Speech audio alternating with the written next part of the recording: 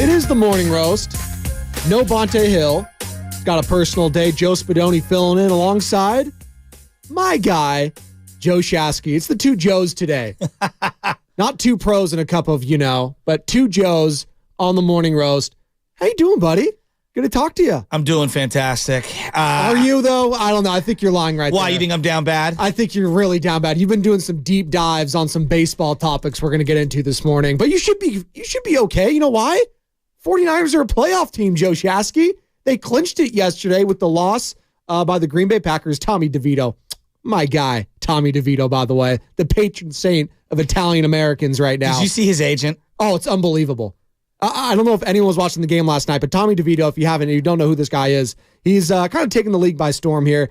Was he undrafted? Strong? I don't know where he was from. Syracuse, right? So, yeah, so like this guy, he played the Raiders a few weeks ago after Daniel Jones went out to the season with a torn ACL. Came in, didn't look great, but all of a sudden, they've gotten some wins, and he's gotten the Giants a little bit of hope, although probably not great. They're not going to be a playoff team, so I don't know why they're winning in general. But it's fun. He's an Italian-American guy. He's from Jersey. The old mob's out there with him. I shouldn't say mob, but his whole family. And his agent, I guess, was at the game of Monday Night Football yesterday wearing a fedora, wearing the chain, wearing the turtleneck.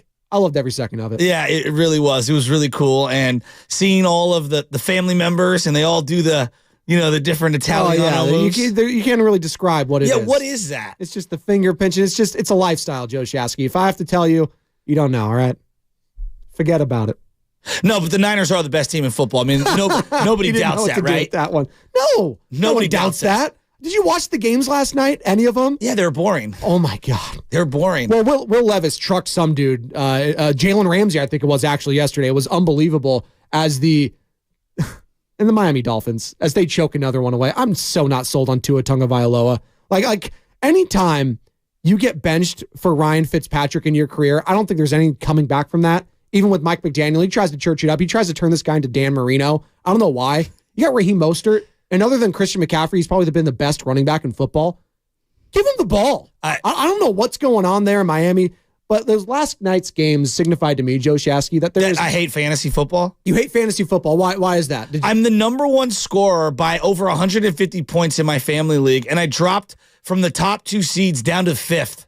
It's ridiculous. It really is. That's all right. Be a wild card champ. Everybody who faces me has a historic week. Oh, boy. It's one of those. It's one of those. That's too bad. Like, who's your starting quarterback? Who you got? Oh, I've been oscillating between C.J. Stroud and Trevor Lawrence. No. Never trust AFC South quarterbacks, yeah, I've first learned of all. My lesson. You never do that, unless his name is Will Levis. Gutsy performance yesterday, am I right, for the Tennessee Titans. But, man, I was watching the football last night, and the Niners are so much better than ever. I totally agree. It's not even up for debate.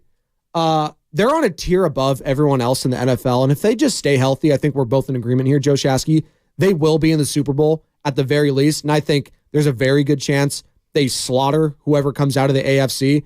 Now, listen, the Chiefs, they're down bad right now. You got Patrick Mahomes crying to everyone, what have you, and I understand you want to stay within your conference. You're going to worry about the Super Bowl if you get there.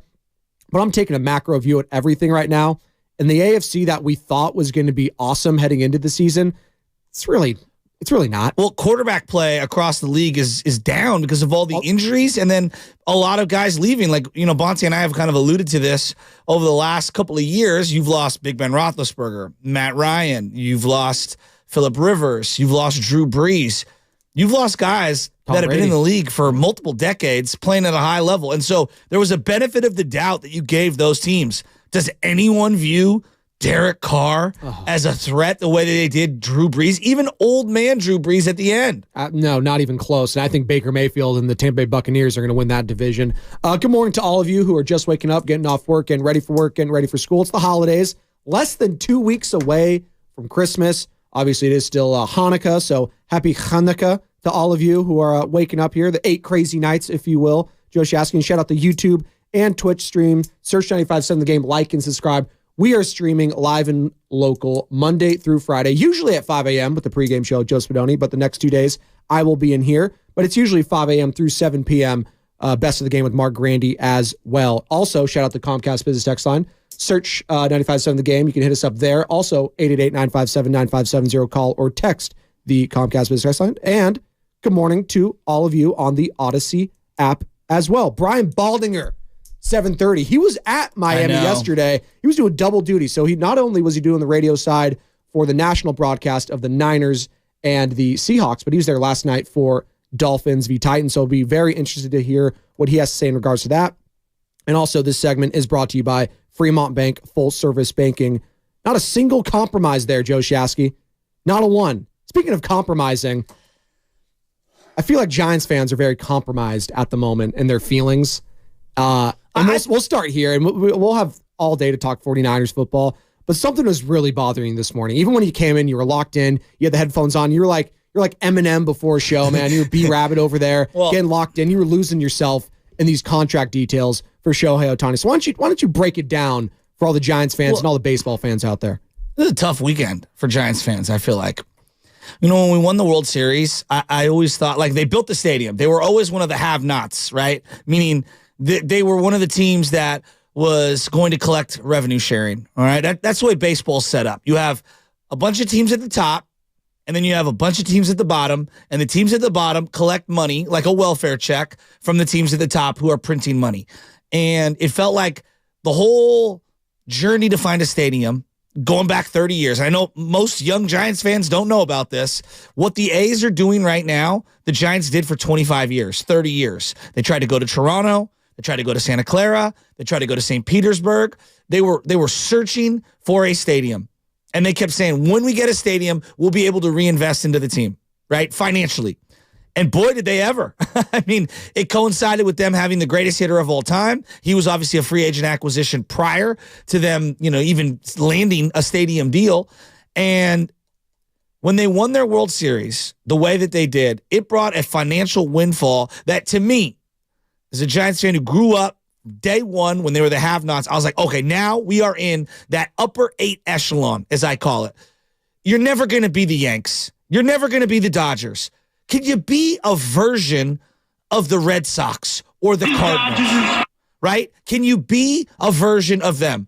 When you win 3 World Series in a 5-year span, and everywhere you went for a decade, Giants gear every Christmas, right? The way the Warriors are right now, that's where the Giants were. Just going back 7 years ago. I saw panda hats. I saw draft hats. I saw everything Giants related nonstop, all the way down to the Monterey Peninsula. Hell, you can go down to LA. You'd see a bunch of Disneyland. I mean, how many former A's fans, how many non-baseball fans became Giants fans? All of them. How many dormant Giants fans decided to be locked in? Or the casual Giants fan was like, oh, yeah, I'll be locked in. Like, I just think about the Warriors. I used to go all over. The Warriors, you couldn't find someone with Warrior gear. No. Ever. No. Forever. Until about 7 or 8, 9 years ago. Absolutely. Right? And so I look at where the Giants are at right now, and it hurts me because they've had this guy Farhan running things. Do I think Farhan should have landed Shohei Ohtani? Absolutely not. Like, no, why would Shohei want to come here? The bigger disappointment is the reality setting in for every other Giants fan, which I came to multiple years ago. We're nowhere near where we should be. The whole point of bringing Farhan in here was to be an attractive spot by year 6, year 5, so that someone like Shohei or like Aaron Judge last year wouldn't even think twice about, those should be my finalist teams. Not using us to leverage one of the big brokers into squeezing $100 million out of them, actually legitimately considering to come here. It's tough, man. And they're not even a consideration, Joey. And you look at his track record, right? The teams he played for, like, you thought you were getting like a Billy Bean disciple, right? And I think you've seen some of that in place. Like, listen, like the J.D. Davis acquisitions have been great. Stuff like that, that's fine. That's nice. But I need some big tuna here. The difference between the A's and the Giants, as you've alluded to, the A's couldn't retain their big fish. They had to go somewhere else. They had to trade them before they became free agents. You have the vast amount of resources to do that. So why can't we see these guys? And when they do come up, hey, we send them back down. We play these little games, this little patty cake, if you will, with the minor league system. So at this point, just lean into the young guys. Like, that's where I'm at. If I'm a Giants fan, lean all into the youth movement. If you can go get some pitching, that's what I would prioritize, because you're not going to beat the Dodgers hitting. Like, that's just not going to be it. But you can beat them on the mound. But build around like the pitching staff at this point. Like, I'm just trying to find solutions. No, I have solutions. Yeah. So that's where I would be at with the Giants. It's tough. I know the whole, the deferred contract. Everyone's freaking out about that, and we'll get into the Shohei Ohtani aspect of the deferred contract. What is he making, Shasky? $20 million the next decade with the Dodgers? So, like, something like that. The Shohei deal is a twist of the knife. Like, it's one thing for him not to come to, like, I didn't expect him to come to the Giants. I didn't want him to go to the Dodgers. Okay, he went to the Dodgers. And then you get the news yesterday that $680 million of the $700 million is going to be deferred. Now, there are multiple types of deferments. Everyone's going to go immediately to the Bobby Bonilla one, where he got 30 years and $1 million a year, right? Meaning, here's the life of your contract. We're going to pay you when you're not playing. Right? Imagine if you had a 3-year deal. Joe Spadoni, I gave you $1 million a year, but it's the total of the contract is $6 million. So in year 1, you make $1 million. In year 2, you make $1 million. In year 3, you make $1 million. And then when you're not playing for my team, I gave you another $3 million. And it might be spread out over multiple years. That's what's happening with Shohei Ohtani. Now, is it unprecedented? No, it's happened before.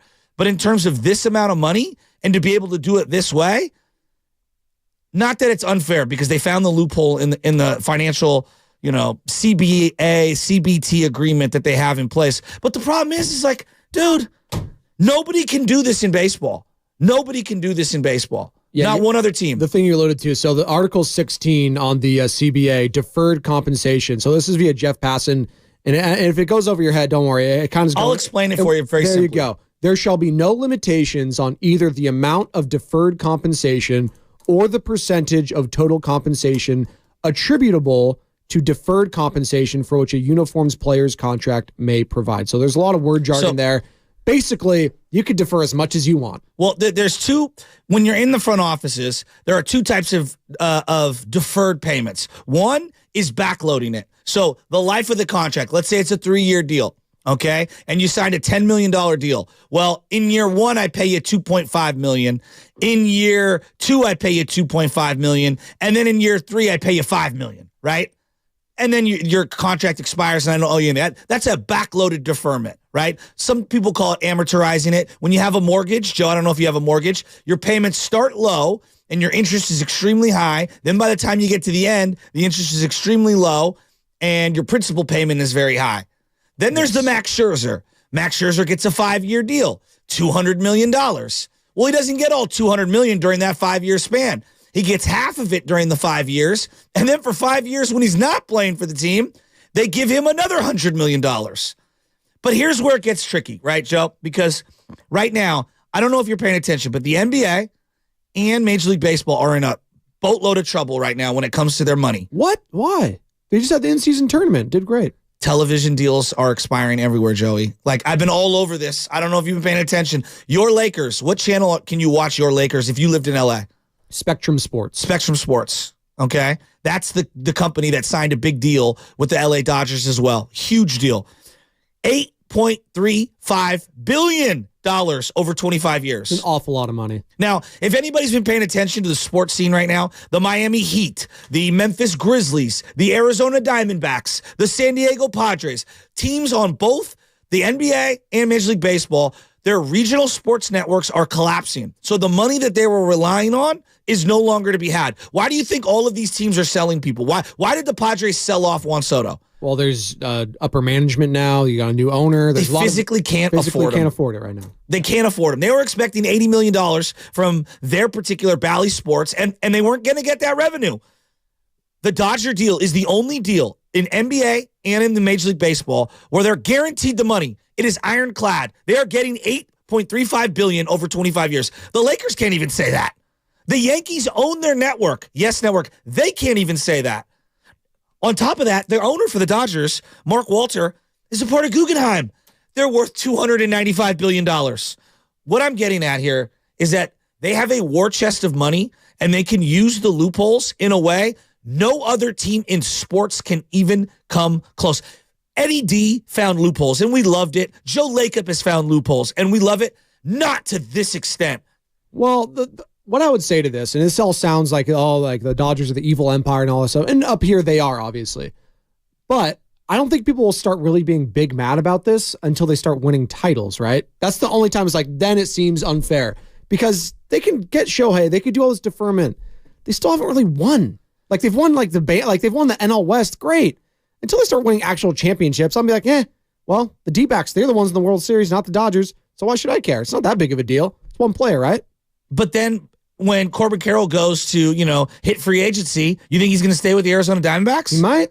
Diamondbacks just signed a pitcher, Eduardo Rodriguez, for like $90 million. Well, like, think about the equity in the NBA, right? Max contracts are all equal, right? If max contracts weren't all equal and the money wasn't all equal with the RSNs and the Warriors couldn't afford Steph Curry, wouldn't your head explode? If you're a Warrior fan? Yes. Right? And then let's just say, hypothetically, the Knicks or the Lakers, one of the big branded teams, could give him deferred payments over a 20-year span. It would be totally unfair. Yes, but this screws the fan. But this is also where ownership matters, because now I'm looking at like John Fisher's. I'm looking at all these cheap owners around Major League Baseball, around all sports. Like, good for the Dodgers for doing this. Good. I hope it puts all those other crappy owners on notice. It should.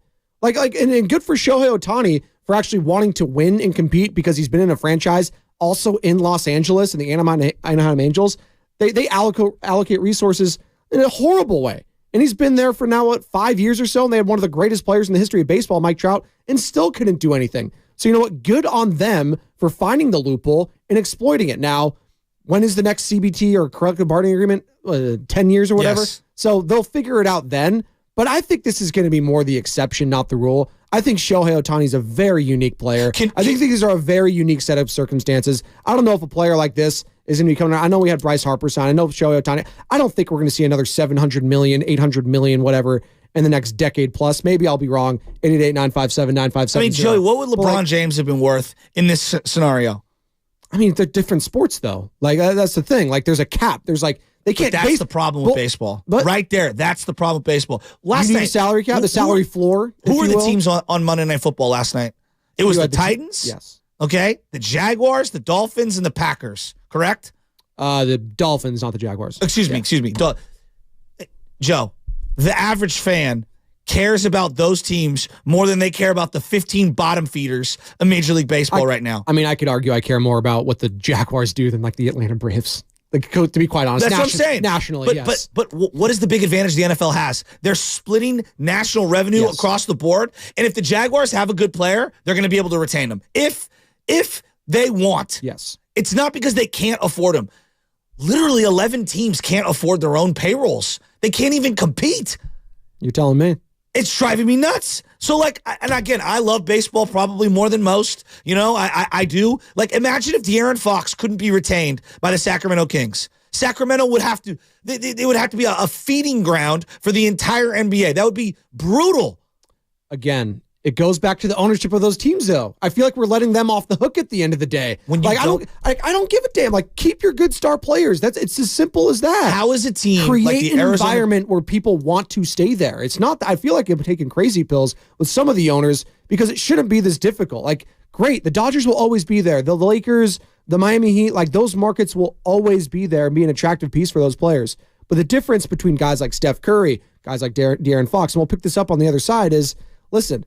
They want to be the reason why others come to this market, right? Like, they want to change money, cultures. but plus the money is there for them. The Pirates physically cannot give a $500 million deal. That's their fault. Then the owner needs to go, right? But the finances of the entire sport are different because you're cutting national revenue. I know the Jags will get a $300 million TV contract from the league. $300 million. Here you go. The Pirates don't even know if they're going to get a $20 million television deal handed to them because their TV network is broke. That's Joe Shasky.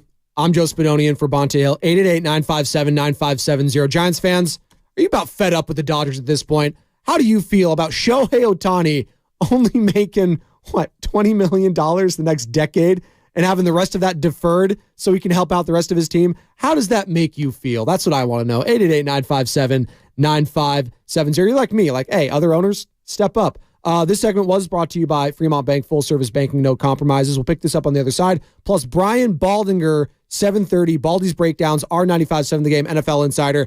The Niners are so much better than everyone else, and he's going to tell you why coming up at 7:30. He was at the game last night between the Miami Dolphins and Tennessee Titans, as well as the Niners Seahawks. So we'll get all into that on the other side right here on the Morning Roast, 95.7 The Game.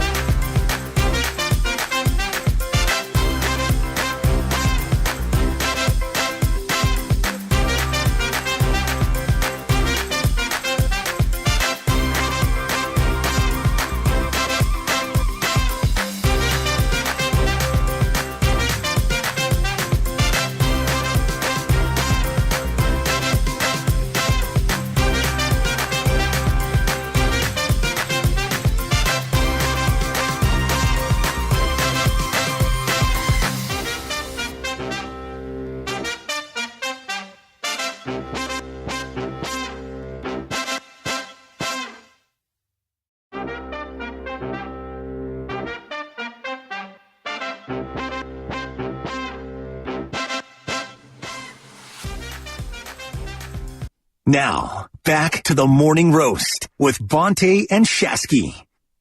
Parody's fine in baseball. I think we're good. Spadonian for Bonte Hill, taking a personal day there.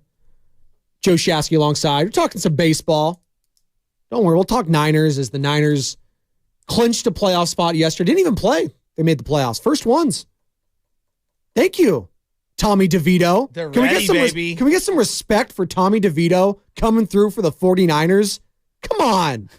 Need some Godfather music or something. Some Mambo Italiano, Frank Sinatra. Give it whatever I need. Chicken cutlets were on display last night as the Giants took care of business and the Niners clinched a playoff spot. But they have much bigger and brighter things to look forward to. Number one seed, perhaps. We'll talk to Brian Baldinger at 7:30 about that. R95.7 The Game, NFL Insider.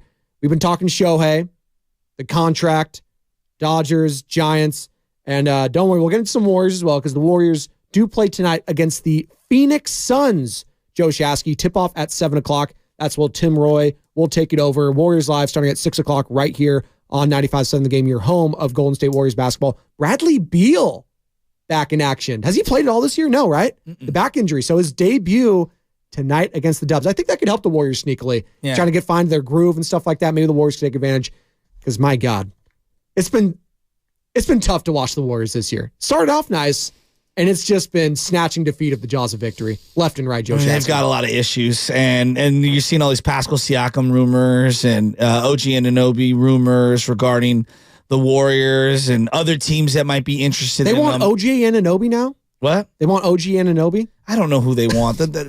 I think they want the players they have now. I don't think they're making a move, to be honest with you. Not right now. Should they? Yes. But from what I'm hearing from the players and from the coaching staff, I think it's status quo, and I think that should scare me as a Warriors fan. Because I think there needs to be a major shakeup. I just think everyone in the organization is afraid to do something. I mean, I just don't know how you can watch this team on a nightly basis and be optimistic. It's really difficult. Really difficult. No one's saying that the season's over, but if the ultimate goal is championships, man. Whose future are you more optimistic right now, the Giants or the Warriors? Well, the Warriors have Steph. Okay. Right? That's something. And when you have Steph, someone will always want to pair up with him. So it's not doom and gloom just yet. They're 2 games under 500 for the Warriors, so we're not saying it's all he is 35. He is getting older, though. I mean, no, it's true, but he's playing the best basketball of his career. No doubt. Argue, right? No so doubt. It is a unique situation there again. Plus, I feel like the Warriors have drafted and developed better than the Giants have. They have. Which is crazy because not one of the youngsters can be trusted by the veterans. It's pretty unbelievable, right? They need the young guys to probably win a title this year, that being Moody and Kuminga to be major rotation pieces, I think. And then Podziemski out of nowhere. I would like to see more of Brandon Podziemski. The parallels. Brandon with an IN, by the way, kind of stresses me out. Certain way, when people spell their name certain ways, it kind of make John over here, producer John is Jon. Can't trust a guy named John like that. Mark with a C, certain ones that are just a little, I don't know. Maybe Joe's J-O, right? I don't trust that guy. But anyways, Brandon Podziemski, you were on the bandwagon early with him. No, Podziemski looks good, but I just feel like you've got certain things set in place for the Warriors right now that are extremely frustrating, and it just feels like to me there's a pecking order. And if they're going to go with the veterans, then they're going to go down with the veterans. And everyone just needs to live with it. Is that fine? Are you okay with that as a fan? You want them to fight though, right? See, I was in for Guru last week. Honestly, I'm exhausted by the veterans.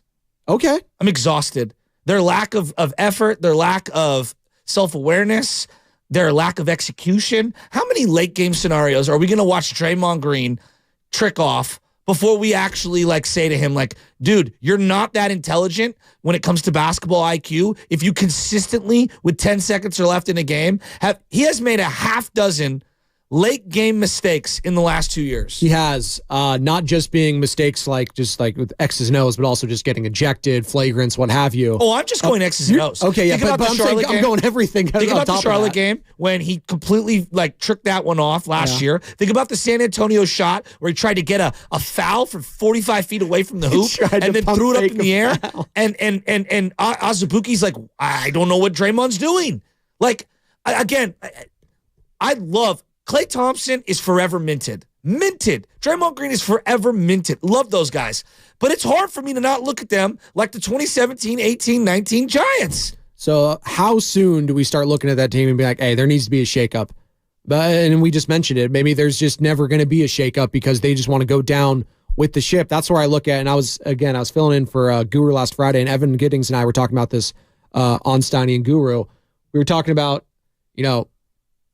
Stephen Curry being a little more selfish and thinking about his legacy. And I understand it was maybe a hot take. I don't really think it was. I think you see this with most star players. They start looking at their own legacy as it gets late in their careers, and they want to win, right? And that's the rat on the table, like brought to you by ACO Pest Control. Yeah, but it's a unique situation with the Warriors because Stephen Curry came in with both these guys, and he's tied at the hip with Klay Thompson and Draymond Green. He's in a very unique situation that guys like LeBron, like Michael Jordan, like Kobe, like they were more cutthroat. And Jordan didn't start his career with Pippen, right? Like, and he didn't end, and Pippen obviously went off to the Blazers and whatnot.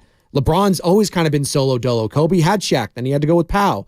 Like, there has to be a shakeup somewhere down the road, you would think, if it's going to continue to be poor play like this. And I know we don't want to hear that, but hard truths cut both ways. Shout out Stannis Baratheon, the one true king, Joe Shasky. That's what he said once in a Game of Thrones. So something needs to happen if it's going to continue to be poor play like this. It just feels like I watch the games, like your eyeballs. Like, stop giving me all the data. Don't want to hear about the net unit of this starting team and this combination.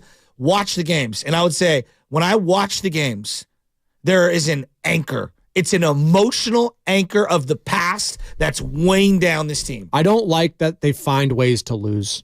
That's not a mark of a championship team. That's a team that did the same thing last year. Joe, that's the problem, was we've talked about them like a champion for 2 seasons, and they're not that anymore. Like, how long did it take for the Giant championship thing to dissipate? 2016, right? That Cubs year when they won it all. After that, it was kind of like, they had a chance to beat them, and then after that, it was done. Right. Okay, well, the Warriors just lost to the Lakers last year. And there's this revisionist. Well, they were in the final, however many. You almost lost to the Kings in the first round. Like, we have to, if you're going to play this almost went to the Western Conference, you have to play the other side of it as well. And I'm just saying, like, I watch this team, and it feels to me they carry around so much emotional baggage from the past, from their relationships, from their pecking order, from who they want to be on the court, from where they think that they reside, status-wise, in terms of the respect level from the opponent. Dog, none of that matters. You know how many teams go out there and just play? Lots of them. Look, we could rip the Lakers all we want, Warrior fans. I'm envious of where the Lakers are at right now. That looks like a team that's galvanized, that has replenished certain aspects of their bench and their starting unit, and has a singular goal. It doesn't matter where I stood in the league. Right now, on this team, I will do whatever it takes to win. They were a playing team last year and made the conference finals. So, like, are there any compromises? Like, does Austin Reeves truly care about what does the Phoenix Suns think of Austin Reeves? No. I feel like with this team, like, how you view me matters more than, like, winning the game today. We're so worried about respect and, where I should be on this team, and you should be beneath me and I should be playing this. All this stuff that has nothing to do with executing with 5 minutes to go to beat Team X that we're facing today. Well, we're finally hearing from Steve Kerr and him talking about the rotation and, hey, maybe there needs to be some changes. We're finally hearing that. It's finally gotten to the point where Steve Kerr's like, hey, I like to stick with my same starting rotation all the time, but maybe I need to look inward and look at this team and start talking to the guys like, hey, maybe it's got to be a game-by-game basis. And you know what? I think that's fine. Outside of Stephen Curry, and again, I know you mentioned Draymond, horrible decision-making. I get that. The foul on Chet was awful. He's been their second best player. So and that's the thing. So, like, doubt. It's frustrating that he did that, but he has to be in there at the end, and he has to play in all these games because it's Steph and Draymond, and then I know Moody's been consistent too, but he's not getting the minutes like these guys. Everyone else, it's like, I don't know what I'm getting, and it's very, very difficult. Do you know what's not difficult? Working with you, Joe Shasky. It's Joe Spadoni, Joe Shasky, the Morning Roast, 888-957-9570. If you want to talk some dubs, we shall hear from you. Again, Warriors taking on the Phoenix Suns tonight. Tip-off, 7 o'clock right here on 95.7 The Game. And don't forget, it is a Warriors game day brought to you by Xfinity, the Xfinity 10G network, made for streaming live sports. So check that out as well. And again, Warriors Live starting at 6 o'clock. You want to get into some Niners, Joe Shasky? You want to stick on the Warriors? What do you want to do, buddy? I have a question for people out there. Oh. I have a question on the other side, and everyone can relate to this. It's a fantasy football question because I'm getting bugged by a buddy over it, and I want you guys to help me decide. On 95.7 The Game. Switch to Verizon.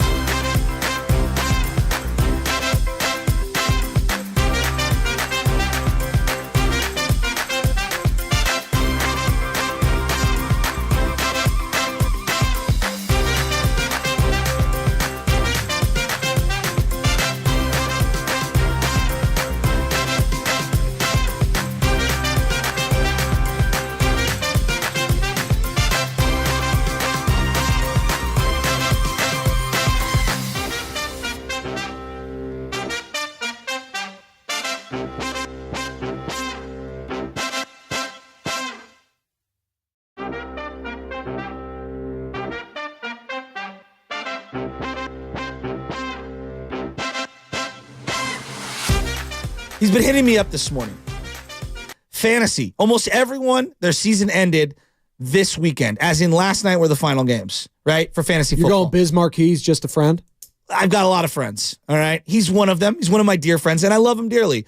But I'm gonna kill this guy this morning on this because he's driving me nuts. What happened? Okay, so big money, friend league, been there forever, all right? I didn't make the playoffs. I was eliminated last week or the week before, whatever it was. So, of course, you try to play the strings out, and you do the best you can. Here's where I draw the line.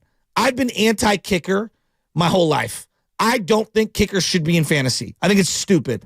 Wow. That's disrespectful to Justin Tucker and Jason Myers and Daniel Carlson and all the other Carlson brothers. Oh, come on. No. What's his name from Dallas? Yes, Aubrey. Anyway, point being is this. Don't know his first name. And here's the question I have for everyone, okay? There are certain fantasy football morals, ethics, standards we all abide by. You're not dropping superstars because you got eliminated and then someone else can pick them up because you're ruining the integrity of the league. I dropped Justin Herbert last week and I was already out. Is that bad? I did that. I dropped Justin Herbert. I had Matt Stafford on my bench. Yeah, and actually was a great move because I picked up Zach Wilson because I knew it would trigger a lot of people at this station. And Zach Wilson had like one of his greatest fantasies. Like he had his best game in the NFL this week. It was tremendous. So I was right. So that was a shrewd acquisition. It was. But I can see how others would view that as mad. Yes. I can see how others would view that a certain way. So we had a buddy years ago, maybe 10 or 15 years ago. He got all sour at like 3 a.m. and dropped all his best players. Drew Brees in his prime, things like that. And everyone lost their minds. And it ruined the integrity of the league. Kind of fantasy football guy. All right. And he basically said, like, guys, I quit. Yeah. Well, we banned him from the league and he was never allowed back in. Oh, that's not nice. No, Come on. No. So there are certain ethics. This guy's saying that I didn't play a kicker, okay, in my lineup because my kicker had a bye and I didn't want to acquire another kicker. Here's the reasoning behind the whole thing. I'm eliminated. I went with who was on my roster. I moved guys who were out, put guys who were in. I did the best I could. I didn't want to claim any other kicker because, A, I don't believe in kickers. You didn't try your hardest is what that person is saying, though. Yeah, right? I don't owe you nothing. Yeah, I don't owe you. I don't expect someone who's been eliminated to help me get into the playoffs. That's on you. Here's the irony of the whole thing. I damn near scored the same amount of points as this individual, but I had like the most points against all year, even though half my team was injured all year. Once you're eliminated from fantasy, you don't owe anyone anything. Now, I understand if it's your wife and you're in a friend's, like a family league, and you're like, hey, honey, give me your roster. Let me do the best I can to try to help you help me, if that makes sense. Like, I get that. All right? But when it comes to boys, and you know exactly who I'm talking to, you're out there, you're listening. I don't owe you nothing. And here's the irony of the whole thing. He's dogging me. I won! I'm just going to keep it a buck here. I'm still very disappointed with Joe Shasky and Bonte Hill for ducking the 95-7 the game fantasy football league. Just gonna put it out there. Very disappointed in you and Bonte. You guys don't want the smoke. Here's the 95-7 league. And I don't want to hear that you're in 3 other leagues. No. You have all this other time. Friends and family. That's it. And coworkers. Come on. Nope. Coworkers got to be the third one there. Nope. They don't want the smoke, Sam and John. No, are you guys both in the playoffs, by the way? Coworkers are very down the power rankings behind friends and family on Facebook. No, but so who's wrong here? Who's wrong? Who's right?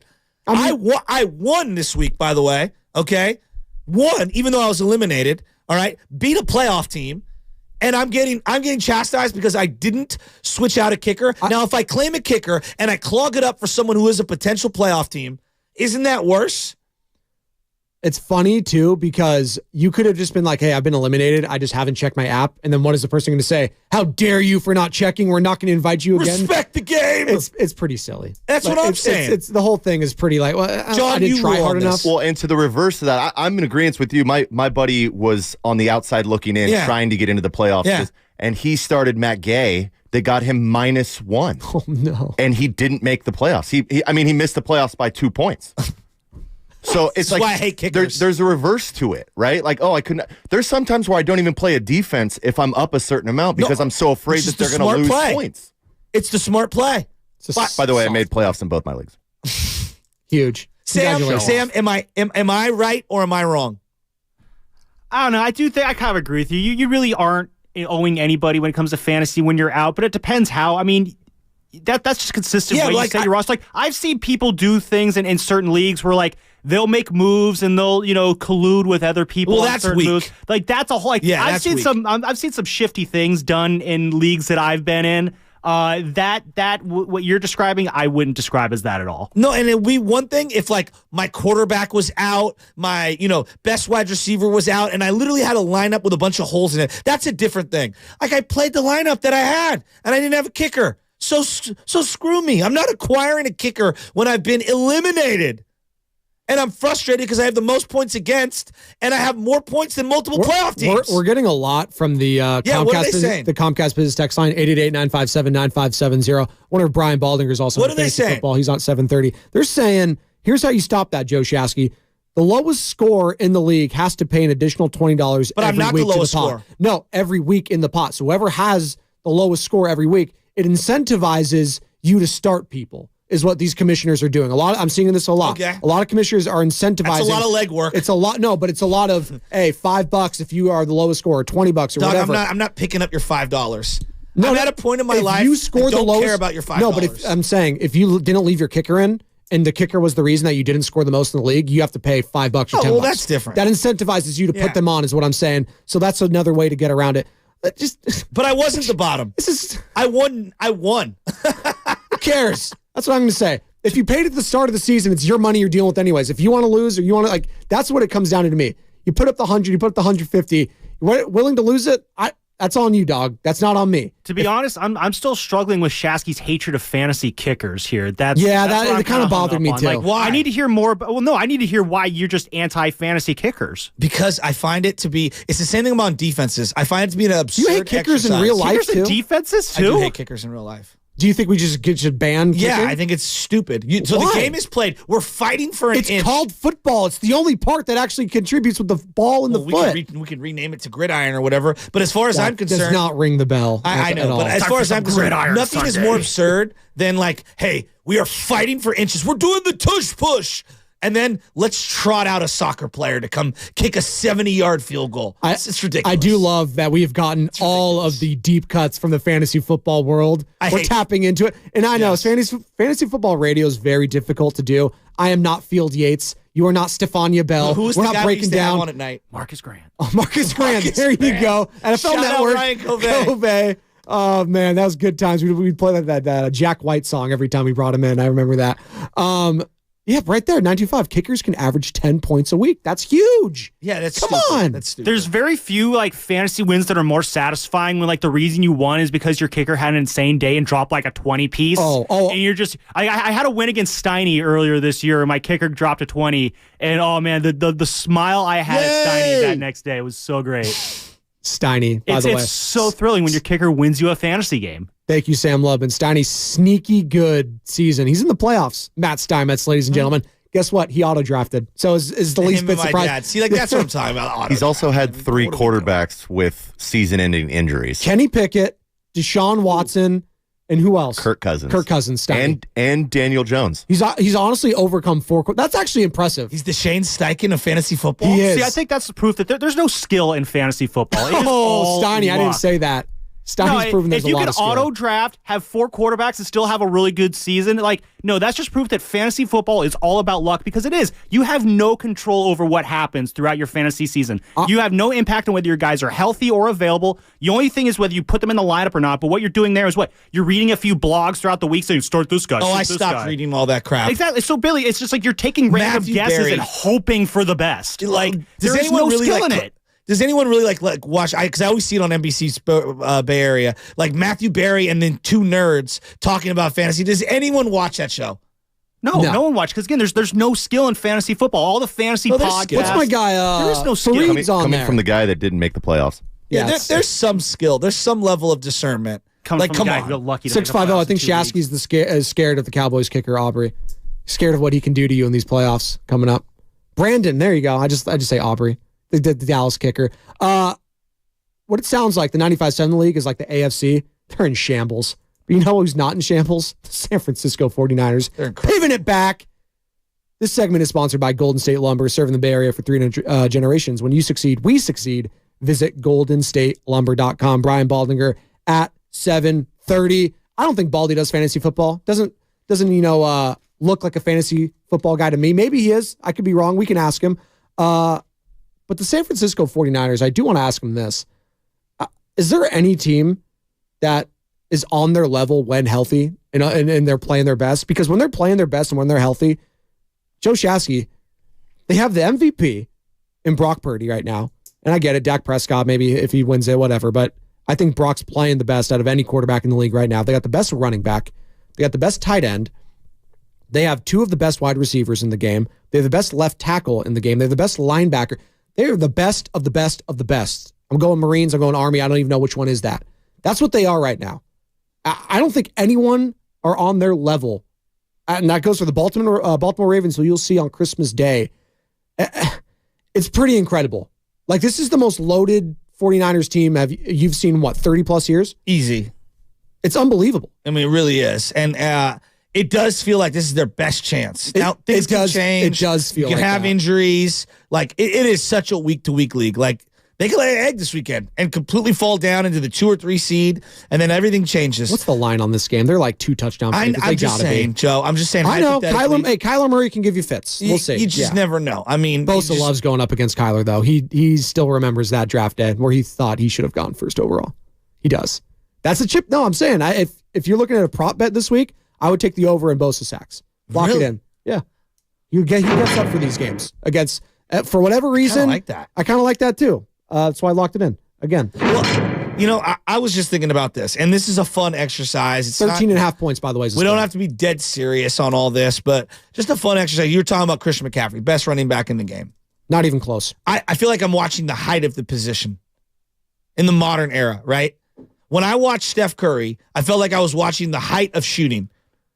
It's different because I want to give respect to Derrick Henry because he has been the best running back in football since he's gotten into the league. And again, it's so funny that the 2 best running backs in the league now, Derrick Henry's kind of having an off year, although he did get a huge touchdown for me in fantasy last night. You'll look up at the end of the year and he still has like 1,300 yards or whatever. Always. He's just unbelievable. But I want to give him his respect. But talking about just a complete back and being able to catch the ball, run it, do all the different route combinations, I think you're right. It's unbelievable. He is playing. You were listing off all like the greatest players of all time, like the greatest offenses, like trios. Yeah. And Marshall Faulk, that greatest show on turf, the first season with Kurt Warner winning MVP and stuff, he was pretty incredible. Well, not since Marshall Faulk. Yeah. It's Marshall Faulk. Well, LT. Yes, that's Let's true. not That's forget true. about No, LT. I'm scarred. I have an empty part of my brain But because LT he just hasn't destroyed played us. since 2011. Yeah. It's 13 years ago, So, like, in this particular era, like, when I think of the height of hitting, it's Barry Bonds. Who would be the height of pitching? Justin Verlander. Okay. Yeah, him or Kershaw. Okay. Yeah. I like that. Verlander doing it at this age, too, and winning like a Cy Young and being that good, I think it'd be him. All right. The height of shooting is Steph Curry. Yes. Right? What would LeBron's be? Just the height of basketball. I mean, I was going to say athleticism. Are you guys 39 years old and doing this? Probably like all-around game, maybe. Like just like passing, maybe. I don't know. Like in-season tournament dominance. Thank you. In-season tournaments. So, like, I look at running back, playing running back, and everything that encompasses it. I feel like I'm watching the height of the position. I feel like that in real time right now. I mean, not even just the positions, just offense in general. Like, I know they're not going to end up being one of the top scoring offenses, but when they're on Joe Shasky, like, it's pick your poison. Because the distribution of Purdy to Debo to Ayuk to Kittle, those are 3 very different players that complement each other so well. It's the route running ability of an Ayuk, who's also a hell of a blocker, and you guys were touching on that yesterday. It's the physical nature of a Debo Samuel with the speed as well. You're not tackling that guy one-on-one. I don't think I've ever seen that happen, someone tackling Debo Samuel one-on-one. And then you got George Kittle, who's got the blocking as well as the speed, as well as the athleticism. I'm not saying he's all tight ends, and he's not super fast, but he's fast enough that when he has 20, 25 yards in front of him, he's probably going to score the ball.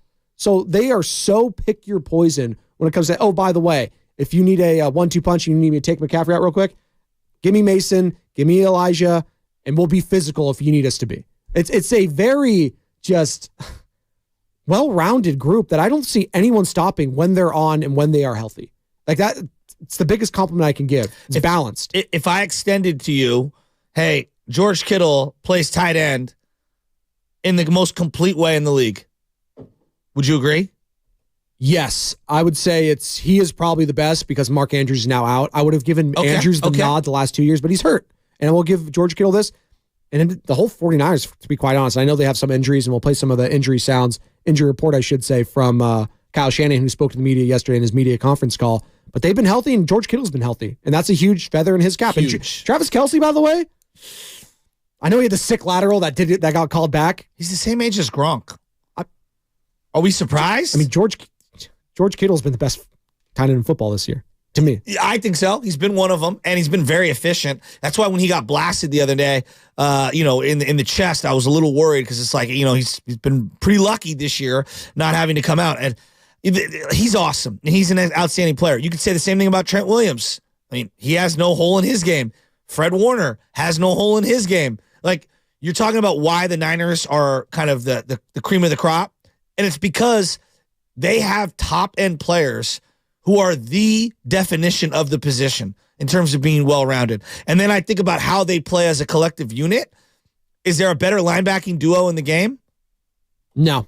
Okay. I mean, you go Ravens, but I'd be just saying I haven't watched enough Ravens football to even make that argument with Roquan Smith and then whoever that other guy is. Is there a better rhythmic passing game right now in the game in football? Rhythmic passing game? No. Not when Brock Purdy's on. I mean, they could beat you at all three levels: the short stuff, the intermediate stuff, and the deep stuff. When they get going, it does feel, and we scoffed at it. And real quick, I gotta get legal real quick, and we'll get back into this. You're listening to 95.7 The Game, KGMZ FM and HD1 San Francisco. Always live on the free Odyssey app. Download the Odyssey app and favorite 95.7 The Game for the best and most up-to-date sports coverage. And don't forget that you can also watch us every day on our YouTube and Twitch streams. Just log on and search 95.7 The Game. Be sure to like and subscribe to the channel while you are there. 888-957-9570. Comcast Business text line. Call or text that number. We're talking Niners. Is anyone even on their level? Do you fear anyone? Do you even respect anyone that's going up against you? Because right now, I'm getting arrogant, as Bonte would do. If I'm a Niner fan, I'm pretty arrogant right now. You got 4 games left. You got the Cardinals coming up, and then they've been in tank mode most of the year. Kyler Murray, he's kind of playing for his job there, trying out for the rest of the league, I think. You got the Ravens, big game, Christmas, huge. You're going to be there, right? You were talking about it early in the season. I didn't mean to put you on the spot. It's tricky. I'm getting talked down by the wife. Oh, she wants you football on Christmas? I wanted to bring the whole family there. Tickets were outrageous. Really? Yeah. On Christmas? I know. That's actually kind of surprising. I feel like, well, maybe not. I know. I'm trying to find my Michelle drops. I do want to watch it, though. I do want to watch it. They've had a really good couple years. Had a good couple years, though. I don't know about that, hun. But no, like right now, it just feels like the Niners are the healthiest they've been this late in the season in a long time. I know last year at the end of the year, they were pretty healthy, but at the time, we didn't know Brock would emerge as what Brock is. We assumed they were down to their third quarterback. We didn't assume like, oh, he's QB1 for a decade. I was the first voice on the airwaves the next morning, that Monday morning. I said, the 49ers season's over. They're not winning a Super Bowl. Yeah, thank you for the drop. Like, they weren't. I said that. I was like, hey, we can laugh and scoff at Jimmy Garoppolo all you want. Like, he was the guy that never got it done. When Jimmy got hurt last year, the season was over until it wasn't. And it's like, and I remember we got a caller on the morning roast that morning who said that Brock Purdy, I saw this Purdy kid. He kind of reminded me of Joe Montana. In a half of football, he reminded you of Joe Montana. He kind of reminds me of Drew Brees. These are 2 of the best quarterbacks of all time. And now all of a sudden, I mean, I'm not going to say they're right because they has to put the longevity, but he's playing like an MVP, something Drew Brees never did. And Joe Montana did it for 20 years. I'm saying the longevity. Yeah. But I scoffed at the even notion that he would even be up. But let's the talk level of play right now, I'm saying, is up to par with those guys, which is unbelievable. Let's talk about Drew Brees. What made Drew Brees great?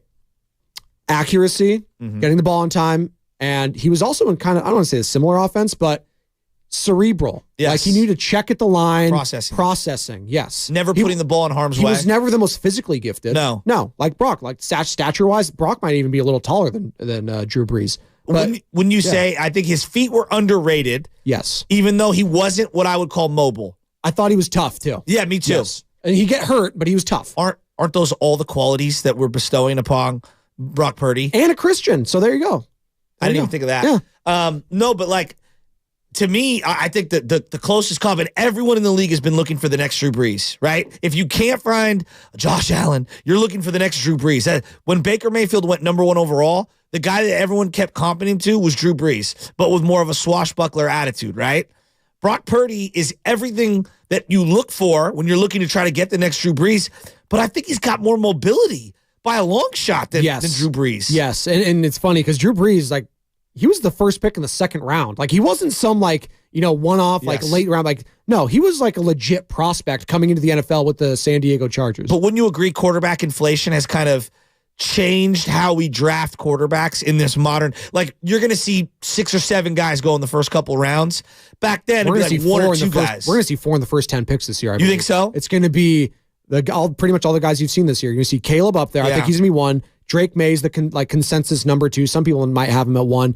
And then you got either Penix or Jaden Daniels. I think they're all going in the top 10. Yeah. It's pretty unbelievable. No, but again, you're right. We just saw this with the quarterback draft with the 49ers. I mean, be very weary of stuff like this when we say this is the greatest quarterback class of all time. Well, did you think CJ Stroud would end up doing what he did? Yeah. I think Bonte and I were very high on him because of the Georgia game. I wanted the Raiders to get him bad. Really? Very bad. And then there were reports after it that Dave Ziegler wanted him and Josh McDaniels was a Bryce Young fan. I was like, just shut up, all of you. And now they're in tank mode. They can't even score a freaking point against the Minnesota Vikings. Why'd you get me on this topic? Now I'm upset. Well, but like, it's an inexact science, but a lot of it right now is shifted to your point.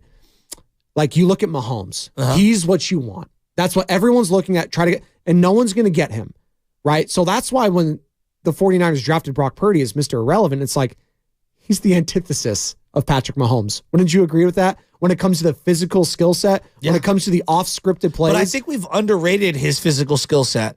Like, at what point has his arm not been good enough? It's been good enough. That's what it's saying. Yeah. It's been good enough. It hasn't been like throwing a laser when you need to in the elements. Okay. Like but again, ball seems to always get to his target. Brock's not playing in Kansas City, so maybe that's a different conversation. In the wintertime, like there's elements to this. If Brock Purdy was in the AFC North, maybe I would view him differently because he'd be playing in a lot of bad weather games. So there is different levels to that. And Drew Brees, he was a dome quarterback, right? Yeah. He wasn't very good. Peyton Manning, a dome quarterback. So that's fine. Brock Purdy's perfect here in Santa Clara because his skill suits his skill set. Easy enough for me to say. I just find it super funny that everyone is like basically demeriting him for having an elite roster around him, and he's made the most of it.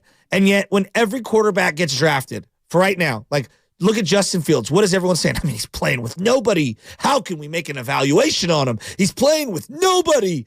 When we drafted Alex Smith, he had no weapons. He had no offensive line. He didn't have a coordinator. Everyone is trying to build the roster around the quarterback to take pressure off the quarterback. And that's literally what every team in the league is trying to do.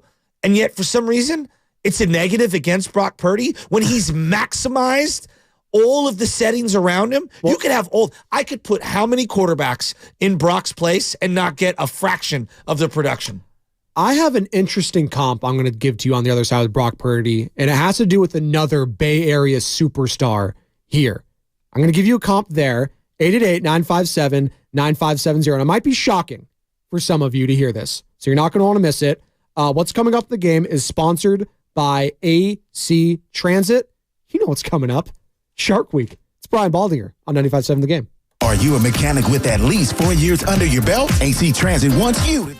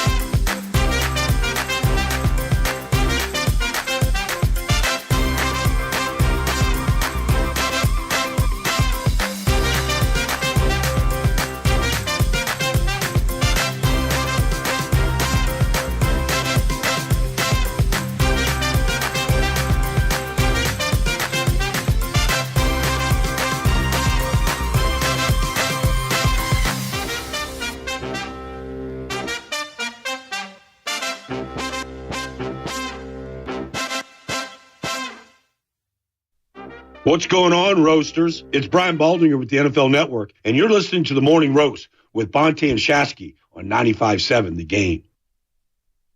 Ooh, I like this rejoin. Brian Baldinger. He'll be on here in about 13 minutes. Baldy's breakdowns. He's the best at it. Brian Baldinger. Guy's just got infectious energy. Joe Spadonian for Bonte Hill. That's Joe Shasky. Speaking of infectious energy, you when you're talking football, Joe Shasky. It's infectious, man. I get fired up talking football with you. Why is that? It's just, it's the best sport. And this is where you made your bread and butter. This is where you called into the station. This is where you kind of, made your, mark in the market, if I will. This team means something different to this. It is. It's like the SEC with you.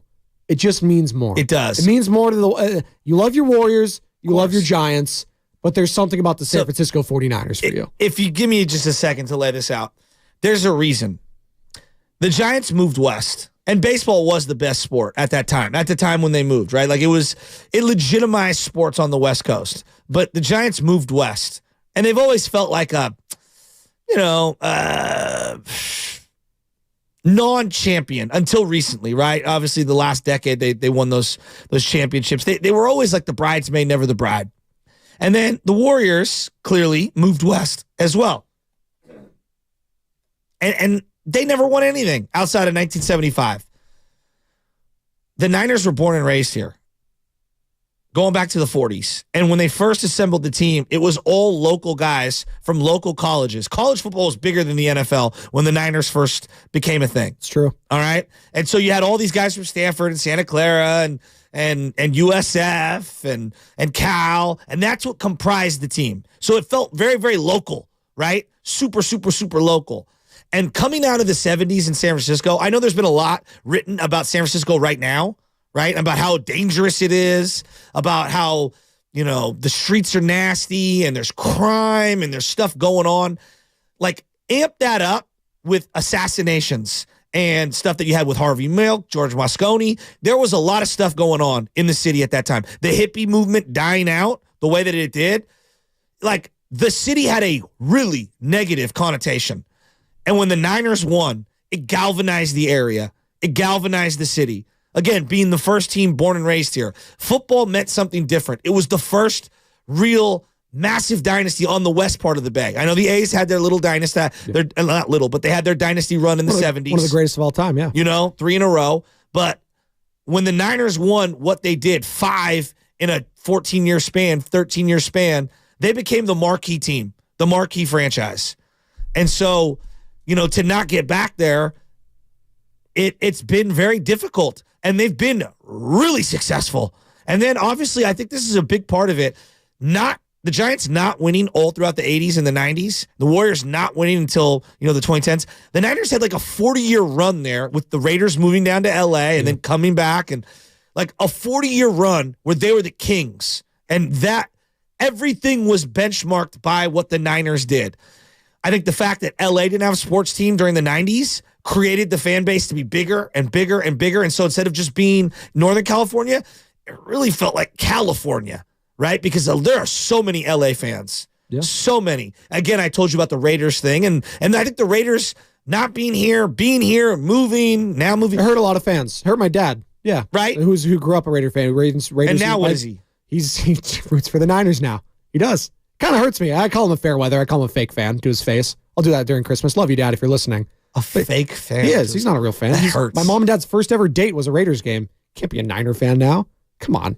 Can't come back from that. But do you see, like, the Niner thing just means something different. It just means more. It does. There you go. It's the SEC over here for you. And you know what? It just means something different. And, like, we have a long legacy of quarterbacks and great coaches. And I feel like I'm watching one of the great coaches in Kyle Shanahan. I don't know where he'll end up stacking up when it's all said and done. I mean, when he finishes out this contract, he will have been here longer than Bill Walsh. Which is crazy to think, right? And then Bill Walsh obviously won all that, the West Coast offense. But you know what? I'll give Shanahan this. He is one of the best offensive minds in the game right now, as was Bill Walsh back then. Maybe not to the level of the ingenuity factor, obviously, because the game was just so getting into the forward passing game at that time. But right now, what he's doing with the mixing and the matching, with the skill position players, all the wide open space, he's so, it really is. Let's have a Shanahan conversation real quick, because I know I teased a Brock Purdy comp, and it all paid off. Don't worry. He is playing like a guy that doesn't get enough credit that he deserves, kind of like another Bay Area superstar around here. Real quick, Joe Shasky, it is a Warriors game day brought to you by Xfinity, the Xfinity 10G network made for streaming live sports. Download the free Odyssey app and listen to 95.7 The Game wherever you go, and thousands of other stations. Hey, get some Christmas stations right now. I'm into the Christmas music heavy. We can have some Christmas rejoiners today too, Johnny boy. You can catch every Warriors game live on the app, along with all the music and the news Bay Area needs. Catch amazing interviews you missed too, like when Steve Kerr joined Willard and Dibbs last week. Baldy in 8 minutes. Go ahead, Joe Shasky. Well, no, you said Bill Walsh and the coaching tree, which was, I mean, it's comprehensive. It's unbelievable, right? Like, whether it's Sam Weish, whether we're talking about Dennis Green, whether we're talking about Mike Holmgren, George Seifert, I mean, you got, obviously, Pete Carroll was a part of that staff at one point. You've had a lot of different people incorporate his offenses throughout the league. I feel like I'm watching it at even a more rapid rate with Kyle Shanahan. I mean, think about Kyle Shanahan's coach tree. And I know, like, Walsh's started here in San Francisco and it branched everywhere. Andy Reid is a part of, quote-unquote, Bill Walsh's coaching tree. Yeah. Kyle Shanahan's goes back to Washington, technically, with his father. Yeah, so I guess it's technically Mike Shanahan's coaching tree if we want to get deep Kyle into should get it, a lot right? of credit. No, he should, but Mike had McDaniel, he had Shanahan, McVay, and LaFleur. Zach Taylor. Like, that's a lot, right? All right. I mean, like, look around the league Mike right Shanahan, now. real quick, doesn't get the credit he deserves. I saw him trying to say that. He deserves to be in the Hall of Fame. Who? Mike Shanahan. I Won totally 2 Super agree with Bowls. you. The guy should be in the Hall of Fame. I mean, but, like, Kyle Shanahan's imprint is all over the league. Look at the Houston Texans. Coach of the year. Maybe. D'Amico Ryans. Yeah. Look at the Jets. They pulled off one of the better victories of the weekend. And if he had a quarterback, I think the Jets would be a playoff team with Robert Saleh is not a boob. Like, he knows what he's doing. No, the defense has been one of the best in the NFL all season long. Exactly. They don't have a quarterback. He doesn't have a quarterback. Exactly. Like, Mike McDaniels, how's he look in Miami? Well, bad loss yesterday for him. But success nonetheless. Better than their last coach? Yes. He's maximized the time. Everybody thought Tyreek Hill was going to go there and evaporate. And Tyreek Hill's been amazing. He has been. All right? Yeah. LaFleur in Green Bay. He's from that same... Another bad loss yesterday, but they can still make the playoffs. I don't know. Jordan Love looks pretty solid to me. He does. Like, the offense looks good. Yeah. Considering, like, the point that I'm getting at is you quietly look up and there's a lot more Kyle Shanahan influence. He's not on the Bill Walsh level. No one is saying that. But in terms of seeing his imprint throughout the league, I mean, a year and a half ago, we're like, well, Mike McDaniels took all the great plays. You sure about that? And here is the head coach, Kyle Shanahan. He spoke to the media yesterday, Joe Shasky. I want to play some of this before we get Baldy on. Excuse me. First, some injury concerns coming out of the game against the Seahawks. Hargrave, Ward, what's going on with them? Here's Kyle Shanahan talking to the media yesterday. Not much of a reaction. I mean, I'll have a reaction when it is the number one spot, if it is, because that's when the season ends. Right now, it doesn't mean much. It just means where you're at now. And I know we won't be that if we don't handle business this week. So that's really all we're worried about this week. And then we'll do who we play after that. Totally hit the wrong one there. I think they're just labeled wrong. It's okay. I thought that was the number one seed. Maybe this is the injury one. I'll try. Not much of a reaction. No, they're the same one. I'll have a reaction. It's all right. It's all right. We're workshopping it. Hashtag new studio still, Joe Shasky. A couple months in. But basically saying they're week to week. They can play. Ward, Hargrave, they got a chance to play this week. Shouldn't be anything too concerning. But they'll monitor. Eric Armstead, maybe not this week. It sounded like he's probably going to be out again this week just to be safe with Eric Armstead, which I think would be the right move. I mean, you should beat the Cardinals. I mean, they're 13.5-point favorites, John, as you said. 13.5-point favorites on the road this week. They should handle the Arizona Cardinals. Let's take a step back and look at the entire landscape right now. If they don't win it all, the haters are going to come out in droves on the Shanahan can't win the big one. Yes. All right? He's built a juggernaut. He would be Andy Reid. He'd be the new Andy Reid. Okay. He's built a juggernaut. He took over an expansion franchise. There was one player at the time on the team who would still be on the team now, Eric Armstead, and no one thought Eric Armstead was good at the time. No. DeForest Buckner was on the team. He was solid as a rookie before Shanahan got here, but we didn't know he'd develop into the DeForest Buckner he developed into. There was nothing else. Jimmy Ward was some cast-off. No one wanted Jimmy Ward. People wanted him out of here. And he has built this thing up. Again, Trent, Fred, Dre Greenlaw, Nick Bosa, Deebo Samuel, Ayuk, Kittle, Brock Purdy. I don't know, man. I just think that we've vastly underrated how great of a job this guy has done taking this team. Are there times he drives me crazy, not burning a timeout before the end of half on Sunday? Absolutely. But he's as good as they come in the league right now. Look around sports. You think he's been taken for granted a little bit here during this run? Yeah. By 49er fans? It's hard to win the big one. Yeah. Okay? It's hard to win the big one. He won a lot of big games leading up to the big ones that he's lost. And I don't think we've given enough credit. We're going to look back and we're going to say he took Jimmy Garoppolo to multiple NFC championship games. I'm already saying that. I was saying that within the first 5 weeks of the Raiders season. You're a Raider fan, yeah. Kyle Shanahan took this guy to the Super Bowl, and I've been watching all of it. And I know the injuries are a part of it. And it's a new offense. It's an old offense for Jimmy, but he's getting back into it. So there's a lot of it. But Shanahan's ability to clearly maximize talent that might not be there to begin with, it's pretty incredible. Hell, Nick Mullins is getting a job now. Nick Mullins might be the starter for the Vikings and be a playoff team going forward. You know why Nick Mullins is even thought about being in the league and being a starter? Because of Kyle Shanahan. CJ Beathard actually played decent for the Jags the other week. Just going to say that. They shouldn't be any good. But Kyle Shanahan, here he is, and he's bringing these guys up. And it does seem to be a perfect marriage now, Joe Shasky, with Brock Purdy. I don't know if it was ever going to be that, but they stumbled into something that has the feeling of a decade type of run. Now, I'm going to be careful here because injuries happen. We thought that with Jimmy early on, oh my God, Jimmy, they've won 5 or 6 straight, whatever it was, at the end of the season. They were amazing. They were awesome. And then he gets hurt, and then everything kind of falls into place. I know they get the Super Bowl, but that relationship was never there.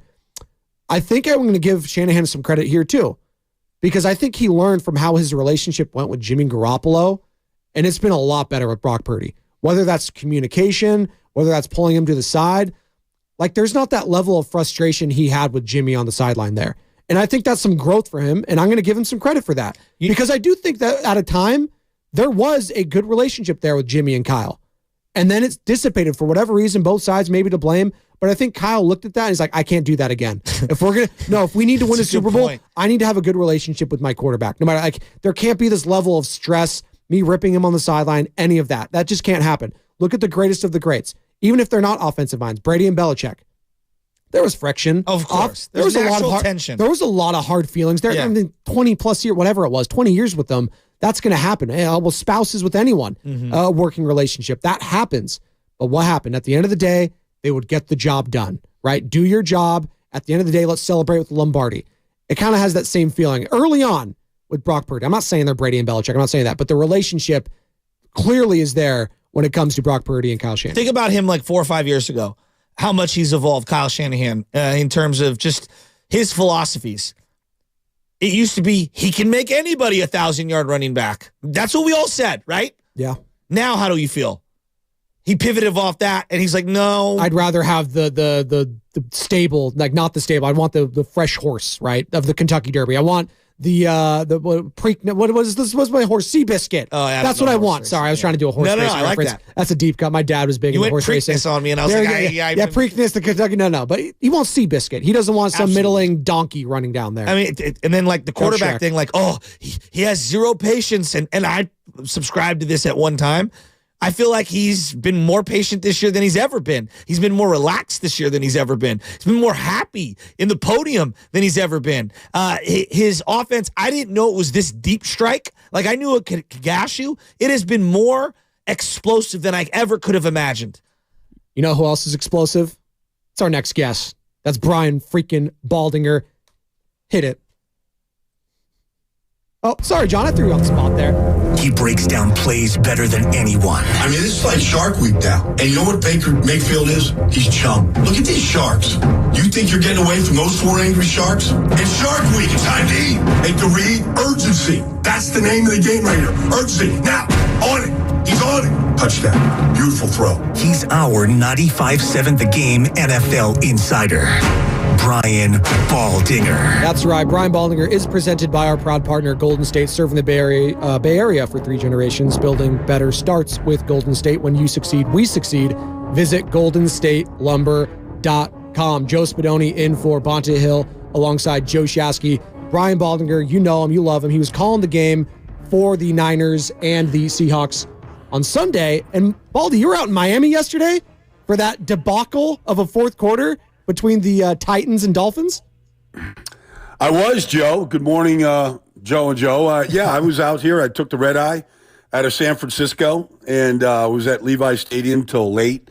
Caught the red eye and then did a little studying and then headed over to Hard Rock Stadium and watched that fiasco last night. But, I mean, we need good young quarterback, and Will Levis looks like he's pretty promising right now. Absolutely. No, Will Levis, for all the weird talk pre-draft about the mayonnaise and the coffee and how he acts with people, he was a first-round talent. You saw why yesterday. The guy's big and he's strong. He's got a cannon of an arm, too. Baldy, you were there on Sunday at Levi's, and the conversation we were just having was about Kyle Shanahan and his relationship with Brock Purdy. And it just feels like he's learned from his mistakes, whether it was Nick Mullen, CJ Beathard, but specifically the Jimmy Garoppolo. There just seemed to be a lot of tension there late in that relationship there. I don't know if it was ever really good to start off with, what have you, but it seems like he has learned from mistakes there, and he has really been picking up his young quarterback whenever he's made mistakes. You don't see him ripping him on the sideline, anything like that. He had a bad pick. Hey, shake it off. There just seems to be a natural relationship there that wasn't there with Jimmy Garoppolo. Do you see the same thing? I don't know, because I'm not inside the building. Jimmy always said, Wednesdays and Thursdays, you think I'm having a good life. Come out to practice on Wednesday and Thursday and see what it's like. That's true. Know? So, and I asked Brock that almost the same question the other day, and Brock said, he coaches hard, but he just has a better student. I mean, he's just better than Jimmy. He's better than CJ. He's better than Nick. He's better than these guys that Kyle's had. He processes information faster. He sees the field better. He's more accurate with the ball. He never seems like just mentally, and nothing against Jimmy, but just mentally, remember what it was like when he was in the pocket. And if you got to 3 seconds, you're like, oh, man, something good is not going to happen here. Like the feet are getting – like he never gets jumpy like that, ever. I mean, he's just under control. And he always has the answer to the test, no matter what you're trying to do to him defensively. You know, Baldy, I'm watching this guy, and I'm looking at the throws that he's making. I mean, deep bombs down the field. And then I'm looking at all the metrics, and he's top of the charts at everything. He's going to break all these Niner records. Why is this guy not being discussed as a superstar? You know, it really, you know, Trent Williams touched on it, and everybody now is eventually, you know, is getting to it. But, you know, that label of Mr. Irrelevant, 7th-round pick, that travels. That's part of it. But, you know, as soon as, you know, and Trent just put it perfectly, as soon as, you know, people start doubting, like if he's just a system quarterback and all that, like then you're not paying attention, you're not informed, you're not a real student of the game, because then you're just throwing labels out there. And there's no labels that fit him. And so, you know, when you're at the top of the charts, I just watched Tua under pressure last night really struggle. And if Tariq's not on the field, I mean, the offense just kind of gets shut down. And you just don't see that. He's seen him play without Debo. He's played, you know, without, you know, certain players out there. And you don't really see a drop, you know, in his performance. So if you're not talking about him as a superstar, then you're just not watching, and you're just not open-minded to what a superstar is in this business, because it's the hardest position to play in football. And he's got a mastery in it right now. You know, the superstars in any sports, it's the subtleties that everyone appreciates. Like there's subtle things that they do throughout a course of a game, whatever the sport might be, that like the truly trained eye picks up on.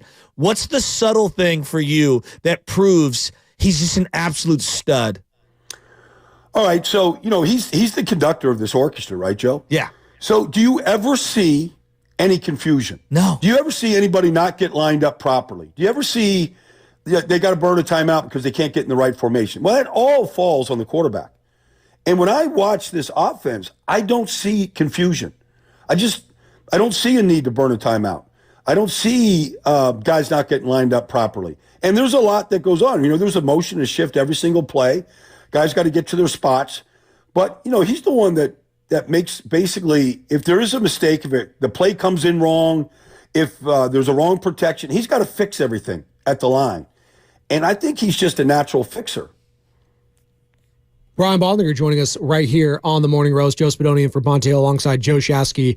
Does it every single week. Brian Baldinger, he was there. He did double duty. He did not only Niners Seahawks, but my guy was out doing the Miami Dolphins and Tennessee Titans. That is not a short flight, people, going from San Francisco all the way to MIA. So we appreciate Baldy joining us here. And Baldy, the offensive line, and I know it's not the sexiest, but this is your bread and butter here.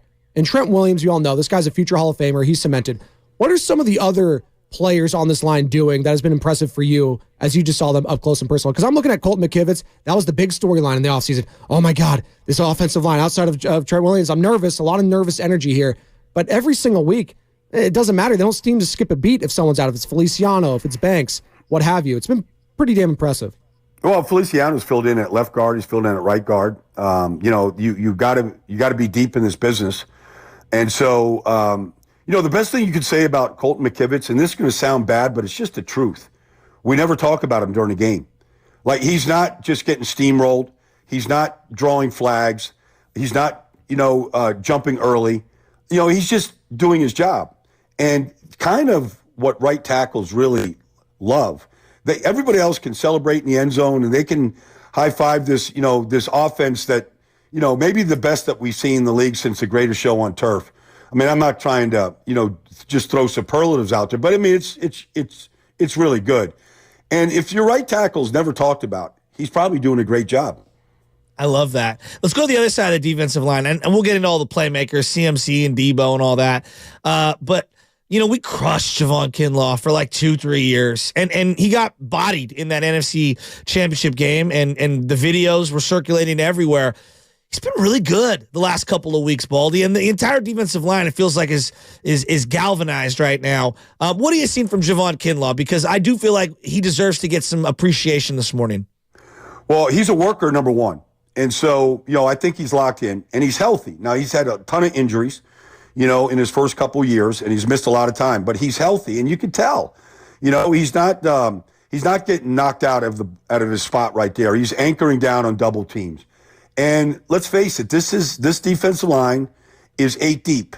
And it has to be, because I just remember talking to Nick last year about, who's the MVP, who's the defensive player of the year and all this kind of stuff. And, I was like, Max Crosby. And he's like, yeah, Max is really good, Baldy, but, he can play every play. I'm trying to play 20 games. He's just trying to get through a 17-game schedule. They're thinking across the board is, we're here to win a Super Bowl. We're not here to make the playoffs. We're not here, we're here to win it. And so there's a mentality to that where you got to keep the guys fresh.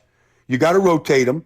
Would you like to have Nick Bosa on the field every down? Yeah, heck yeah. He'd put up, monster numbers if he did. But at the same time, it's about winning in January and getting to February. What are you seeing from this linebacking core right now? Because, you get onto the field, right? And Fred Warner, I'm just watching him. I'm sitting in the end zone the other day, and I'm like, God, I'm watching one of the best to ever play the game, I feel like, watching this guy play. But the way he works in tandem with Greenlaw, and Greenlaw suplexing, Drew Lock as he's scrambling for one. I tell people this. Greenlaw's barely bigger than me in terms of height-wise, and he throws his body around on people. I don't think we appreciate how physical he is. He could play in any era. Any era. And, I remember talking to Fred, before the Steeler game to start the season. And, this is their 5th year starting next to each other between Greenlaw and Fred Warner. So there's no other tandem, inside linebacker in this league that has that much experience together. So, the communication is just airtight.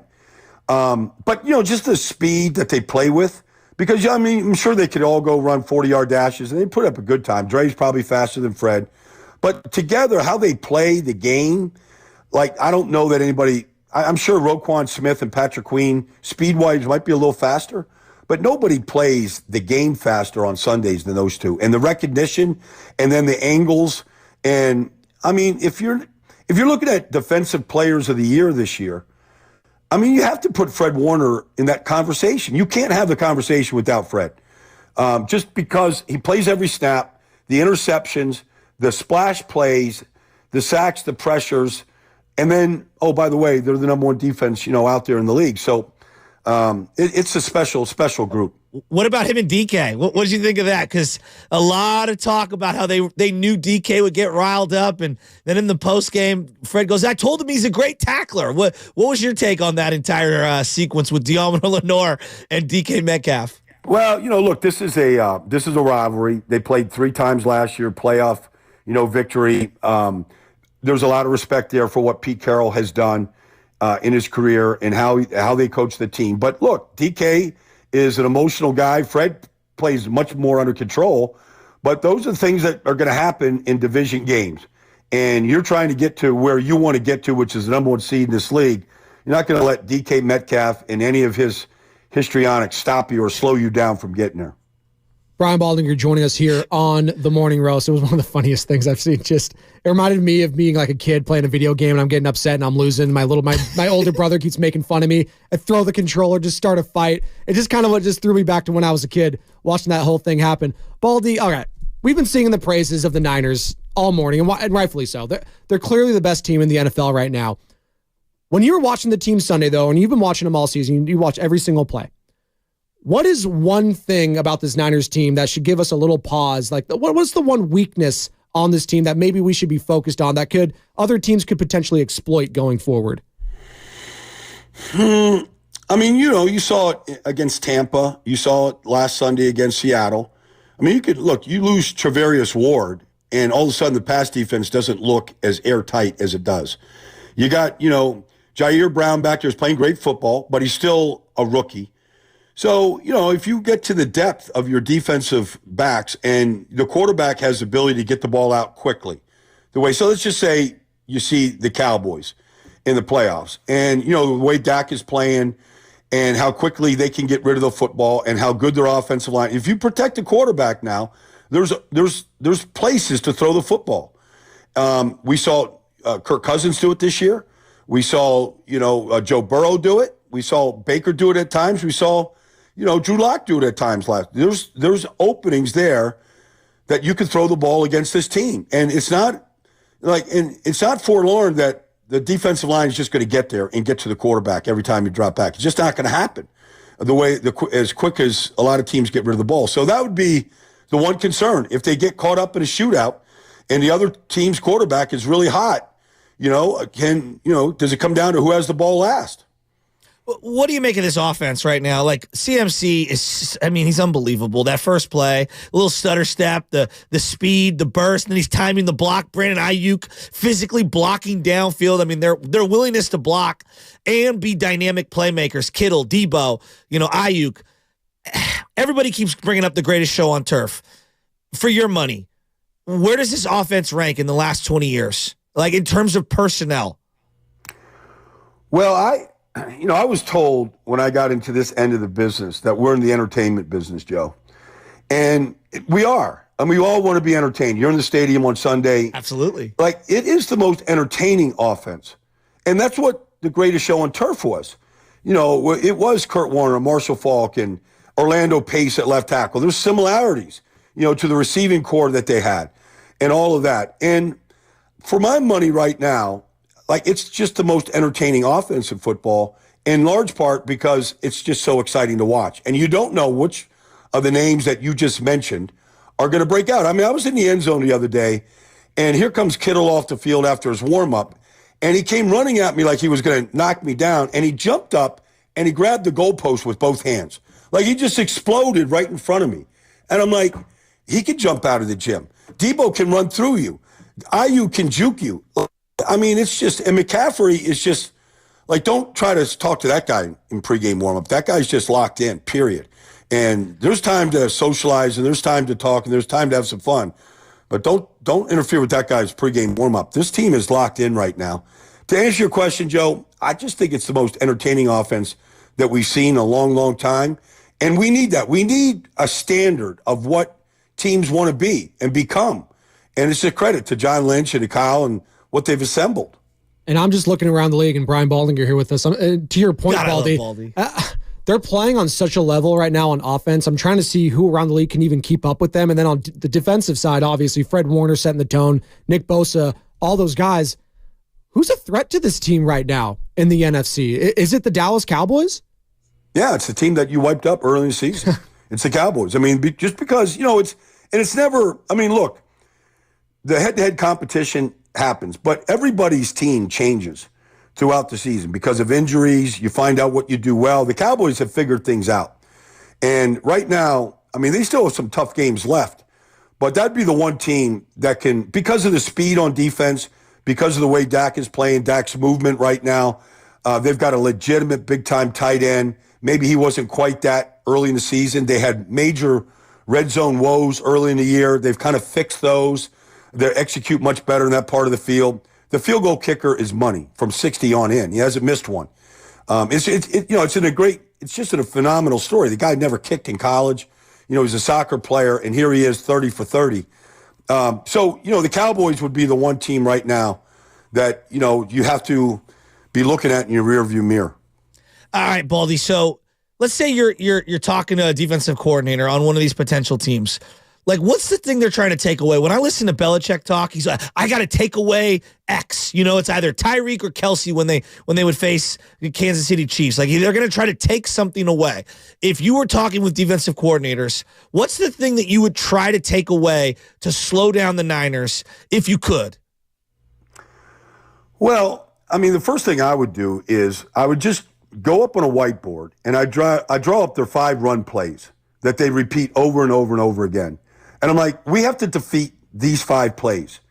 Because if it's 2nd and 9, Kyle might be a little reticent to running it on 2nd and 9. Let's get them into throwing situations. And then we can figure out our zone pressures, our blitzes, how we're going to affect the quarterback.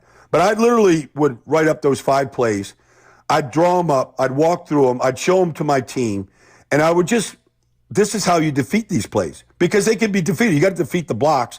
But, when Kittle comes in motion, he's kicking out the force on the outside, and here comes Trent. All right, penetration, downhill, Like, let's blow this up at the point of attack where McCaffrey can't cut back and go for 72.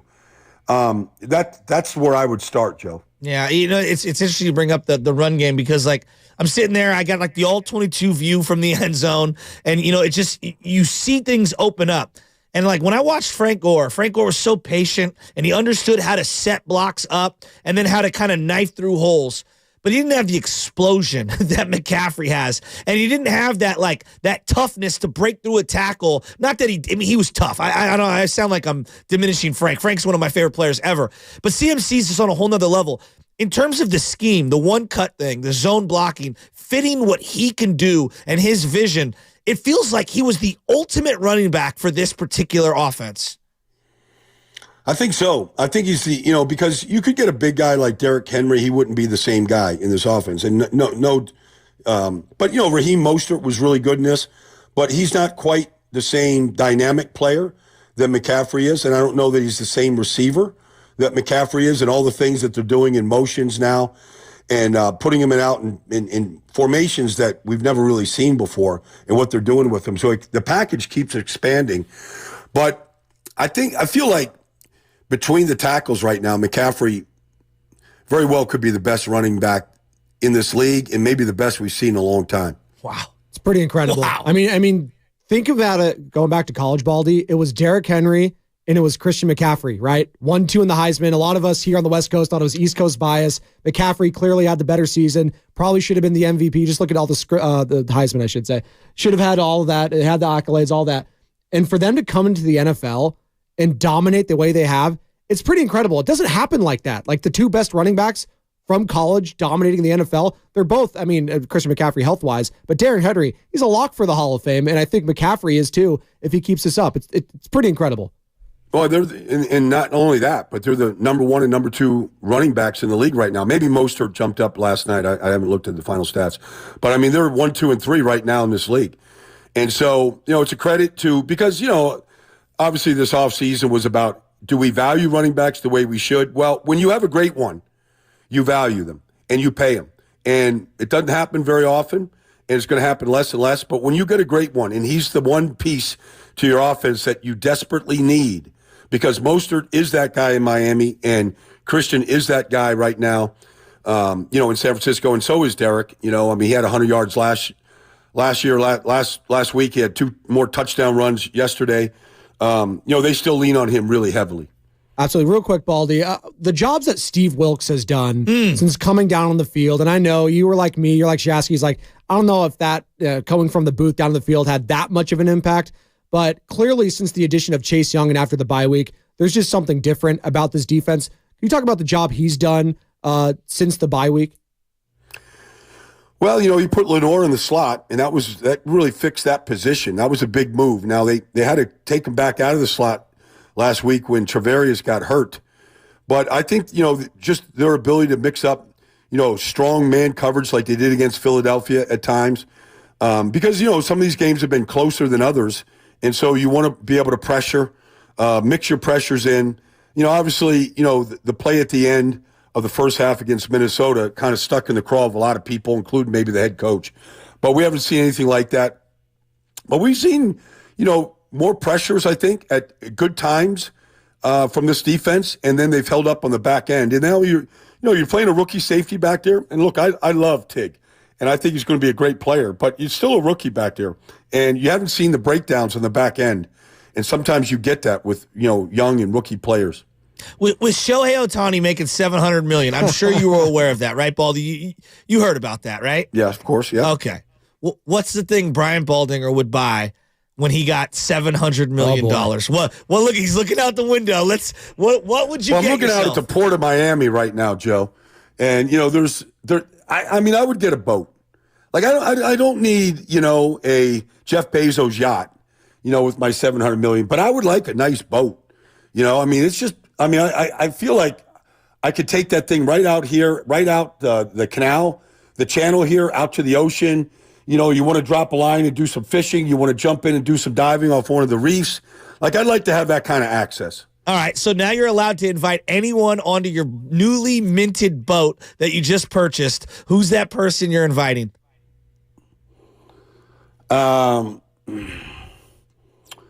Well, I mean, it's going to be a female. I love you. So, I mean, I need some beauty on the boat too now. I love you. I love that was the greatest. Where are you that gonna was be the at this greatest week? answer I've ever heard in my life. Where are you working this week? What game you got? I'm following Will Levis around. I'm going to Tennessee. I'm going to Nashville. I'm going to see if he can back that up. What we saw on Monday night. Got a good game there between C.J. Stroud and Will Levis. You know, two rookie quarterbacks. I tell every one of these guys, I've not met C.J. Stroud, but I met Will Levis last night, Joe. And I went up to him. First of all, the kid's a block of granite, like physically, like, and he could take some punishment. But, you know, I just want to let these guys know that we need great young quarterbacks in this league. The league is built on it. Welcome to the NFL. You guys represent really well right now. You'll be in Baldy's breakdowns forever. Like, that's just a side thing. But I just want to, you know, let them know that how much we appreciate great quarterback play and great young quarterbacks in this league, because without them, we struggle as a league. Baldy, speaking of appreciation, we appreciate you. You're the best. You coming in the studio last week was freaking awesome. We appreciate you and all your coverage every single week here, man. Go enjoy Miami. Okay. All right. I might sneak out here for a little bit, guys. There you go. Thanks, man. Have a good one. Be safe, Baldy. bud. Injury report. The time. legend. The legend. Brian. It's time for the injury report. That really hurt. Brought to you by Boxer and Gerson, Northern.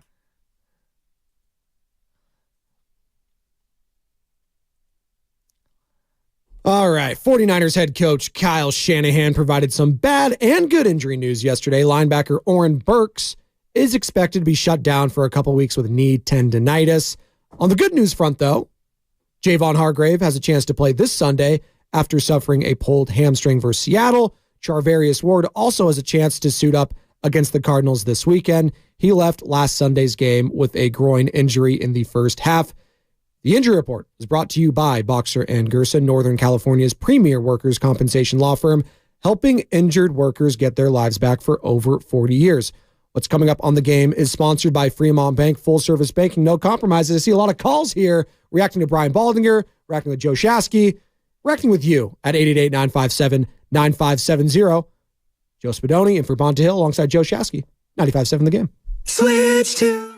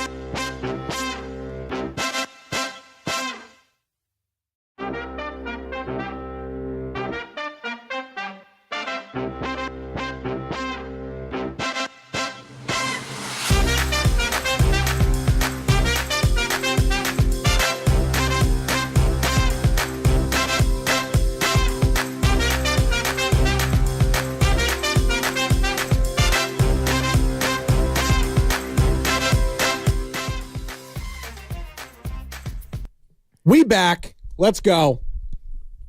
Joe Spadoni in for Bonta Hill alongside Joe Shasky. Tuesday? My days are all bundled up. It's Tuesday here. Yeah, today's Tuesday. It's the worst day of the week, as I call it. Tuesdays are easily the worst day of the week. This is why I call it close. practice day. Yeah, practice. So Sure. I schedule my practices for Tuesdays and Thursdays so that I can get through the week quicker. That's right. And Bonte's a starting quarterback. He took practice today off. Oh. So I'm the scout team quarterback. That's fine. Wait a minute. You know who used to be a scout team QB? Brock Purdy. Look what happened there. Huh. Look at that. Wow. Yeah. Now I'll go back to 5 a.m. shifts on Thursday, but that's fine. It's fine. We're rolling, and I see who's calling in. I see who's on hold. All that. We'll get to you because there are some people with some Niner thoughts. 888-957-9570. We just had Brian Baldinger on. Search 95.7 The Game on YouTube. Like and subscribe there. You can find that entire interview. Also, download the Odyssey app.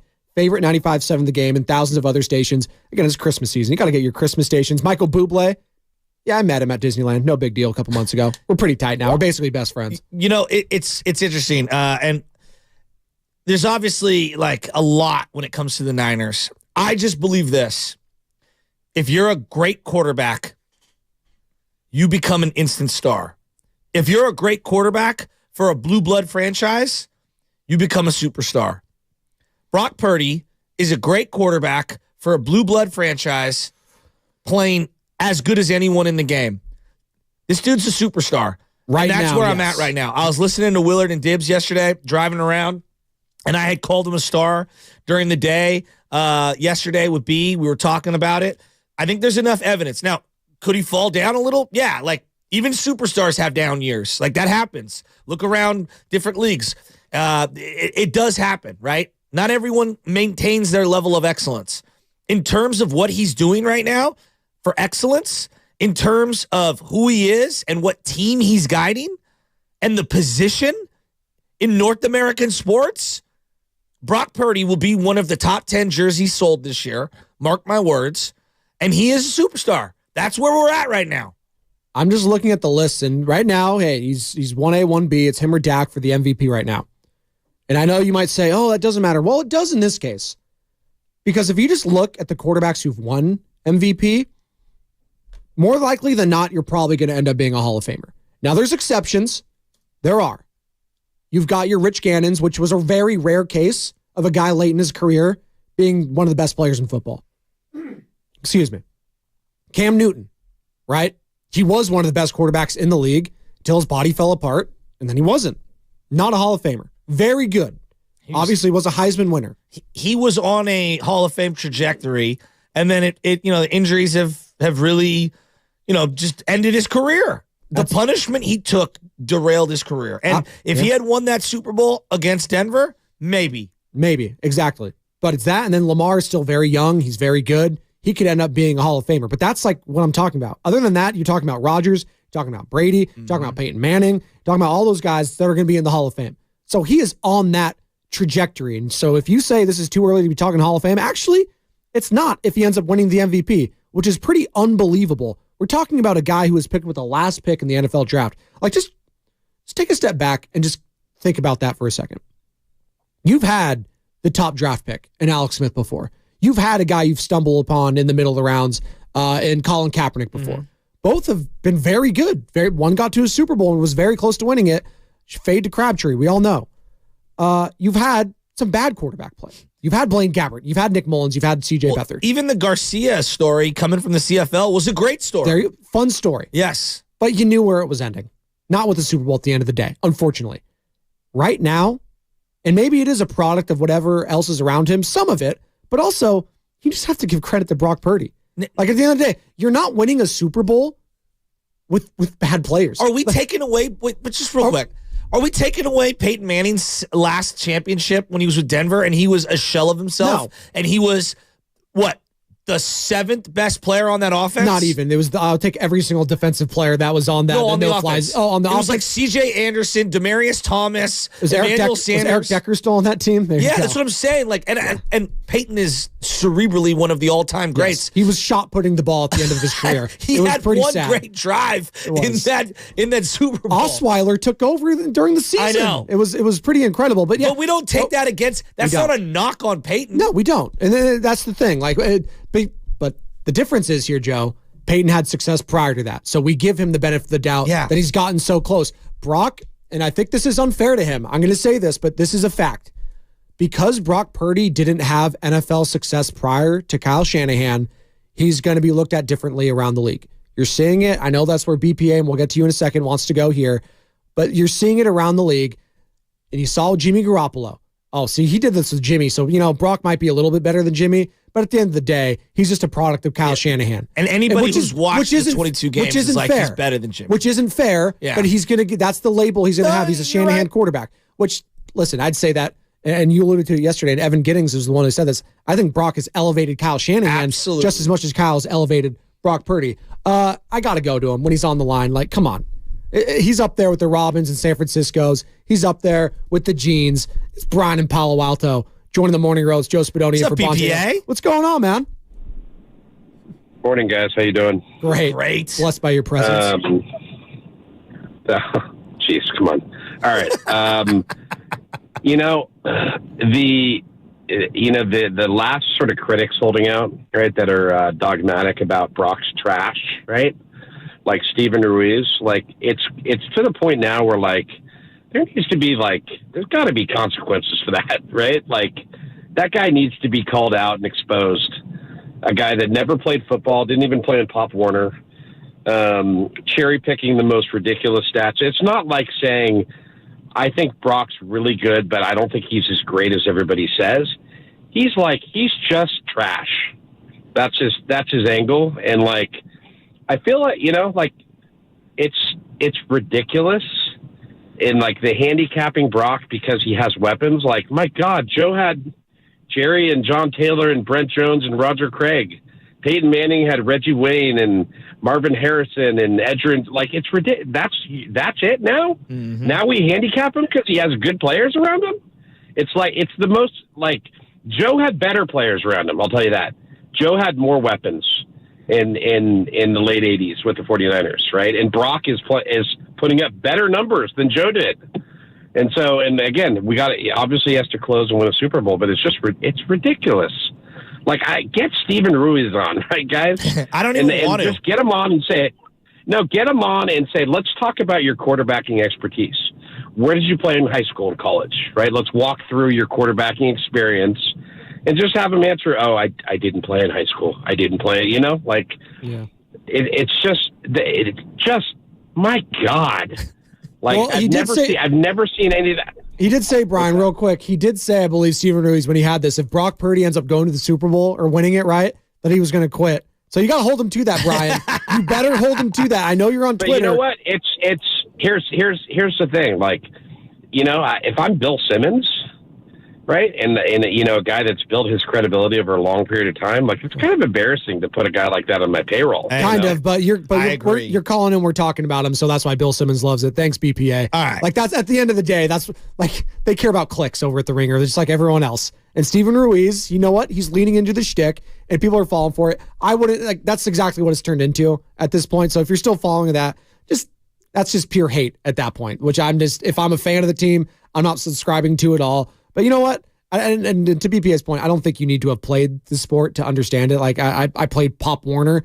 I wasn't playing high school football. I'm allowed to have opinion on Brock Purdy just like you are, Joe Shasky. I don't think that's the end-all, be-all. Hell, we got people that are in front offices around the league. Howie Roseman never played a lick of football. All these people can understand sports without having played them. But I understand his overall point. Guys like Steven Ruiz, guys like Nick Wright, guys constantly trying to bring him down because you know what? They want to be proven right. It's a yes and no business. It's a hot take industry. You have to be wrong. You have to be right. There can be no gray area, which is just, you know what? That's kind of a sign of the times, unfortunately. But here's where this is where I get frustrated.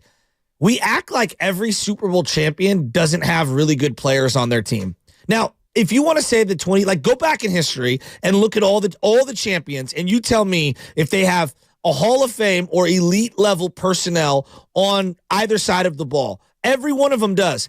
The only one that really sticks out to me, and I would say Alshon Jeffries was way better than people will remember, and Zach Ertz was awesome. The 2017 Eagles, if you look at that roster, they're probably not going to come away with otherworldly players. But that offensive line has some Hall of Famers on it. Lane Johnson, Fletcher Cox on the Kelsey, other side. Also, Nelson Aguilar. I know we like to rag on him. There's the meme, the Aguilar meme, all that sort of stuff. He was pretty damn good in that Super Bowl, and he was a first-round pick. No doubt. But let's just do the exercise quickly, because I want to go to the lines here. We act like, did the Chiefs last year? I don't know. Travis Kelce? Decent player. I mean, come on. When it's all said and done, one of the top 5 tight ends. And they stumbled upon this kid Pacheco out of Rutgers. Like, he's unbelievable. And I would say he's their second best player on offense this year outside of Mahomes. And now they're seeing kind of listen. It worked for them last year. It ain't working for him this year. And now he's got temper tantrums on the sideline. Let's go to real quick. Rams had Cooper Kupp. I'm sorry. I want to make sure. Cooper Kupp put up prolific numbers for 5 years. Yeah. Broke Jerry Rice records for 5 years. They also had Odell, and Odell was awesome in that little run. I felt so bad for him in that Super Bowl. All right. Brutal. Tampa Bay. We've talked about that team with Tom Brady. Antonio Brown, Mike Evans, who's otherworldly. He'll be a Hall of Famer, Mike Evans. Godwin, and then, whatever. And Tom Brady. And then Ronald Jones and Leonard Fournette if you want. Yeah. All right. I've referenced the 2017 Eagles, the New England Patriots, Gronk and Edelman, 2 of the greatest playoff performers ever. Ever. Denver Broncos, I talked about that team. C.J. Anderson, Demaryius Thomas. That team was good. Julius Thomas, the tight end, who got a big contract. All the defense. You got to keep Talib back there. You got Von Miller, right? So Patriots, we referenced that team a million times. Seahawks, I don't know. Marshawn Lynch, a yard for your life? You're not giving the ball to Marshawn Lynch? If Marshawn gets that Super Bowl and he would have gotten the MVP, I think he'd be a Hall of Famer. I think he is a Hall of Famer. I think he's borderline. I think he's borderline, but I think he would have gotten in had they run the ball there. All right. Baltimore Ravens, the year that they won it all. I know we've forgotten Ray Rice was really good. No, he's very good. I know we've forgotten Anquan Boldin was borderline Hall of Fame and destroyed the Niners in that one. Go to the New York Giants, Plaxico, and all the different players out there. Mario Manningham. They have Victor point that Cruz. I'm getting at, and we're now 12 years.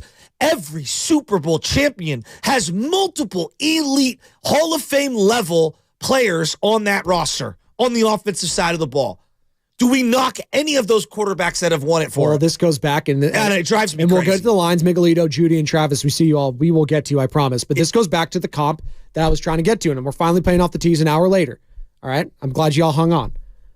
This is what we do with Stephen Curry. Oh, it's easy to win when you have, a Hall of Famer in Klay Thompson, when you have a Hall of Famer in Draymond Green, when you have one of the greatest scorers and a top 10 player of all time in Kevin Durant. I mean, those rings actually don't really mean anything. Those 2 rings that you got with KD, they actually don't mean a thing. And we use this with KD as well as Steph, both of them. And more so with KD, people like to crush him because he came over. But they use the same thing for Stephen Curry. Yeah, that wasn't real basketball. You were living in fantasy land. The Cavaliers had no chance. So we raised up, the 2011 Mavericks because Dirk had, he only had Jason Terry and Tyson Chandler and Jason Kidd and all these other guys, Sean Marion and Peja Stojakovic. I mean, a bunch of former All-Stars. I know, right? And Jason Kidd, I know he was like 40 years old. He was floor generally still unbelievable. One of the great point guards of all time. Turned into a pretty good 3-point shooter at the end of his career too. So that's what we like to do. We like to go back and say this team had all these players, so we really can't do this. It's dumb. It's absolutely stupid. Miguelito's an SF. He wants to hop on here on 95.7 Game. I like that Steph comp. Thank you. Because he doesn't get the appropriate just do outside of the bag. He doesn't. He gets absorbed. And, I agree. And really, it's not fair. What's going on, Miguelito? Hey, Joes. Hey, I wasn't going to call until I heard Baldy call me an idiot. Just because I don't think that Brock Purdy is a superstar. If he was such a superstar, why was he the 300th pick? And why didn't nobody ever hear about him in college? Well, did you know? Wait, 1 second. Yeah. Did you know who Cooper Kupp was in college? No. Yeah. I'm not one of the big college football fans. You know what I mean? Yeah, well, I don't think anyone did who even watched college football know who Cooper Kupp really was. John's raising his hand. He did. But Miguelito, like we're saying now, though, we're not going back to college. Did anyone know that Aaron Donald was going to be a superstar? Hall of Famer? But can you explain? All right, but can you explain to me why he's a superstar now? Yeah, because he literally is one of the smartest quarterbacks in the league who delivers the ball accurately down the field so that his playmakers can make plays. He kills zone. He identifies man pre-snap, throws it downfield to where only his guy can make a play. If their play breaks down and Shanahan's beautifully designed play does not work, he scrambles out left, points to Ayuk, telling him with his brain, hey, you need to keep going, throws it over the safety's head where only Ayuk can get it. I don't know. Did you see the first play of the game against the Niners and Seahawks on Sunday? He checked into a run because of where Jamal Adams was on that play. Thanks, Miguelito. But yeah, like what are we doing here? Like, this is the same conversation I was going with Tom Brady, like, for forever. Like, you go back to Max Kellerman and Stephen A on First Take. Max Kellerman was trying to say Tom Brady's washed up 10 years ago. Trent Dilfer was trying to say he was washed up. Like, the guy won 3 Super Bowls, and we're still crushing him. Do you think if Brock wins one, we'll still be done with the Brock haters? No. Coming out. That's never going to happen. Coming out of college, 2017. If you polled 100 football fans, Deshaun Watson, Patrick Mahomes, before they played a snap in the NFL, how many people would recognize who Deshaun Watson was versus Patrick Mahomes? Well, he was playing all the national championships, so obviously Deshaun Watson. Exactly. Yeah. Who's had a better NFL career? I mean, Patrick Mahomes is already one of the greatest quarterbacks of all time, so yes. All right. Did anyone see that? Even after 1 year, there were people like skeptical, a little bit skeptical on him, but I think we all bought in like, oh my God. Well, it's so funny you say that, Joe. Like, in all the quarterbacks, like, we pretend like we watch all these quarterbacks, but you really don't. Other than like the CJ Strouds or Bryce Youngs, the Alabamas or Ohio States or USC. Like, if you're not watching the major brands, like Joe Flacco, for example. Delaware State. No one watched a lick of Joe Flacco. It was like, this guy's a first-round quarterback. I know. Won a Super Bowl. Showed why. And actually, sneakily, Cleveland Browns got a little bit of action if you're watching how Joe Flacco's been playing with them. And that defense, if he can just get the ball to Amari Cooper and go, they got some action in the AFC. Phillip Rivers. Where'd he go? Coastal Carolina or NC State? NC State. Thank you. No one's watching a lick of Phillip Rivers. Guy's a Hall of Fame quarterback. Did it a high-low for not in the like the throwing motion wasn't very orthodox. It was very unorthodox, right? But it just goes to show you can find these guys from anywhere. In Ohio State and Iowa State, by the way, like they were playing like in some decently big games. Like that's a big conference they were playing in. And I actually did make the comp earlier, and maybe it wasn't fair of him not being able to play in the AFC North because of the elements. He did play in Iowa State. I looked past that. He played in the elements. Good point. Maybe it would be different than what he'd be playing right now in San Francisco. But just give the kid some credit. I think it's just, at the very least, that's what Niner fans, I think, are wondering. Well, I would just say to people, like, what more do you need to see? That's a great question. 888-957-9570. Johnny Boy, do you want to chime in? Yeah, and to push back a little with Miguelito, and a lot of people that say, why was he drafted so late? And if he would have came out his junior year, and I'm a huge college football guy, watching him his junior year, he was a very, very good quarterback. He was looked at as a mid-second round pick. He decided to forego that and come back for his senior year because he was this big college guy. And they lost Breece Hall that year? They lost Breece Hall, and he took an injury in the second week of the season. So he really, shot himself in the foot coming back his senior year to be that Mr. Irrelevant. But if he would have came out his junior year, he would have been a top 5, top 6 quarterback in that draft. It's a great point, too, because we're seeing that now with Will Levis. Yeah. Same exact thing. Yeah. He came back for his senior year. Point. Mel Kiper, even this year, and Mel Kiper, obviously, Todd, one of the biggest draft gurus. You can say what you want about his whole shtick and stuff like that. Guy knows all these players inside and out. He's wrong a lot. A lot of these guys are. He's never going to have a success rate. But he liked Will Levis more so than anyone in this draft. But because of the off-field stuff, all this sort of stuff, he fell. But the body of work was there his junior year, or whatever it was. I don't know if he was right. But the junior year, he was one of the best quarterbacks. He came back, didn't have the same offensive line. His whole offensive line was decimated, didn't have a chance. So when people looked at the film the senior year, like, oh, this guy's not the same guy. But now we're seeing it. He's playing for the Titans, looking pretty freaking decent out there, getting a huge win over the Miami Dolphins. Another guy, real quick, Chess, you want to jump in there? No, it's just, I think like sports is very cut and dry. Can you play?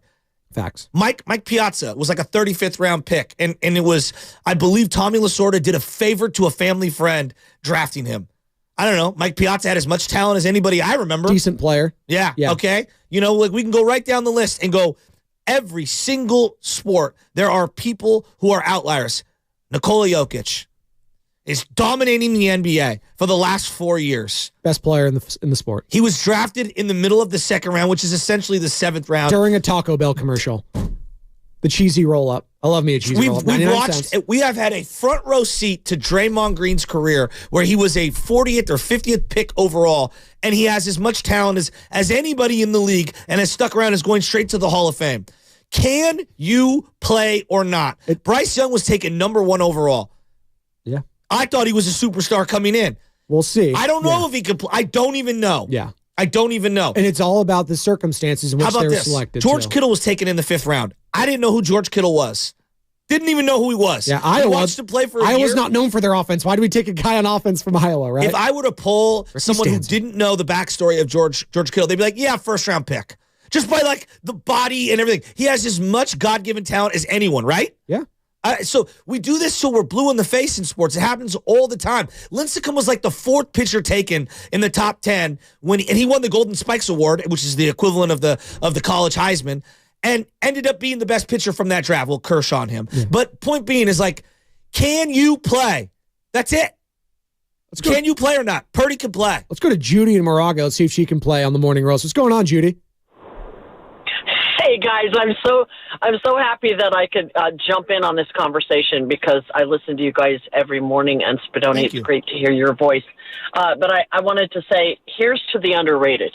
I just go back. I listen to you every morning in the beginning, last year talking about Brock and whether or not he was going to make it, and then who's going to be our quarterback, and just all the doubters, all the people who wondered, could this guy do it? And I called in and talked about his level of composure, and it really stuck with me that this is a guy who has literally shown up. Can he play? Oh, he can play. So Look around and think about all of the athletes who were Steph Curry underrated. I think back to Tom Brady. Nobody thought that guy coming out of Michigan. The guy had so many doubters, and look at what his career has shown to be. So here's to the ones who not only play but stand up and do it well every week, and just take a bunch of grief from people who doubt whether or not they can do it. The two front runners for the MVP Judy. Right now are a guy taken in the 4th round and a guy who's Mr. Irrelevant. Mississippi State. Like the greatest wide receiver of all time went to a college nobody knows the nickname to. The Mississippi Valley State team. Does anyone know? Jerry Rice, the greatest wide receiver of all time, was the 2nd choice for the Niners, not the 1st. Well, hell, the second choice. You can go to him. You can go, maybe some say the 2nd. Randy Moss, where'd he go? Marshall. I know. You can go to, Calvin Johnson. Yeah, the triple option. Tech. Georgia Tech? I thought Dwyer was going to be a baller, the running back. Well, I was so wrong. Raiders should have taken him in hindsight, Jamarcus Russell. But you know what? It's funny. Judy said something there. And this is why, to me, the comp. She had good energy. You know what? Let's say it on the other side. I want to give you a comp. I'm going to redo the comp. It didn't land on Bonte's lap the way I wanted it to. Maybe I'll kick it to you, and you could chew on it a little. You could say, Joe, you're stupid. I don't know. But to me, it's like there's a level of elite player that I see in him in terms of mannerisms and characteristics. And I think that it's going to help him in the long run. I like that. That's a tease. 888-957-9570. More of your callers. What's coming up on the game is sponsored by Fremont Bank. Full service banking, no compromise. We got Shasky's tease. We got your phone calls. Are you still doubting Brock Purdy? Like Miguelito and SF? Are you too afraid to say what you need to say? Shout out John Mayer. That this guy's a star in the making? What's is that a hot take? Let me know. 888-957-9570. You can also hit us up on Twitch and YouTube. Search 95.7 The Game. Like and subscribe there. We are streaming all freaking day. And oh, by the way, the Warriors, they are back in action tonight. 7 o'clock tip against the Phoenix Suns. Bradley Beal is back. Warriors desperately in need of a win there. And again, all your coverage. Again, your home of the Golden State Warriors, 95.7 The Game. Come on back. Morning Roast, Spadoni and Shasky.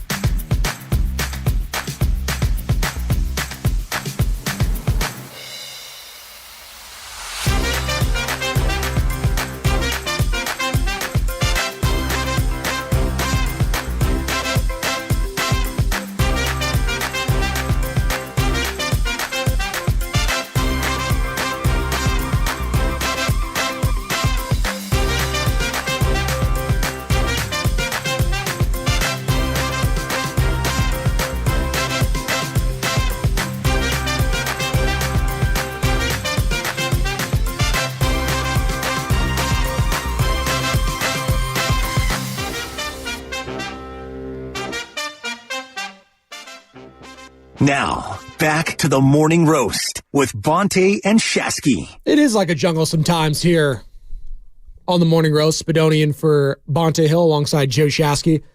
We're rolling on Niners. I feel good about it. Niner fans should feel good about their quarterback, feel good about their head coach, feel good about everything. You're in the driver's seat for the number 1 seed in the NFC, Joe Shasky. And remember, only 1 seed, the top, gets a bye week. It's no longer that 2-team bull crap.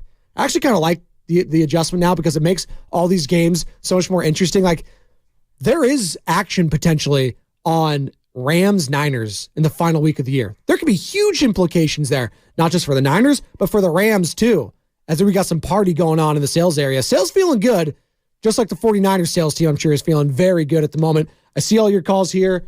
Harsha, Gene, Travis, we'll get to you in a second. 888-957-9570. Brian Baldinger called Brock Purdy a superstar.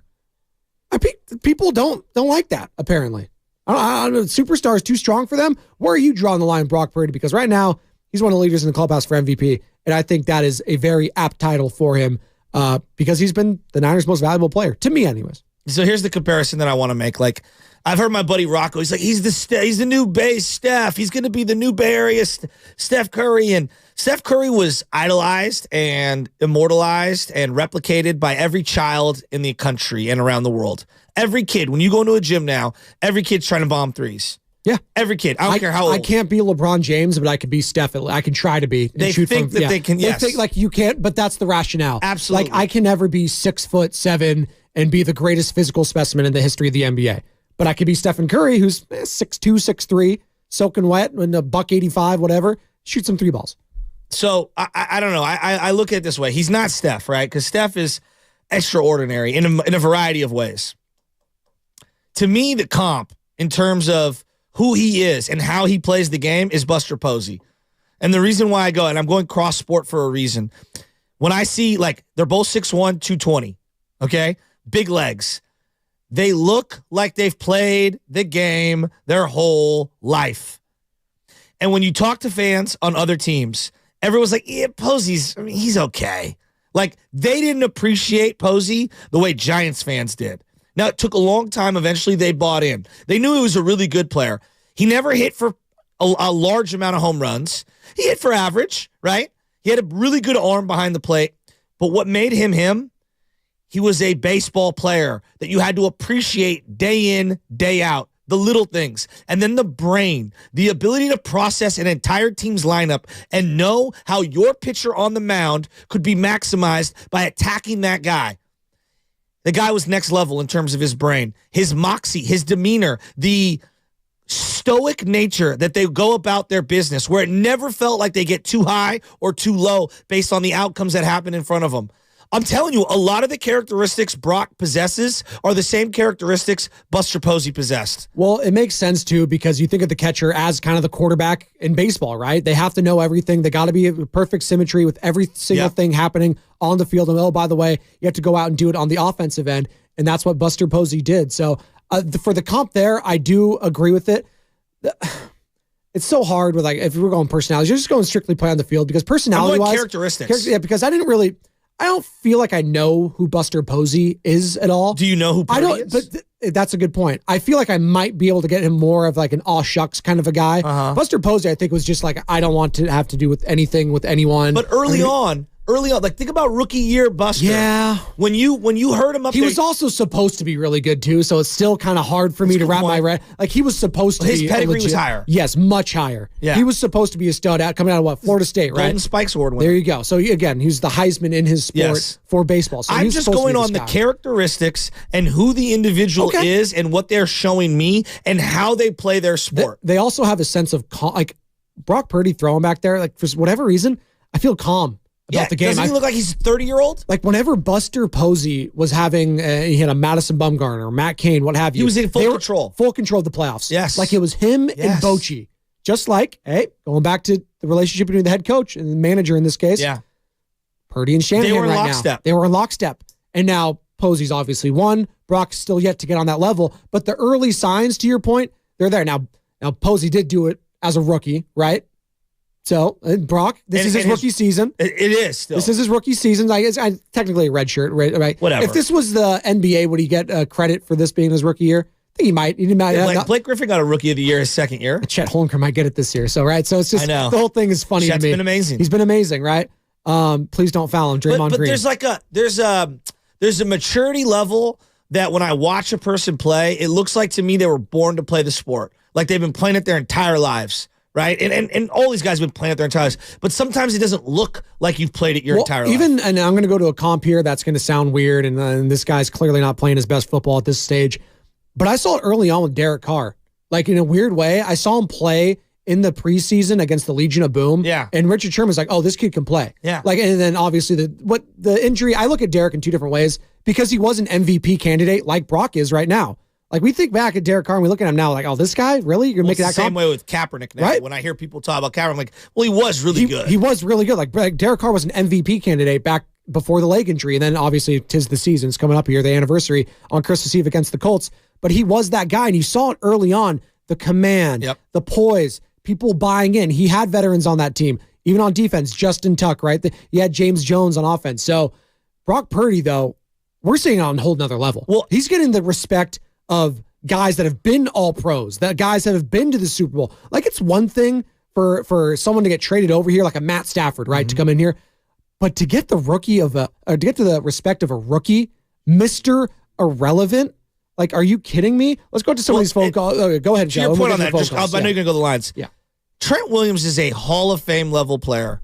He played with Jimmy. I never heard him wax poetically the way he did about Brock Purdy regarding Jimmy Garoppolo. Did he play with Kirk Cousins out in Washington? He did, right? Yes. So this is the best quarterback he's played with by far. And then Kirk. Don't his words matter to you? Yes. Like, listen to how his teammates, like, to me, when you heard... I have it. I have the sound. Yeah, I can play it. When you heard Pat Burrell talk about Buster Posey, that hit me harder because I was like, oh, Pat Burrell's been in the game long enough. He knows. He's not just saying flippant stuff. When Trent Williams says this about Brock Purdy, I listen.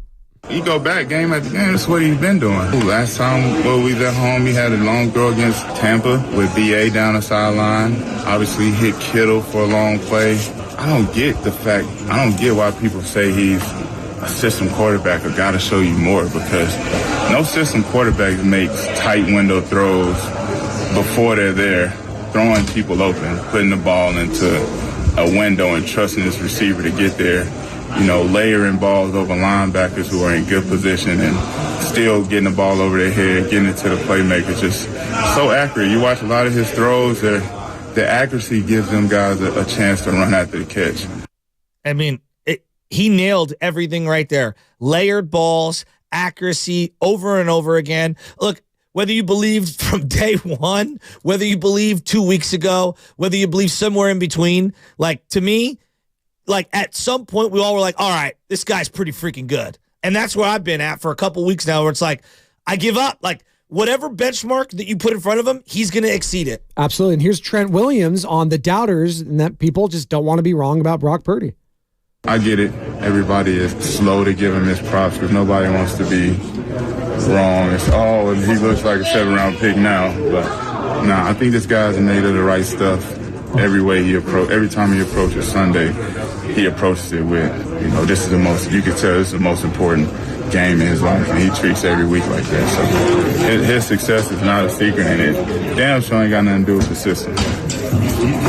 He's like James Harden. He's not a system player. He is the system. I wouldn't go that far. James Harden was an MVP, Joe Shasky. I hate that phrase. I am the system. Well, we can do the Steph Curry to Brock Purdy comp, but don't you dare compare him to James Harden. MVP also, by the way. I'm just saying. Hall of Famer. Travis is in North Carolina. He's been hanging on. What's going on, Trav? Yeah, man. I just don't get how people want to keep dogging Brock, man. Like, he keeps proving everybody wrong every week. You know what I mean? Like, at the end of the day, even when it comes down to when everybody's saying, oh, well, he got to play from behind to show me what kind of person he was. Well, guess what? The greatest show on turf, they never played from behind, man. And when they did, they lost. Yep. So, I mean, at the end of the day, if you want to keep sitting here and throwing all these different I don't know, obstacles at Brock. I mean, it's like he keeps breaking them anyway, so it don't matter. But, I mean, they need to get it together because a lot of these cats really just don't have no football intelligence. He has to get Travis. This is how he has to. He has to be down 21 at all times with the ball at the 2-yard line, throwing to only Ray McLeod and Juwan Jennings. Then we will know, Joe Shasky, that he is good. On the road in the snow. It's pretty unbelievable. Like, we could do both. We could say what CJ Stroud's doing in Houston is amazing, right? Like, wow, Tank Dell, who's heard of this guy before? Nico Collins, wow, he's elevating everything around him. We could do that and also acknowledge that Brock is also really good too. We don't have to do this comparative shopping. Either or. It's not. But two things could be equally true. Well, and this is the thing I hear from a lot of people. It's like, well, what would he look like elsewhere? Yeah, probably not as good.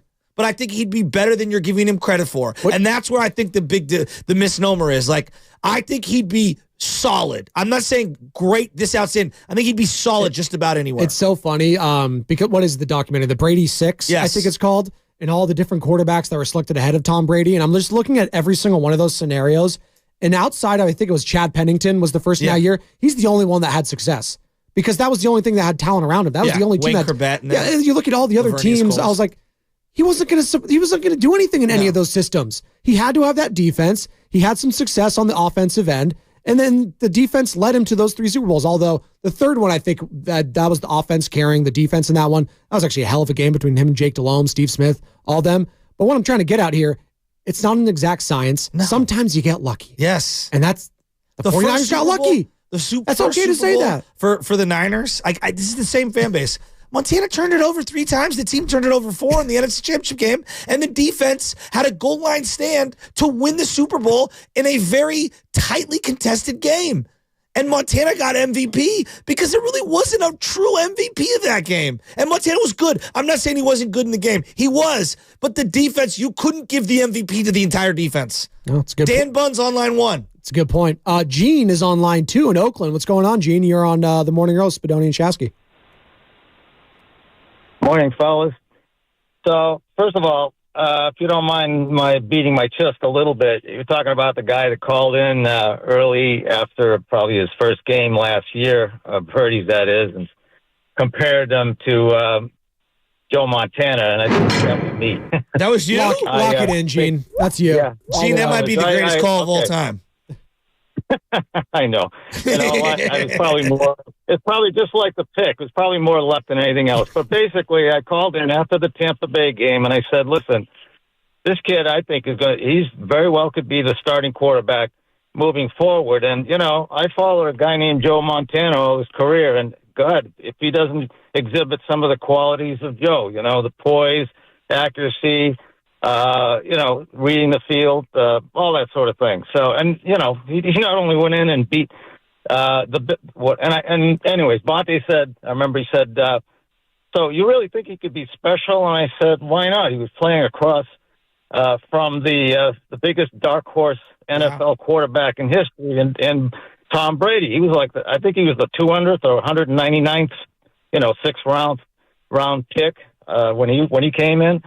So I said, why can't there be another? Why can't it be this guy? So anyways, fast forward to, I'd say about a week ago, and Spadone, I think you were with Bonte, and you were debating whether you would replace,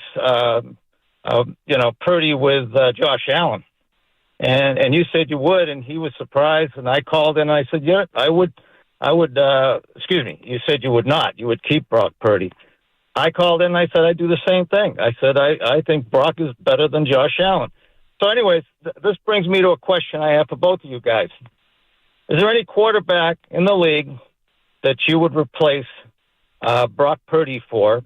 And two conditions. One, considering finances, and not considering finances. Anyways, I'd like to hear your answers. Mike, as far as I'm concerned, I think it's a toss-up with Mahomes at this point. Wow.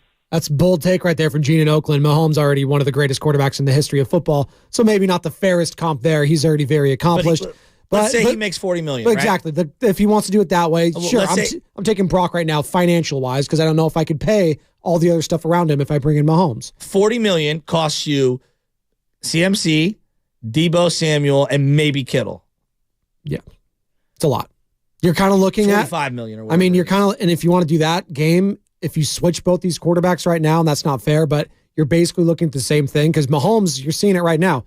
They can't afford any other legit wide receivers. No. Like the Tyreek Hill thing, yeah, they ended up winning the Super Bowl, but it's going to pay kind of ramifications right now, and you're seeing it happen this year. Like Travis Kelce, eventually he's going to fall off a little bit, and you're seeing that a little bit this year. He had a hell of a play that was called back, but you're seeing his production dip. He was hurt to start the year. So it's very difficult once you pay these guys, unless you have a Tom Brady willing to take a pay cut, right? You guys were talking about that yesterday.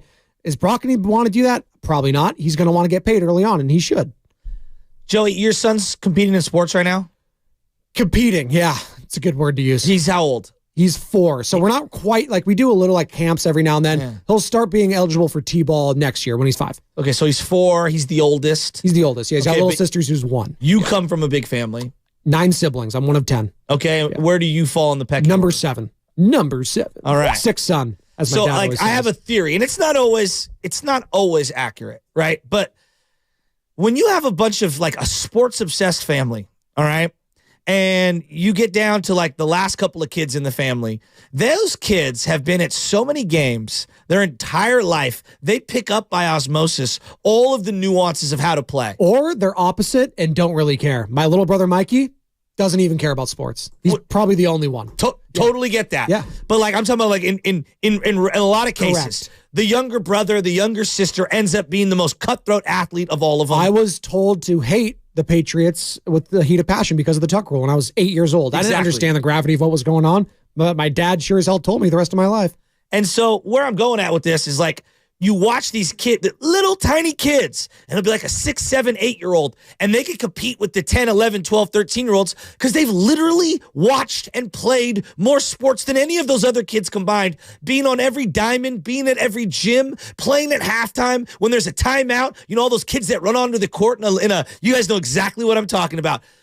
I see it all the time. When I watch Brock Purdy play, he reminds me of one of those kids who he looks like a little child playing the sport, who has been playing his entire life and has been born ready for this and has been visualizing what he's going to do the second he gets into the game and how he's going to dismantle the opponent. He expects it. He's been waiting for this moment. Doesn't right? He didn't blink. He hasn't. He's looked unflappable. I mean, even with the Trent Williams being out, they've had chances and opportunities in every single game Brock Purdy's been a part of. They've had chances, and now the Bengals one got away from them, self-inflicted there. But even then, in the fourth quarter, there were opportunities, there were chances, they just didn't take them. And that's pretty much all you can say about a quarterback. Do you have a chance to win in every single game? There's so many times during this 49ers era, in the last 2 decades, how many blowouts were there? How many were there times where it's just like, oh, they're not winning this game. Oh, Jimmy's down this many? Oh, good luck. 10-point deficit? That's not happening. I think a lot of that with Kyle Shanahan, too, was because of the prior era. Being down 8 points in the fourth quarter because you didn't have a quarterback. I'm very fascinated. Well, that's the final box to check, right, Chioshasky? Yes. If they're down 8 or plus points in the fourth quarter, can Brock bring us back? But to the caller, I think Travis I trust he will too, but Travis North Carolina's point, like who cares if you're winning all the time? I'm not going to worry about that. Here's the other exercise that I'm never going to do anymore, that I don't think we should do. Would you trade this guy for that guy? Would you, who would you take over this guy? When Steph Curry emerged, did any Warrior fan call into this station and say, but would you trade LeBron for him? Or did we celebrate that we have Steph? Celebrate that you have Steph. So why do we have to do this exercise? Well, what if you swapped out Dak for Brock? Well, what about Herbert? Would you take Mahomes? Can't we celebrate Brock? Why do we have to compare and contrast? Did we ever at any point go, but would you trade Bonds for Griffey? No, we were like, yeah, let's celebrate Bonds. Exactly. So that's what I want to do on this show, and I'm begging the audience to follow suit. Well, and the reason we do that is because we want to be right. Trent Williams alluded to it. We don't want to be wrong in today's society. Ever. No one likes being wrong. Again, you mentioned it. I have 9 siblings. You think any of us like to be wrong in our household? There is a lot, and you were talking about competition within a household. The Spadoni household is cutthroat. Whether it was board games, whether it was video games, whether it was whatever. Our parents fostered a lot of competition in our household. Because you know why? Because they wanted to have leaders in the household. And I could say pretty firmly, I think most of my siblings are the leaders in their families, which is pretty good. Some of them are followers. That's all right. I'm not going to say which ones are the followers in the family. They're doing their own little thing out there. Love you, Sarah. 888-957-9570. She doesn't listen to sports. She doesn't give a rip about sports. I don't even know where she is right now. Love you, Sarah, if you are listening. Let's go to Nathan, who's out in Palo Alto, wants to join in and talk about someone who we haven't talked about today, Joe Shasky. Nathan, you're on the roast. Hey, what's going on, guys? Brock is obviously, I think he's just the best QB that we've had since Young. But I think if you talk about Brock, you got to talk about Lynch and what a great job Lynch has done for this team. I mean, he's so many of our great players for this season are draft picks. I mean, Ayuk and Warner and Greenlaw. I mean, it's just, the list goes on. And then all these great trades. I just think he's done a really, really awesome job. And Brock being a part of the team is another sign of what a great job he's done. I mean, Brock is absolutely phenomenal. I just want to get your guys' take on that. And I love the roast. And first time calling, thank you guys so much. No, I appreciate you listening. Thanks, Nathan. Here's what I would say. Point. Like, when they hired John Lynch, I had no idea how it was going to go. I loved the hire because I knew the name, and I respected the man. He has been one of the great executives in Bay Area sports history. Think about what they've done with this team. Debo drafted, Bosa drafted, Ayuk drafted, Kittle drafted, Brock Purdy drafted, Fred Warner drafted, Greenlaw drafted. Okay? Think about that. Okay? He inherited a couple guys. Armstead, Jimmy Ward. I don't know. Their most productive time came during the Lynch era. What about swinging massive trades? Jimmy Garoppolo. What about, I don't know, the DeForest Buckner trade? It kind of blew up in their face, whatever, but they kept swinging. They swung for Trey Lance. It blew up. They found Brock Purdy. They traded for CMC. Massive deal. They traded for Chase Young. They traded for Randy Gregory. They traded 2 years ago for Charles Omenihu. They traded for Jordan Willis, who had one of the great plays in playoff 49er history. Like, they have done exactly what I beg all my teams to do. Draft and develop, make shrewd trades, splash in free agency. Multiple years in a row. Hargrave, Charvarius Ward. Like, he has built the team in the way any one of us would want a team built. They are fast. They are explosive. Traded for Trent Williams. I didn't even think of Trent Williams. They are physical. They are everything that the 49ers were not when they took over. They're everything the Giants aren't. The San Francisco Giants. That's true. No, it's true. And we can get back into the Giants if you want a little bit. 888-957-9570. But to your point, when it comes to John Lynch and Nathan calling in, it's great. Because at the end of the day, the executives do get left behind. That's why Bob Myers, we love Draymond Green, because during the parade, what was it? Can somebody give Bob some effing credit? Because these guys don't at the end of the day. And they're okay with that. But the synergy between GM, front office, and head coach keeps the train going. So, and I want to make this very clear, because there's a distinction here. Part of why the Warriors are stuck in a rut is because whether they've made the right draft selections or not, clearly it's not being implemented on the floor, or those players aren't good enough. It's one of the two. Either it's coach and fit or whatever, or it's those players that you picked aren't good enough. Belichick is done in New England, not because Belichick can't coach, because Belichick, the GM, failed to stock the cupboard for Belichick, the coach, to keep the wheels turning. Whoa. The Niners found Hufanga. They found guys that can be contributors. They continue to find guys. Aaron Banks on the offensive line. Jake Brendel coming out of nowhere. When you find value, and Diamond Lamore and Aubrey Thomas, when you're finding value, it keeps the train on the tracks. And what has stopped the Giants, the San Francisco Giants, lack of development, lack of making moves. What's stopping the Warriors right now is either a disconnect between coach and front office, or the players you've chosen just aren't good enough. It really is interesting when you take a macro view of what's going on in Bay Area sports. They're all kind of at different iterations, right? So you got the dominant team. You got the 49ers. They're the clear-cut talk of the town. They love it. And at any given point in the last decade, it could have been the Giants. It could have been the Warriors. It could have been the Niners. Right now, it's the Niners. Then you got the Warriors. Where are they? This team was a dynasty. Their dynastic run. Is it over? They still got Klay Thompson. They still got Draymond Green. They still got Steph.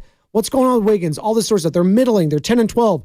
It's not, it's not strength in numbers. It's not fun right now. And then you go to the Giants, the bottom of the barrel, who are just flat out boring. Who am I rooting for? They don't have anyone. They don't have anyone. I know. And that's the thing. You got Logan Webb. You got Camilo Doval, and then Patrick Bailey was fun for a little bit. Yeah. Casey Schmidt was fun for a little bit. Kyle Harrison for a little bit. Can they have a sustained run? Can they be a youth movement going forward? And I think they should just lean into that entirely. 888-957-9570, the number to get involved. Go ahead, Joe. But to Joe, to accentuate the point, How many teams rise up like the Jaguars did, 5 or 6 years ago, 7 years ago, and then just fall back down again? We're like, oh, we've got a collection of some good players. They don't strike while the iron's hot. They don't add to it. They don't replenish talent. And then next thing you know, we go through 3 or 4 coaches, and we're starting from scratch again. Joe, I'm a Raiders fan. It's been my entire life. That cycle you're describing has been my entire life as a Raider fan. It easily could have been. We went to the NFC Championship game in 2021. We missed on the quarterback. We're back in the Jimmy vortex. We don't swing the deal for CMC. We don't add Charvarius Ward. You know what I'm saying? Like, this easily could have gotten off the tracks. Hey, we argue with Deebo Samuel, and we end up trading him instead of paying him. Look what happened with A.J. Brown. A.J. Brown got traded from the Tennessee Titans. Titans are nowhere near the franchise they were just a year and a half, 2 years ago. Would you guys agree? I agree. Right? And what has Philadelphia done? Feasted on that acquisition. Yeah. All of the time. Will Levis.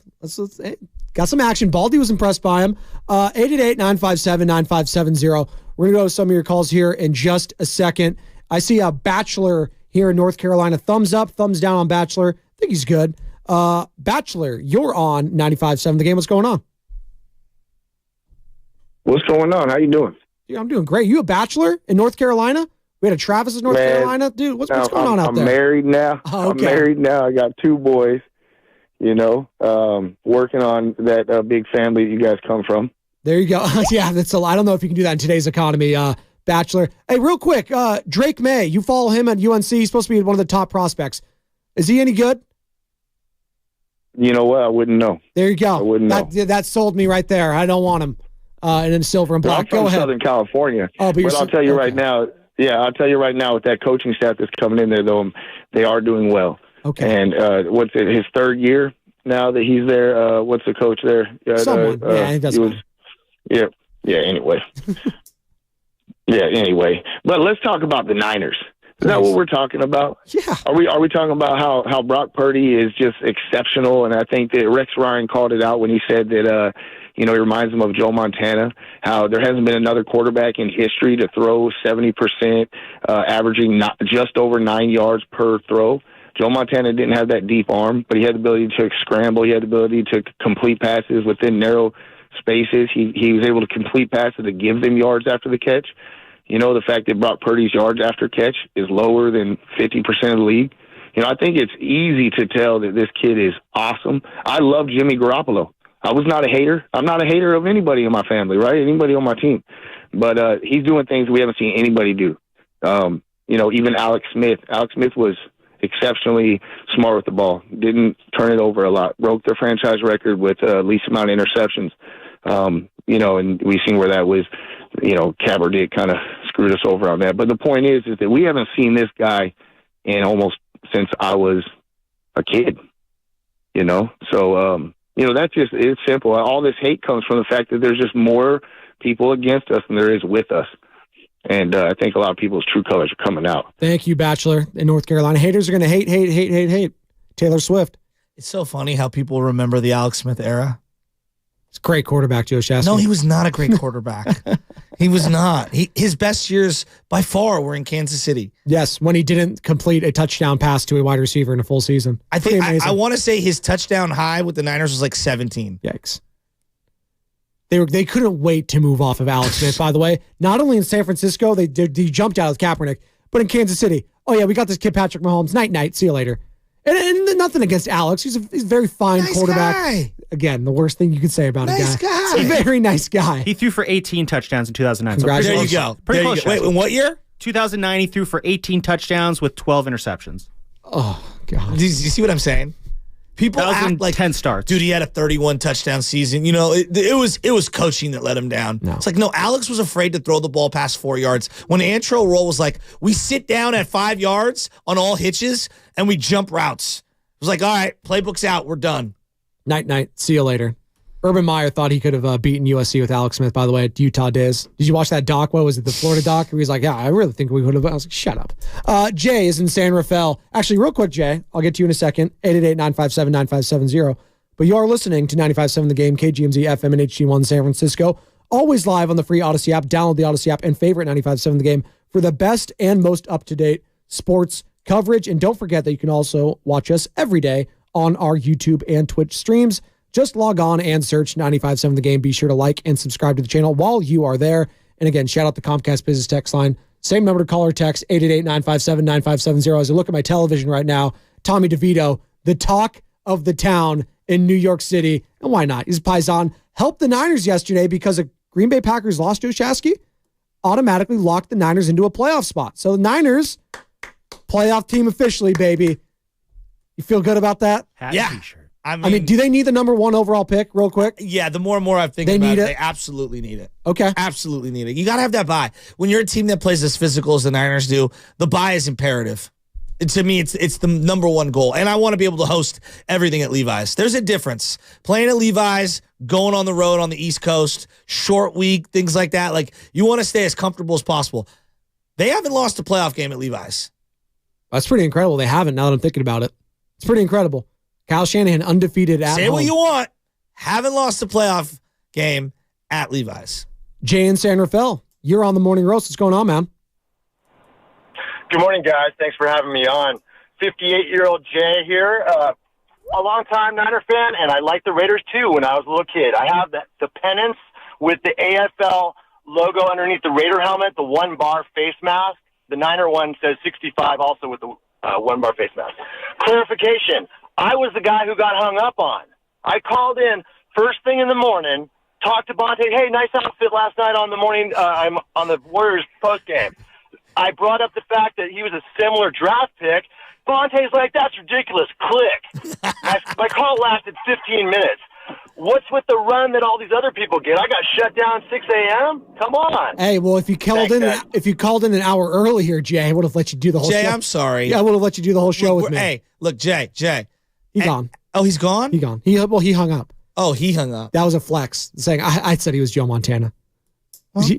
Jay, I was gonna apologize. Apology not accepted. I was gonna apologize on behalf of the show. Well, Jay was basically trying to give him the fit, right? And he was just trying to say he be blending into the couch, bro. He does be blending into the couch. We love Bonte though. He'll be back tomorrow, by the way. Bonte Hill off. That's a drop I haven't heard in so long. And that's a drop I've not heard in a long time. Now that's a name I've not heard in a long time. Watched some Star Wars last night. Young Benjamin loves Star Wars. Which one? Empire. For about the first 30 minutes, and then Benny's attention span. Yeah, I'm done with this. When he kills the Wampa. Yeah, it was pretty sweet. And then he sleeps inside the other the Tauntaun. Yeah, there you go. He'll get there. It's all right. God, such a good movie. Love it. We went to Disneyland. Young Benjamin and I did the Star Wars land. He got to say what's up. Mandalorian gave him a fist bump with Grogu. He got to say hi to Rey, give her a high five. Grogu, Chewbacca. huh? Nice. Grogu was there. It was really cool. It was very fun. Baby Yoda, I like to call him, but Grogu was his actual I know. name. I call him Baby Yoda still too. Brock Purdy, kind of like Han Solo, am I right? Kind of just a freewheeler, wheeling and dealing out there. No, John didn't like that one. Just trying to bring it back. Who's his Chewbacca then? Not my best work, George Kittle. George Kittle. That's his Chewbacca. It's not even Kittle. close. That is brilliant. It's not even close. That is brilliant. It's George Kittle. And then so did Brock shoot first? Yeah, absolutely. Come on, dude. You see that guy? Straight shooter, Brock Purdy. Smuggler. Actually, he's too nice to be Han Solo. He is more like Luke Skywalker. So instead of pouring Gatorade on Shanahan when we win the Super Bowl, pour blue milk on him. Oh, gross. That's such a disgusting imagery. You don't know what I'm talking about, do you? No, John's into Star Wars. He gets it. He's not at the Bonte level where he just refuses to watch it. So is Mike Shanahan Obi-Wan Kenobi? Not bad. I'll listen to that. That's a good comp. Old Obi-Wan. Old. He's also still alive. So. Old Ben. There you go. I think more Yoda.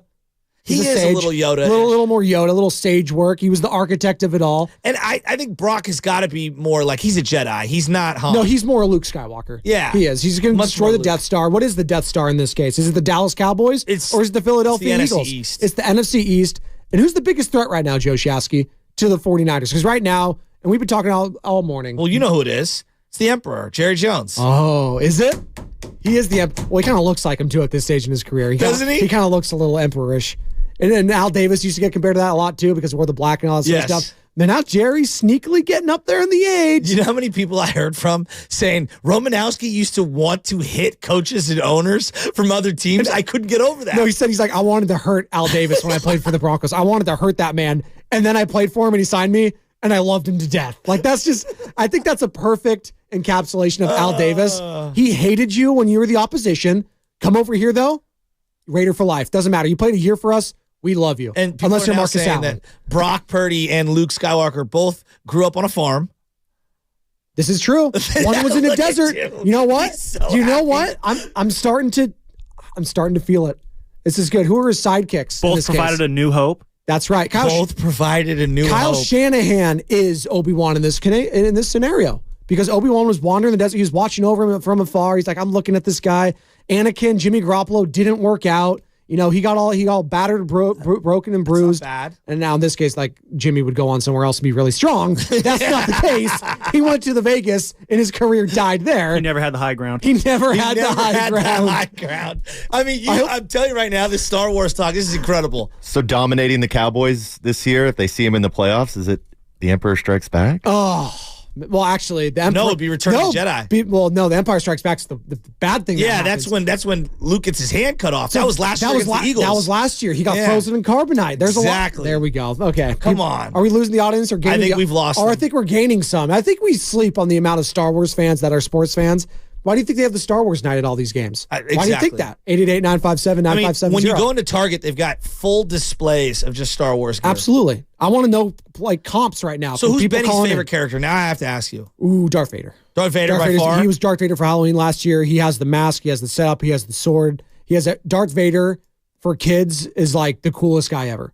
And actually watched a documentary about George Lucas talking about this exact thing. He's like, why do you think kids gravitate more towards Darth Vader and not Han Solo and not Luke Skywalker? He's like, kids crave power. It was like this super deep thing. It's like kids want to be in control all the time. They want their voices heard. And there was no deeper voice, no bigger personality, no big figure than Darth Vader. I thought it was fascinating. I know, I thought it was very interesting. George Lucas, all right, gets slept on. He was an Academy Award nominee director. I think he gets pushed aside because of the Coppolas, because of the Scorsese, but he grew up with all those guys, the Spielbergs. American Graffiti.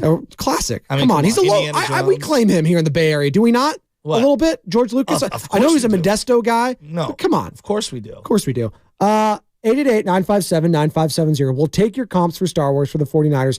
But here's Kyle Shanahan talking to the media yesterday. Roger Goodell is Jabba the Hutt. I mean, that's just hilarious. Hold on, I got my Jabba laugh somewhere. Come on now. You can't hit me with the Jabba and then not expect me to play this. Come on. Every year, I beg my wife to do the Princess Leia bikini outfit, and every year she looks at me like she's going to kill me. Yeah, she's like, no chance. Although this year she did dress up as Princess Leia in the all white. She did this.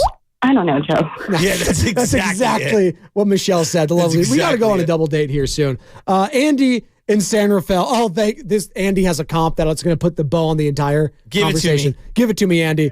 Love you guys. Just wanted to say Big Dom is Jabba the Hutt. Oh, my God. Oh, my God. So what does that make? Does that make Drake Greenlaw? Who would he be in this particular one? Well, he'd be Princess Leia. But Jabba, love you guys. Thank you. That's a great call. No, but what's Han's friend? Who we got the Lando. Lando. He'd be Lando Does Calrissian. that make him Lando Calrissian? I love that. And does that make Sirianni that little mouse thing? Yes, Yeah, the thing that laughs. That's exactly what he is. That's actually a great comp for Sirianni. Salacious B. Crumb. Salacious. I've never knew that name. I love you so much. My brother somewhere is nodding his head. Big Dom is Jabba the Hutt. That is classic. This has been an unbelievable segment here on the Morning Roast. The first time in the history of the Morning Roast. We're doing some Star Wars comps. We need Guru to come in an hour early and just start Guru riffing dressed with us. up as Lando Calrissian for Halloween when he was a kid. He's got better hair than Billy. Lando. Oh, Billy D. But don't sleep on Billy D. I met Billy D. at the Comic-Con a few years back. Harvey Dent, the original Harvey Dent. Nobody redeemed himself. Oh, yeah, that was in the original Batman Michael Keaton. Returns. Yeah, correct. But nobody redeemed himself more in a movie than Lando Calrissian after turning his back. Oh, he's a baller. Love Lando Calrissian. What's coming up in the game is sponsored by Fremont Bank. Full service banking, no compromises. I know. It's just so good.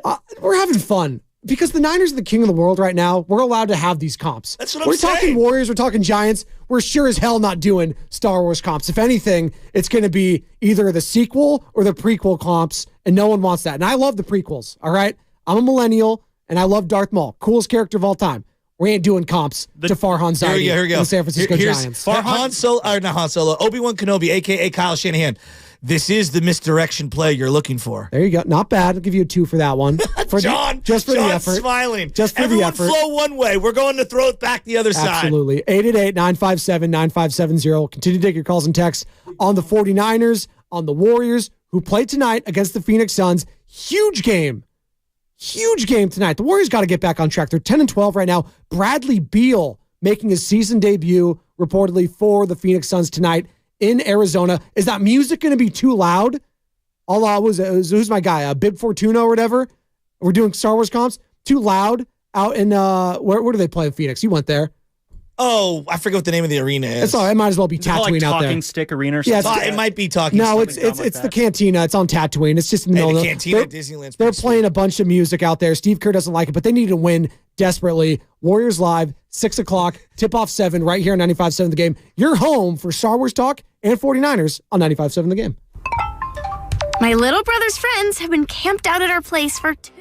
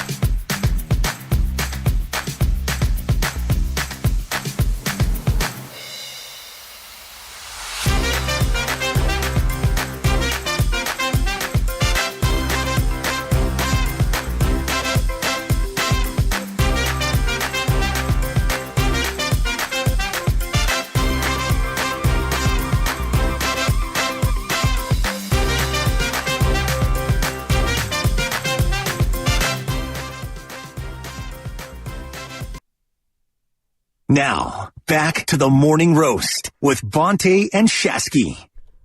Spadoni in for Bonte Hill alongside Joe Shasky, the morning roast. It's been fun. We've been talking Star Wars, Brock Purdy. We had Baldy in. And by the way, hell of a job by the guys in the back, Sam Lubman, John Lucan, crushing it all day, getting that Baldy sound flipped very fast. We appreciate it. We're going to hear more from Baldy here in a second because he said something that triggered some people around here and others. If you know, you know when it comes to Brock Purdy. The guy's a star in the making. He's been unbelievable. He's one of the front runners for MVP. Him, Dak Prescott. It's basically a two-horse race. I'm calling it. It's a two-horse race right now for the MVP. And quite frankly, Dak has a lot harder games and schedules coming up here than Brock Purdy does. So just saying, looks like the Niners are going to win out. I like them in all the games. And I know we can't do prediction radio here, but I'm just looking at the schedules of both these guys. I think Brock's going to win the MVP. It's crazy. This guy's Mr. Irrelevant. He's not supposed to win MVP. But you know what? It doesn't matter because this stuff happens in sports. Stephen Curry beat LeBron James. That's not supposed to happen, Joe Shasky. LeBron's the king. He's the chosen one. When did Steph become a superstar? Unanimous MVP? You think that was the moment? I think that was the moment where it was like, okay, like you could say he's a superstar because he won a title, but everyone tried to denigrate that title immediately after. What are you going to do? Having the greatest regular season of all time and then winning unanimous MVP?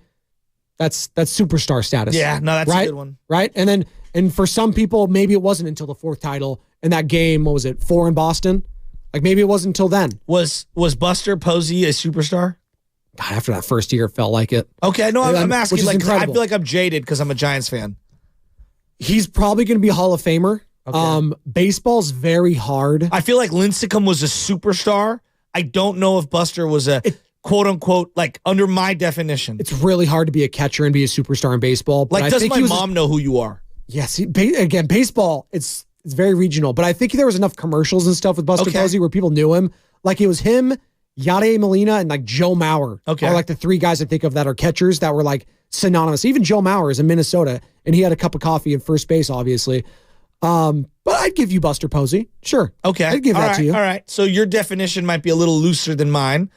Like, because my definition, I guess, is like, does your grandma, who's not as tapped into sports as everyone else, is like she know Kobe, Steph, like if you're on first name basis, you're a superstar. Like, well, Mahomes. Brock is turning into that. You're not talking Brock Lesnar. You're talking Brock freaking Purdy. Am I right? I mean, that's kind of where it is. Purdy! Thank you, Paul Heyman. So give me the superstars in the current NFL. Well, tell you what I'm going to do first. I'm going to play Brian Baldinger's cut. Okay. About what he said about Brock Purdy, and we're going to discuss my superstars and your superstars in the NFL. Here's Brock Purdy calling the 49ers quarterback a superstar. You know, that label of Mr. Irrelevant, 7th round pick, that travels.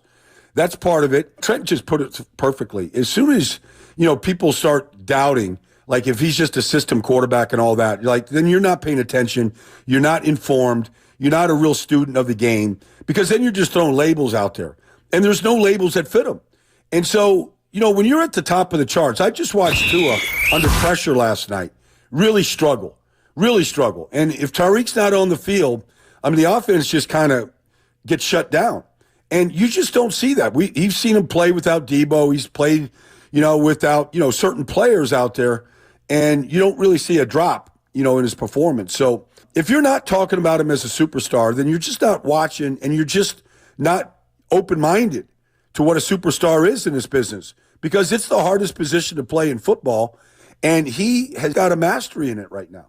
There you go. That's Brian Baldinger talking about Brock Purdy being a superstar. Do you agree? Do you disagree?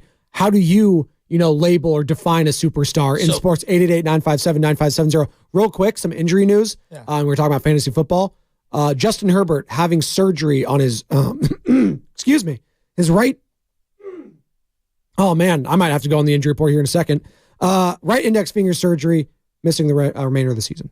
No more Justin Herbert. Oh, so Herbert's out. See, I don't have Herbert as a superstar. He's nowhere near it. I'm not even sure if he's a quote-unquote star. Wow. He plays a star-studded position. I think if you pulled, this is interesting. If you pulled GMs right now, are they taking Brock or are they taking Justin Herbert? I think most GMs will still take the big, strong, Justin Herbert. I think that goes into a superstar, right? But that's not to say that Brock is worse than Justin. Is right? CMC currently a superstar? Yes. I think so too. So in the NFL right now, if we were just going to go, I think Kittle's on that list too. Everyone knows who Kittle is. Kittle's really high profile.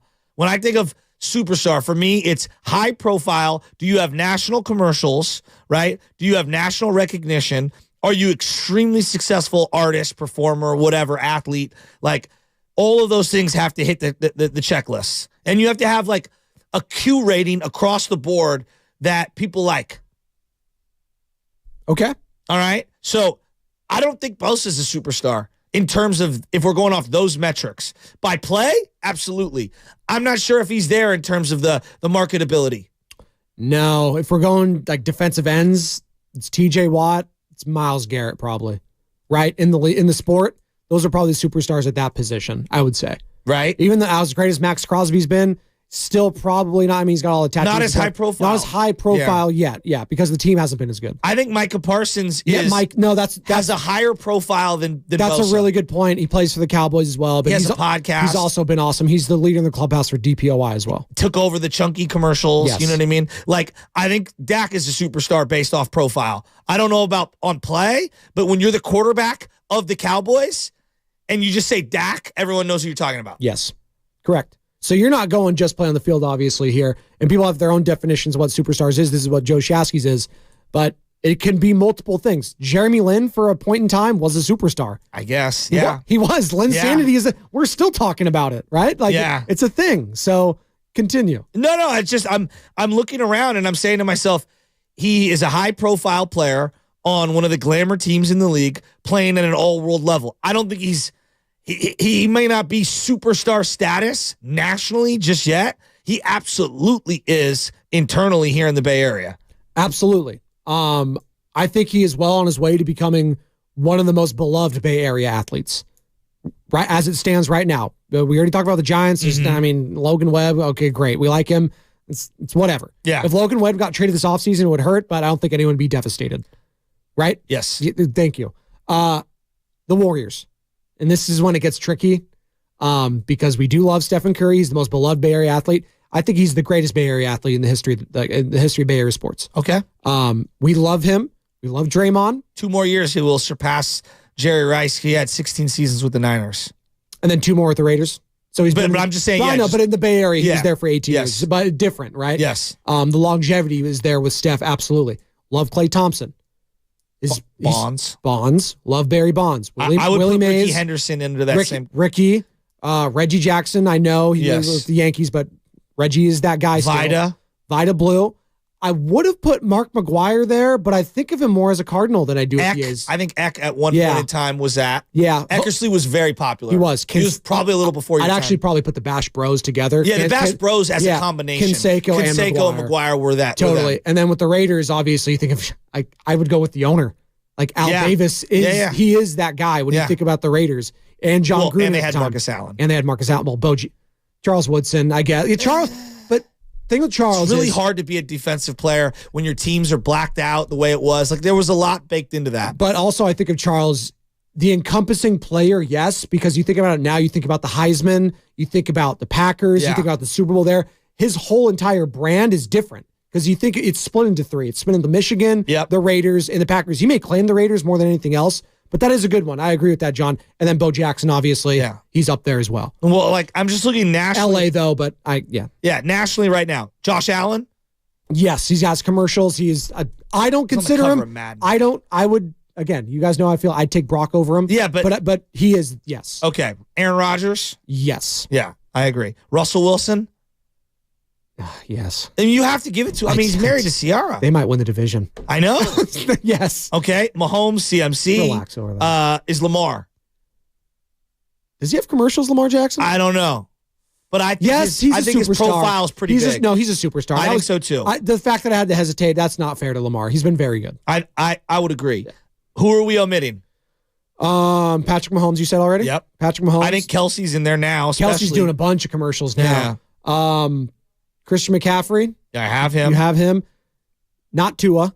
No. Justin Herbert's in a lot of commercials. I see Justin Herbert in a lot of commercials. He's in a lot of SoFi stuff because of the stadium. I'll put him to the side. Is Stafford still doing the pizza commercials? I don't think Stafford's profile is there. No, he's not there anymore. Personally, okay. Maybe I'm wrong. No. This is why I want to hear from people. Like Tommy DeVito? What is your definition of a superstar? Is it just performance? Because if it's just performance, I think that you're in the weeds. Part of being high profile is, yes, you have to be excellent on the field and you have to have a certain level of elite play, but you also have to have the cachet. And I think playing a certain position, if you're noticing one of the common denominators, Mahomes, quarterback, Russ, quarterback, Rodgers, quarterback, Allen, quarterback, Lamar, quarterback. I put Derrick Henry in there too. I would put Derrick Henry in a superstar. He's a superstar. Okay. I don't think Justin Jefferson nationally is there. Ooh, I think he is. You think he is? Okay, I'll put him. Again, it goes back to the fantasy aspect. Okay. People know who Justin Jefferson is if you say his name because there's a bunch of people like my wife who will play in her work. Oh, I know Justin Jefferson. Jamar Chase, Joe Burrow. Did you mention him? Burrow? Yeah, Joe Burrow. All right. It's a lot. So I'll put Herbert on this list. So you've got basically CMC, Kelsey, Henry, and Jefferson as the only non-quarterback superstars. Yeah. It's not a lot of them. Oh, Devontae's in Taco Bell commercial. I'll put Devontae Adams there too. What about Jalen Hurts? I think he is. Yep. Jalen's there. I think so too. Jalen's there. The fact that you played at such a high profile college and then you went to Oklahoma, another high profile You know who college. else is up there? And he's an offensive lineman is Jason Kelsey. You think Kelsey's in there? Kelsey's in a lot of stuff lately. All right. The podcast, the People magazine. I don't know everything. about that. But keep going. Maybe because superstar again though. You're saying he's an elite player and he's getting a lot of pub, just because he's also the brother of Travis Kelsey, the Kelsey family. Like you don't be seeing that on your social constantly. Jason Kelsey. I think Tyreek has a higher profile than Jason Kelsey. Tyreek's there though. Like so, this is all that put him on there. Okay, go ahead. I mean, Jason Kelsey has one of the best commercials out there right now. That Tide commercial. That's true. Where they come through the clothes. Guys, amazing. There's no wrong answer here. It's kind of a loose definition. What's your definition of superstar? They have to be one of the probably top 5 best players at their position in the sport. Okay. And this is I'm not going publicity based. I'm going if you are the best at your position, and it has to be for a given amount of time too. So if people want to call in, I see Alan SF, we'll get to you in a sec. What is your definition of a superstar? Because Brian Baldinger, who joined us earlier, was talking about, hey, if you don't think Brock's a superstar, you're just not watching. Baldy's in the weeds. Baldy is in there. He's deep in the cuts there. He calls the games nationally. He thinks Brock Purdy is a superstar. But I think podium matters in this discussion, and I'm not sure Brock's personality has had an opportunity to shine out. I don't know if he has a personality like that. Like, I didn't think Brady had one of those personalities. It took 20 years. I would say that as well. But we said he was a superstar, right? I'm trying to think of guys who are very quiet and all shucks to the media that were still given superstar status. I mean, Barry Sanders. Barry Sanders was one. Didn't talk a lot. Barry Sanders. Well, yeah, that's a good one. He didn't talk. Was so damn good. He was. And even, I'm trying to think of the quarterbacks that even were like just quiet, but no, he wasn't quiet. I was thinking of Phillip Rivers, but he wasn't all shucks guy, but he was big trash talker, get in your face. He was an all shucks and like this guy's a quirky kind of a dude. Like Kawhi Leonard doesn't want to be seen in the media, but that became a persona of his. Yep. Like that's his thing, is that like he's kind of a weird guy. He's very secretive. Like even that. And Brock Purdy's just a average Joe, if you will. Shout out Joe Shasky and Joe Spadoni, the Morning Roast. Alan SF, what is your definition of a superstar? And is Brock Purdy a superstar to you? Hey guys, how you doing? Just want to touch up on Brock Purdy as a superstar. I don't think he's there yet until he wins that chip, the Super Bowl and also the NFC Championship, for the Niners. So I don't think he's there yet. And about, you got to look at it when Debo and Williams were out of the game. So Saturday they played Cleveland and the other team where they lost those 3 games. He did not have Debo Samuel in there or Trent Williams in there in the games until they came back. Then he started winning. So you need your group around you to play good and get a win. Just like how David Tua last night, when Tyrese Hill wasn't in, they wouldn't get nowhere. And then when Tyrese Hill came in, they started moving, but still they lost. but Purdy has proved more. Let him win the chip, and then next year let them go back into the playoff, and then win it all again, and then we can call him a superstar. That's all I have to say. It's interesting, Fun. Well, and I understand where you're saying, like, longevity to me matters to be a superstar as well. Like, a superstar has been doing it for a few years at a time. Kevin Durant. At one point, we laugh at him, but he didn't really win a chip as the best player. But Dwight Howard was a superstar at one point with the Orlando Magic. Yeah. I know we don't think about it like that. Yeah. He was one of the best players in the league and was taking his team to the finals. Like that longevity matters to me. Does jersey sales matter to you? Does what? Jersey sales? Yeah. It doesn't matter. Tim Tebow sold a lot of jerseys. He was a superstar to people because of that, right? Yeah, that's a good point. I mean, Tim Tebow was a big jersey. Because like John Morant's a superstar in basketball, and I see a lot of kids love John Morant. He's a star. He's not a superstar. Kids love him. He's a star. He is not a superstar. Why? Because he has not taken his team to that next level, and I could put a bunch of point guards over him. Okay. Yeah, I could put a bunch. Hell, I'm taking Damian Lillard over him right now. I'm taking Stephen Curry, obviously. I might take Halliburton over him right now. What's Brock Purdy's jersey sales in terms of the NFL top 10? You said it was 6 or 7? Yeah, it's number 7, just behind Christian McCaffrey. He's at number 6. 7 in the NFL. Wow. Number 7 in the NFL. McCaffrey's getting more than him. That's interesting to me. I mean, he's in year 1. But that could also be like prisoner of like a Tim Tebow kind of thing. Like he's on the rise right now, and so everyone is getting his jersey currently, and so his stock is rising. But this goes back to my Dallas Cowboy theory. If you're the quarterback for the Cowboys, your profile is just automatically elevated above 25 teams. Yeah. No matter, even if you're mediocre, you just automatically rise, right? So with Purdy being the quarterback of the Niners, automatically he rises to a certain level. There might have been a time and point where everybody thought Jimmy Garoppolo was a superstar. Yeah. God. He owned this town at one point. No, he was guy's handsome. Yes. Got the Italian last name. Everyone loved Jimmy. It was a feels great baby. It was a whole thing for a while until it wasn't. This is what we're talking about, by the way. When we replay the sound, Brian Baldinger joined us at 7:30. Find the entire interview on YouTube. Search 95.7 The Game. Like and subscribe there. You can also find it on the Odyssey app. Download it. Favorite 95.7 The Game. Brian Baldinger, the best in the biz when it comes to breaking down anything NFL related. Here was Baldy talking about Brock Purdy being a superstar. You know, that label of Mr. Irrelevant, 7th round pick, that travels. That's part of it. Trent just put it perfectly. As soon as, people start doubting, like if he's just a system quarterback and all that, then you're not paying attention. You're not informed. You're not a real student of the game, because then you're just throwing labels out there. And there's no labels that fit them. And so, when you're at the top of the charts, I just watched Tua under pressure last night really struggle. And if Tariq's not on the field, the offense just kind of gets shut down. And you just don't see that. We've seen him play without Debo. He's played, without, certain players out there. And you don't really see a drop, in his performance. So if you're not talking about him as a superstar, then you're just not watching, and you're just not open-minded to what a superstar is in this business. Yeah, it's really interesting because everyone's like, oh, you got to win the Super Bowl. You got to win the Super Bowl. You got to win the Super Bowl. And Joe Burrow didn't win a Super Bowl, but he did win a national championship. And it feels like his profile actually got elevated by losing in the Super Bowl, whereas Stafford's profile has kind of stayed the same, even though he won that Super Bowl over Burrow. Because it felt like this was finally, like Stafford had been playing so well with the Lions, but he was on the Lions, right? Yeah. And it felt like, it's interesting you say that, because I'm looking back. Am I wrong? No, I'm looking back on it. Because the Rams also had just moved to LA. Yeah. I just don't think it was hitting. It didn't resonate? It didn't resonate the same. It was more Aaron Donald won it, right? It was more wow. Oh, like I think of the lasting image is Odell Beckham crying.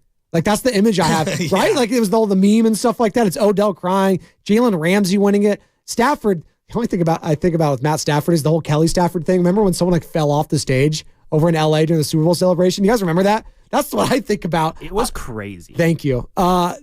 It's a great point. I don't even think about it like that. Nobody elevates Stafford just because he won the And Super Joe Bowl. Burrow deserved it, though, too, because he did take a franchise in the Cincinnati Bengals that hadn't been to a Super Bowl and whatever. The Rams had just gone to a Super Bowl as Jared Goff, so I don't think it hit the exact same. And Sean McVay was looked at as one of a very good coach. And Donald was someone we loved and was in a lot of commercials. I just look at, I think we underrate college football impact because you're talking about Tebow and we're talking about Jalen Hurts. And I think that we need to acknowledge nationally, college football is the second biggest sport. No, it is. The Florida Gator fan base is nationally, and what Tebow did, He's one of the greatest college players of all time. And this is why C.J. Stroud is hitting so hard. Correct. When you are the quarterback of the Ohio State Buckeyes, it comes with a recognition and a name, right? Iowa State does not. No, like, that's I mean, the thing. No, but that's the comparison right now. Like Mac Jones. If you bring up Mac Jones, people have opinions because they saw him at Alabama. And he was very good at Alabama. But he also had, again, a lot of skill around him. Yes. He had Henry Ruggs. He had Devontae Smith. He had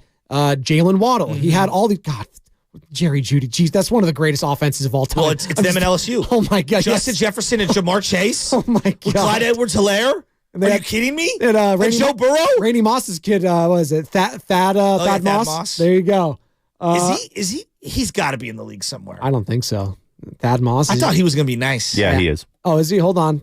No, he's not. He's a free agent. He's not playing anywhere. I just looked it up. Check me on that, Johnny boy. Come on. Benzo's in Napa. Hey, Benzo. He can check me on the superstar status. How's it going, guys? It's going, Benzo. Is this the same Benzo that always hits me up on Twitter? No, there's another Benzo. There must be. I'm the original Benzo. Are you Benzino, though? Yeah, Benzino's a little Italian for my blood. It's too much Italian. So, yeah, no, I think it's exciting, first of all, that you've got the whole, nation and football fandom into the Brock Purdy story because it's the ultimate underdog story, I think, with the whole Mr. Irrelevant thing. But so that's a good thing that we're even talking about superstar for Niners. It's true. So I just wanted to distinguish in between a couple of things here. I'm hearing everybody's points being made, and I'm thinking there's two things. Is Brock Purdy playing like a superstar? I think that's undeniable. I don't think that anybody out there can look at his stats, look at the story, look at his calmness in the pocket and the way he performs and say he's not. Now, is he a superstar is another question, right? Because it's just one point I got to make about that. He just hasn't had long enough. If he were to get hurt or if something were to happen, knock on wood or whatever, and goes away right now, are we going to remember him as a superstar in 5 years? No. That's my point. I wanted to hear what you guys look at the way the candle got blown out on Thanks, Kaepernick. Benzo. Yeah. I mean, it's as if Kaepernick never had a good run. Derek Carr, same thing. Yeah. Yeah. So, no, he does make a point on there. And that's kind of like there's two different things, and he's 100% correct. On the field. Like, on the field, Mike Trout's a superstar. Off the field, I don't think he is. Snooze fest. But he's one of the greatest players we've ever seen. Mookie Betts is a superstar Gabe Kapler player. said Mike Trout, best player he's ever seen. But go ahead. Mookie Betts, superstar player. Not a superstar to the general public. Oh, Mookie's an interesting one because he does have the East Coast market with him. A lot of Bostonians love their Mookie. I'm just saying. I think it's really hard in baseball. Baseball's tough. Yeah, because is Jokic? It's actually funny that Shohei is now the face of that franchise immediately. It's not Mookie Betts. It's not Freddie Freeman. It's Shohei Ohtani. That's why Acuna is so different. Like, he embraces the whole thing. And, like, I feel like even though Acuna is a very, very good player, Betts has been better for longer, okay? Yeah. And I feel Acuna's profile is significantly larger. Yeah. And Acuna has a guy that was also an MVP candidate on his own team in Matt Olson, who doesn't get the register, but is, again, one of the best. Yeah. Baseball's so weird. They can't promote their own sport. It really is just, what are you doing? But I will say this.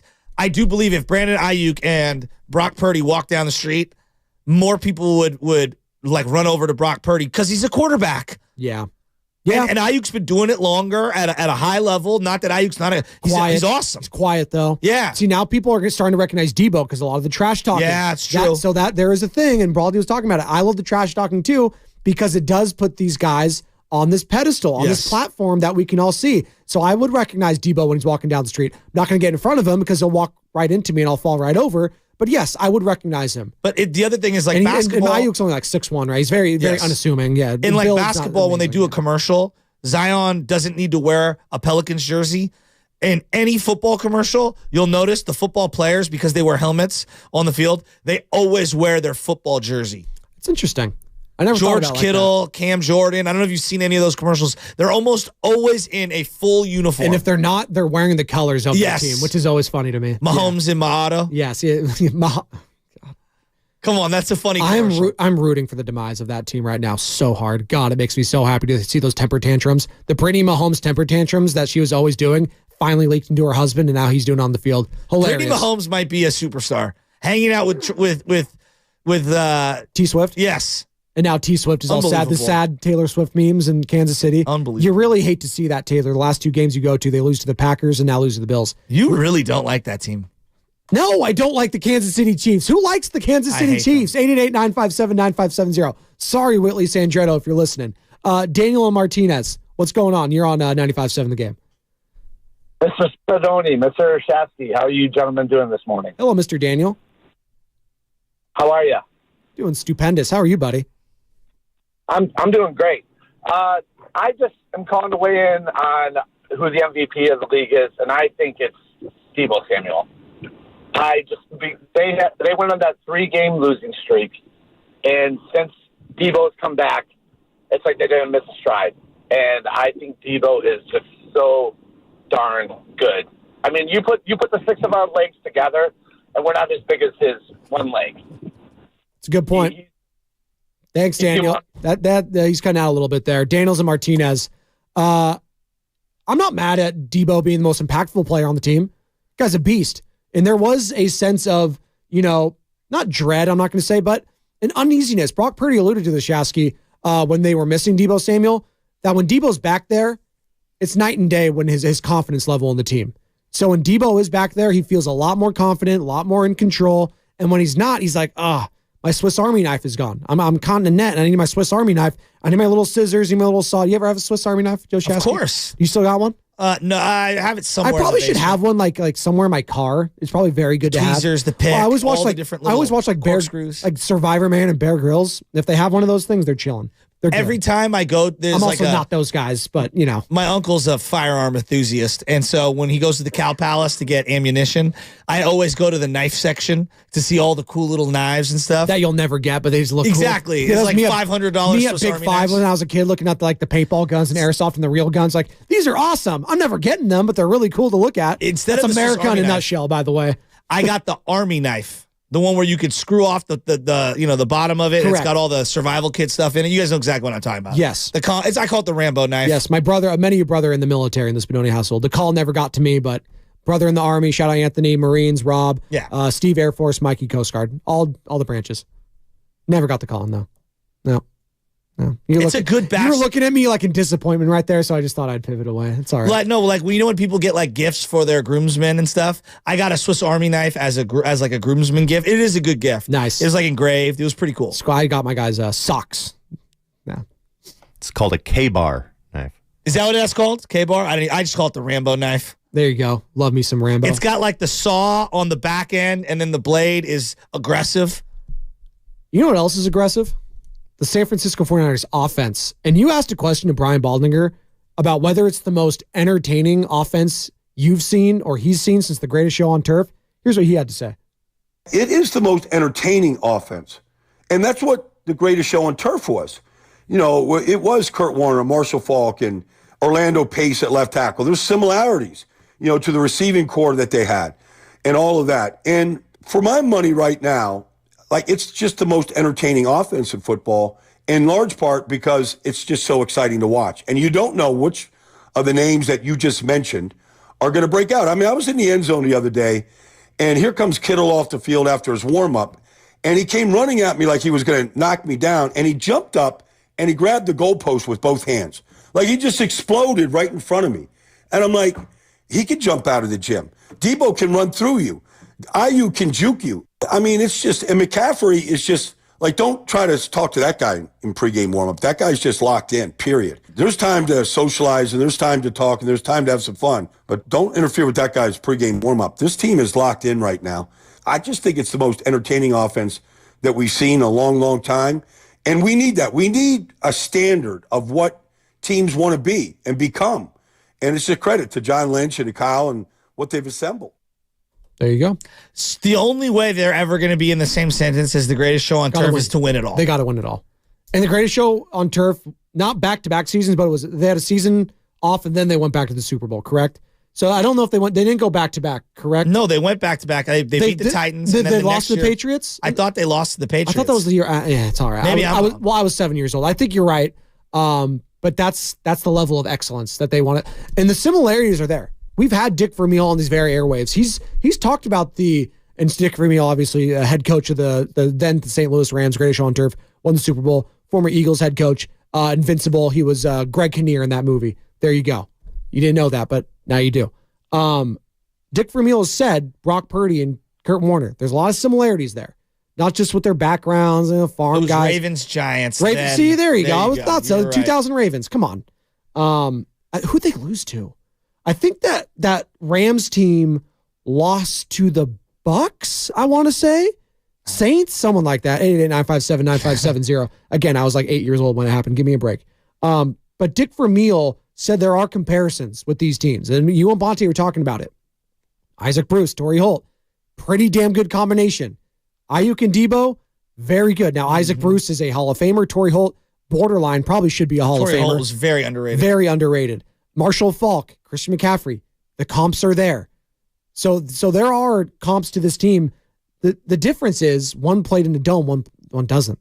I think that is a huge difference here because it felt like if the Rams were going to play out in the elements and they never ended up really doing it, I don't know. It felt like their mystique is gone. I just saw that not great weather, but in elements nonetheless against the Philadelphia Eagles. Skip a beat. I mean, the Niners won a game in the frozen tundra just a couple years ago with Jimmy Garoppolo. Not because of their offense, but yes, correct. And what's ironic about the greatest show on turf is they ended up losing on turf in that Super Bowl. They did. Well, Belichick, he's like, hey, they don't want to get hit. They don't want to play physical. I know that. And you know what? They were physical. They hit them. They didn't win it. Although it just feels like the only way they did have a lead at the end of the game, and then Tom Brady brought him back. The only way they're going to get their recognition is they have to win the Super Bowl this year. Yes. It's the only way. Yes. All of these discussions feel hollow at the end because they have to win it all. And it sucks, but this really does feel like their best chance to win it all. It does, and it would suck if they didn't, but God, it feels great knowing I have Brock Purdy in the back pocket. It feels, and I understand that it could be fleeting. I don't see that with Brock. I mean, the guys, if you're going to say that, it would have been this year if Brock wasn't going to be that dude because it had all the excuses against him. Oh, well, now he has a full season. Everyone has all the tape on him. He's coming off an injury. Let's see what happens. All the excuses were there for Brock not to be the guy. And he's passed the test every single time.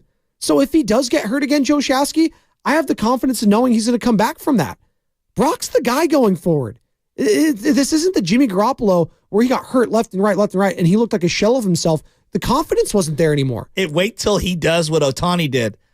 And he backloads his deal and he's making $1 million a year for the rest of his career. Yeah. And he defers all his payments and it pisses off the entire league. They can't do that in the That'll NFL. never happen. They can't do that at the NFL. But you know what I mean? Like, how funny would that be? I would love to do that, but also Brock's like... He's just like, you know what? Keep my $900,000 salary. I'll just do endorsements. Brock's also like, actually, hell no, I'm not doing that. I'm a Mr. Relevant. I'm trying to get $100 million Well, I do believe that the team has helped him funnel him some sponsors. Well, of course. They have to. Well, dude, the guy had a broken elbow and was doing Old Spice like during Super Bowl week hits with Radio that's Row. the thing. You want to lock something up in terms of superstardom? Guarantee he will have a Super Bowl commercial. He'll be a part of some commercial. Well, he may not be alone on it. He's going to be in the game. So, well, I'm telling you, he's going to be in a Super Bowl commercial. Interesting. I believe. You know what I believe in? Fast Five. It's time for the Xfinity Fast Five. Your last chance to get in on the morning roast. Brought to you by Xfinity. Supercharge your home with supersonic Wi-Fi. Unbeatable internet. Only from Xfinity. Oh, man, this show's flown by, Joe Shasky. Been having a great time with you, buddy. You're off tomorrow. I'll be with Bonte Hill. But thank you for allowing me to join your airwaves. 888-957-9570. Your final thoughts of the show, because it is time for the Xfinity Fast Five, where we give our final thoughts as a unit. Text us your final thought for the show now, and you might be featured on the Xfinity Fast Five, brought to you by the Next Generation 10G Network. Only from Xfinity, the future starts now. We've been talking superstars. You know, we've been talking Brock Purdy. We talked Otani. We talked everything. What are your final thoughts, Joe Shasky? Here's my final thoughts. San Francisco Giants. Here's my, you got to move off them now. J.D. Davis, Wilmer Flores, Lamont Wade, Conforto, Yass, Slater, Haniger, Ross Stripling, DeSclafani. You can keep Alex Cobb, and both Rogers brothers. You do that, and you give me a lineup of this. This is what I want next year. Bailey, Sable, Estrada, Luciano, Matos, Meckler, Ramos, VR, Schmidt, Wisely, Fitzgerald, Beck, Doval, Harrison, and Wisenhunt. That's what I want, Giants. It's as simple as that, Farhan, if you're listening. 55 wins. Who cares? I would rather you lose 110 games than win 79 games with a payroll of a bunch of guys I don't want to watch. There you go. John, your final thoughts. The 49ers are good. Thanks. Really good. Like, I don't see anyone in this entire NFL league beating them. The AFC is a bunch of frauds, except for the Ravens and the Denver Broncos. Oh, my God. Actually, that'd be a low. Broncos, let's ride. Well, honestly, there's a lot of little nuances there. If the Broncos did go on a run playing the Niners in the Super Bowl, it'd be a rematch of obviously in the 80s, correct? John Elway, there's be a lot of tie-ins. Kyle Shanahan. I'm actually, you know what? I'm in on that. Russell Wilson, Look the how guy happy you got. because that's a great look at all the storylines there. Russ. Well, yes, but Russ is Russell It'd be Wilson. like TCU, Georgia. No, but don't you lie to me, Joe Shasky. In the back of your mind, He's the last guy. I'd rather face Mahomes than Russ. I don't want to face I'd Russ. rather face Russ than Mahomes. But Russell Wilson, he has that. Just something about him playing the Niners and beating Sean Payton. Chef's kiss. That would be the ultimate. I would have Harbaugh do the ring ceremony just for that. Sam Lubin. So I don't really like to take shots at writers very often, but I got to take a shot at every single baseball writer gaslighting this country into saying that Shohei Ohtani to the Dodgers is good for baseball. It is not. It is terrible for baseball. It is terrible for America. It is terrible for the survival of our planet. Everything with the Dodgers is bad. The Dodgers are evil. Saying like this is good for baseball is like saying that giving the One Ring to Sauron was great for Middle-earth. All right? It's ridiculous. Stop saying this. The Dodgers are evil. That's my final thought. You know, the Empire and Sauron, they have their benefits. There's a nice iron rule along the galaxy and along Middle-earth. It happens. My final thoughts is, hey, Lakers, hang those banners if you want. Hang all of them. You got the most in the league. It's fine. That was Fast Five, brought to you by Xfinity. The next generation 10G network, I should say, only from Xfinity. The future starts now with Matt Steinmetz and Daryl the Guru Johnson. I'm back tomorrow with Bonta Hill. Shasky, thank you so much on 95.7 The Game. During the Jeep Wrap-Up the Year sales event.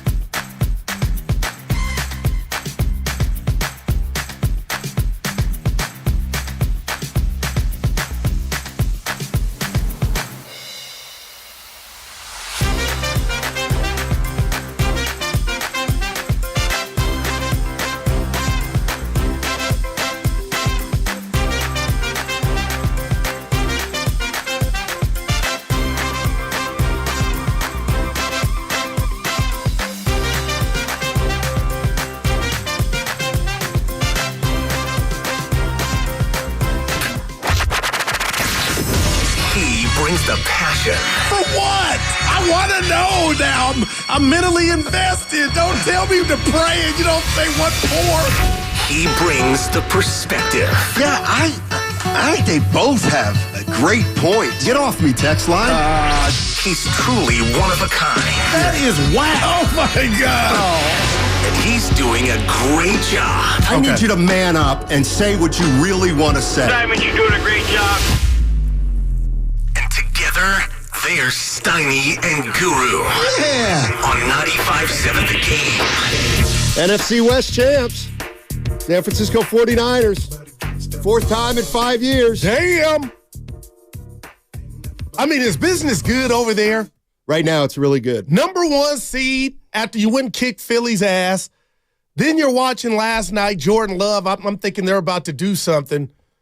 And is it Danny DeVito? Is that his son, uncle, whatever? But DeVito pulls it out. And now the Niners are not only the number 1 seed, they're the first team to clinch a playoff spot. I've come down this road, Steiny. I'm talking about Kyle, but damn, Lynch and they're in their bag, as you like to say.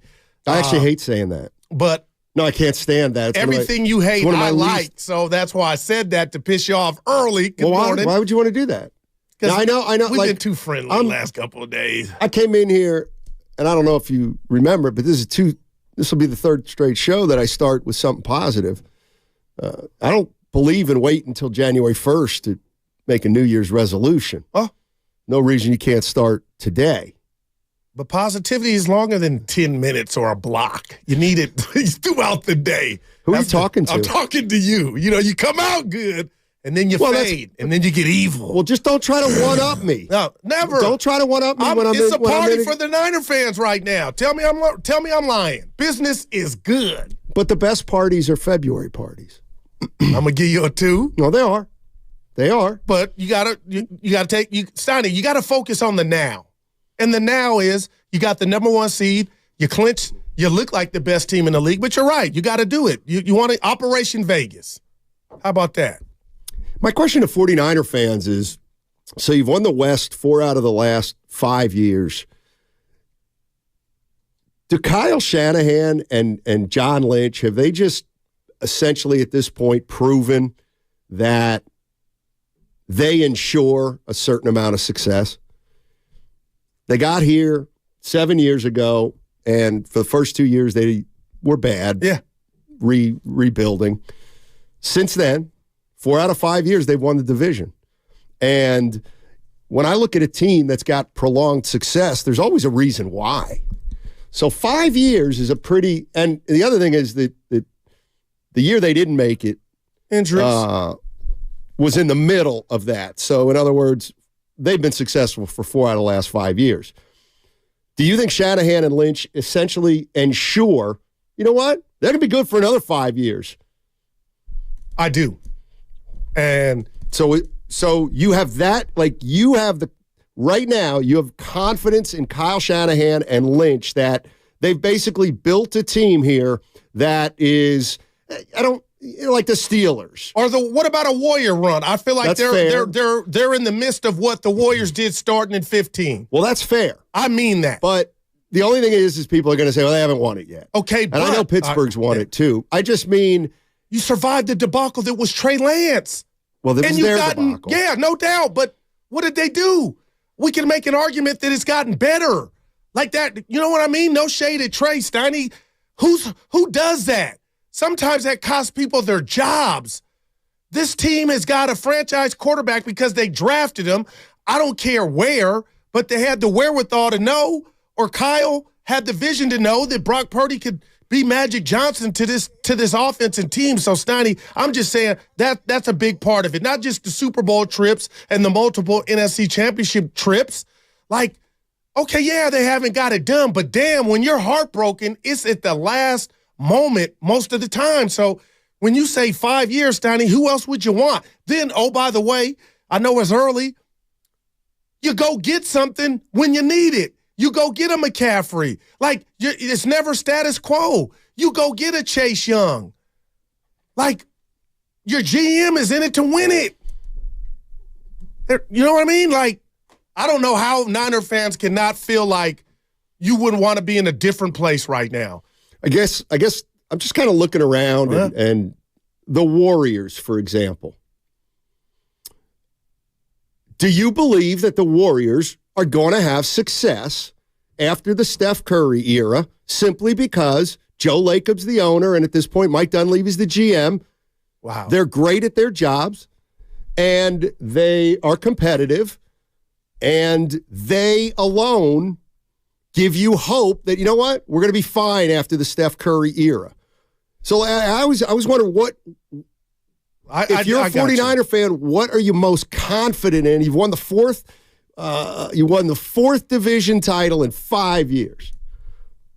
And I guess my question is, do you feel like that's the way it's going to be for a while? Because I've always talked about this, Goo, and you and I disagree a little bit on it, but my feeling is you've just won the division 4 out of 5 years. Sure. You want to, at some point, kick the door in and win a Super Bowl. Mm-hmm. We get that. But if they don't do it this year, they come back next year and win the division, then that's 5 out of 6. My point is if do you think the 49ers are going to continue to knock on the door, winning division titles like the next 4 or 5 years? And the reason I'm going 4 or 5 years is because that makes it 10 in general. Then that would make it a 10-year essentially great run for the Niners, but I'm also using 4 or 5 years down the line to exclude Purdy in a way from the conversation. Okay. You know what I mean? Yeah, like if Purdy were under contract, maybe the answer would be Brock Purdy. Maybe, you know what? Maybe I'm wrong. Maybe there are 49er fans out there who are saying, let me tell you why this team's going to be good for a while. Yeah, Kyle and Lynch, but we got our quarterback and we got a system. And even if we have to lose a skill player or two because we have to pay the quarterback in 2 or 3 years, we're still going to be the team in the NFC West for the foreseeable future. What would give you that? What's the thing that gives you the most confidence in that? Is Kyle Shanahan's system. Okay. The system that took Jimmy Garoppolo to great heights. They didn't get it done. You didn't ask that. But Jimmy Garoppolo, look at his win-loss record, Super Bowl, multiple playoff visits under the tutelage of Kyle. Here comes insert Brock Purdy. Look at what he is. So let's just say if he were to vanish and it was next man up, like I believe until I see it or I don't see it, that Sam Darnold could excel because of the expertise of Kyle Shanahan. So Steiny, that is my number one component of why this team is where it's at and why they can afford a loss or two if it were to happen. But I do proceed with caution because when they were without Debo and Trent, and you didn't ask this, they look different, right? They lost 3 games. So I got to be careful. But when I watch NFL football and teams that are so stale and uncreative and nobody's in motion, there's no threat of the Debo Sam, nothing. The way that the Niners attacked the middle of the field with what they have, and it was pre-McCaffrey and it was pre-Brock Purdy, that has me, if I were a Niner fan like Steiny, this dude could take the Flintstones and create an offense.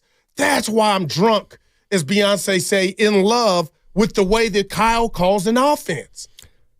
I have more confidence, believe it or not, in...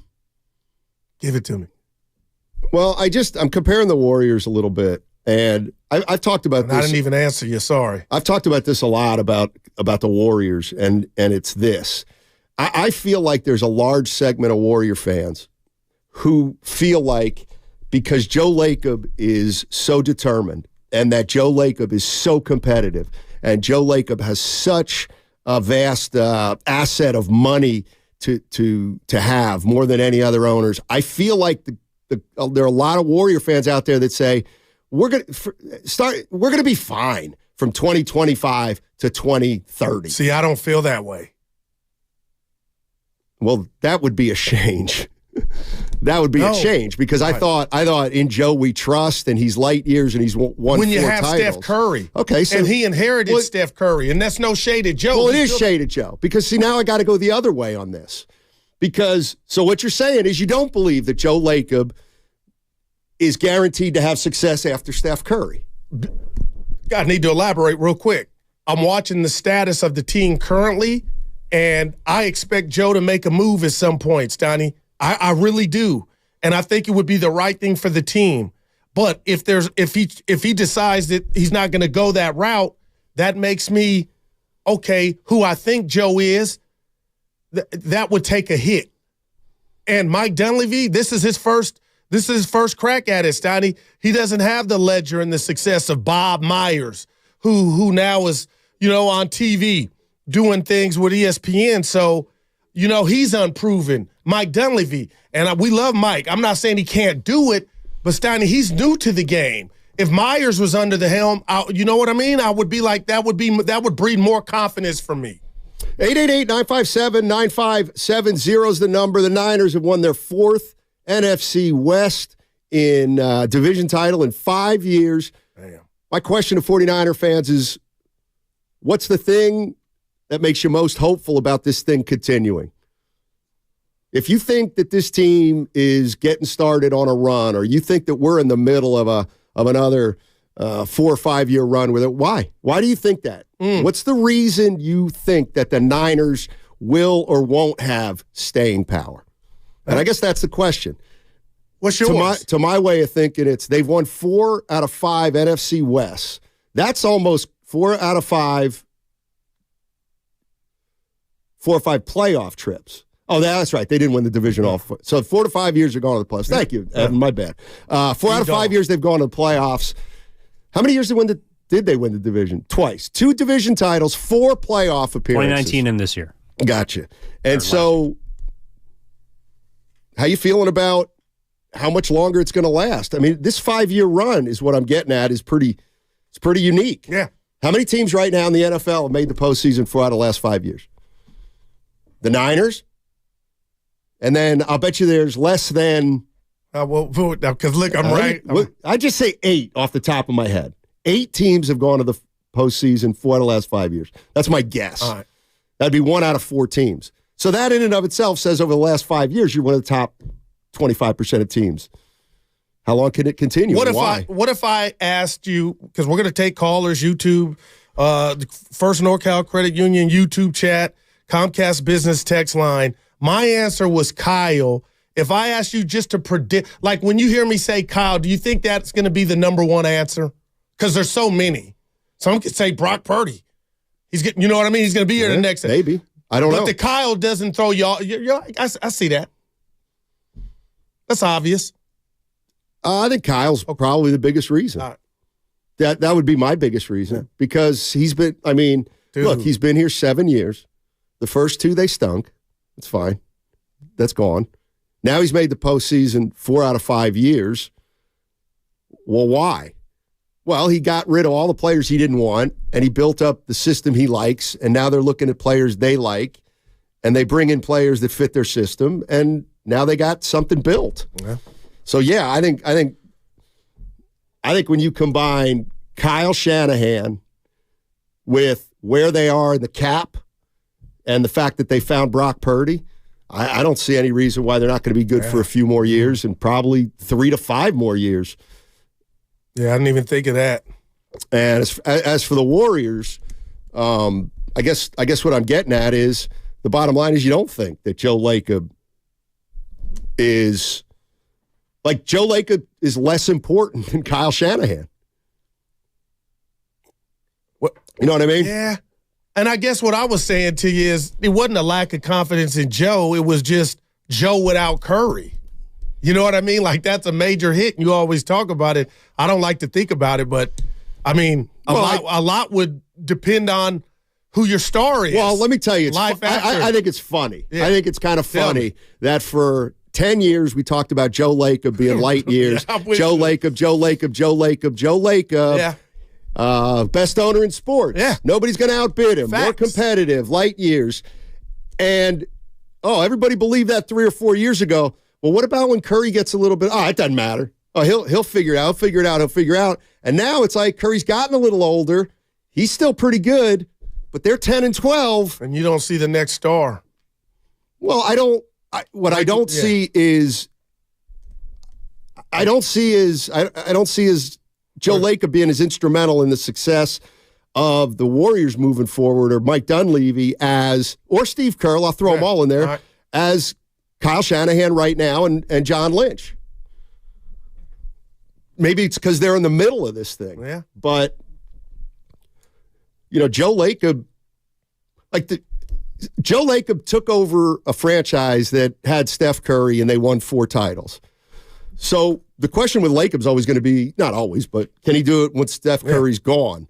The 49ers came in to a team that was 1-15, stunk for 2 years, but now have been really good for 5 years. Went to the Super Bowl after that. Exactly. Let's go to Leroy in Oakland. What's going on, Leroy? How you doing, man? Hey, what's up? Good morning, Steiny. Good morning, Goo. Hey. Man, happy Tuesday. I think as a 49er fan, Steiny, Goo, what I'm most confident in, and I didn't think I'd be here personally because I've been one of the hardest critics of Coach Shanahan. What I'm most confident going forward in is that Kyle Shanahan and John Lynch have figured this thing out amid the pressure. I think they have become a great duo. And I know about maybe 3, maybe 4 years ago, the pressure was on them too. I mean, I used to hear people calling for his hand. I know I was one of them. I didn't think they can get it done. They were making moves. People were getting hurt. All of their style of play hurts people. I mean, I heard it all, and the pressure was on. But it was kind of like, if I may use this example, it was kind of like a player in a year where he's going to get his money, right? He's either going to sink or he's going to shine. It's like on any job. A young person comes in and you got somebody breathing, behind your back, a young kid coming up, you're either going to shine, or you're either going to sink. And so I thought that Kyle Shanahan and John Lynch felt that pressure, and it was on about 2 or 3 years ago. And I think they weathered that, and I think they've come through. And I think they figured this out as a tandem because, Steiny, I think I heard you say this before. They were always joined at the hip.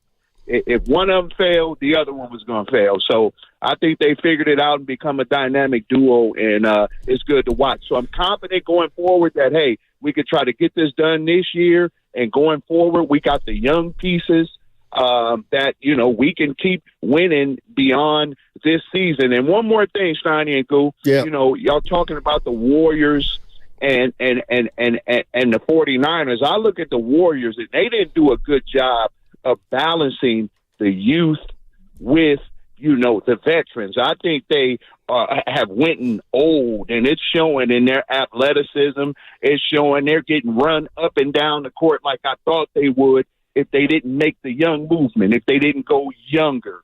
They seem to have gotten older and not have balanced, that balance of having some athletic young guys and then some veterans. And I think John Lynch and Shanahan has done a good job of that. Leroy, let me give you this before you leave because you just got me thinking. I want Steiny's thoughts. What if I told you the Warriors have they had a carrot in their hand, a diamond, and it was James Wiseman's pick. They missed on it, and they haven't recovered because had that guy been able to contribute and he just been something we could dream about, Steph passing the baton to, the Niners, they blossomed after the debacle that was Trey Lance. Like, they didn't pay the price because Brock took over, and now, you know what I'm saying, he might be a star. The Warriors didn't have that luxury. Well, the pick was when they did it, Ant-Man went to Minnesota, and that next pick was us, and I said to myself, take LaMelo Ball. And they didn't. I think the bottom line is if the Warriors would have the number 1 pick that year, they would have taken Wiseman. You think so? Yes. Yeah, absolutely. Remember, Edwards, there were questions about his love of the game. No, you're right. He talked about how he loved football. Ant-Man, man. They would not, and they had guards. Yeah. So, anyway, that's just neither here nor there. Great but the bottom line is Leroy hit something that, to me, I don't know what the point is of it, but it's important, and that is, so Shanahan gets in here. He's been here 7 years. So his first 2 years, they go 6-10 and 4-12. Okay, so there's 2 really bad years. Okay, but it's coming after 2 really bad. Okay, fine. Yeah, you're rebuilding. They go to the Super Bowl. Okay, they go to the Super Bowl. Should have won it. Yep. They didn't win it. Yep. 8-0. They come back the next year, injuries, but they're 6-10. So now, like this is to me such the nature of football when like just a couple plays make the difference. And so then what happens the following year? Well, I'll tell you what happens the following year. They got hurt. Jimmy got the high ankle sprain. The following year, they start out 3-5. So in that year, they've missed the playoffs 3 out of 4 years. Yeah. And now they're 3-5. They turn it around, they get to 10-7, but that's the game that they ended up having to win the game late in the year against the Rams. And they won to get in. Yeah. Right. But my point is, one more stub of the toe there, and they don't have the equity they have now, and it's not even close. If they somehow, what year did Greenlaw so the year they went to the Super Bowl, Greenlaw made the hold on the half-yard line, right? Yeah, against Seattle to win the division. Right. Yeah. You know, like a play like that. Maybe that one play allows them to get all the way to the Super Bowl because they ended up getting home field. Yeah. Right. So then the next year you stink again because you get hit by injuries, but nobody cares. Then the next year you're 3-5. That's when people are like, "Who is this guy?" And the Colts beat him in the rain. I remember that. Like who is this guy, Kyle Shanahan? Like, why is everybody saying this? This guy's the next. They're 3-5. Okay, so what happens? They run the table. They make the playoffs. They make the playoffs again, and now all of a sudden he's a made man. But that's the one thing about Leroy's call that stuck with me. He's exactly right. Halfway through the 2021 season, Kyle Shanahan didn't have a lot of support. He didn't. How could he? They missed the playoffs 3 or 4 years, and they were 3-5 at that time. So what he's done in the last 3 years, you wonder why he's up at the podium now saying, "Yeah, I made a mistake. I probably wish I had that one to do over." It's because he's like the days of him being questioned or the days of him having any consequences, they're gone for a long, long time. Yeah, and you know what it sounds like? I just want people to remember how close he was to probably, maybe not getting fired, but... Because that Super Bowl trip was a big deal, Steiny. Which one? The first one. Yeah, but After I'm talking... they were 4-12. You're right. Right, so then if they go to the Super Bowl and miss the Super Bowl and miss the playoffs the next 2 years, then we're saying... Because you were big on the resume, what that looks like. If you didn't have it. If he not have made the playoffs in 4 or 5 years, his first 4 out of 5 years, I think that would have been an issue. Mm-hmm. He wouldn't have the juice he's got now. I know that. Because it's juice. 888-957-9570 is the number. I just think it's kind of interesting. You know, you look at the Warriors, you look at the San Francisco 49ers, and who do you feel better about moving forward? And why? Man, I mean, if I got an answer. I'm just saying, if you truly believe in Joe Lacob, why would you think they're not just going to turn this around in a year or two? 888-957-9570 is the number. With the holidays right around the corner, now is the best time to download the Odyssey app. You can listen to all 4 hours of Steiny and Guru, plus outstanding segments like the Morning Roast. This morning with Brian Baldinger, he was terrific, and Willard and Dibbs, who chat with NBC Sports' Peter King later today at 2:30. So you want to get it all? It's 3:15. 3:15, Peter King, right here on 95.7 The Game. That segment also brought to you by AC Transit. AC Transit.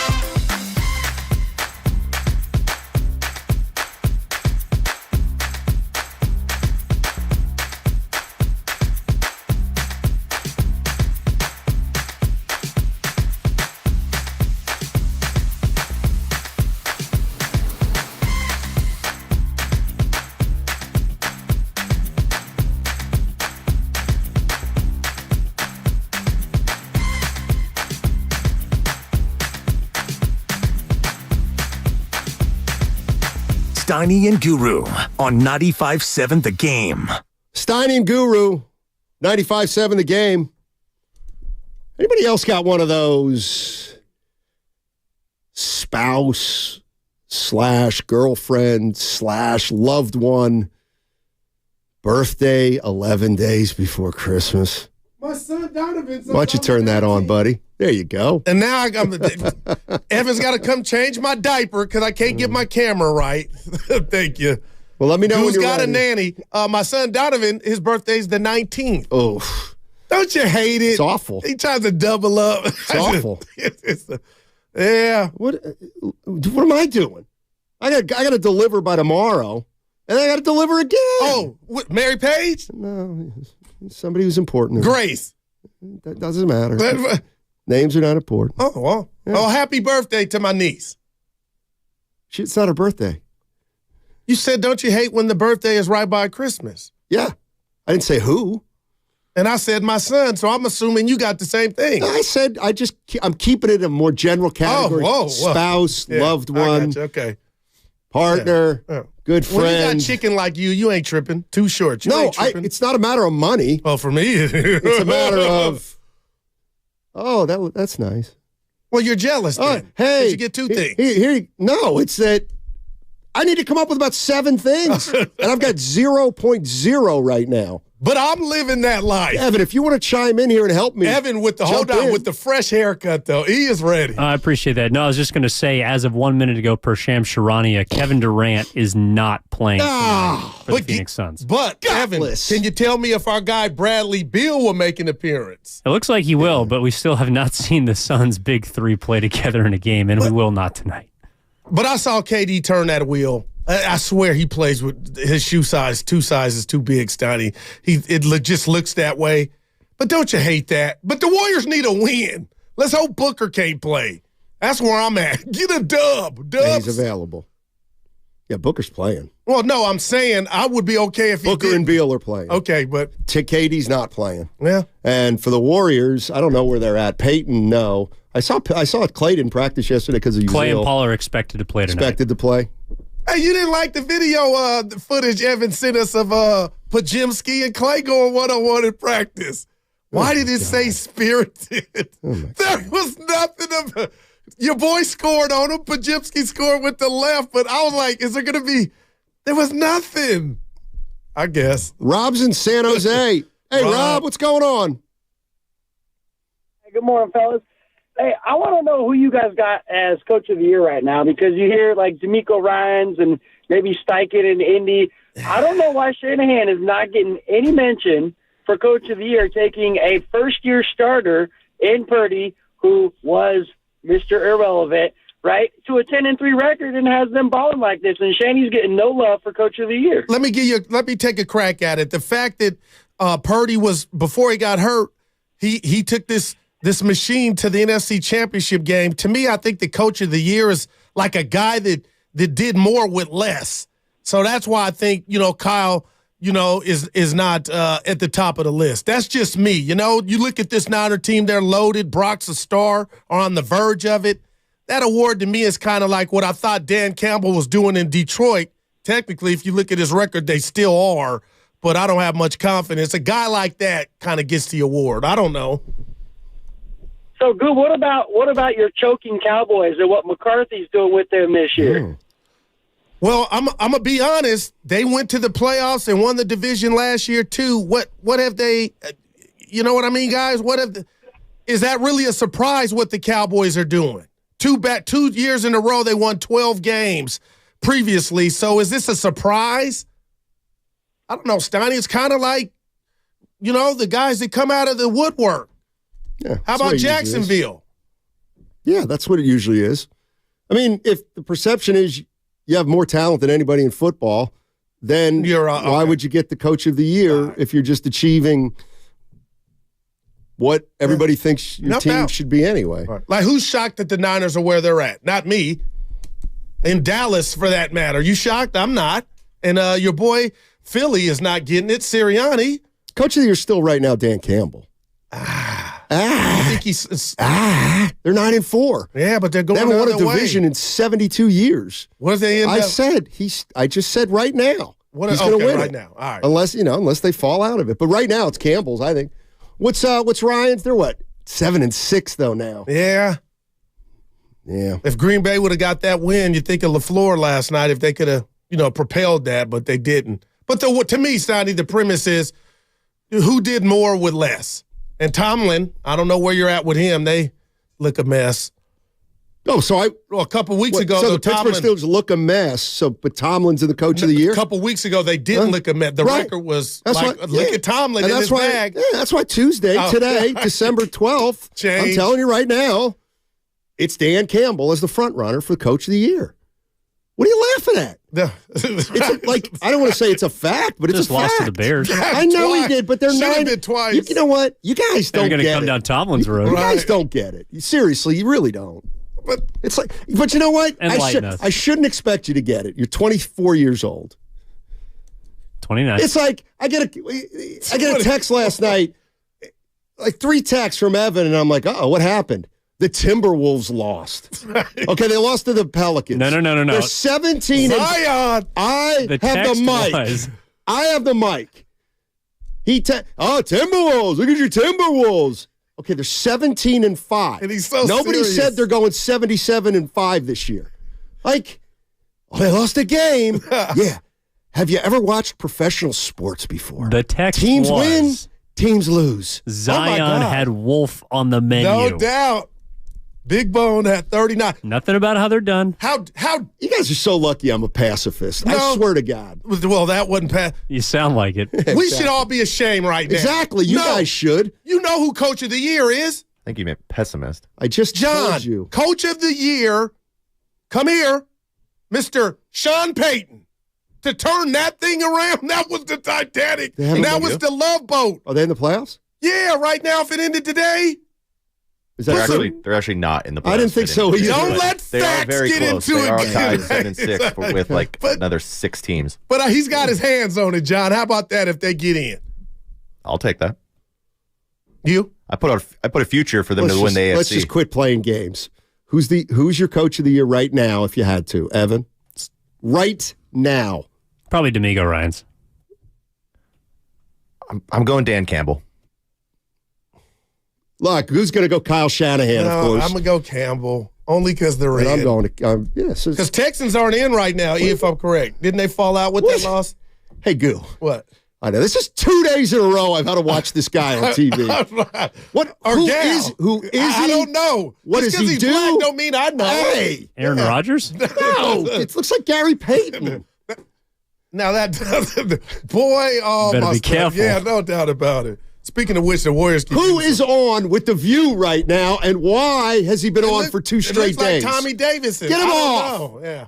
Yeah, I got the remote. I'll check. What do you give me though for Gary Payton, a younger Gary? That was an F, really. Everybody has a doppelganger. Yours is Robert Redford. Mine's Denzel. Oh, so you're saying it does kind of work for Peyton? No, I said Evan Townsend.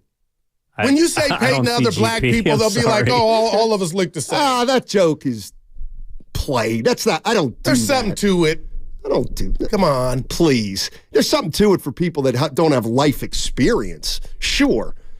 Anybody with life experience. Did I hear you say before the break you used to, Spadoni and I, take ice off your court before you played growing up? I've done it all, bro. Dude. I've done it all. Walked 8 blocks with a shovel and basketball in my hand. Yeah. How about John Harbaugh, coach of the year? He missed how many games? He's only coached 3 games. Yeah, hey, John, and they're losing to Bama. I'll take the. Where's the boss at? Where that? No, Bama is boy. Who are you talking about? Alabama, Michigan when they played New talking about Year's Day. John Harbaugh, coach of the year. Oh, what does Jim Harbaugh have to do they're in with the NFL? Hey, I swear I ain't been drinking this morning. I heard Harbaugh, and I'm thinking about the college championship, Evan. I'm excited about that game. I think was that talking to alone is a Bonte reason about why Harbaugh shouldn't get the coach of the year. So you say Harbaugh, and everyone instantly thinks Dude, shame on me, Stein. You know what? I may have a Harbaugh because he likes the kind of glasses I have on right now. By the way, the name you're looking for is Billy Porter, former winner of the Tony Award, the Broadway actor. Dr. The guy on The View. Oh, yeah. Gary Payton. What does he do? He's a guest. No, but you usually have to do something to be invited. I just told you he's a Tony Award winner. Tony. Okay. Yeah, he's a Broadway actor. You got hardware. You got an Emmy. That's, you know what? Broadway's Broadway. Yeah. Speaking of which, you Michael know what Jackson's they say? How do you here get to in town. Carnegie Hall? Practice. Wow. Graduated from Carnegie Mellon. That's in Pittsburgh. It's a great school. That's a great school. It's like an engineering school. I think it's Jerome Lane when I hear from University of Pittsburgh. Well, that's not the University of Pittsburgh. It's Carnegie Mellon University in Pittsburgh. Well, I heard University of Pittsburgh. One of you guys said it. You trying to segue to Kenny Pickett or something? What are you talking about? He's done for the year. So is Justin Herbert. This guy still has Tony Dorsett in his head. Quarterbacks are dropping like flies around the league, Steiny. Why did I go to Jim Harbaugh? Wow, boy. Well, you do have something weird about him. He's one of those guys that, but he's gonna lose to Bama. There's a definite Mount Guru more of players, athletes, and coaches who he allows a double standard without criticizing now that bothers him. me. It really does. Harbaugh's on that list. Oh boy. Mark Jackson.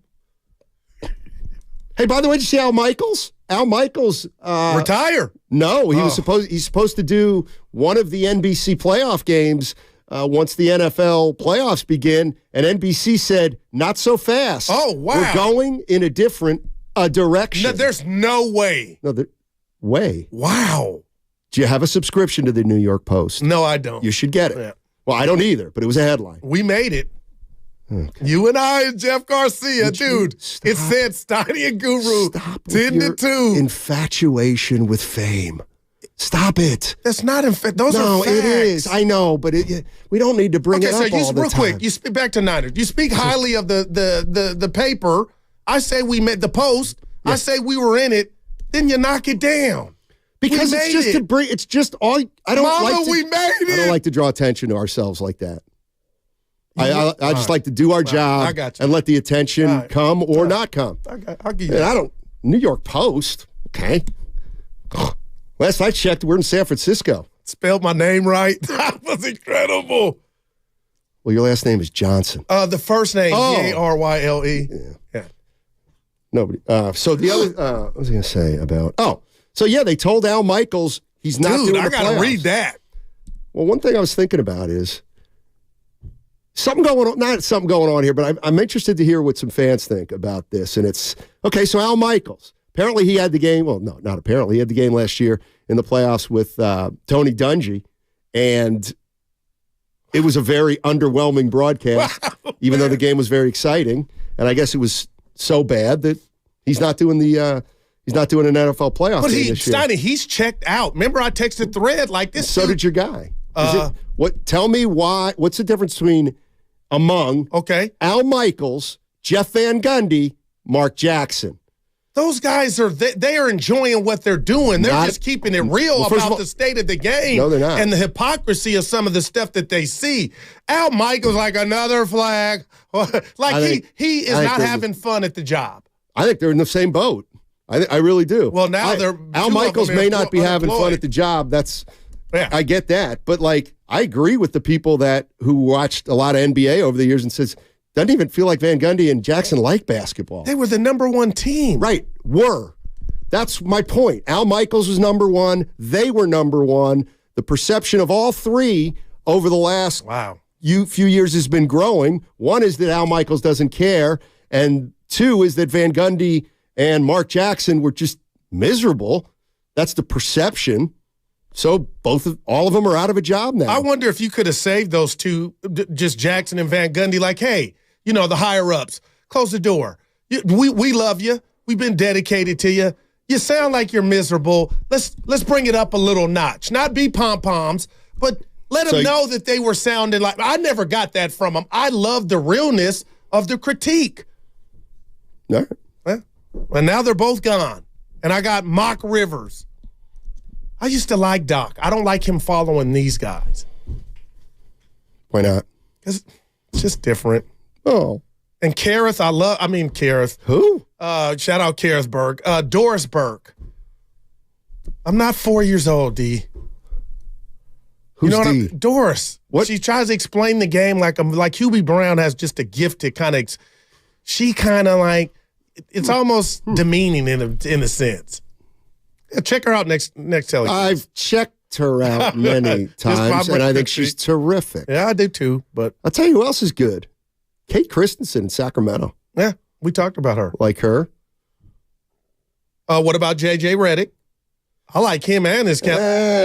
See what? I'm a fan. Yeah, that's fine. I'm not saying I don't like him, but he's starting to really, really like J.J. Redick. All right. That's all. Oh, whoa, okay. I don't know. It's like I listen. I have a lot of respect for him as a player. Like he's the kind of guy I have a lot of respect for him as a player. Yeah.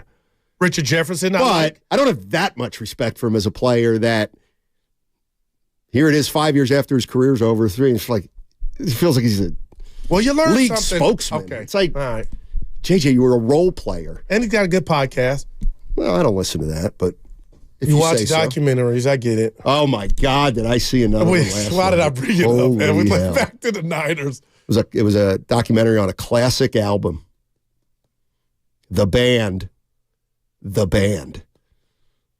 What band? The name of the band is called The Band. And the name of their album was called The Band. I never heard It's of the them. great. Well, the funny thing, bro, is they called them The Band because that's all you needed to say. They're the band. And everybody wanted to play with them. And all the big boys did. Robbie Robertson, Richard Manuel, Rick Danko, Lee Von Helm. I'm digging this, but they are. If Dibbs walked in or Willard, they would not know who the band were. They would absolutely know who the band is. All right, we'll bet.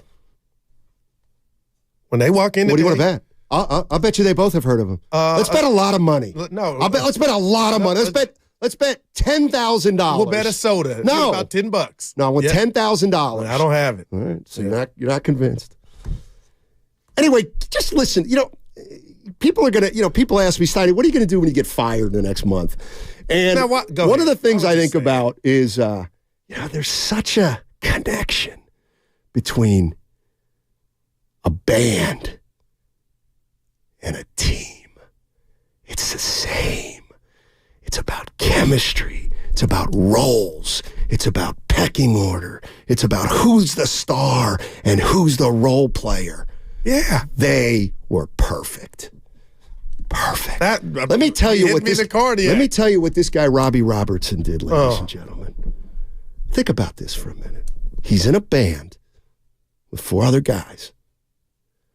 He's the writer. He writes all the songs. Okay. He's gifted. The Night They Drove Old Dixie Down. The Weight. Many unbelievable songs. And you know what? He didn't sing them. The other guys sung the songs. The guy wrote the songs. Okay. And then, like John Stockton, divvied them up. Right. Okay. Ghostwriting. Now, you want to talk about unselfishness? I don't think there's any example of. Was he the best vocalist? No. I would. Yeah. Okay. No, but he had albums where he sang on. Mm-hmm. But when he was with the band, he gave it. He gave it to everybody else. It's like the true point guard. How did you find it?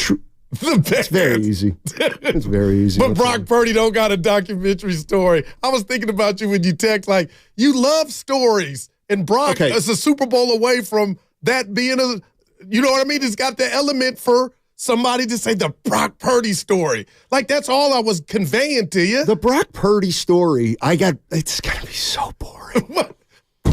Dude, who are you? In 11th grade, Brock Purdy took the SATs early and scored 1,300.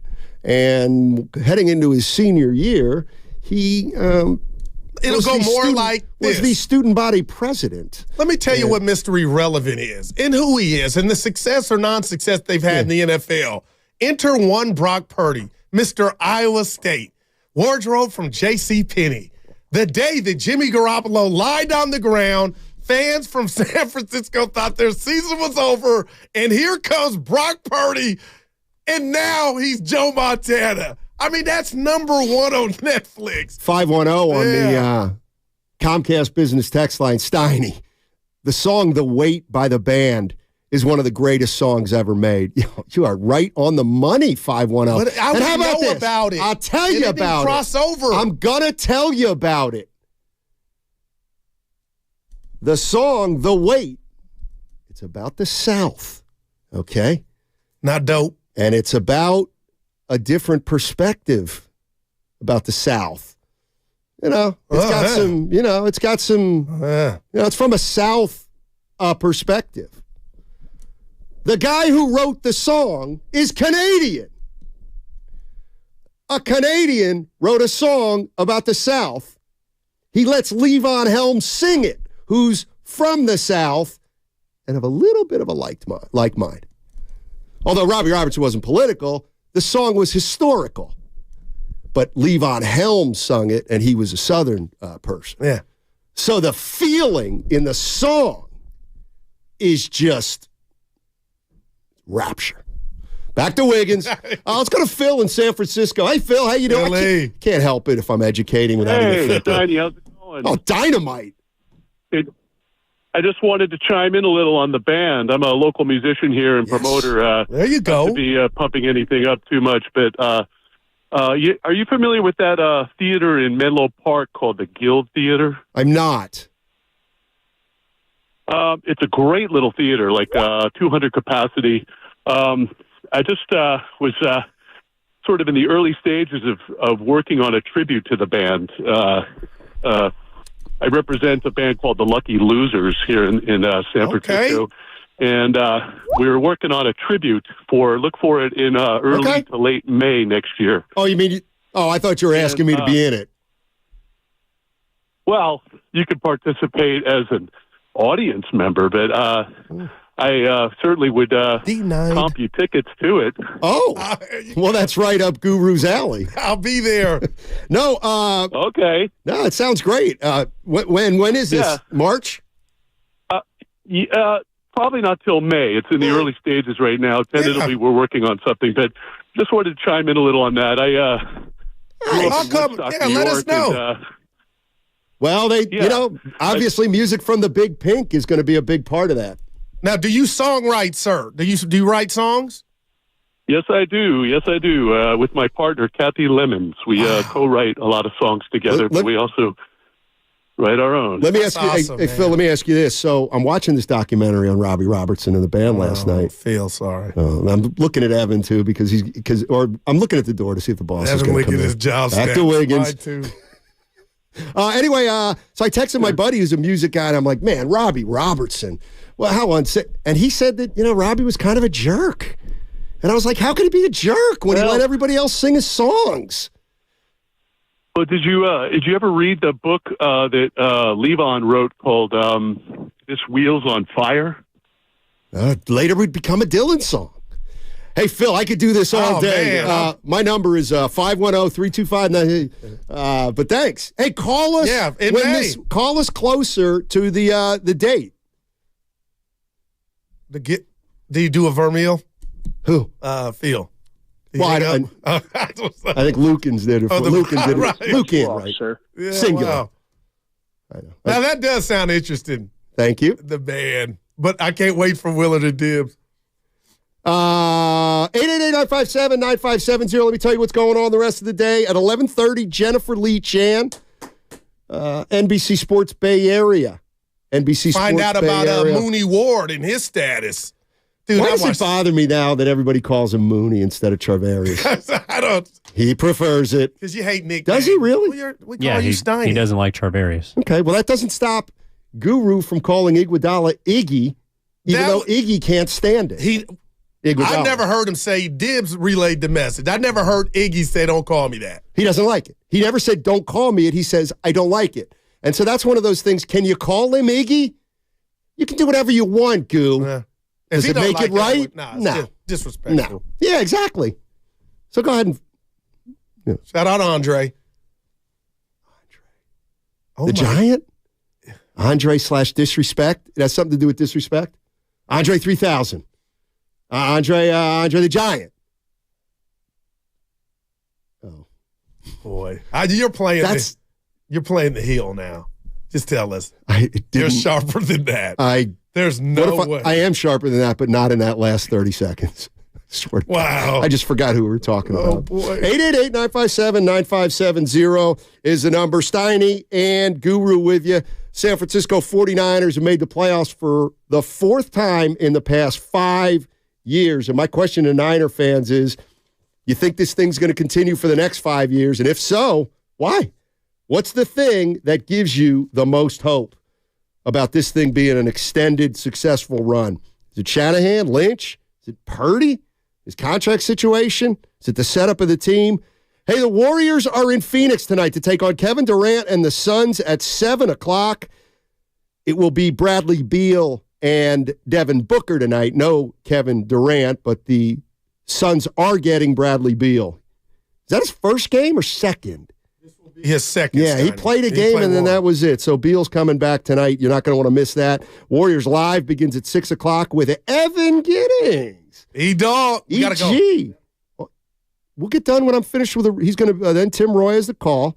Catch every game on your home for the Warriors. 95.7, the game. Get in where you fit in. AC Transit wants you to drive to East Bay. Take the wheel of your career and level up. No driving experience required. Paid training is provided. New bus operators are eligible for a $2,000 bonus. Secure the bag. Apply today at AC Transit. When people have a craving to explore new and traditional Asian cuisines, they head to P.F. Chang's, where scratch-made dishes come from the 2,000-year-old tradition of wok cooking. P.F. Chang's wanted to explore new possibilities for their website. They turned to AmericanEagle.com. AmericanEagle.com re-architected P.F. Chang's website, integrating multiple third-party systems to create a unified digital experience. The results? Improved page speed and performance, personalized content based on users' location, intuitive online ordering, an increase in organic search visibility, and a 40% increase in new users. For scratch-made Asian cuisine, visit your local P.F. Chang's or go to pfchangs.com for website design, development, digital marketing, and hosting that produce efficiency, revenue, and results. Visit AmericanEagle.com. P.F. Chang's and AmericanEagle.com. Another example of the best businesses in the world. Turning to the best in the business for websites. Go to AmericanEagle.com or call 877-WEB-NOW1. That's 877-WEB-NOW1. Prescriptions require an online consultation with a healthcare provider who will determine if appropriate. Restrictions apply. See website for details.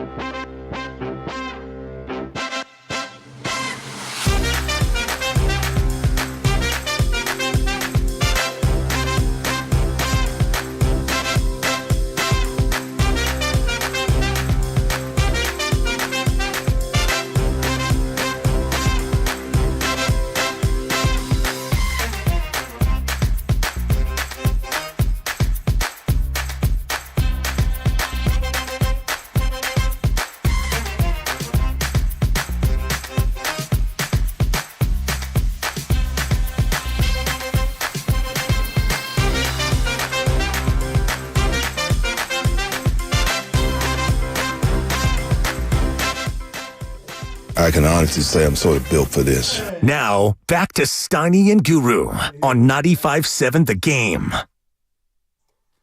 Stein and Guru. Yes, sir. Going up on a Tuesday. Jennifer Lee Chan coming up at 11:30. Talk some 49er football. Don't forget Warriors play the Suns tonight. Phoenix Suns in Phoenix. Again. 7 o'clock start, 6 o'clock. Warriors Live with our very own Evan Giddings. I can't wait. Yeah. And pre and post. You know what that means, though? What? And he's not preoccupied. He drinks it every day. Who? Evan. No, yeah, I'm not talking about Evan. I'm talking about the boss. It's like we lose Dickinson. He puts Evan in to do the pregame. Yeah. Okay. Well, now Evan's not here, but you know how this goes. I'll say at some point, "Hey, Evan, yeah, I want after the show," and now he can't. Okay, got you. And now he can't. But how to be selfish? That's you being selfish. How do you figure? He's got better endeavors, more on his plate. I wouldn't say better. And all you thinking about is he can't sip with That's why Luke and available. Well, look, Big John. Let's go to Rich and Hayward. The stack. Rich, what's going on, man? Hey, what's up, guys?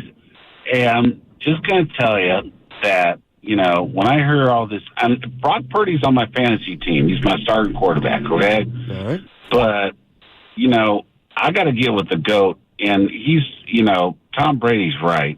This is a mediocre league. It's like even yesterday, Tommy Cutlets won. Oh, my. I'll tell you right now, Danny Dimes is done if this dude does 3 more good games. It's like, and same thing. And I'll tell you right now, Browning, I didn't expect that out of Cincinnati. I was like, I thought they were done, cooked. It's a thing now. It's like, get a good backup quarterback. You know what I mean? Yeah. And it's like, for me, MVP is McCaffrey, because since he entered this team, he turned it around. I can't say Debo, he's too injury prone, and he's had a great last 3 games. But, I'm telling you, it's just this whole, it's not the Heisman, Right. And that's all I'm saying. I'm a Niner fan forever, and I'll tell you right now, and it's like, if I look at it, it's like, are you steering the ship? It's kind of like, now it's going to be like the NBA. Like if Durant, you are not, no. That was. I got you. No, Rich, you're making a lot of sense. And I do hate how they marginalized. You think he was sipping? Yeah. Early? He was juiced. I won't accuse him of that. But I'll tell it's 12 o'clock somewhere, Stanley. I'll tell you, I just hate how they marginalized the NFL running back to where this award has to go to a quarterback. Most valuable QB, let's just name it that. Not since 2012, AD all day, not Davis, Adrian Peterson, Stoney, has a running back or position player got it. That just stinks. Because, again, the Niners have good problems right now, number 1 seed. They're arguably the most talented team on both sides of the ball. You got a great coach, but come on, man. You telling me McCaffrey is not as important as Brock? I'm saying don't sweat it, dude. Don't sweat it. I'm an advocate. It's an MVP award. Yeah, but I'm an advocate. That's going to a quarterback 12 straight years. Who cares? I know they get paid. I don't like it. Well, guess what? He's not as important as a quarterback. If he wanted to be a quarterback, he should have been a quarterback. And you know what? McCaffrey had a chance to be a quarterback last year against the Eagles. How'd that go? I thought he was supposed to be You got your touchdown, buddy. How about that touchdown? How many did he throw for? That's not his job. 0. Yeah. That was the byproduct of bad coaching. Oh, who? They should have had another who had bad coaching? The Niners. They ran out of QBs. I've never watched the Kyle game Shanahan? Come He made a mistake? No. Another one? No, so he had the wrong personnel on the field, and he didn't challenge. No, they should have had another quarterback. But no shade. The rules wouldn't allow it, I believe. But anyway, you know what I'm saying. Whoever's the best. You know what I'm saying. I'm saying McCaffrey was the quarterback after Josh Johnson, but they really didn't use him that way. I got you on that. I'm talking about the bigger point I'm making about the MVP and quarterbacks. Yeah, and you're wrong on it. Not. Conventional wisdom is that quarterback is the heart. Brian Balding. Okay. Balding. You know, that label of Mr. Irrelevant, 7th round pick, that travels. Yeah. That's part of it. Trent just put it perfectly. As soon as, people start doubting, like if he's just a system quarterback and all that, then you're not paying attention. You're not informed. You're not a real student of the game. I agree. Because then you're just throwing labels out. Talking about you. And there's no labels that fit him. No. And so, when you're at the top of the charts, I just watched Tua under pressure last night. Boy. Really struggle. And if Tariq's not on the field, the offense just kind of gets shut down. And you just don't see that. We've seen him play without Debo. He's played, without, certain players out there. And you don't really see a drop, in his performance. So if you're not talking about him as a superstar, then you're just not watching and you're just not open-minded to what a superstar is in this business, because it's the hardest position to play in football, and he has got a mastery in it right now.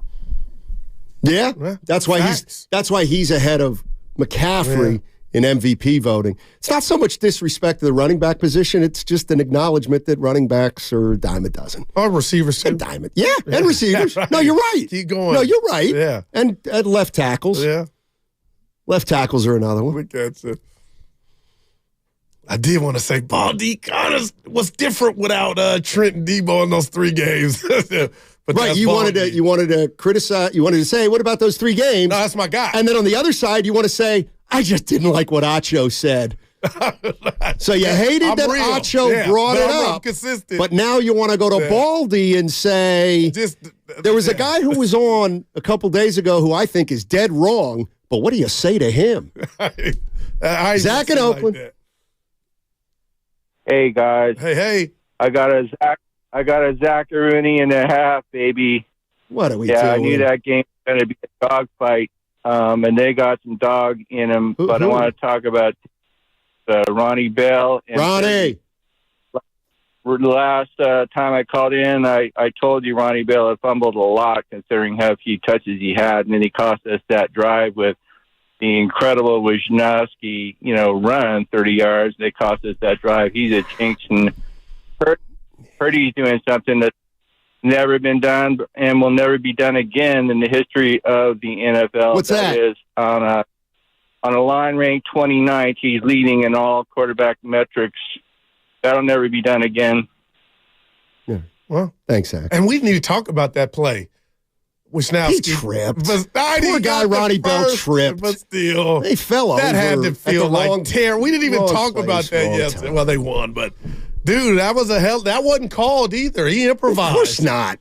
He came back. This team does so much outside of Kyle Shanahan. They're allowed to improvise. Johnny, you see your boy. Totally allowed to improvise. They go over the coach's head on this team. Wisnowski had his moment. Hey, Wish, be careful. Don't tell me to be careful. I'll run. I don't need to tell Kyle I'm taking off. Nothing worse. Loose. This team's loose. Looking back, and there's a hanky. Like, there's one thing that I haven't. Number 74, whoever, you know what I mean? Who? No, when there's a play in football, you think you scored, then there's a hanky. Matt's number 74 is you holding, and it's like, God.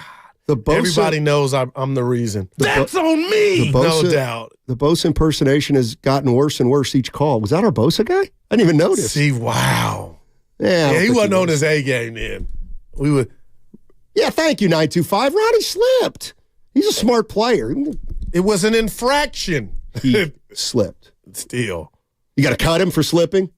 No, Is that what you want? Was he one of the guys you hold accountable or you just let go? That's you, my friend. 888-957-9570 is the number. Jennifer Lee Chan, Comcast, NBC Sports Bay Area. Coming up at 11:30. She covers the San Francisco 49ers. There's something that's been bothering me, and I don't know how to put it. Oh. And it's this. It's that people, and by people I mean you. You think I'm the internet? Who say who you get no credit as a quarterback unless you win the Super Bowl. Everybody else is a loser in our society unless you can win the Super Bowl. I got to let you finish. Yeah, I know, because it sucks, but it's Dan Marino on line one, but go ahead. Right, and he's still never won the big one. Hey, what about Charles Banks? Never won the big one. Dan How about Fouts Ernie on Banks? line Never two. won the first thing you say about a guy is whether he won it or not. No, you don't know. Hey, Ernie Banks, never won it. Carl Yastrzemski, never won it. Charles Banks, never won it. You don't know me. I do know you. No, In you fact, know that you're talking to the internet. You're spurring me on right now. Yeah. You're talking to the I'm internet. going to say mouth you're soon. Acting like good. Put on your glasses. So I get it, Goo. I get it. Every quarterback who hasn't won a Super Bowl, I get it. They stink, and they've choked in their careers. Focus. I'd rather do 11:30 if that's okay. Yeah. I was like, no, do it now. We had an opportunity to get Jennifer Lee Chan now, but we're going to do it at 11:30 because that's when we promoted her. Okay, let's just say, can you just go with me on this one? I'm the internet. Just go with me. Yeah. Chiefs aren't winning it this year.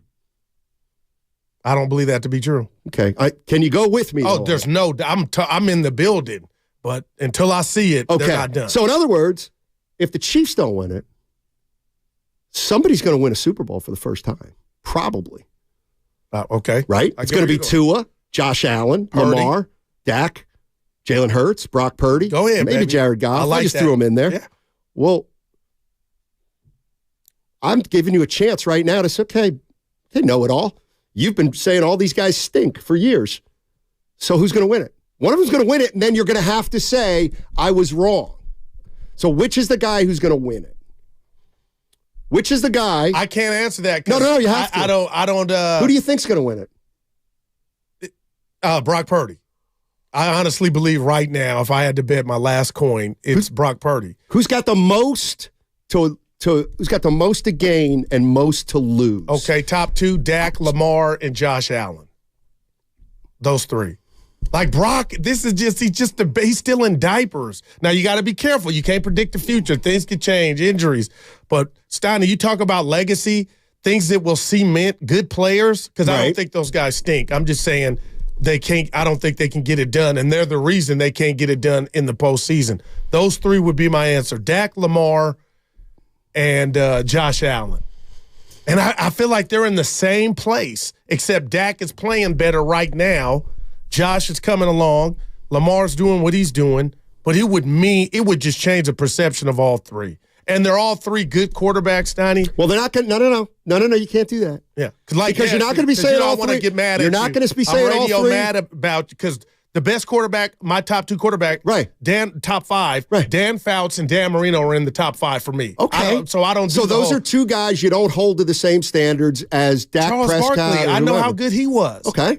I know how good Karl Malone at Stockton were. I say it to you all the time. I'm not that guy. So, but you're not putting Dak Prescott in Charles Barkley territory, are you? And no doubt about it. Okay. Yeah. So, but he can go there, and then I'll come back to you and be like, Steiny, I was wrong. I guess that's what. Yeah, new information. Yeah, you need to be open to being wrong now. See, that's the point. Want. Like, that's the point. Like, you're not. Well, I'm right now, and I don't want to be right. Well, I guess what I'm saying is I don't like Dak Prescott could win the MVP this year. If you don't win the Super Bowl, you're going to laugh him out of town. Like, you know what I mean? I mean, I guess that's what. So if let's say Dak Prescott and Purdy right now are neck and neck. Okay, and I can't stand the whole MVP argument. Okay, but well, it's not even. I think it matters. But hey, I'm with you. No, but we talked about it way too much. What if real quick? What if Dak wins it? It won't mean anything. Okay, it won't mean anything. Zero. But in his first playoff game, he just stinks it up, and he was the reason. That's what I mean. That's what I mean. Do you have a problem with that? It should. Yes, it should mean. I have a problem with the fact that we go back that he won the regular season MVP award.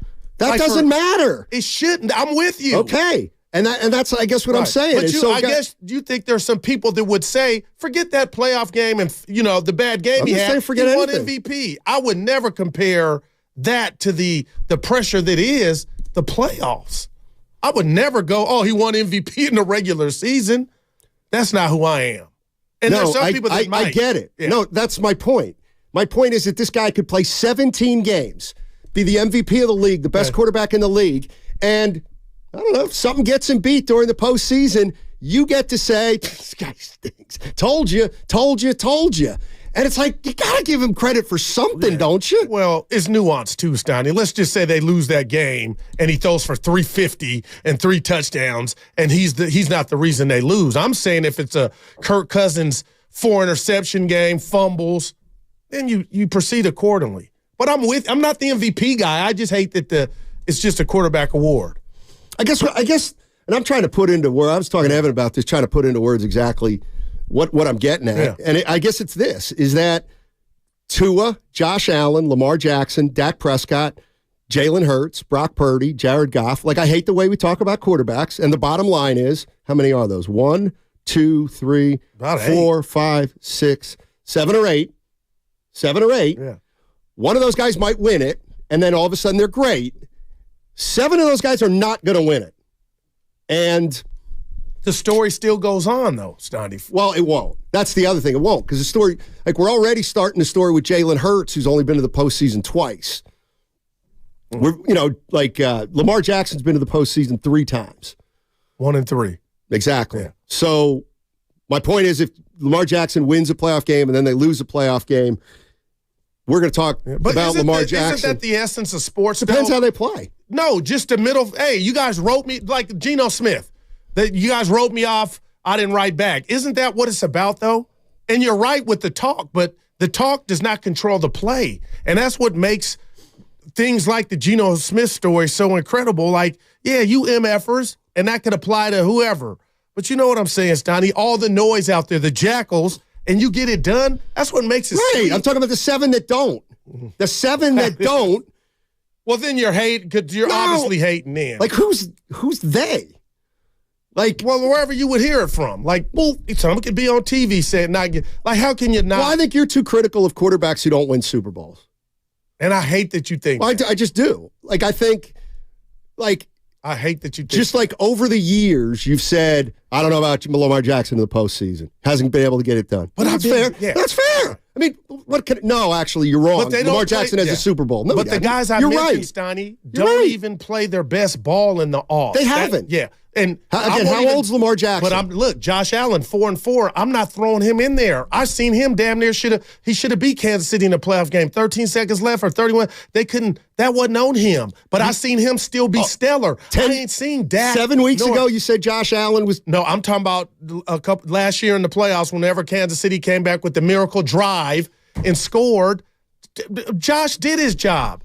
Lamar and Dak, I've seen not be Lamar and Dak in the regular season more often than not in the playoffs. And I think that's fair. Well, I think most quarterbacks are not who they are in the playoffs. It's the playoffs. The games are harder. You play better teams. Like, the list of quarterbacks that elevate in the postseason is like the greats of the greats.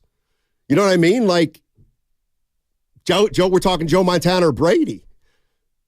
Like, it's hard to play. People forget Jared Goff took the Rams to the Super Bowl. And I know it was a stingy New England defense, but he took the Rams to the Super Bowl. They lost.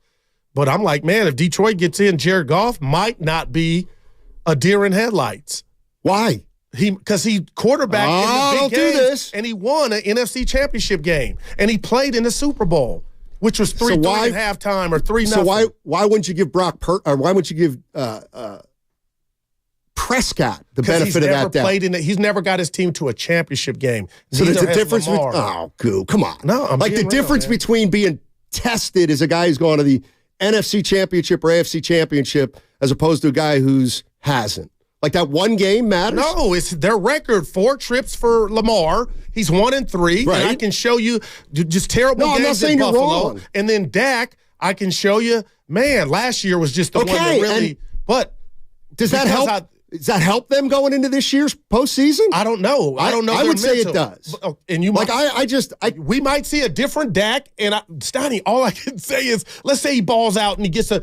I'll come tell you I was wrong. Well, I don't want to hear it. I'm not going to hear it. All right. Like, I'm not going to listen. Yeah, you don't have to. But Like, because I'm not stubborn like that. No, I'm not. You are describing. You're missing the point, and I'm not trying to criticize you. You're not. But what you're describing, Steiny, and I'm helping you. I'm helping you. Let me help you. You're describing the internet. And the internet is full of all type of forums. It could be TV, radio, but it's all words and videos of nonstop criticism. Right. But I'm one of the guys that I'm going to step back because I'm a real one and say, you know what? You didn't flunk this test. Good job. You were a D student, but you brought it all the way up to a B or A. And I'm going to congratulate. That's what makes sports. But I don't like that you congratulate. So I'm not able with kind of 3 years of saying Lamar Jackson, like you, like where's the line? I can't critique and then congratulate when it's time. Well, not if you're saying he can't get it done. Well, that's how I feel. Well, but at least say I don't think he can get it done. And that's what we do on a daily basis. Okay. Because what I say and what you say does not make it fact. They're going to go out and ball, and you might be right about Dak. And I got to be honest. I'm like, man, I'm feeling a little different. We'll see.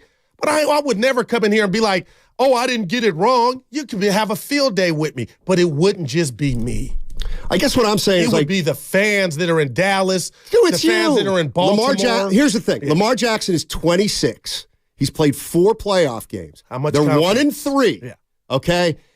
And at 26 years old for Lamar Jackson, like just the way – do you hear noise about him? Not from me, just Lamar in general. No, I hear from you. No, but I'm talking about just in general. Of course.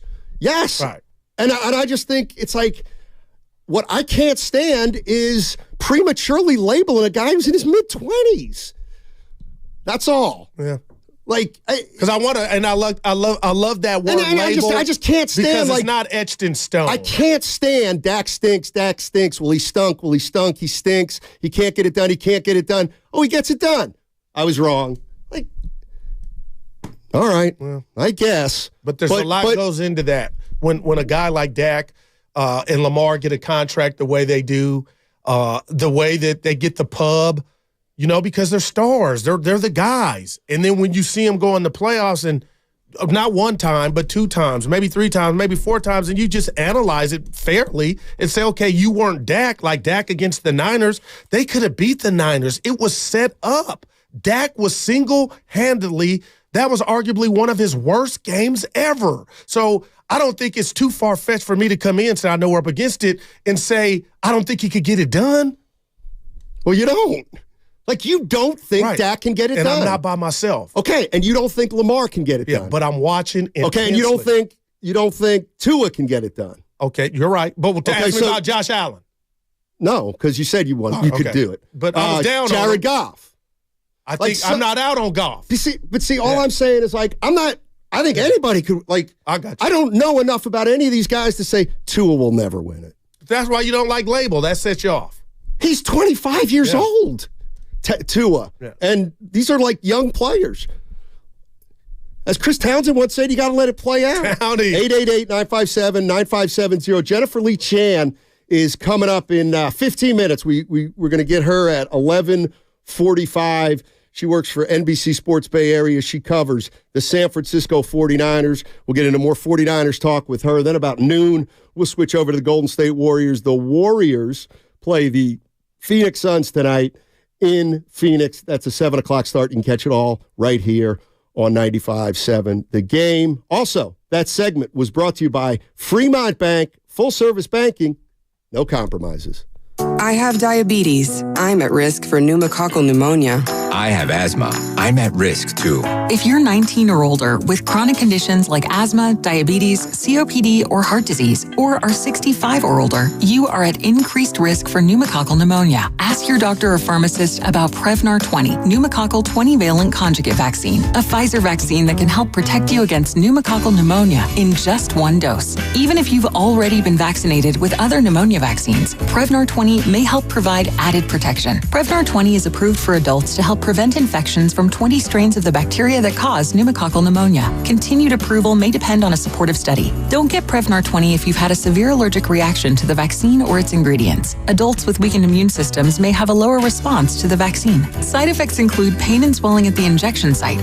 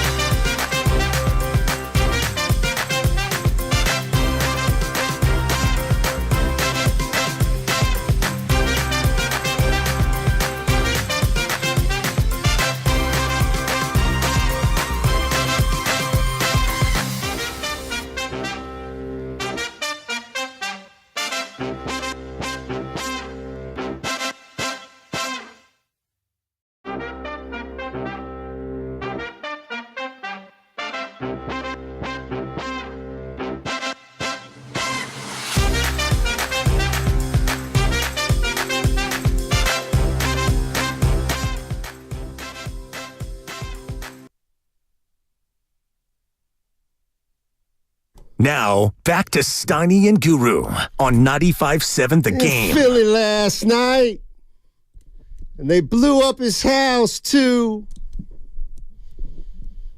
Gonna be a rumble on the promenade. See what them racket boys can do. All right, Willard said he likes my singing, so that's for you, Mark Willard. From out of state, and the DA can't get no relief. Now we got the rumble on the promenade. Yeah. Hey, this is got a Purple Rain to it. This is the band. Yeah. Never meant to cause you any problems. Never meant to cause you any pain. That's the line, though. That's the nut graph, as they say. Everything dies, baby. That's a fact. The Chicken Man. Well, they blew him up. The Chicken Man. Okay. Glad you asked. Jennifer Lee Chan coming up in 12 minutes. We're going to talk about the Chicken Man and Brock Purdy. The Chicken Man was an organized crime figure back east. The Chicken Man. Crime figure? Yeah, he was like Tony Soprano, but his nickname was the Chicken Man. Yeah. And so one night, they had to take care of the Chicken Man. Boy. And so they blew up the Chicken Man. Right. They did it in Philly. Why? That song was all right, man. It's a good song. It's really sung by who? The band. Yeah, but who was the vocalist? That was was that that's actually Levon Helm. Okay, I think so. I I think Rick Danko did most of their lyrics. That was all right. I mean, we could get in a lot of trouble for talking this much about you that. can. Well, you're playing into it. Well, you're my teammate. You're my teammate. That was pretty dope. You don't have to pass me the ball. That was pretty dope. You don't have to pass me the Robbie Robertson ball. My question to football fans is about, and I'm looking at all these quarterbacks, and I guess is there a point when experience is there a point when experience becomes, I don't want to say a bad thing, but it becomes, if like Josh Allen's 4-4 in the postseason. Okay. Brock Purdy's 2-0, let's say, in the postseason. Do we hold it against Josh Allen because he hasn't won a Super Bowl, or and say, man, I know he's 4-4 in the postseason, but that's not a good stat. You know what I mean? Like, do you look at Josh Allen and Dak Prescott as having played enough playoff games to where you say they just don't get they don't get it, or they're not going to be able to do it? Like, I guess what I'm saying is we all love Brock Purdy right now, but he doesn't have a lot of playoff games under his belt.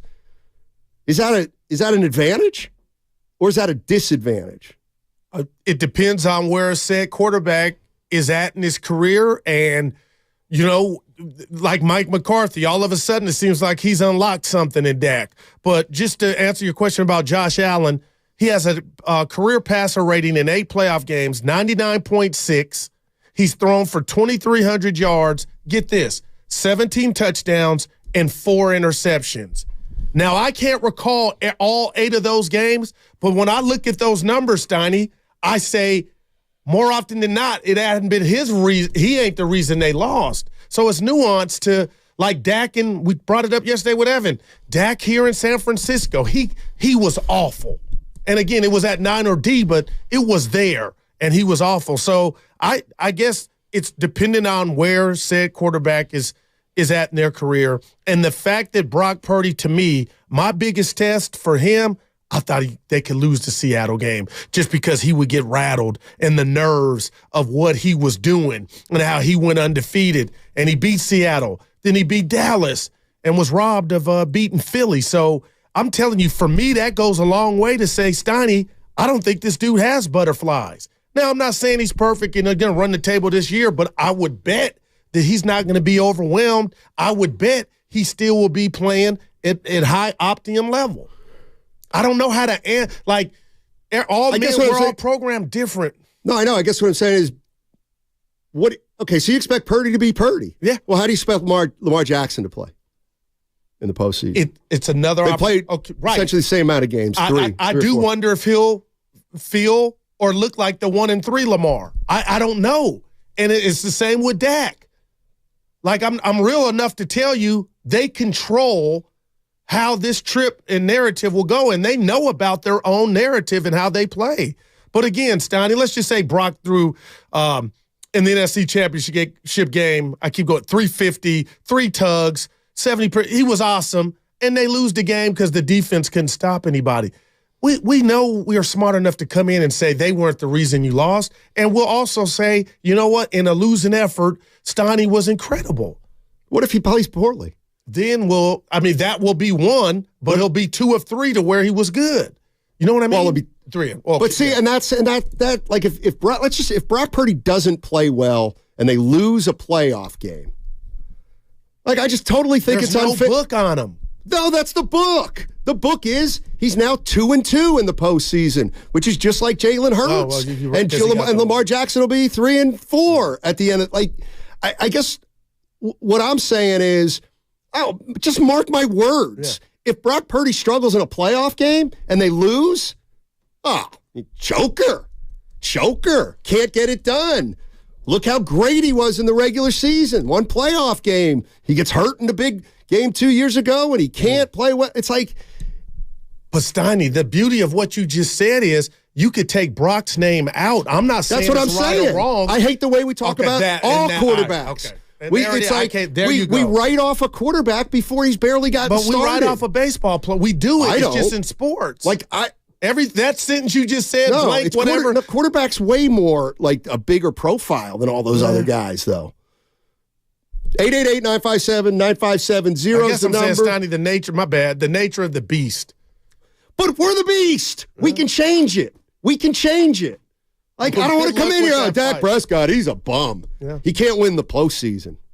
Come on. We won 2 playoff games in the postseason. That song, you're right. 510, that song was written by Springsteen. That's correct. Hence the Atlantic City / New Jersey tie. And then a lot of people have done a cover of that song. The reunion version of the band did not have Richard Manuel. I know he died in 1986. Committed suicide at 43 years old. Lee Von Hell. Yeah. Dude, that song was out. Yeah. I could have that in the caddy. Well, get the weight ready. Or the night they drove Old Dixie down. Down to where? He went down. Like they down. Okay. Dead. Under 6 feet under. The Sopranos. I got you. Exactly. Yeah. Exactly. Do you care that Al Michaels is you probably feel sorry for him. No, what was going to be weird is who was going to get left out? Like, who was he? Blackledge. Tirico or Blackledge and help me, Blackledge. Who's his like college? the B or C team? They're bringing the. I know he's the analyst. Okay. I can't remember who Todd Blackledge worked with, but that's the crew. Man, I'd say this to your partner, and I don't believe Van Gundy and Mark Jackson were not renewed or let go because of their negativity. Their run was so great and long enough that they brought something. I don't know what went down behind the scenes, but I will tell you, Al Michaels, one of my goats, Steiny, he would rather be at home watching the Jefferson reruns. It seems to not be having fun. And if I were to turn on my radio and listen to sports talk and somebody sounded miserable or sounded like they didn't want to be there, how attractive is that? Like that, come on, Al. And I get it, you hate the flags, and all you care about now is the point spread. But he sounds checked out. And they told him, slow down, player. I can't believe that. We don't know if we need you.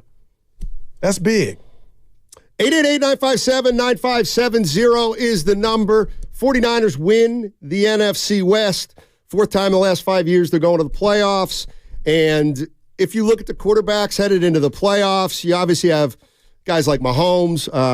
Brock Purdy's played 3 playoff games, 2/3.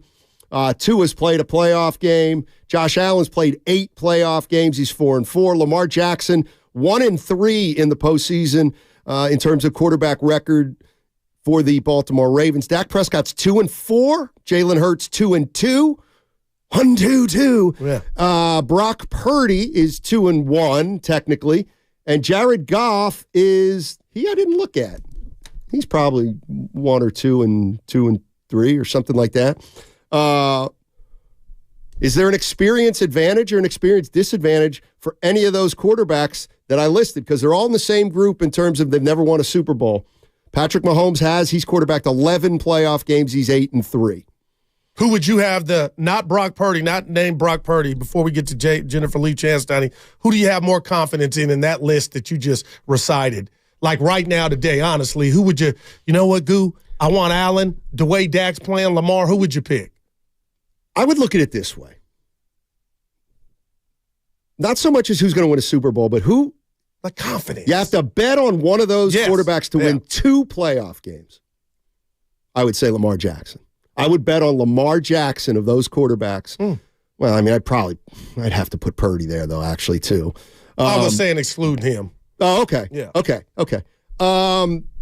Yes, I would say of Tua, Josh Allen, Lamar Jackson, Dak Prescott, Jalen Hurts, Brock Purdy's being left out, Jared Goff, yes, I would say if I had to make a bet on any of those quarterbacks to win 2 playoff games, I would say Lamar Jackson. Right. What about you? No Purdy. Yeah. Because I think I would take Purdy too because he's playing on the best team, but I kind of want to isolate the quarterbacks. And we didn't even mention his name, my bad, but Mahomes. No, he's out. Oh, okay. You can't pick him. All right, so because he's 8-3. Yeah, honestly. Who's going to win 2 playoff games? I think Buffalo. Josh Allen. He's there. If you look at the heartbreak hotel they've endured, and they got back, Stoney, I think he's about to show something. Let me ask John and Evan that. Of the quarterbacks that I've listed who are non-Super Bowl winning forgot quarterbacks. about Flacco. He's a Super Bowl winner, though. Yeah. He's out of this conversation. I think we can all agree Joe Flacco's experience in the postseason is probably good. No doubt. If and when they get there. Okay, here's the question. Tua, Josh Allen, Lamar Jackson, Dak Prescott, Jalen Hurts, Jared Goff. Brock Purdy out of the conversation for this one. You have to bet on one of those quarterbacks to win 2 playoff games. 2. Based purely on their skill set? Yeah, just... or how you feel about him now. And the team. Yeah. I think the team's important because that's why I'm taking Purdy. Lamar. I would take Lamar. Yeah, that's why I would take. How about John? I'm taking Purdy out because right now the 49ers are a prohibitive favorite.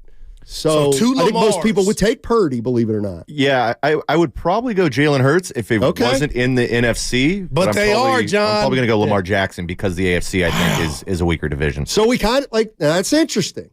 See, to me, I find that interesting. But he would probably have to play Kansas City, the guy that we can't pick, Mahomes. So I don't think he could get to 2 if he won 1. But anyway. No, but what I'm saying is 3 of us look at Lamar Jackson and say, I know he hasn't had a lot of playoff success, but I think he's going to have a good playoffs. Why would we say that? I don't know. Interesting. Because we think he's the best quarterback of those 6, or the Baltimore's the best team? Probably both. I think the same way I'm going for Lamar Jackson is the reason I would probably go with Purdy, because I think those are the 2 respective quarterbacks of the best teams in their conference. 888-957-9570 is the number. We're awaiting Jennifer Lee Chan, NBC Sports Bay Area. She covers the San Francisco 49ers, and the 49ers, of course, clinched the NFC West yesterday with a Green Bay Packer loss. That was a shocking. I thought Green Bay was getting their group. It's the NFL. Yeah, I know you can say that. We got it? Yeah. Let's welcome in Jennifer Lee Chan, NBC Sports Bay Area. She covers the San Francisco 49ers. Hey, Jennifer, how you doing? Nice to talk to you again. I'm good. How are you guys doing? We're doing good. You know, it's funny. I'll just tell you what we're batting around, and we're batting around quarterbacks in the postseason and their relative experience level. Josh Allen's played 8 games in the postseason. He's 4-4. Lamar Jackson 1-3. I don't have to go through the rest, but we're trying to figure out when experience benefits you and when experience may just tell you what the handwriting on the wall is going to be, if you know what I mean. Like, does Dak Prescott have an advantage over Brock Purdy simply because he's quarterbacked 6 postseason games and Purdy's 2+, that kind of thing? Just give me some thoughts on that. I think experience in general in football, playing in big games, makes a big difference. If you haven't played in big games, I think it's really hard to go into a playoff situation and be calm, because nerves are going to get everybody. I mean, Mitch Wishnowsky has been in with the club for how many years now, and he said, I still get nervous for every punt. So, I mean, there's never a lack of being nervous before a big play in a big game, and I think that, the more guys have done it, the easier it is for them to kind of lose the nerves and get into the game and get focused. You look at Brock Purdy and his history, how many big games he was in at Iowa State. I think that made a huge difference for him when he took over for Jimmy Garoppolo and he got hurt. He didn't, get flustered. He didn't look scared. And I think that confidence that he has really was felt in the huddle, and that helped his performance when he took over. Jennifer, I can't judge anybody, but, throughout the league, you see, we saw it Sunday, DK Metcalf, he was kind of throwing a tantrum because he wasn't getting the ball. We see Diggs in Buffalo. We see a lot of receivers do it. And my partner came in yesterday and said, why are the Niner players, especially on offense, Debo, Ayuk, Kittle, McCaffrey, why are they so selfless that, if their number's not called Ayuk, that they're okay with it, they still block downfield? And he wondered, and we kind of pondered, who gets credit for that? How would you answer that question? Why this team is so selfless? I think it really goes to the origins of this locker room, and that's John Lynch and Kyle Shanahan. And they know what the big picture is. They know that the goal is the big game at the end of the season and the playoffs. So, it doesn't matter how many touchdowns each guy has. If they have enough to get them to the Super Bowl and win it, that's what counts. So, I mean, they've had guys who are all pros. They've got a ton of star players on the team, but they'd much rather be winning than having 3 touchdowns in a game and losing. So I think it's the fact that they have the big picture in line, and that comes from John Lynch and Kyle Shanahan, and just the way they handle the media, the way they handle everything, it comes from those two. And those two, talk about experience, John Lynch and Kyle Shanahan.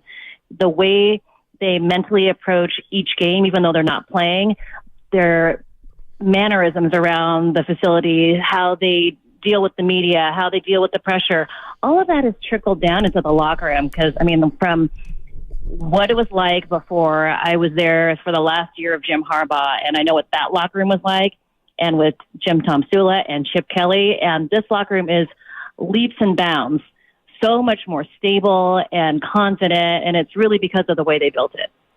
Jennifer Lee Chan joining us on 95.7 The Game. She covers the Niners for NBC Sports Bay Area. I need to get this right. The Niners clinched a playoff spot last night. They did not clinch the NFC West, as I think I've said incorrectly a few times. They can do that next week. Jennifer Lee Chan joining us. You've covered, as you said, the entire Kyle Shanahan era, and I couldn't help but listen to the press conference after the game, and he was asked about Wishnowsky and his kind of running, and he said, I didn't really know what happened, and he did it on his own. And then I also heard him asked about the clock management at the end of the first half. And he just said, yeah, we got caught. And then once I decided we were going to do it that way, I didn't want to do it that way. Is Kyle Shanahan becoming a little bit more, I don't know if relaxed is the word, but secure? And if so, is that because he's been around for a while now, or because they're winning? I think he's become more secure since they started winning. And, I think a big contract extension doesn't hurt either. So he knows that the 49ers want him to stick around. They want him to be their head coach for the long term. But, having confidence in the team and what their abilities are, I think that's part of it. And then just more experience. Just the whole conversation we've had since I got on the phone with you guys is that, experience matters. And the fact that Kyle Shanahan knows what he can control and what he can't control, I think that is reflected in how he deals with press conference situations and, responding to questions about the game. And, I think one thing that I know I appreciate as one of the members of the 49ers media is how honest he is with us and how open he is. He is as much as he can be. Obviously, a lot of other head coaches aren't. They'd like to keep a lot more things secret. I mean, Kyle Shanahan does when he has to. But I think he also wants to teach everybody why, right? He teaches all of his players the why. I think we do a better job covering the team when we know the why. And I think he wants to, he loves the game of football. And I think he wants to share that with fans and the media alike.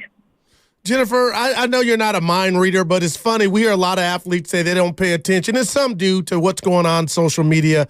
But Brock Purdy, it's an amazing story. He's a leader, in some books, the MVP front runner.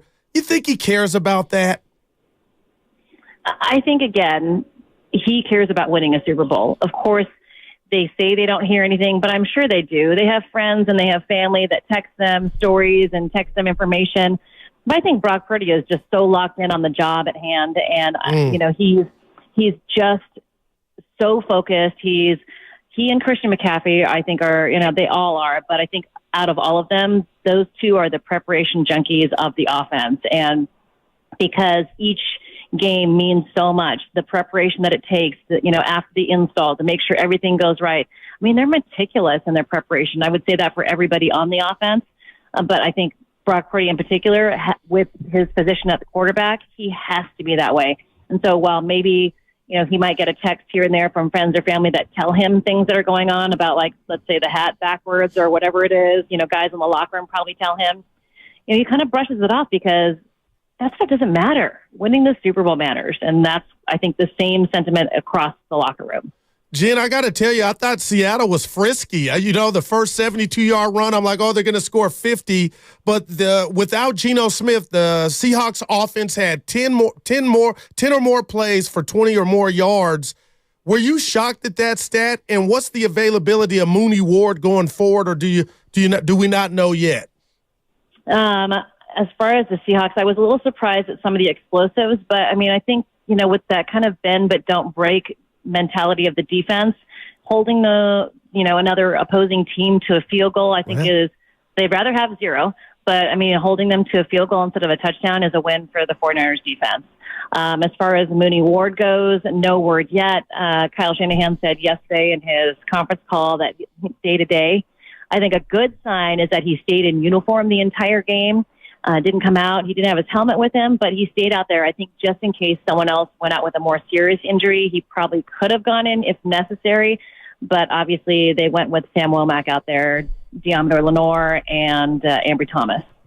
Jennifer Lee Chan joining us on 95.7 The Game. Last one before we let you go, Jennifer.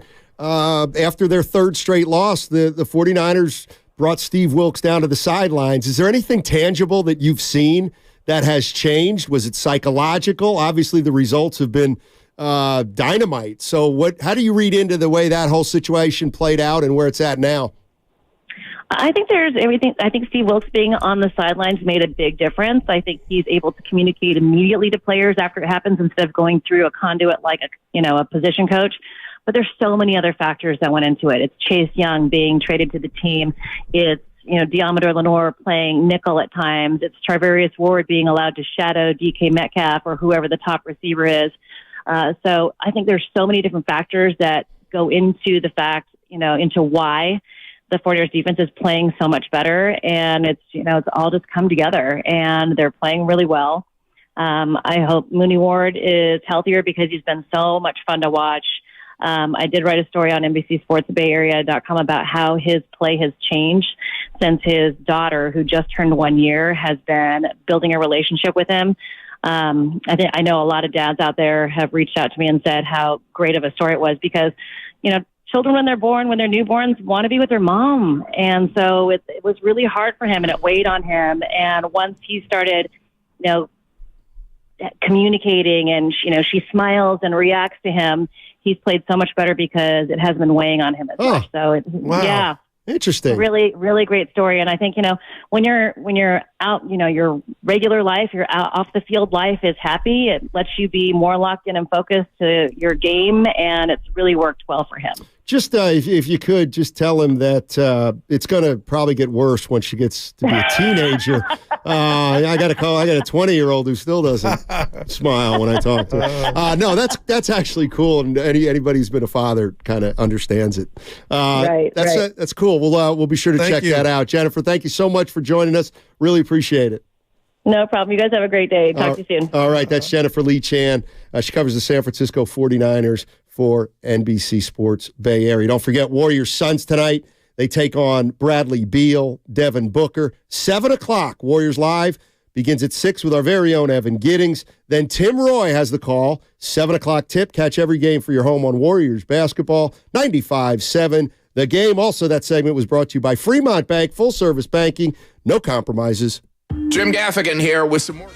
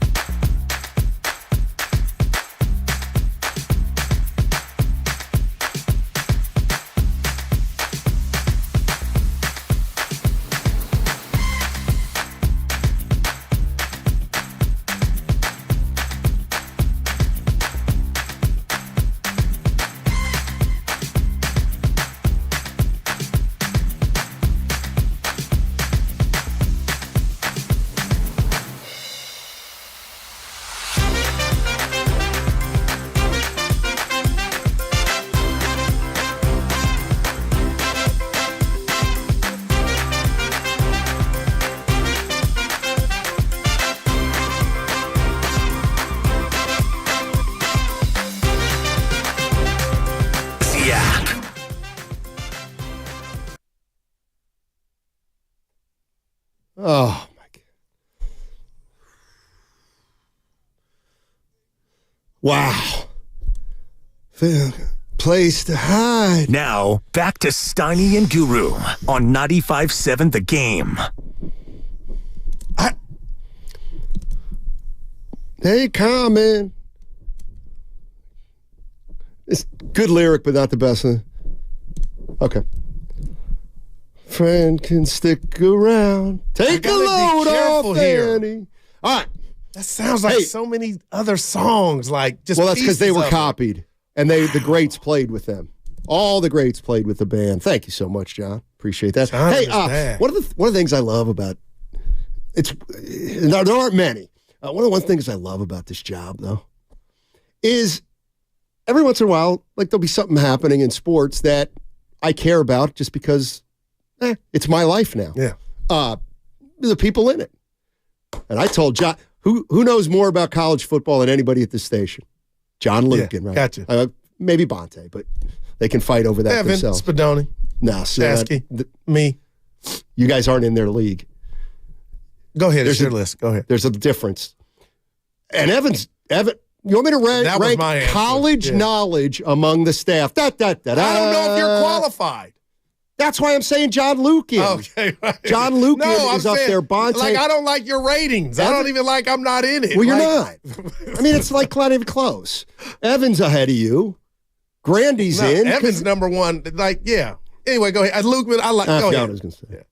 Hey, thank you, God. I was talking to our resident college football expert, and I told him we're building a bully down on the bayou.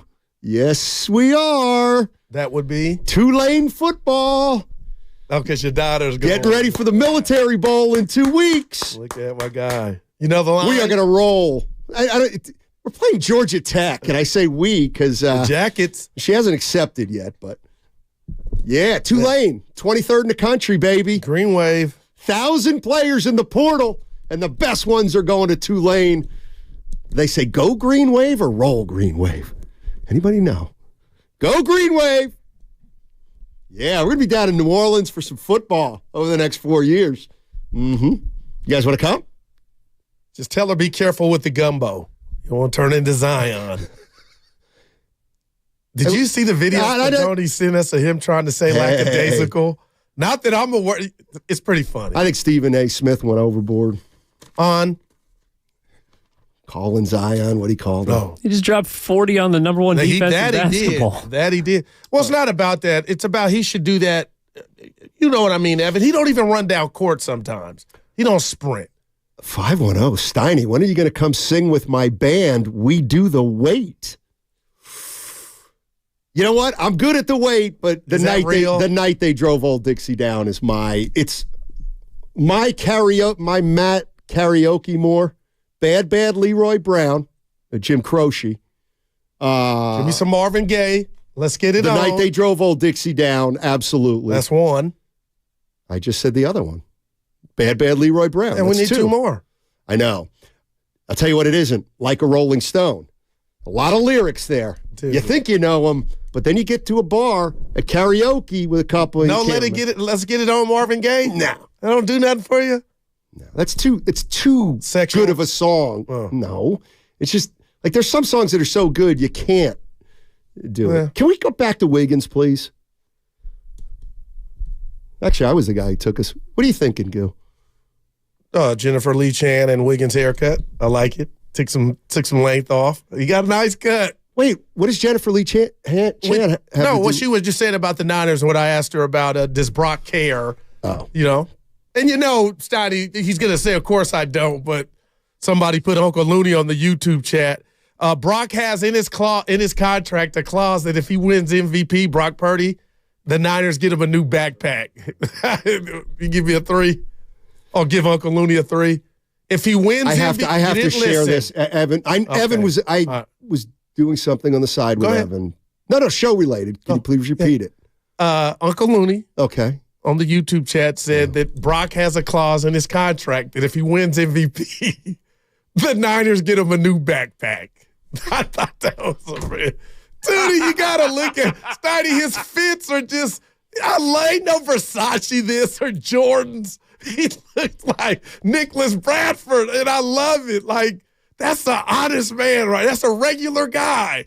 He ain't got the diamonds and the jewels. I like Brock's wardrobe. You know, when we talk about a regular guy, I don't want to fight you on this, but can a guy be regular if he can drive a tractor?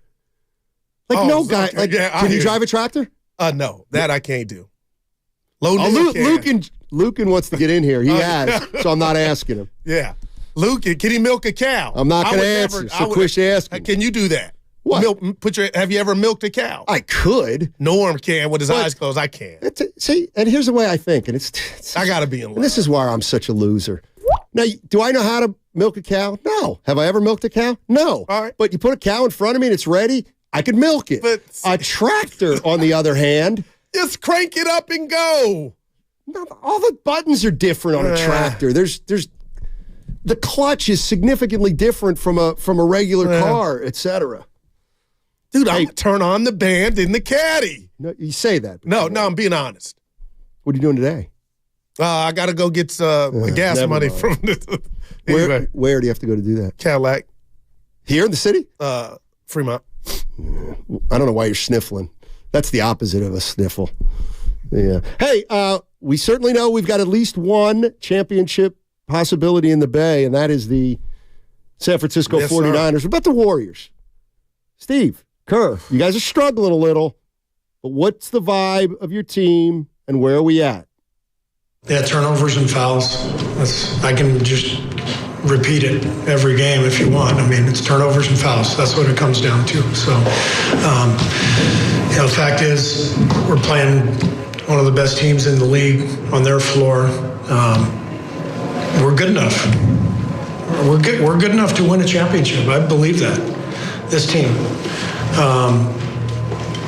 But if we're going to just turn it over and throw the ball to the other team and foul over and over, then we're going to lose. We know the formula. We just controlled that whole game on the road against a great team. That's our game. So, turnovers and fouls. Let me play guru. I want to grab a brick right now. Well, they were playing a really good team, Goo. The Oklahoma City Thunder. I can expect to win that game. No, they tricked that game off. The Warriors did. That's a bunch of those this year, huh? When you and Evan filled in for me while I was out last week, you guys, a lot had happened in regard to blown leads. But, Steiny, I'm going to be positive in this sense. I hate that Kerr has to verbally say what we all, or what I think. I know you're like, you know what, they're a little older, but, Coach, I'll tell you this. Turnovers and fouls was your Achilles heel last year. So it does bother me. And what do they say every day, Steiny? You're not getting any younger.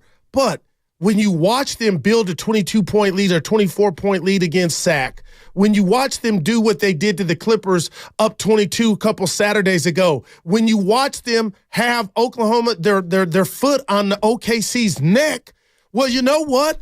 I'm not ready to just say this team is not good. They're not getting ran out of the building. So something is off. I don't know if it can be fixed or rectified, but I'm telling you, the fact that you're getting up and should have closed out OKC, let's put the right on the table, brought to you by ATCO twice. You gave up a three-pointer when you should have fouled at home to Chet Holmgren. So I'm going Martin Luther King. Can they overcome what ails them with the big leads? Because this team is not technically getting blown out. You still got Steph, Dre, and Klay, and I'm holding on to that. Am I worried? This is the most worried I've been ever. Is it over? It very well may be, but the fact that this team they're blowing games at the end. So really? I got to give them credit, Steiny. They're not asking, how are they getting these leads? That's when they're executing, boxing out, rebounding. So, like Draymond in the foul, how many times have we seen that in his career? It doesn't happen often. It was terrible. It was tragic. But what I'm getting worried about, Steiny, is can they overcome it? What are they going to do tonight?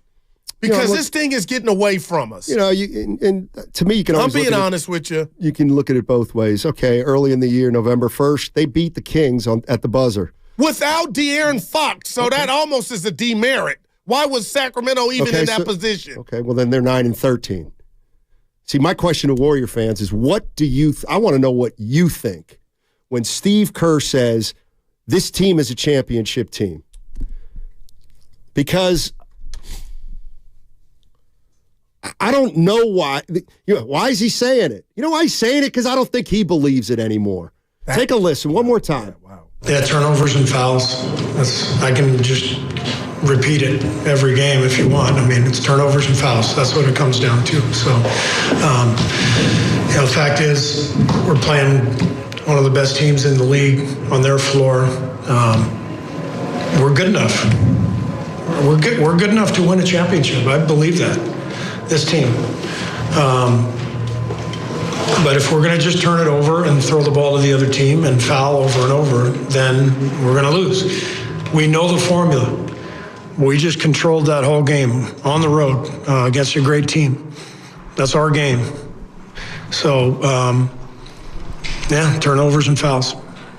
I feel you on that. Go ahead. Can I tell you something? Yeah, go ahead. I feel you. I know a lot of Warrior fans out there, one in particular, our guy Harry. Yeah. That incenses him. Because we're good enough to win a championship.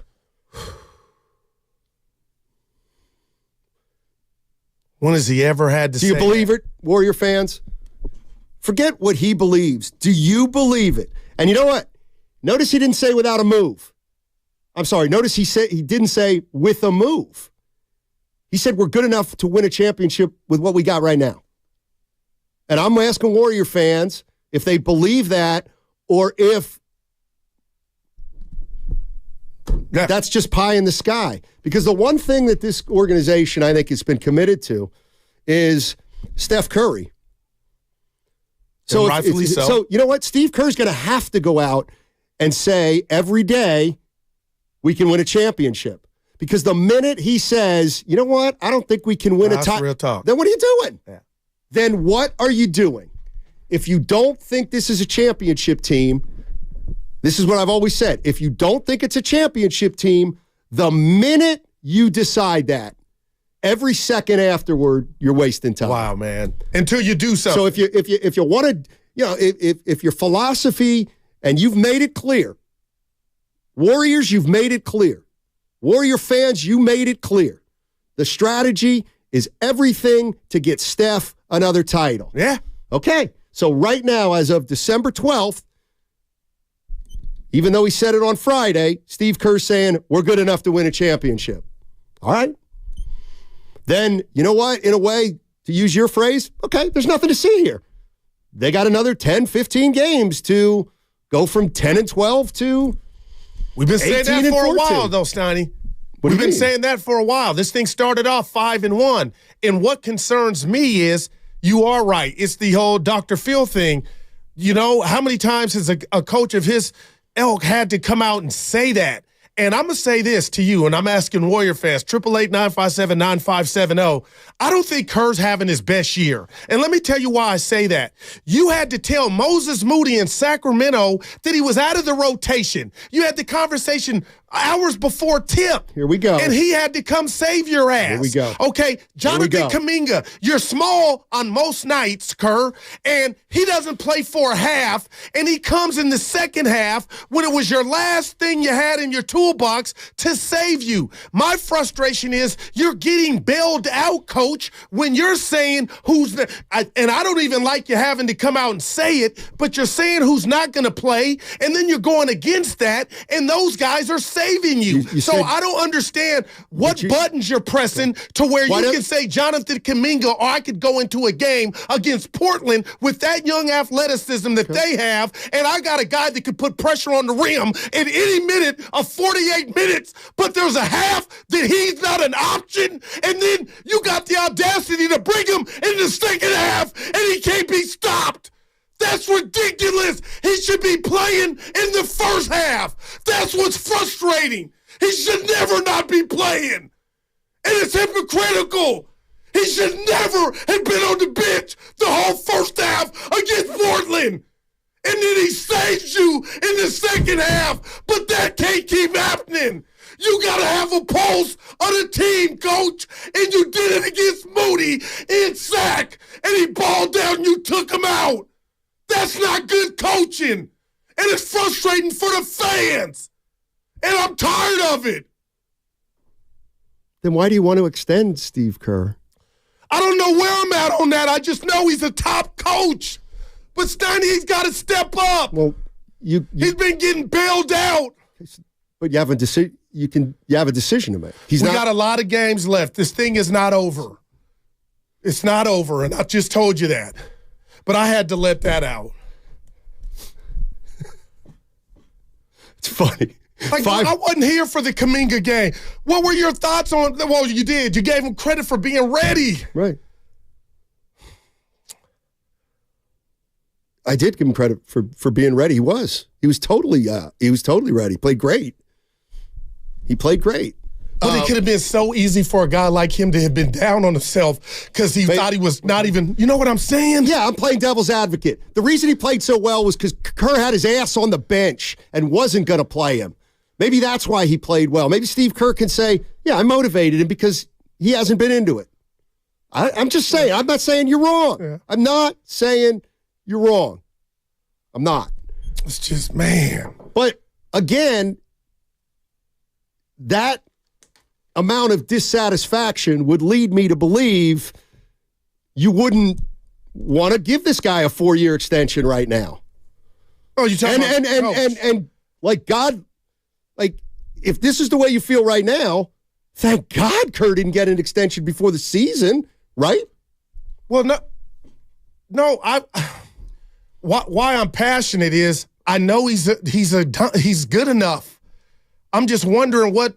You know, like I keep going back to the Moody in Sacramento, like the buttons he's pressing, Steiny, and he's getting bailed out on them. Like what goes into Kuminga might not be an option. And I'm not saying how Kuminga's he practices. Playing. Maybe how he practices.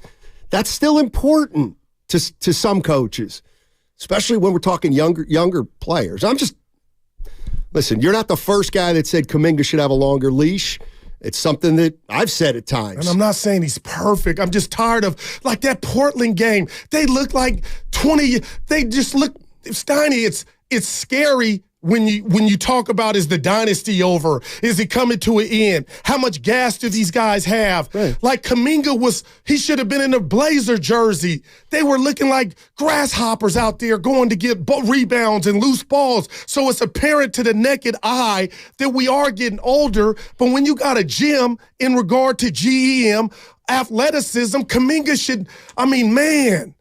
And he was ready. Thank God he was ready because that was a game you could have dropped. See, I don't think this is a championship team.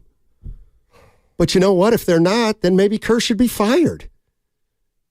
Because he just said it's a championship team. So why aren't they? Right. But Steiny, he's what? Done so much. Do you believe him or not? Get fired. Okay, you just don't renew him. Fine. Steve, you think this is a championship team? Fine. When we go 42-40, we're not extending. You're done. Well, how much are the veterans responsible for these blown leads? I'm just like I'm not blinded to where like they're all responsible. Foul. Like why are you going for a steal? Is that Kerr's fault? No. Then the Holmgren, when Evan and I worked together, they don't have a player who can defend Holmgren. That's not coaching. But Steiny, how many do? And maybe could Wiggins bother him or Kuminga? I'm just asking. Like, that's not, let's go home because we don't have anybody to guard. Well, they don't. If Draymond can't guard the guy, nobody can. Well, I would say they ain't got nobody to guard SGA.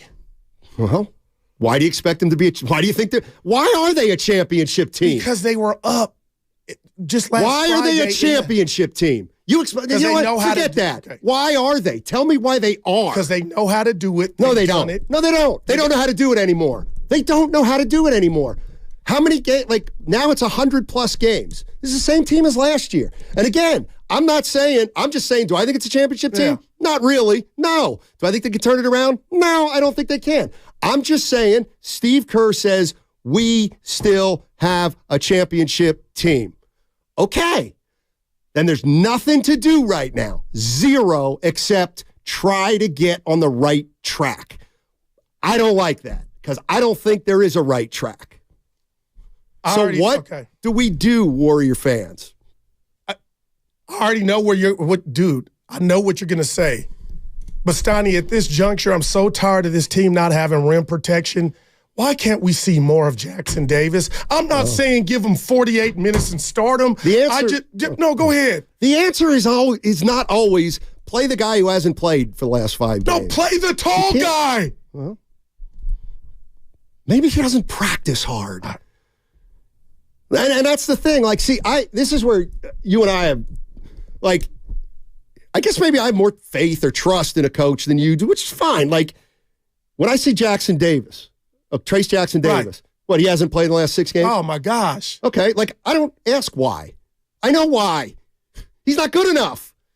He's just not been good enough. Clear, like, that's where I give Steve Kerr and any coach the benefit of the doubt. He would play if Steve Kerr thought he could help him win, but he doesn't think he can help him win. But I mean, it's really that simple, right?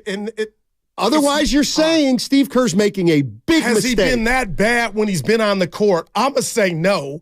I'm not saying he's been perfect, but real quick. Listen, this is the other thing. This is infuriating me, too. The other thing, you know what? Guess who's playing? Moody. You know, you can quarrel about their minutes, all right? But let's say Moody, Kuminga, Pajemski. You want Jackson Davis in a little bit more. They have any other young players I'm forgetting that are getting a little bit of a run? But yeah, hey, guess what? Kuminga's playing. Moody's playing. Pajemski's playing some. And then, who'd I just forget? Trace Jackson Davis. He's playing a little bit. Guess what? They're 10 and 12. You see what I'm saying? The Oklahoma City Thunder are playing 23, 24-year-olds, and they're really good.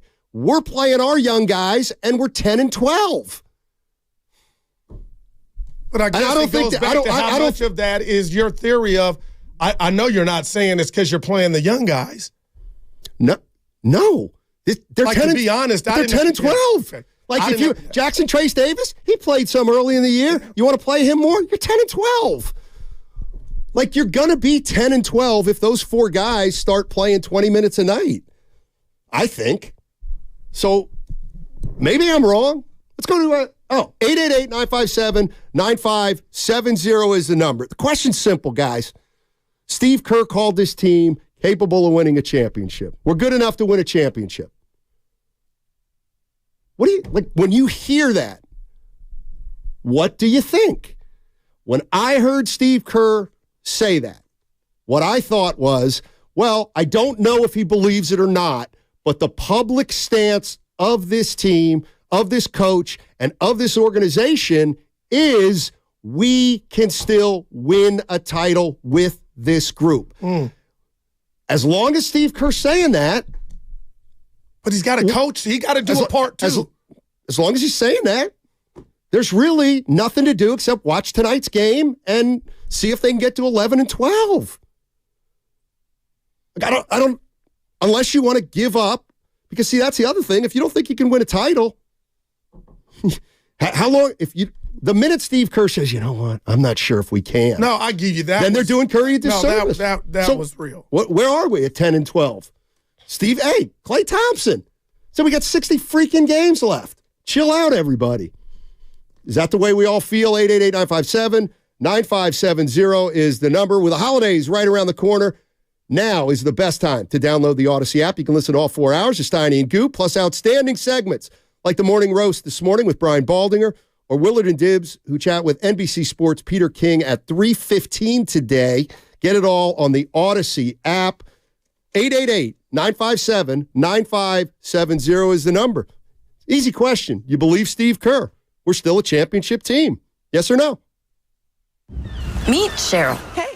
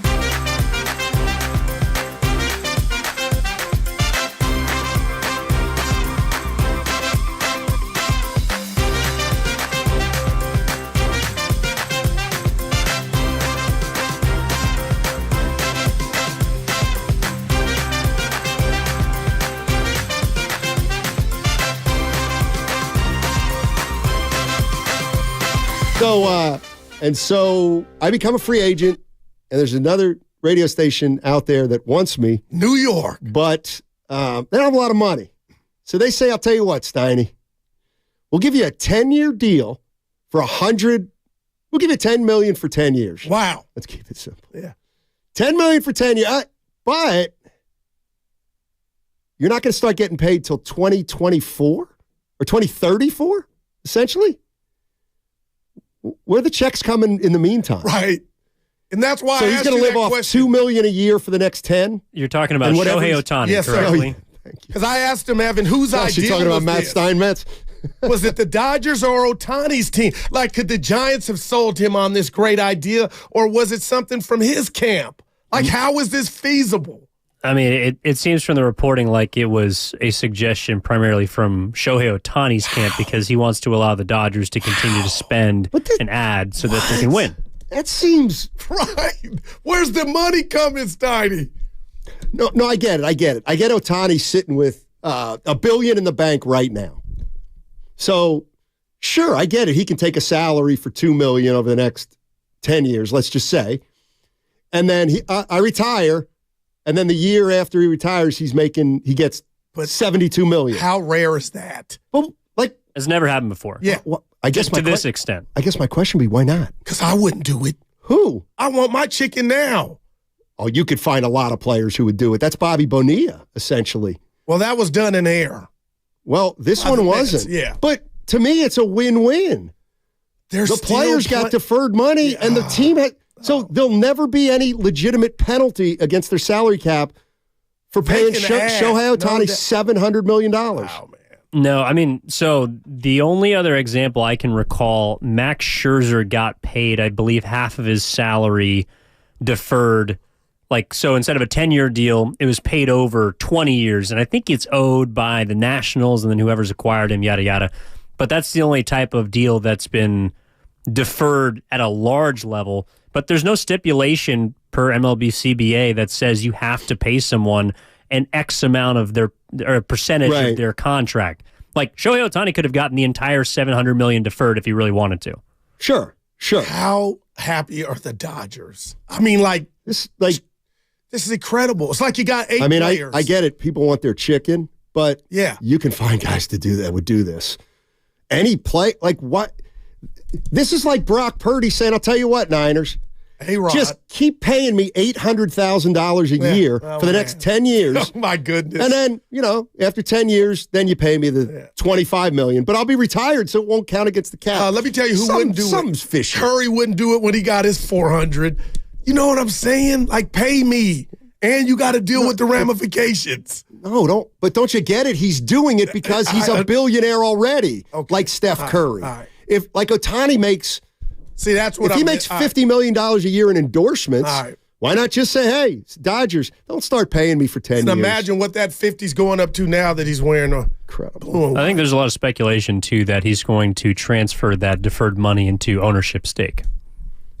So, like a la Magic Johnson or something like that. Yeah, no, Giants have no chance. Man, I mean, they just signed Matt Chapman. They just signed a great player for $2 million, essentially. Because it's not going to matter when they pay. Okay. 888-957-9570 is the number. The Dodgers, we know, are probably championship contenders. Are the Warriors? Yeah, turnovers and fouls. I can just repeat it every game if you want. I mean, it's turnovers and fouls. That's what it comes down to. So, the fact is, we're playing one of the best teams in the league on their floor. We're good enough. We're good enough to win a championship. I believe that. This team. But if we're going to just turn it over and throw the ball to the other team and foul over and over, then we're going to lose. We know the formula. We just controlled that whole game on the road against a great team. That's our game. You didn't win. So, turnovers and fouls.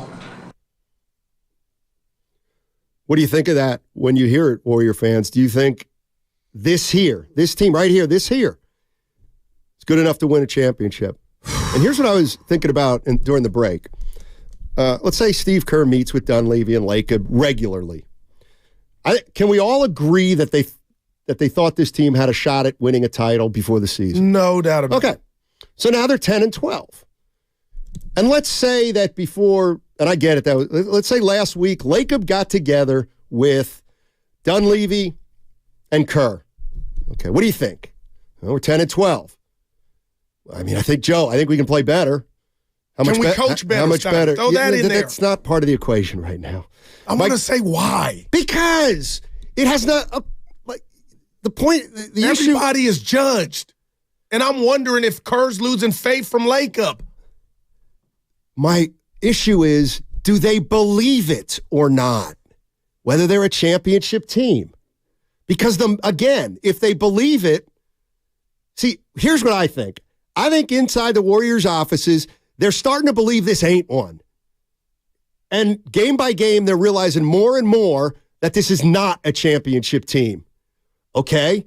But they talk about it throughout the course of the season. I don't know, Joe. I don't know if we can get it done. Maybe we're not a championship team. And Joe Lacob goes, well, I'm starting to think we're not, Steve. Okay. What do? Well, for the time being, we have to tell everybody we think we're a championship team, because the minute we say we're not, what does that do for Steph Curry? Not a damn thing. So I believe that they do have a lot of doubt whether this is a championship team, but by saying that right now, they buy themselves another 10, 15, 20 games. Because 10-12 ain't helping Curry. You're seeing he's about to blow.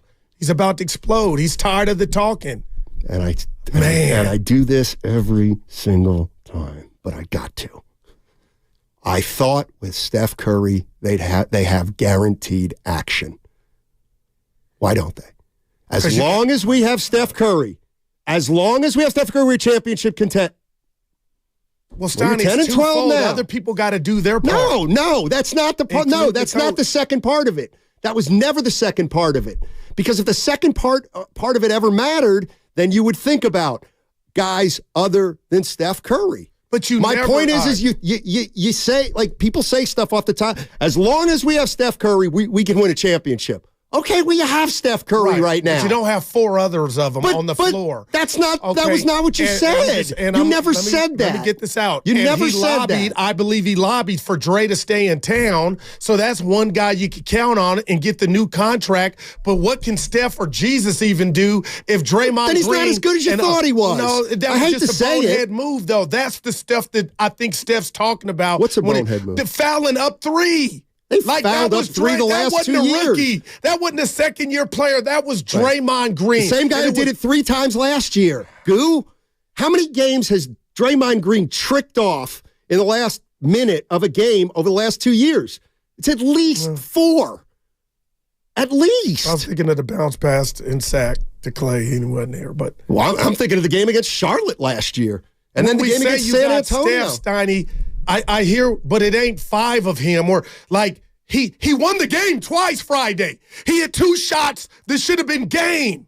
But stuff he can't control for others allowed them to get back in the game. He's turning the ball over too much, and it's costing the Warriors games. No, but where would you be without him? Well, you'd be shot. But again, this is what I mean. When I talk about life after Curry, okay, I get met with, who cares? You got to do everything under the sun for Steph Curry. Why? Well, because if you have Steph Curry is not Michael Jordan when Jordan was 28. He needs more than it. No player is going to get this team to where it get like. I just hated the cavalier. Well, as long as we have Steph, we got championship window. No, you don't. You need more than Steph. Everybody needs more than Steph. 2/5 of your starting lineup have been no-shows. Thank you. But I thought he cured every ill. Right.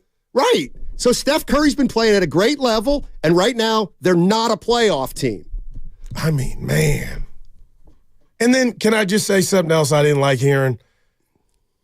So one of the starting 5's spots can fluctuate in crunch time. And we had to do the math, and it wasn't hard. 1 + 1, it was Wiggins. That should be Klay, too. It shouldn't just be strictly to Wiggins. But if that's how you're going to play it, okay. But the reality of the situation is there should be 2. If you want to go loony, there should be 3.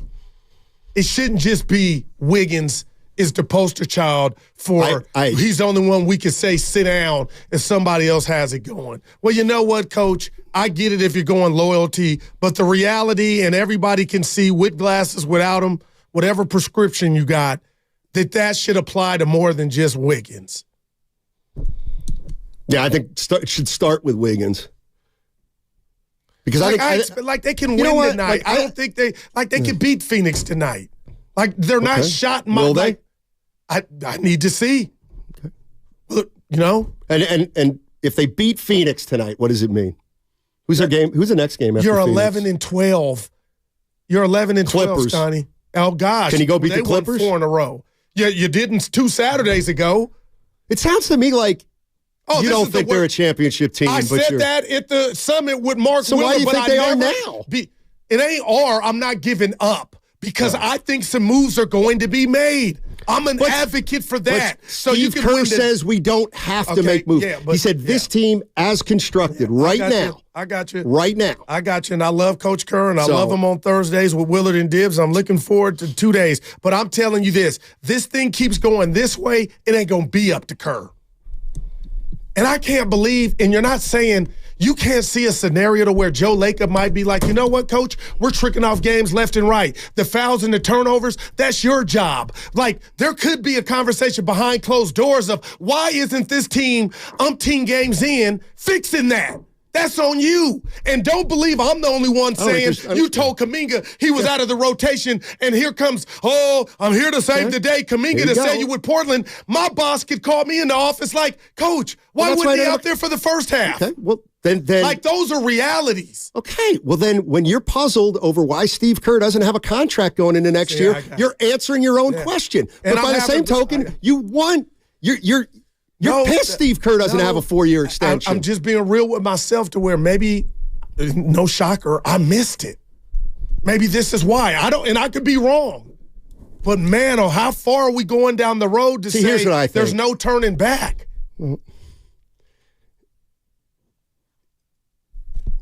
I just don't, I think it's all very logical and understandable, and I kind of just want to know where everybody else is on it. It's if you believe that this still is a championship team, this team, that's the thing that got me. Not like a tinker here, a tinker there. It was, we have a championship team right here. Okay. Well, you're 10-12. So maybe Steve Kerr, again, everything, just look at it practically. How can you be a championship team and be 10-12? Same way the Niners were 3-5. Changes stuff. They've never won a title. There you go. Well, they got to Super NFC Championship game. But you can't turn it. You're not saying they're, you know what? Fine, I'm saying they're 10-12 is not a death nail. By no stretch. But I'm with Klay on the 60 game. Okay, so you think it's a championship team? No, I'm saying if they control it, it's not over. No, they don't anymore. That whole thing's a myth. Oh. Yeah, they controlled everything when they had Durant, Klay, Steph, and Draymond on their primes. They don't control anything now. Turnovers, they're older. And fouls. That's why they're turning it over and fouling, because they're slow and old. That to me makes so much sense. Why do you have 20? They're last in pace. Huh. You mean this young team? All right. Can I just tell you something I would think about? I'm going to tell you because San Jose Jazz fans having fun with me on the YouTube chat. Okay, it's about trust. Brandon Podziemski is faster. I trust him. He's a good passer. I know he's young, wet behind the ears. But Chris Paul, at times, has not been available. Guess what, Steiny? The roof didn't fall in the arena. So if you want to do something and you want to trust Brandon to be your PG after the starters, go that route and see what you could get if you were to put another player in a pick with Chris Paul. I don't know, but it's something I watch Warrior basketball about. It's on the table possibly to get some help, and get something that you don't currently have. Just a thought. 888-957-9570 is the number. We're talking about the Golden State Warriors, and somebody asked a good question here. What else is Kerr supposed to say, though? The question wasn't whether they're a championship team. Yeah. The question was about turnovers and fouls. He offers this without any prompting. Yeah, turnovers and fouls. I can just repeat it every game if you want. It's turnovers and fouls. That's what it comes down to. So, the fact is, we're playing one of the best teams in the league on their floor. We're good enough.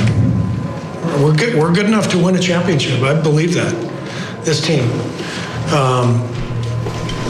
But if we're going to just turn it over and throw the ball to the other team and foul over and over, then we're going to lose. We know the formula. We just controlled that whole game on the road against a great team. That's our game. So, turnovers and fouls. He wasn't asked anything about whether he thought this was a championship team. He was asked about what's going on with all the turnovers and what's going on with all the fouls. That's all he was asked. So he offered no doubt that we are still a championship team and this team can win a title. My question to Warrior fans is, do you believe him? A, and I think he still thinks it's within the realm of possibility, but I think he also knows it's a long shot. Okay. And so what he's signaling to everybody right now is, for the time being, I think we're in a holding pattern. We're going to keep playing the schedule with the guys we have, But he's never had to do it like this. He's cutting guys off that deserve to play at the knees because it's uncomfortable to put the guys that got it going on the court. That has never been done in the Kerr era. It was always who was balling got rewarded. Now it's about reaction, and it's about you're playing because who you are. So just if that's what it's going to be, that's fine. But don't tell me, Kerr, or tell us that we know what it's about. It's about not upsetting the apple cart. And it's about, I don't want to sit Klay down. I don't want to, because of the reaction. This is all brand new. And the guys that are losing out are the guys like Moody that got it going in sack on national TV. By the way, how and was they're he on last fire. game? I got you. It's not about, but you know what I'm saying. So what this I'm saying is all new. No, and it's not. He's going to the card of what I said he should do. And now I admit I'm wrong. And I wonder if he will, I'm going with my old school guys, ride or die. Theme and of Steiny, the if you got it going, you're going to come out the game because you're not in the band. It's not different. It's the exact same. For 3 years, we've been talking about Kuminga, get him on the court. For 2 years, we talked about 3 years, Wiseman, get him on the court. They want to chip with him with that. No, they didn't. Kuminga not being a big they want to chip because they didn't play those guys. Right. So my point is, it's not new. This is now the third year. How come Kuminga can't play? How come there's not more Moody? So it's like it is the same thing as the last 2 years. It's nobody's not because seeing we're the seeing youngers. more erosion from the starters. So it's like a necessity now that you need the youth movement. That's all, Steiny. And they're playing a lot. I actually think the young guys are playing plenty. I hadn't heard that. I mean, and is that a good sign? Cameron and Milpitas. Hey, Cameron, how are you? Cameron, what's good, fellas? How are you? How are you, man? Hey, huge fan. Just wanted to call in and kind of comment on the Steve Kerr thing. First off, I don't really know where it's came with Kerr. I believe he believes that we're a championship team. But moreover, I'm just really tired of like the old guy versus young guy talk. Like I just think we need to put out there whoever balls the best. Like Guru, I hear you, and I heard you guys bringing up Steph. Steph has been our leader for a long time. He's been the most selfless guy in the league. He wouldn't care if he needed to be benched. Steph does whatever it takes to win this game. And, the other guys just need to follow the lead and realize that they can't be a championship team if we just stop worrying about young guys versus old guys. Well, you know what? But I think there's something to that. But all we can do is judge everybody accordingly. It don't matter your age. And Wiggins and Klay have been MIA for the most part of this. That's their biggest issue. Kuminga's had a disappointing year. But that ain't as heavy as Klay and Andrew Wiggins through this early season. Okay, that would be my number one problem with the Dubs, and Kerr would probably tell you the same thing. So I'm telling you, just answer me this. Wiggins has stunk, Klay has not been very good, and Kuminga's been disappointing. Why does Kuminga deserve the benefit of the doubt? Even though Wiggins has not been good, Klay's not been good, Kuminga hasn't been consistent either. The other two play more. Right, and they're veterans. Yeah, and that's why should we just hand Kuminga Kuminga's not playing well enough just to give him he's not playing so much better than Wiggins that we got to play him. It's hit and miss, Donnie. Exactly. And the other night against Portland, that makes you 10 and 12. 10 and 12 is what Podziemski's going to get you. It's what Kuminga's going to get you. It's what the young guys are going to get you. I think just because they're young guys and they're going to be inconsistent. But you feel like they're getting a little more run than normal. Podziemski's a rookie. Yeah, no, Podziemski's played almost every game. He's a rookie. Is that a good thing that he's cracking the rotation as much as he is? Is that a sign? It's what everybody cries about, so I guess they do want it. I mean, I haven't heard anybody out there say, let's go to the well with Wiggins and Klay and screw everybody else, the young guys. But you know what? That last call's on to something about the old versus the young. It's just, can't put my finger on it, but it's like I still smell it a little bit. Well, they're a team. Like the band you talk about, they're all young. They still foul and it's all. They don't fit. Maybe they don't fit. Here's the thing. Last year they said there's a disconnect. They used the word disconnect, no doubt. It's centered on the youngsters and the old guys. Gotcha. Okay, well, then we go through the offseason. They re-sign Draymond Green, and Draymond Green says everything should be fine. We're fine now. We're locked in. Guess what? It's the same issues. We're talking about the same issues. How much do we give the young guys? Is it too much? Is it not enough? How much slack do we give Klay? Not Steph. How much Klay, Wiggins and Klay? And they're all in the process of, they're still in the exact same place they were last year. I think. Exactly even in the with same Chris place. Yes, even with Chris Paul. In fact, I could argue, but I don't want to get sidetracked, that the future, what would you rather have? Jordan Poole under contract or Chris Paul, a free agent? I mean, there's still a chance you're going to lose Chris Paul for nothing. 888-957-9570 is the number. Steve Kerr, yes or no? It's like Bono. Are you with or without him? Get out. Any chance you get to Night They Drove Old Dixie Down? Coming up in the ocean.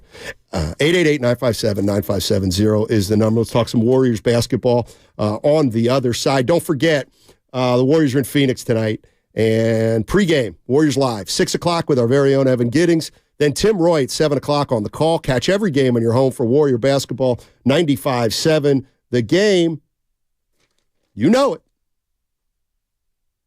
If I were Kamudi, oh no. Are you?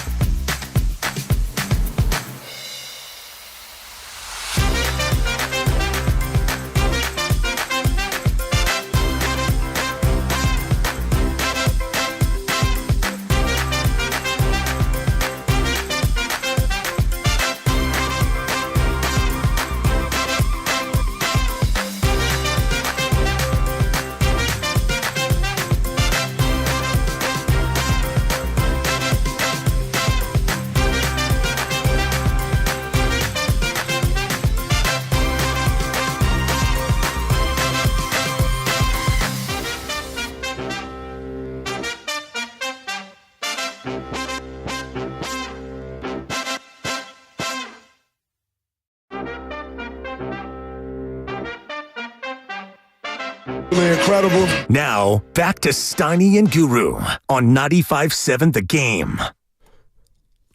What's up, everybody? Matt Stein, Stanley Guru Johnson. Hey, buddy. With you. Say Tuesday at 1:03. What are you thinking, Gil? Did I need my voice back?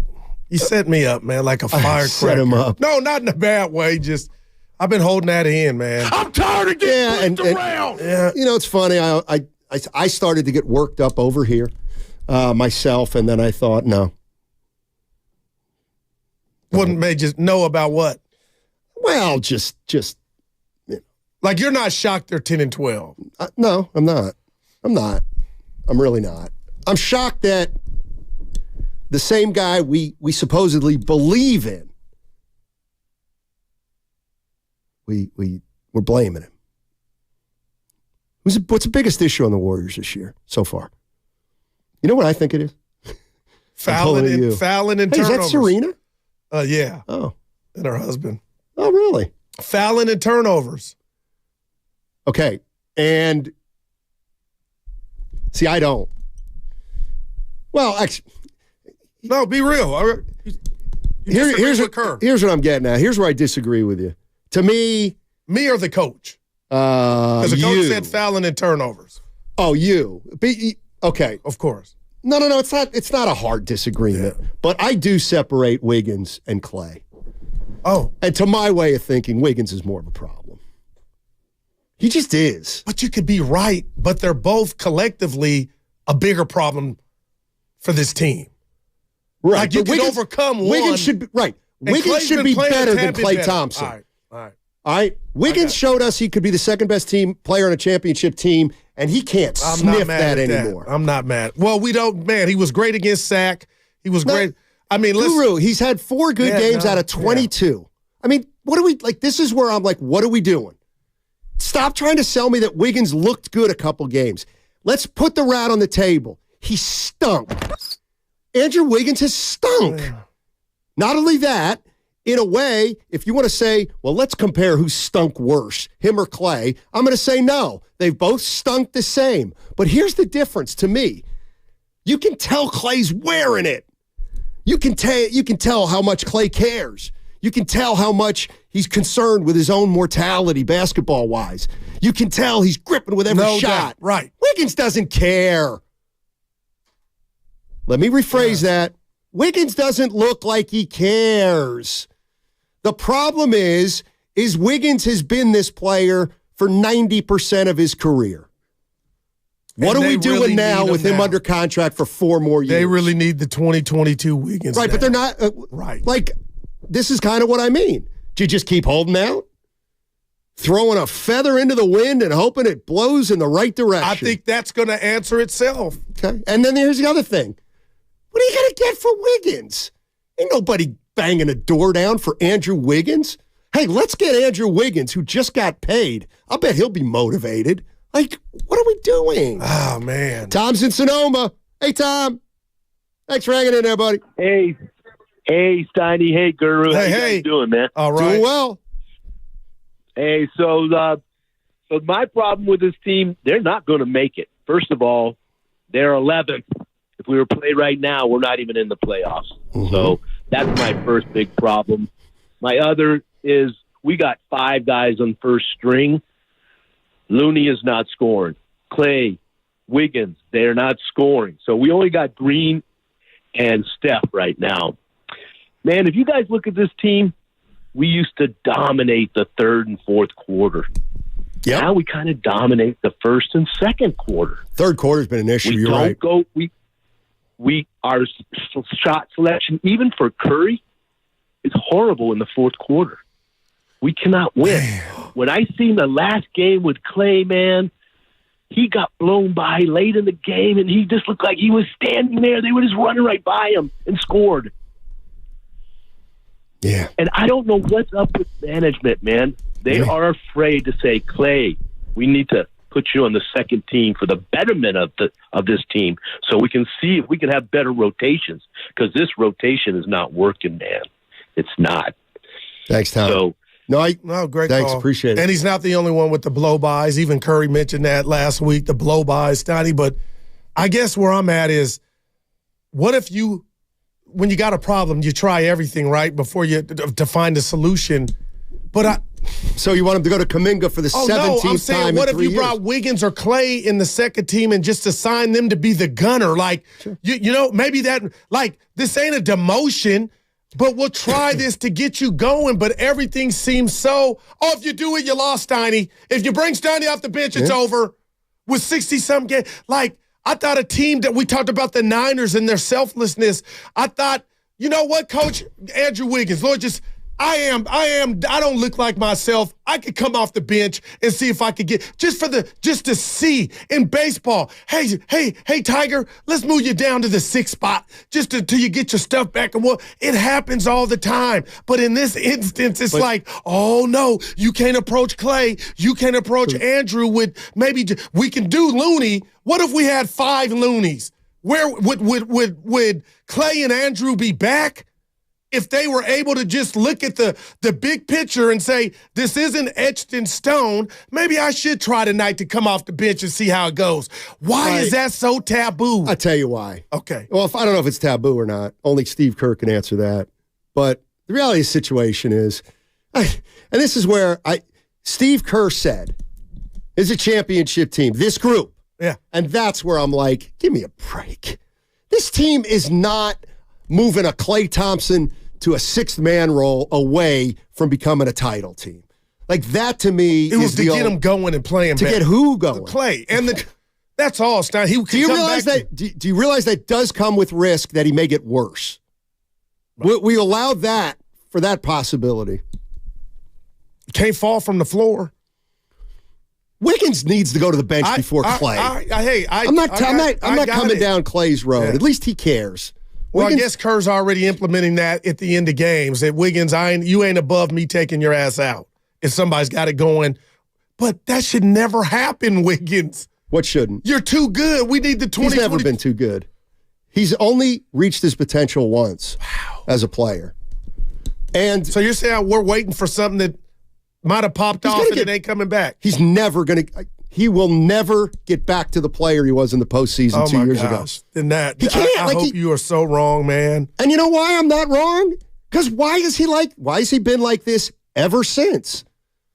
Like, well, Steiny, if they make a run, he'll get motivated. They can't make a run unless he's instrumental in making a run. Gary's in San Ramon. Hey, Gary. How are you? Einstein, how's it going, man? Hey, how you doing? Oh, boy. Uh-oh. How you doing, baby? Why'd you come with that? I'll take it for now, unless you're being condescending. Hey, you know what? Yeah. No, I wasn't. Truly. I meant that. It's all good. I'm laughing, buddy. I think you are the basketball big head on that stage. But the thing is that the Warriors, you don't like that either? Oh, my God. I can't make a strike. No. Big head sounds like I got a big ego. You're right. You're all good. No. We're having fun. Okay. I meant brain. I should have said brain. There you go. I'm sorry. No, you're the man. All right, go ahead, though. Seriously. Okay. Anywho, transition is hard. Warriors have had it going for a good long time. Everyone would love to see, the star of the team and everybody and Curry get another ring. But the reality is that every team, championship squads, have had a point in their run where they had to get off their veterans and move in the other direction. And, quiet as it's kept, I think we're there. It's time, you think? It's going to be hard. What would you do first if it were up to you? Would you tinker with the lineup? What would be your first change? I would definitely, pull some of the starters. I don't want to name names because that's not cool. Klay or Wiggins. But see, that's what's wrong with them. I feel like they're doing just what you said, like it's about reputation, and I get it. But if it's about the betterment of the team, hey, you know what? Maybe I'll come off the bench, coach, for the betterment of the team and myself. What about that? Why are we so prideful? Why is it so above reproach to hey, Klay or Wiggins or whomever, but Looney's okay with it, right? Looney's the only guy. He'll play all 82. You can count on Looney, but if you sit him, he don't cry. Why can't others exhibit that? Well, if a veteran comes up to you and wants to be selfless and say, hey, you know what? For the betterment of the team, maybe I should be coming off the bench and let somebody else jump in there and see what they've got. But, it's hard when you've got like 3 Hall of Famers. No doubt. You know what else is hard, Goo? Getting old. Well, you ain't got to tell me. Well, and you know who else we don't have to tell? Steph, Klay, and Draymond. By the way, that's not Serena. That's Tamron Hall. No, I know, the woman in the green jacket. No, that wasn't who you saw earlier. You said it was Serena and her husband. That's not who I saw with that guy. That's somebody. We got a problem here at the station. I got to talk to the boss after. Back about to that? Wiggins. Yeah, no. No, let's forget about that. No, I'm being real. Can I tell you my problem, you and Evan? Is it? Well, you go does it on these involve tangents me? about singing. Well, no. I just want. It's about this camera. Am I going to catch a stray? No, the camera. Oh, okay. Fair. Evan put up a post yesterday. I looked like Kermit the Frog. The other camera had me looking like Hollywood. What is going? My eyes, they got the eyelid and not the eye. Like, help me, help you get the camera. You have an over concern with your appearance. No, I do, but this is bad. I just looked at it like before. I just quivered when I saw me at the host. It's a vanity issue. No, it is. This is bad. I don't look like this. No, you look worse. Torture. You look great, Goo. What are you talking about? You See, look for Evan, the Tracy Morton is. You are Guru. You have the boss knows. Remember, I brought it up in the meeting. He goes, "Goo, you're on." He knows, but I'll take the money out of my check. Get us a different camera.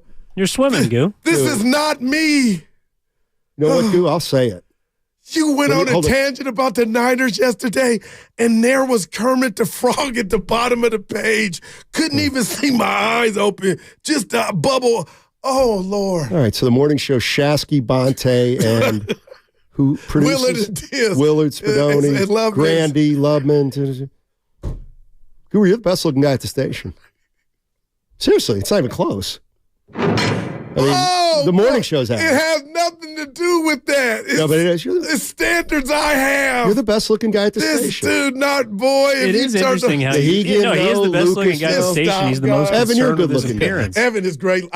And Grandy just needs to get more out of himself. No, Grandy's good-looking too. We're all. Hey, you know what I mean? It ain't making love to me. The camera. Well, it's rejecting me. There's got to be nicer to it. That's a shame. Go ahead. You were saying. Austin's in San Jose. Oh, God, where have you been? Hey, Austin. Hey, where Sonny, you how been? you doing, man? Yeah, where you been, though, first? Where you been? Okay. Hey, I'm around. Bro. All right, okay. All right, I miss you, brother. Okay. Right. Hey, appreciate that. Listen, a couple things. First comment is, it shouldn't be about the players, guys. I mean, you guys are talking about how Klay feels and how. Listen, Coach Kerr, that's his job. He needs to make the change. It shouldn't be about what players say. It's about winning. That's the first thing. I think we all can agree on that. I know it's easier said than done, but that's kind of the way I feel. And I do have a lineup change, guys. Give it to us. I want to get your comments on what you think. And before you shout me down, listen, I got Sarich, Steph, I got Kuminga, I got Klay, and you can figure out who the fifth one is. But that's my five. I think we can go with. Why not put Sarich in the starting lineup? What's the problem with that? I think he did. Listen, guys. Thanks. No, thank you, Austin. He had Sarich in a couple games ago. And Draymond would be the fifth. Why? I think he started Sarich against the Clippers the second time. Yeah. Because Looney got played off in the first He'll game. step out and what? I mean, he wasn't great, but can we go around the four of us? And I'd like to include Grandy. Yeah. Very short answers I'd like here. Hey, Goo, how's Sarge been this year? I'll give him a solid B. Okay. Brandy, how's Sarge been this year? Pretty good offensively, but can't defend anyone. Okay. How's Sarge been this year? He's underwhelming. I mean, what letter grade to my B?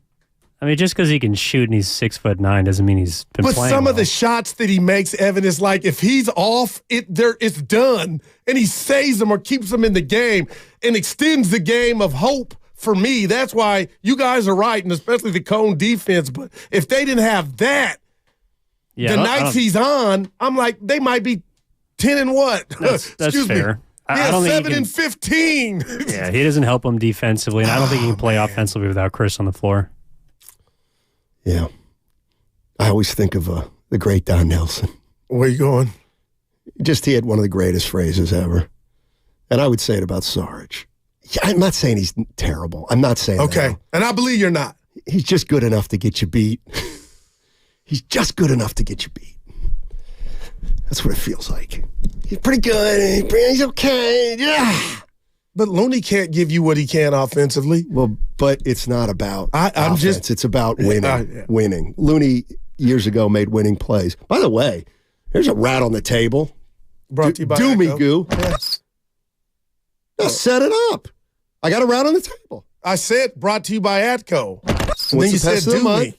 I know. It's mice and rats. Okay. Billy didn't like you saying it's always mice and rats, but go ahead. Yeah. Billy, give me a termite or something. Cockroach. I forget what I was saying. Oh, Looney. We better be careful Looney's not on the downside we ain't going anywhere. Well, that I don't believe. I thought you were going to say if he had an ego. If he played that ego thing. Like, so I'm the only what's one going that on can with come Looney? out. No, nothing's going. He's Looney. My point is, I think he's why getting can't older. others demonstrate? Why can't others demonstrate what Austin? See, 510 gets me. Was one person. Steiny, Sarge is better than Sabonis. I'm gonna let it go. I'm gonna say you're I'm wrong. not gonna correct it. No, I'm not gonna. I'm just gonna let it. Hey, whatever you feel. Gary Radnich, how you feel is how you feel. Wow. But the 510 says Sarge is better than Sabonis. Let's just let that one there. So you guys don't think there should be more of Jackson Davis? I'm not saying. Who cares? See, that's your problem. No, it's not my problem. You got a dude that can give Guru, you you're talking something. about a guy who was picked 56th in the draft. He's a second-round player who's going to all of a sudden change he's going to change the fortune of the Golden State Warriors. That's what Purdy played out of necessity. There's no necessity yet for Jackson Davis. Are we sure? We're 10 and 12, and Kerr says we have a championship team. Like, I'm kind of being a jerk. I mean, I'm just telling you the tea leaves. I was in the hospital watching the Portland game. I told you guys. Was there anybody to protect the rim from the Blazers? It was like they were a magnet. Where's one? To you, they did. To you, they did. Oh, to you. What? To you, they. You telling me they're 9 and 13? No. I'm just telling you, dude. There was a Steiny. Let's get the mic. Let's get the mic in San Jose because he vehemently disagrees with Steiny and Guru. Yeah. And this is rational, Mike. So we need to listen. What's up, Mike? Mikey.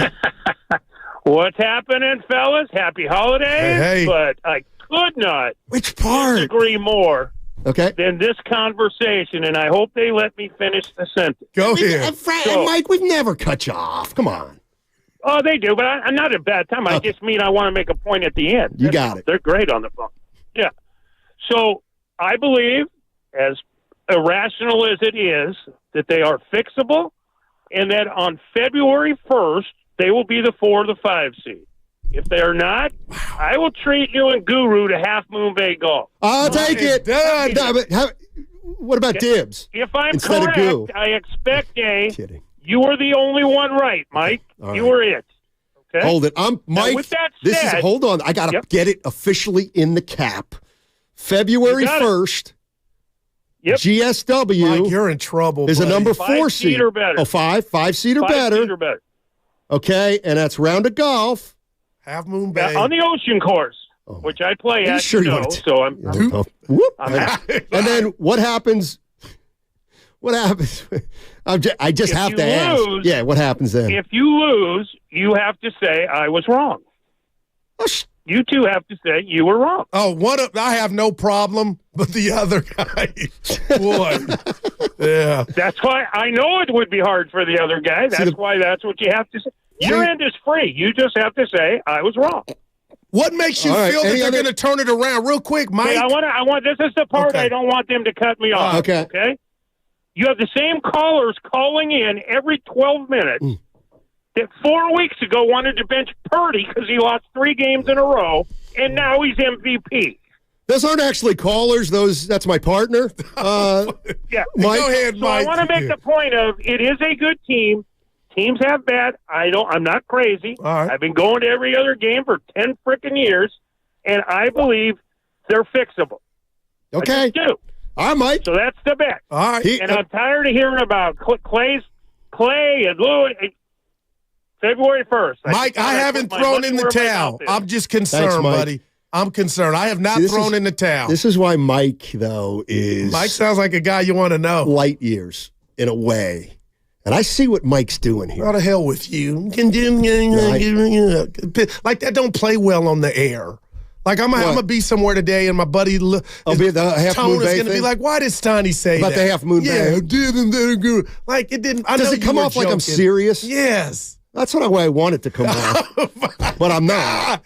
Dude, Well, you know if what? we radio fought, You know what? it would be one round, 30 seconds, man. I mean, Next question. Go ahead to Mike. it's hard to explain, but I think a lot of golf listeners know. I wouldn't appreciate It's hard to explain. You're not ready for Half Moon Bay. It's too much course for you. The first thing that came out his mouth, could I exchange deals for goo? We'll get you to Redwood Canyon first. Out in San Leandro, Castro Valley. No, I'm kidding. But go ahead. No, here's the thing about Mike. This is why Mike's smart. Because I'm not out on the team. I'm just concerned. All the 5th seed could mean is they're 28 and 27 after 55 Well, that's games. better than where they're at now. They're Right. looking And into my the point is, plan. they might be 5th. Okay. The way last year went and the middle was bunched up, it's like two things could be equally true. Mike could win the bet, and they could still have no chance at a title, even though they're sitting at a 5 This seed. is reminiscent of last year. Tell you what, why don't we do this? I Let's go to just the do this. standings every night before I go to bed. I just do it to see. I know what. And I'm like, here we are, right where we were for a majority of last season. Which is what I said was going to happen. But now when Willard and Dibbs say it, you'll say, wow, these guys. Here's what we should do with Mike. Blah, blah, blah. You don't take the bet. Don't bet. it's already done. No. Half moon back, don't baby. bet. I'll make the bet. I don't want to win. How about that? I want the That's Warriors all to be I care a 5th about. seed. I don't want to win. No See, golf for I'm me gonna means the team's going good, and we got playoff basketball. Curry is frustrated. He's going to snap. I'm telling you, Why? he's going to go DK Metcalf if this keeps up. He of all, is this close. Like, this is the part. He has turnovers. I get it. He's not the only one. Yeah, but he's hitting game winners where he's the not. game should be over. When's he hit a game winner? 2 of them Friday. 2 of them. And Daryl That's said right. 3. He hit a shot with 48 seconds to go. That should seal it if you're a fan. Hey, And I'm sick of it. Oh, Steph Curry thinks this. Steph Curry thinks that. No, he cost them games. Like, I'm sick of separating. We got to go? Yeah. Okay, we got to go. Jeremy in North Oakland, we can see you free in Oakland. See you. And, we will get to free in Oakland on the other side. He says Steph Curry's sending subliminal messages. Wow. I want to know what those are all about. Okay, Warriors-Phoenix tonight, 7 o'clock tip. You know what that means. Evan Giddings, 6 o'clock, Warriors Live. Tip-off again at 7, 95-7 the game. Steiny and Gurus, who you're listening to right now. And by the way, that segment was brought to you by Fremont Bank. Full-service banking, no compromises. We're Warriors! This is a special alert to all Americans who own a vehicle.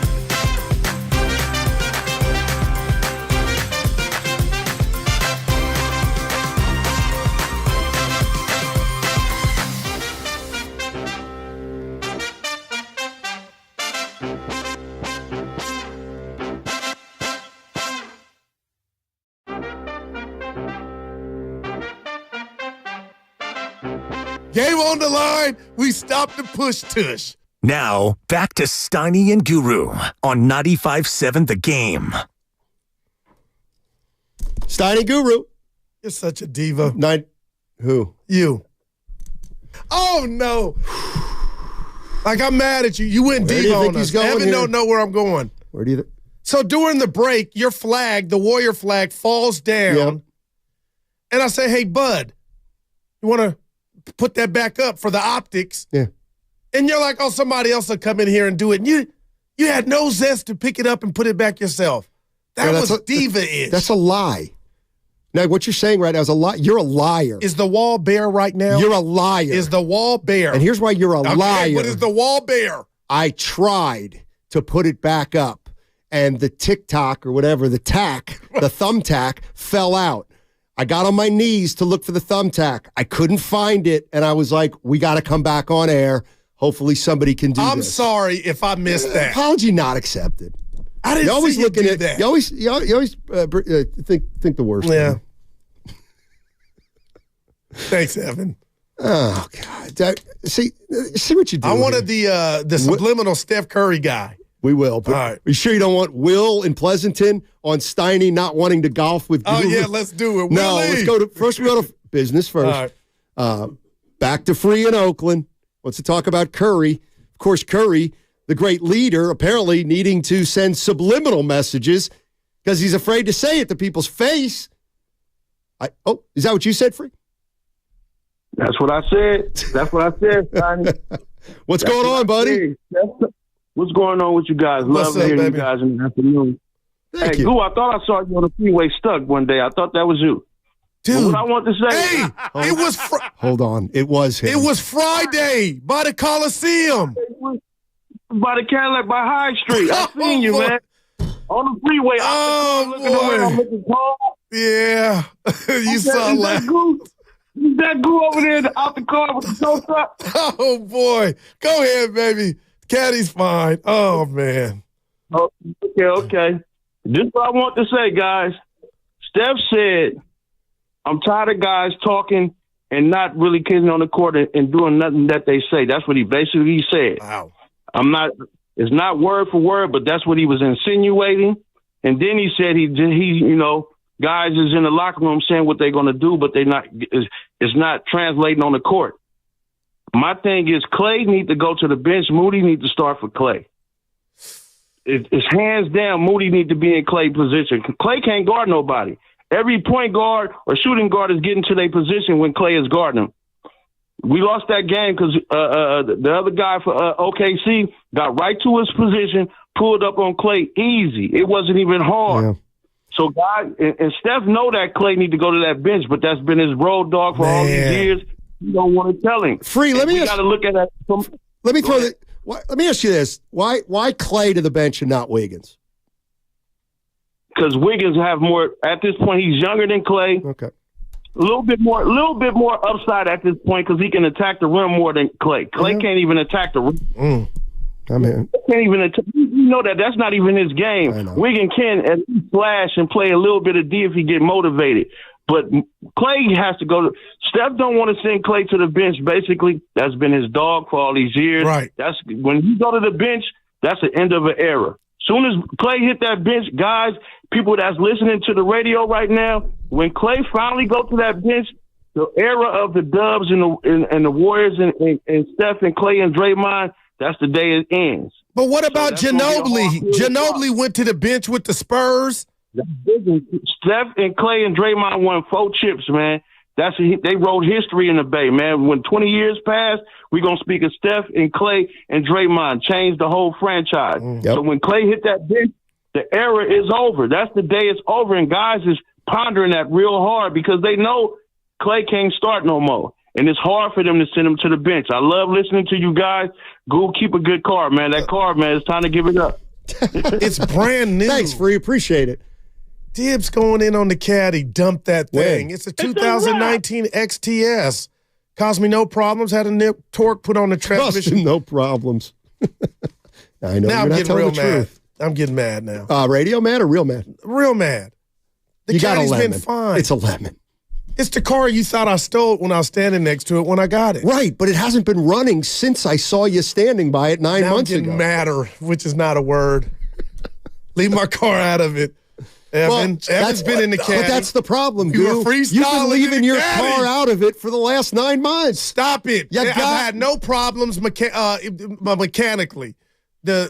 Something got replaced in the mechanics. The Cadillac forgot to put a plug back in, so it overheated. The fans didn't come on. So in other words, simple. So in other words, the car had a problem. You took it to get fixed, and then you drove it. And the first time you drove it, it overheated on the freeway coming in here. Because the fan... That's just bad luck. I didn't mean to laugh. After Dib said you need to dump it. Dude, the car's nice. You've been in it? I have been in it. No problems. So don't put that jacket on it like it's... What do you mean? Who's the injured player all the time? Ben Simmons? Ben Simmons. Lonzo Ball? The caddy has no... come on now. Why am I getting triggered? Well... It depends. Evan laughed. I didn't like it. But anyway, go ahead. Steiny. I didn't have anything to say. That caller Klay's never going to the bench. Okay. Well, if you say so.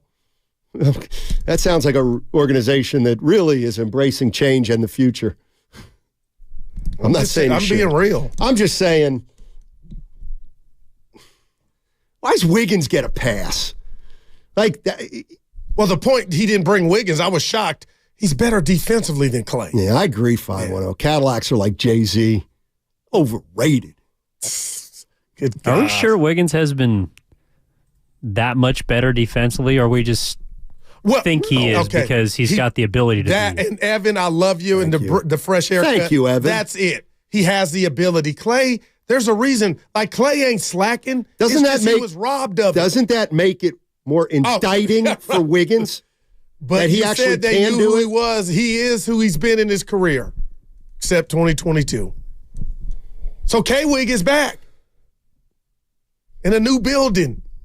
By the way, and I want to acknowledge, there was a texter, I think from the 707. No more caddy stuff. He made it clear. I was like, Wiggins is terrible. This is who he was. Yeah. Texter was right. He's worse this year than he's ever been. Like, even in Minnesota, he got you 19. So do you believe Kendra Andrews' report was how much of this is about his shape?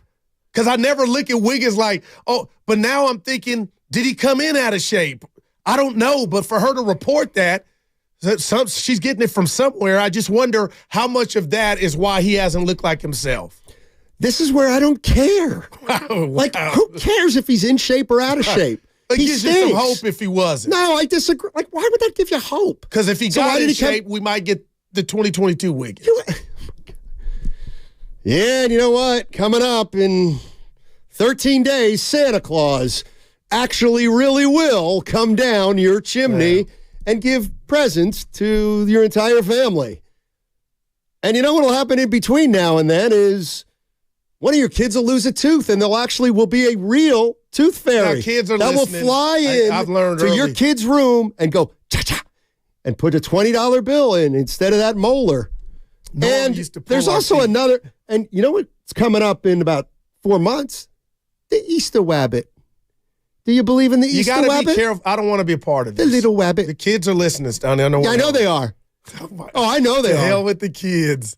Wow. No, I mean, I hear you. I'm just, at this point, all you can do is hope, because that's what Kerr was doing, right? When he says we're still a championship team. Do you, we got to go, Stoney. Yeah, Okay. get off of Santa. Dude, what was that? You went Tooth Fairy, Santa, and Easter Bunny. saying I don't like I'll any tell you of what, I think Wiggins is And you're still going. I think Wiggins is going to be very intense the rest of the year. I think we're going to see a brand new Wiggins. Yep, and here comes Santa Claus. Here comes Santa Claus. You just take down the big three. Hallelujah. We got to go.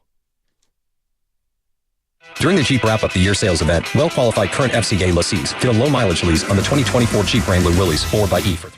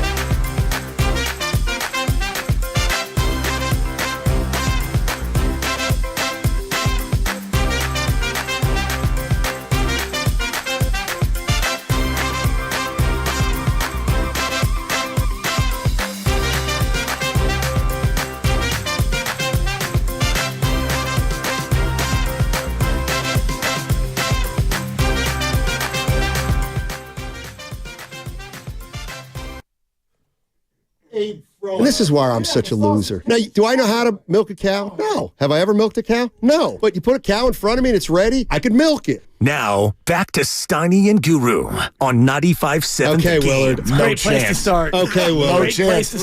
From what I've been told, no chance. Yeah. Did you hear the context? You put a cow in front of me and it's ready, I can milk it. Well, no, you didn't, because there's another thing that was involved in that statement, and it is a tractor. A tractor. Right. You couldn't drive a tractor. That's drive a correct. tractor. Agreed. Gotcha. Right. You also couldn't milk a cow. There's no doubt you can. I mean, I'm not getting 7 gallons out of it, but I'll get a couple squirts. I mean, the cow. I don't even want to address a couple squirts. I don't even. Shout out there. That's utterly ridiculous. Oh God. Yes, now you're not that guy. We were talking about Brock Purdy. You grab an udder and squeeze. No, it's not. It's like one of those balls. There's a little bit of a pull involved. Yeah, my understanding is it's not that simple. No doubt about it. There might be a bend and snap. Yeah. I'm just saying. There is a definite tickle and massage. You can go ahead and cut that. I'm not afraid. I don't. I would like to start over. Yeah. You know what? I mean, could honestly, absolutely milk a cow. I could. No chance. A heifer that's ready, 4 udders ready to go. We're doing a pretty good job here. No doubt. No chance. No doubt. I don't know why you doubt him so much. I don't understand that either. It's a question of pull when and else squeeze. have I doubted him? Pull I doubt him so squeeze. much. Well, it's not that hard, but of course it's not. Now, I'll tell you what I couldn't It's do. hard if you don't milk it. My granny used to do it. That's how I mean, we it's get 4 milk. people sitting here right now talking about whether it's hard or not, and none of the 4 of us have done it. No. So how the hell do we know? Well, I'll tell you how. I'm told that it's not that easy. Well, but I haven't done it. It's not that easy. You made love before, Willard. We've all made love. So we've all gone to the farm for a field trip. We've all gone to the farm for a field trip, and we see how easy it is. Yeah. Now, if you're going to hook it up to a machine where you get the 4 udders at once, that I may not be able to do because I don't know where the wires go. No. Yeah. I'm talking about you with the bucket and that little mini stool and a couple of gloves on. No pull gloves. And squeeze. Yeah. No gloves. Granted, no gloves. I don't play golf with gloves. It's for her. I don't milk it's with for gloves. her safety. Are you a no-glove golfer? I am. I am too. Wow. Yeah. Wow. Although I did just buy because we got a big Saturday outing and there was a threat of rain. We're going down to Milpitas this weekend. What? Intentional, and it's playing off the udder line. Good Lord. It's the holiday book.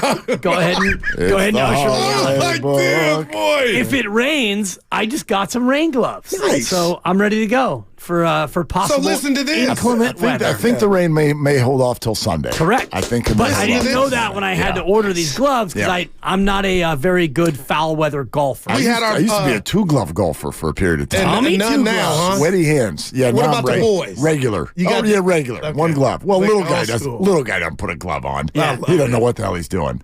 Mike Just called hits our the ball show straight, but and bet us that the Warriors would be a 5 seed by what was the date? February 1st. And if they're not, Which Mike?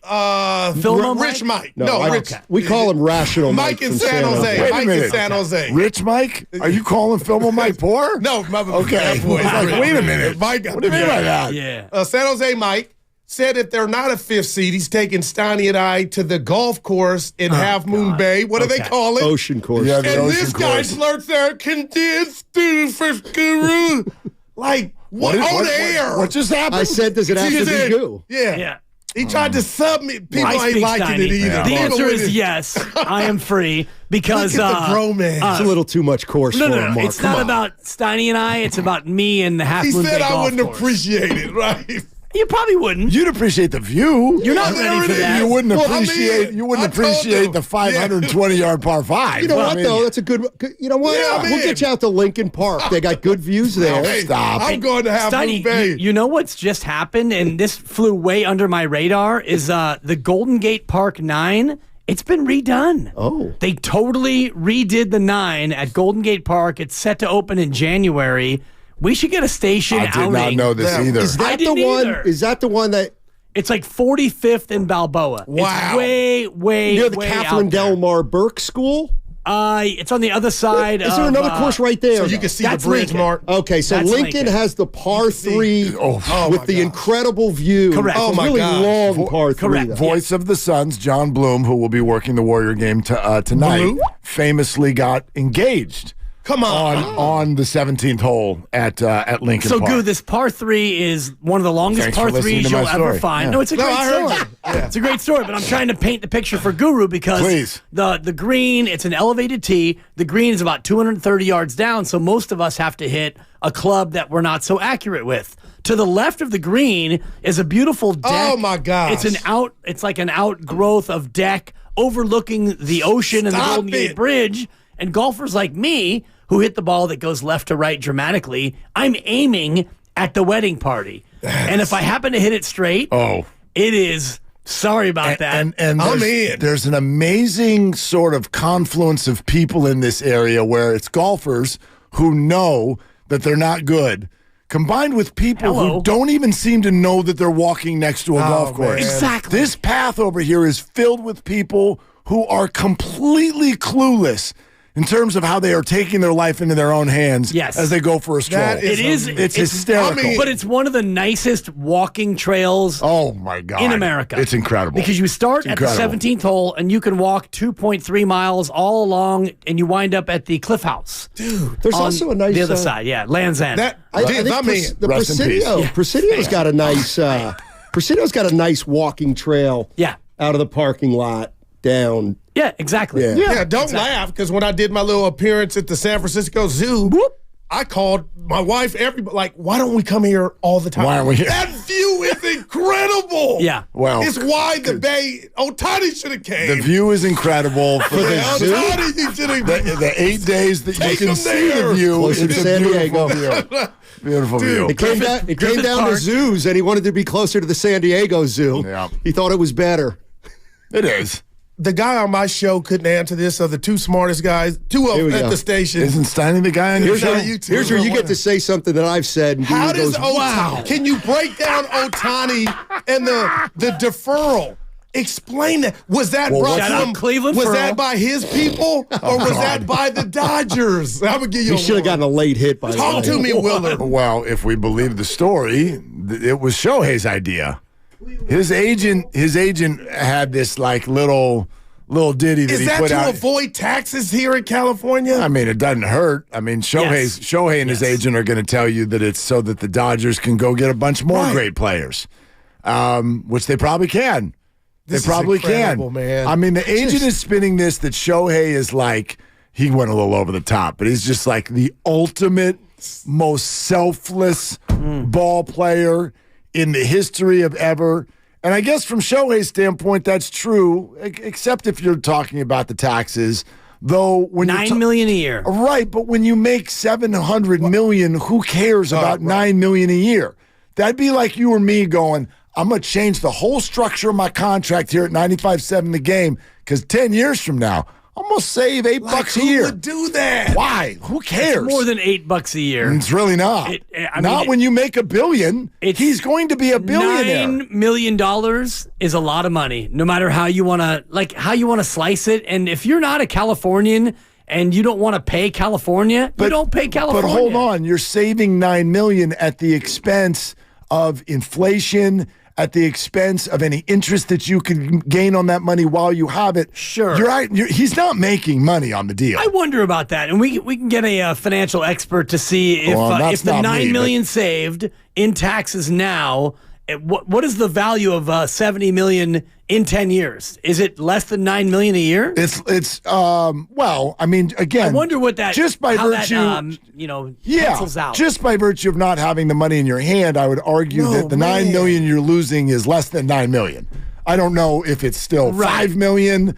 I don't know if it's actually a net loss. I have no clue. What if that $68 million per you're getting down the road is actually ownership stake in the Dodgers? Maybe. Then that 68's actually worth $100 per year. Who knows? Curry got his chicken on his $400 million. I guess I have a hard time believing though that Shohei is actually like the motivation behind the contract was to save a few million bucks in taxes.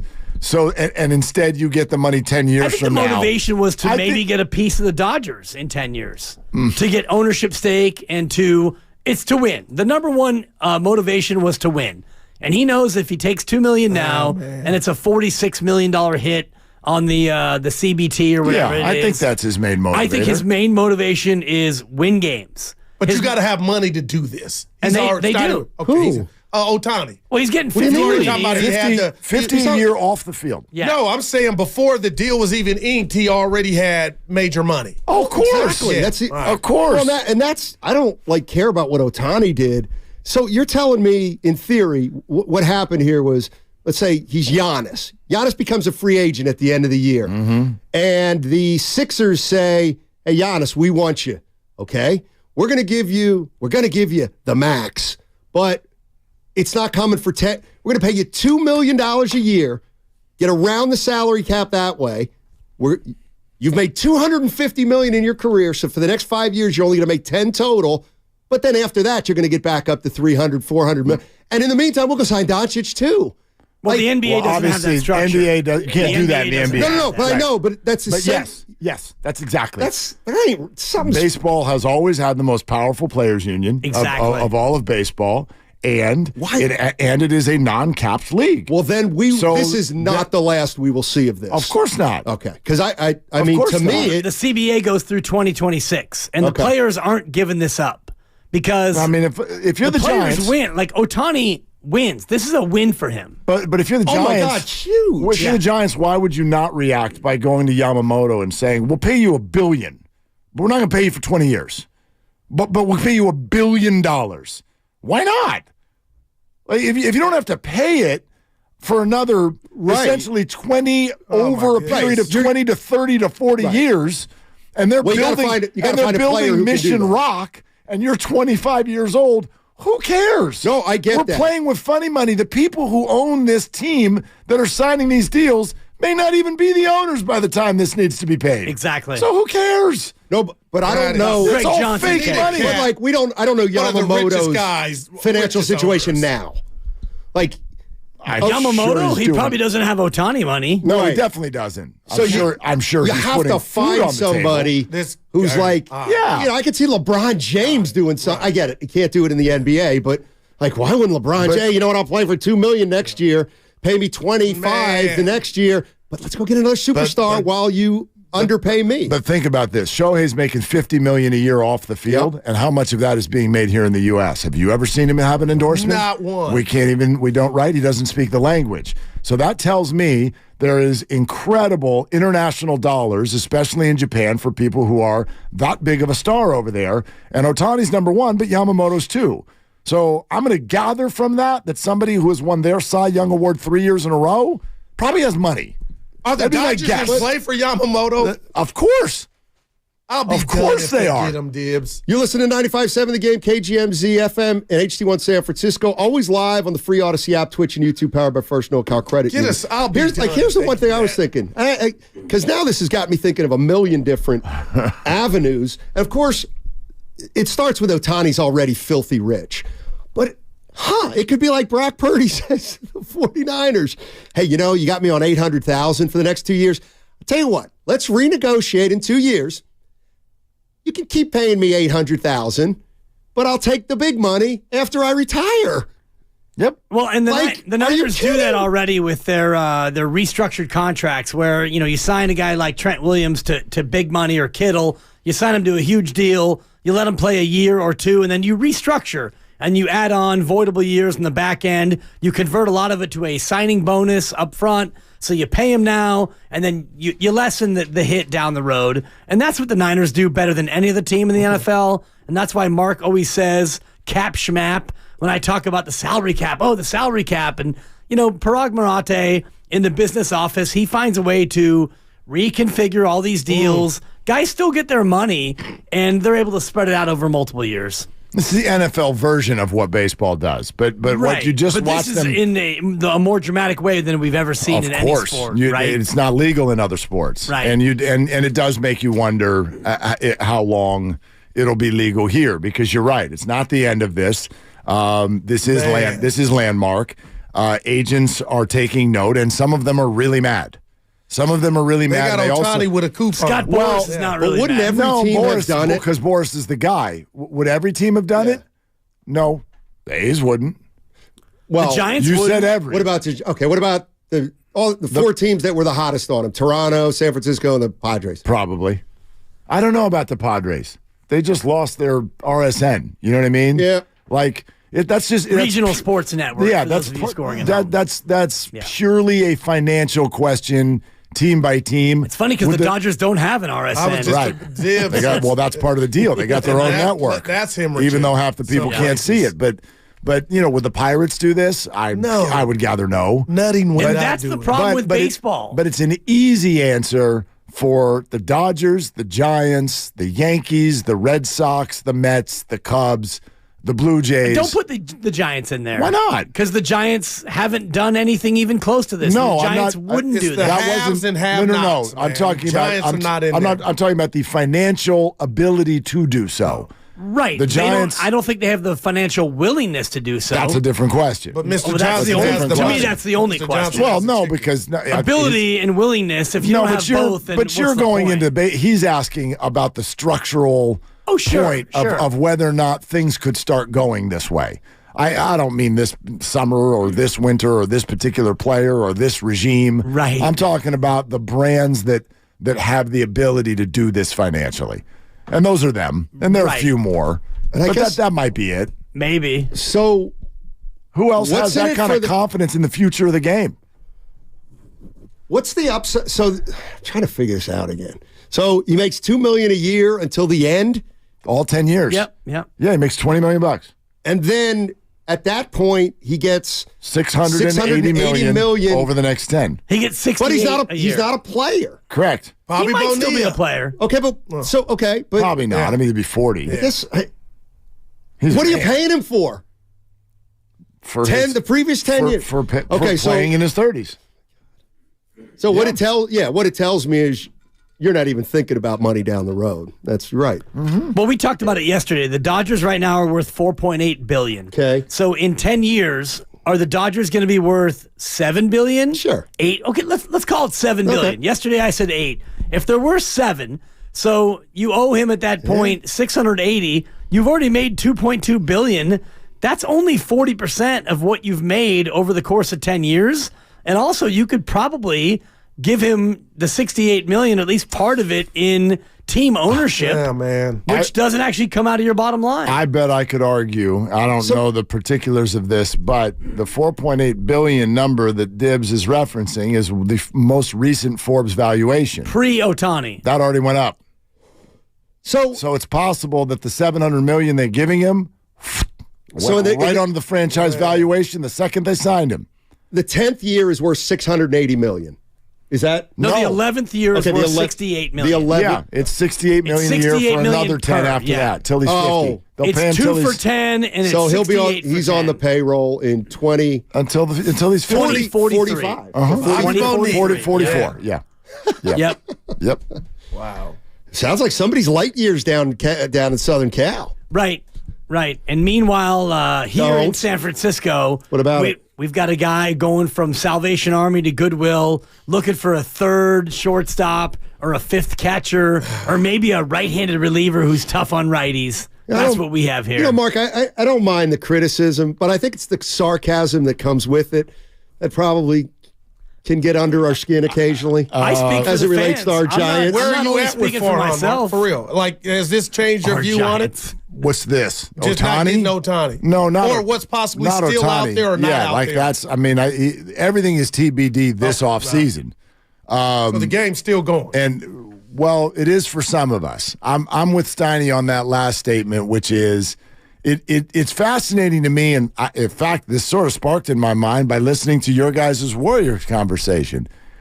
It's fascinating to me how much give up there is right now in Bay Area sports fandom. Give up. It's just fascinating to me. I'm not saying you shouldn't be. I get where you're at on the two sort of topics we're talking about, which is the Warriors' age and the Giants' unwillingness or inability to spend. There's plenty of room for pessimism. I feel it too. The 49ers are over here. Everybody's bought in because they're just flat out the best. They're a juggernaut. Yeah. So everyone gets that. But the give up on the Warriors at 22 games and the give up on the Giants offseason after one free agent sign who none of us thought was coming anyway is interesting to me. I get it. I get that everybody's sort of rubbed raw about some of these things. And it's PTSD too with the stat. No doubt. But like, you know, if I more than just one. The way I said it to Dibbs about an hour ago, because this is happening to me incessantly, and I get it. But if one more person comes up to me on the street and goes, "Nobody's coming here. They're not getting anyone." Well, okay, they're going to field a team. Yeah. Like they already have a team full of guys. No, but like they're not. Just guys. Jags. If I ask you right now, do you think they're coming back with the same roster? Of course not. No. And I mean nobody of like any significance? Correct. Of course. You do think that. They're getting no one. I think that's laughable. It's what Farhan does year in. You don't think they'll make a trade? Out. You think they're trade just for whom? I don't know. But you honestly think that team's coming back with Slates, Yaz, and Conforto? And they're just like, here we are. Luciano and, Matos Luciano. Yeah, Matos sure look good. And Patrick Bailey, Patty. What about Bellinger? Not that they're the cure-all. I bet you that doesn't happen. Chapman. I bet you right now. We already went through the list of guys who actually would matter, quote unquote. Alonzo, Bellinger. About Mauricio Dubon. Yeah, I mean, is he available? Because they'd love to have him. That dream tweet you had of who guys your wish list. Yeah. I can't even remember who the hell I put on that. Bellinger was on there. But look, I'm willing. Soto. I know you might be right. Yeah. You might be right. But it's interesting to me on December 12th, when one free agent is signed, how many Giants fans have, well, that's it. That's the end of that season. Many Giants fans have already been in this place. Very true. So it's not so much that Ohtani goes to the Dodgers and now all of a sudden everybody's like, well, Now, It picked the scab. It's been years. It picked the scab. The scab has never been healed because Farhan's never done it. And you can Carlos Correa me until 6 o'clock all you want. I won't. He's a twin. I know. And so. And he wasn't really that interesting anyway. Right. Farhan has never done it. But this is a Warriors conversation as well. See, I'm in a different camp when it comes to the Warriors. But doesn't it look like last year, I'm not Willard, giving up on the Warriors. Don't the Giants, like Steiny says with the Warriors, it looks like last year, the fouling, the turnovers. Yeah. Right now, there are no game changers that seem to be out there, and they need more than one. I feel like you guys were, and I know your bag's on your shoulders, Steiny, but I feel like you guys were about to touch on this. You're about to touch on this, and maybe you did, because I didn't hear every word. But why does Steve Kerr keep bringing up the word championship? Why does he? I don't know. Like, why does he's not being asked, and he keeps saying it, which tells me he's trying to sell that to someone, and it's not us. Because who cares what we think? Is he trying? Is this like psychology to his roster or the boss? I can just tell you what I think it is. Yeah, what do you think? I think as a group they meet all the time, and before the season started, they were optimistic and said, we think we can get this done. Now they're 22 games through, and I don't think it's like, oh God, we're effed. Yeah. We have no chance. Oh. But I do think they're saying, we're 10 and 12. Okay, so what do you want to do? Well, we can't do anything now. I mean, you could, but we're not ready to. 15. So what I think this is a championship, it just buys them another 20 games. Or do you think he's asking for a transaction? Do you think he's trying to sell? Is he selling? You love this. He said this team. Yeah. Like without a move. No, I like that is, I can tell you there's no move. The message from the building is they love this team. They love this But team. how about the thing if you're telling me it's a championship team, but you're 10 and 12, then what? An oppressor that sounds like you're trying to convince the people in the room that they can beat Phoenix. We can beat this team. It's like, well, of course you can. I mean, there really isn't anything for the Warriors to do right now except play Phoenix, play the next game, try to get from 10 and 12 to 18 and 14, then from 18 and 14 to 24 and 20, then to 30 and 20. You know what I mean? That's what they have to. But that's why I'm curious why but why is the conversation not about that? Let's get a couple wins as opposed to this is a championship team. Yeah, that's a good question. I don't know why he's saying and whoever it so he much. declares is out of the rotation will save their ass that said game because that's how it's been going. Because really, Moody, you're not playing. Call the Warriors a championship team by Steve Kerr is an indictment on himself at this point. You've never had to use they're 10 that and 12. verbiage. They're only 17 months removed from winning a championship. 18 months. Well, how many games? Will make me call it a day. Yeah. You guys have a great show. A lot going on. You staying late. On 95.7. The Game. They're longtime friends. Let me tell you something real quick about Dibs that I'm sure not everybody knows. And first-time partners. Hang in there, big guy. There'll be brighter days ahead. Now, these two homegrown Bay Area boys finally come together to take over sports talk. Get the hell off of my doorstep. Major League Baseball, you stink. It's Willard and Dibs on 95.7 The Game. That's not too harsh, is it? Have a good one, Guru. Have a good one, brother. That's not too harsh, is it? It's just something and we don't affect this, so who cares? I guess you can have whatever emotion you want in the whole thing. I just noticed that it feels like there's a whole lot of give up at a time of year where I don't find that to be.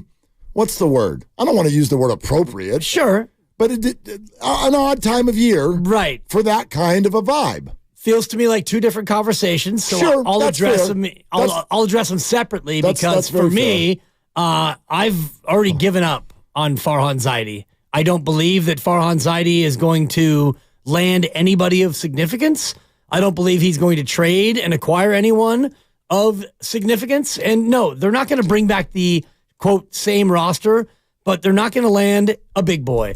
It's not what Farhan does, and I don't believe that ownership wants to spend for Yamamoto, and Shohei got $700 million for the Dodgers, so what does that do for Yamamoto? Does that lower his price? No, it raises it. No, so now Yamamoto, his price is $300 million, and going higher. And I don't believe in this regime to spend and close and bring in a player of that ilk. So have I given up, quote unquote, on December 12th? Yes, I have. Okay. Understandable. Now the Warriors, it's different. 10-12, you could be, like Steiny said, 18-14. You could win 8 of the next 10, and that'd be great. You could wind up as a 10 seed and be in the play-in, and I still won't give up because this team has proven they can win a championship. And you keep mentioning it, that the parade was, just about 18 months ago. Mostly the same group. They won a championship. So I believe that they can turn it around. I believe they can close out these close games. I believe they can stop blowing 20-point leads. I believe that if they get into the playoffs, they can be a tough team to deal with. So I'm not giving up on the Warriors. I've given up on Farhan. But you've heard the comments about the Warriors. This is not even new this year. It was happening before they won their last title. The Warriors are done. And I doubted that they would win that title. Of course you did. In full transparency. Well, everybody doubted it. You didn't really doubt it. You had faith. You had more faith than I did, certainly. Yeah, well, but if you had said, do you think they're going to win a title this year? I'm like, I don't know. I have my doubts. Right. I didn't kiss them off like many did, but okay, great. That's also not just really, that's not my nature. That's not the way that I watch this stuff.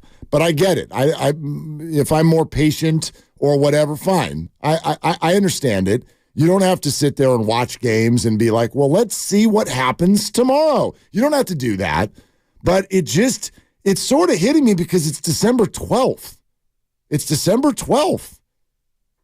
What are you all getting out of giving up?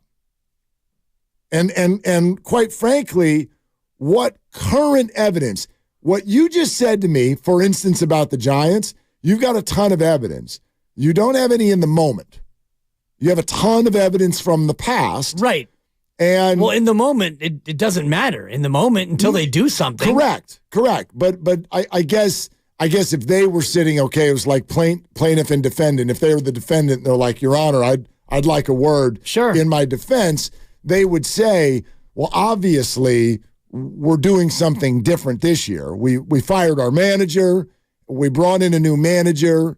And we've openly spoken to the fact that what we've been doing didn't work. And so we're going to have to open up our mind to new possibilities. And skepticism, I think, is totally fair. I've got skepticism. Who wouldn't be skeptical? But the whole I got a Sharpie right here that says nope. Nope. It honestly, and we talked about this a little bit. I think it was on Friday last week.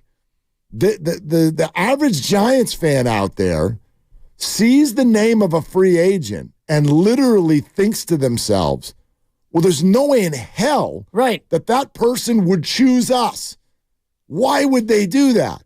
And I'm still sitting here going, well, because money's green. Right. And because even though you're feeling and we're feeling frustrated with the state of affairs, that doesn't actually make the Giants the dregs of Major League Baseball. They're not. Not the dregs. That's going too far. No, but they're not the dregs, but they're not the elite. And this is where you and I have a difference of opinion. I don't think they're the elite. I do if you're talking about the top 7 or 8 brands in baseball. But it comes down to the top 3 or 4. These free agents don't go to the 8th best franchise. They do if they offer the most money. Yes, they do. Well, why didn't they offer the most money for Ohtani? That was a great question. I actually don't even know what the hell they offered.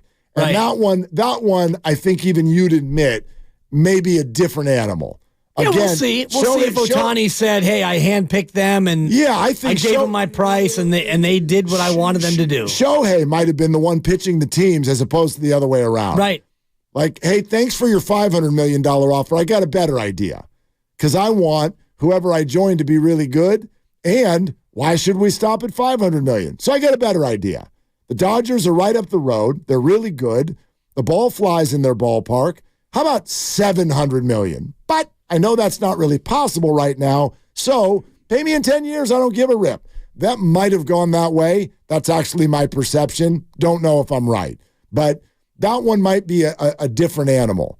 But largely a free agent, if for no other reason than pressure from the players' union. It feels like a Giants fan thinks, let's take Yamamoto, for example. Yeah. The Mets met with the Giants on Sunday. The Mets offer $300, and the Yankees offer $300, and the Dodgers offer $300, and the Giants offer $375. I think many Giants fans go, maybe he's going to the Dodgers. Like, no. I don't think the Giants would do that, though. And that's part of my skepticism. And that's fair. That's fair. All I'm trying to whack out here, cleaning out the ear of all the wax, is that sort of like inferiority complex of situational choices for people who are about to play somewhere for 10 years, as if I'm only going to the place that's favored to win the World Series this year, and even if they offer more money, nope, because I hate them because they're a joke and they're a tire fire, and Farhan is a penny pincher. You're going too far. Well, you're going too far with your conjecture. But that's what it feels like to me on the streets, my man. I don't think anyone is saying tire fire or bottom feeder or. My neighbor 2 hours ago said I'm done with the Giants. Okay. I'm done.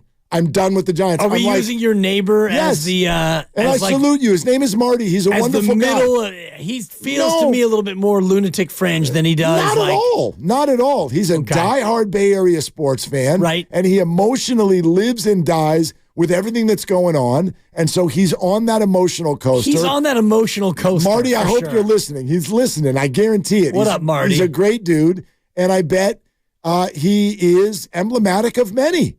And he's out there going, I'm done. I'm done with the Giants. And remember, Grandy last week went, rah, rah, rah, rah, rah, rah.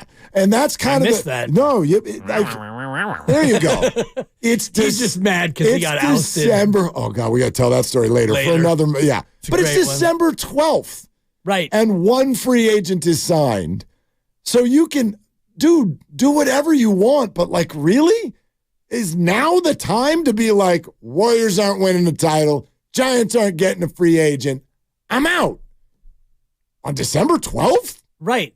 Okay. It's the not stove. If you want. It's not the hot stove. It's the not stove. And the Giants have actually signed players. Well, that's not what we're talking about. Everybody's done that. No, but everybody's grabbed your. That speaks to my point about Farhan. But everybody's that's a done Farhan that. special. But everyone's done that. He signed Yoshi Tsutsugo. Oh, sorry, that's right. Yes. Tsutsugo. Yes. Yeah, and shout out Dalton Johnson, who's a listener to the show. And what's up, Dalton? I hit him with a little bit of a drive-by. I saw it. It was an unnecessary drive-by. Yeah. But anyway, I live in the land of skepticism until Farhan actually does something. Totally fair. That's totally fair. You know, I look at the guys who are next to go. Yamamoto, and he met with the Giants on Sunday, and here we are on Tuesday, and Yamamoto's going to meet with many other teams, and when push comes to shove, he'll be a Red Sox, he'll be a Dodger, he'll be a Yankee, he'll be a Blue Jay. You might be right. He's not going to be a Giant. You might. Okay. So then we pivot to the next. See, but no, why that? Because why would he want to play for the Giants? Okay, Mark? what? They'll go there. Why do you say that? Because they won't overspend. But what if they do? But they won't. But what if they do? Have they ever? But they've got to change. Have they ever? Dibs, they're going to get fired if they don't. Well, he's got 3 years. The owner gave him 3 years. Understood. And that's not that long. The manager's got 3 years. The manager just got here. Exactly. And that's why Farhan got 3 years. You did it. You went from skeptical to doubting Thomas. No, not doubting. You firmly stated, of course. Sharpie, I'm waiting for you to answer my question. What's the question? Have they ever? No.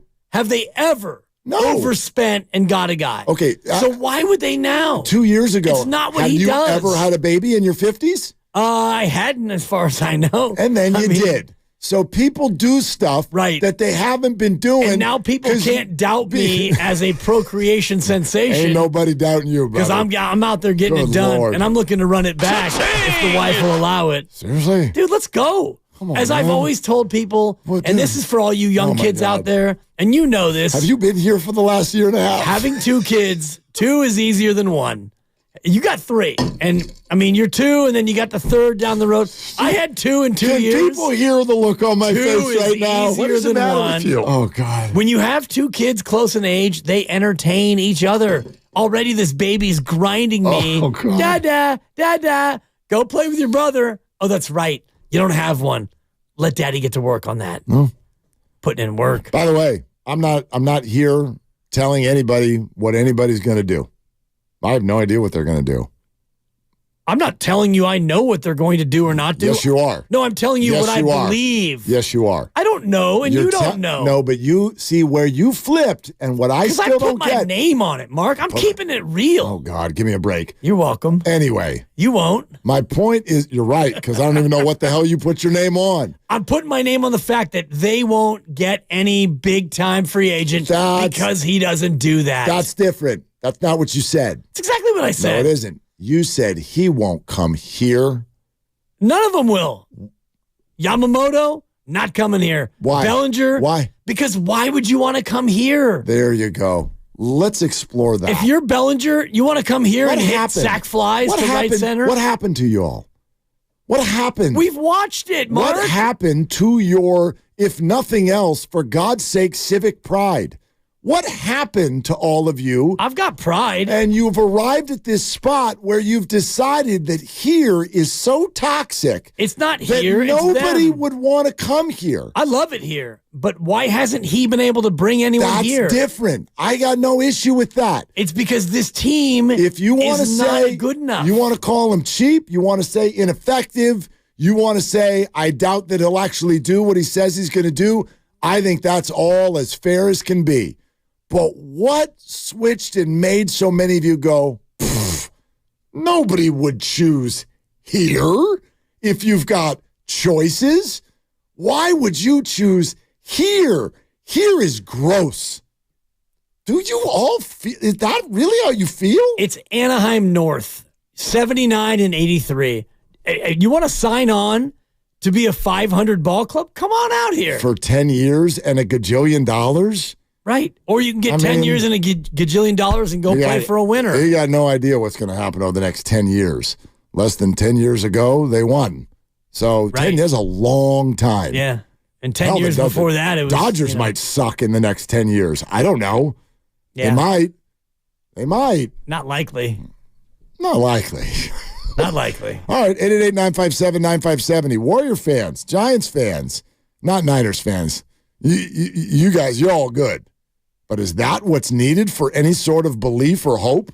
Like the unequivocal best roster in the history of ever? We'll take your calls. Peter King joins us in 45 minutes. It's Willard and Dibs.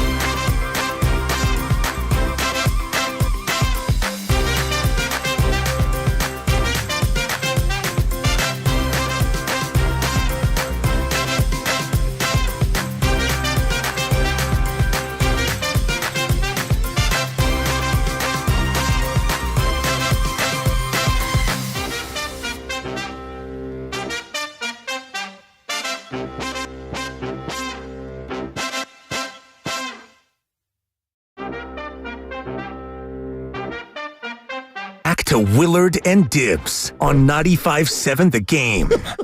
Yeah, makes sense. I don't understand that. I don't understand playing fantasy football for pride.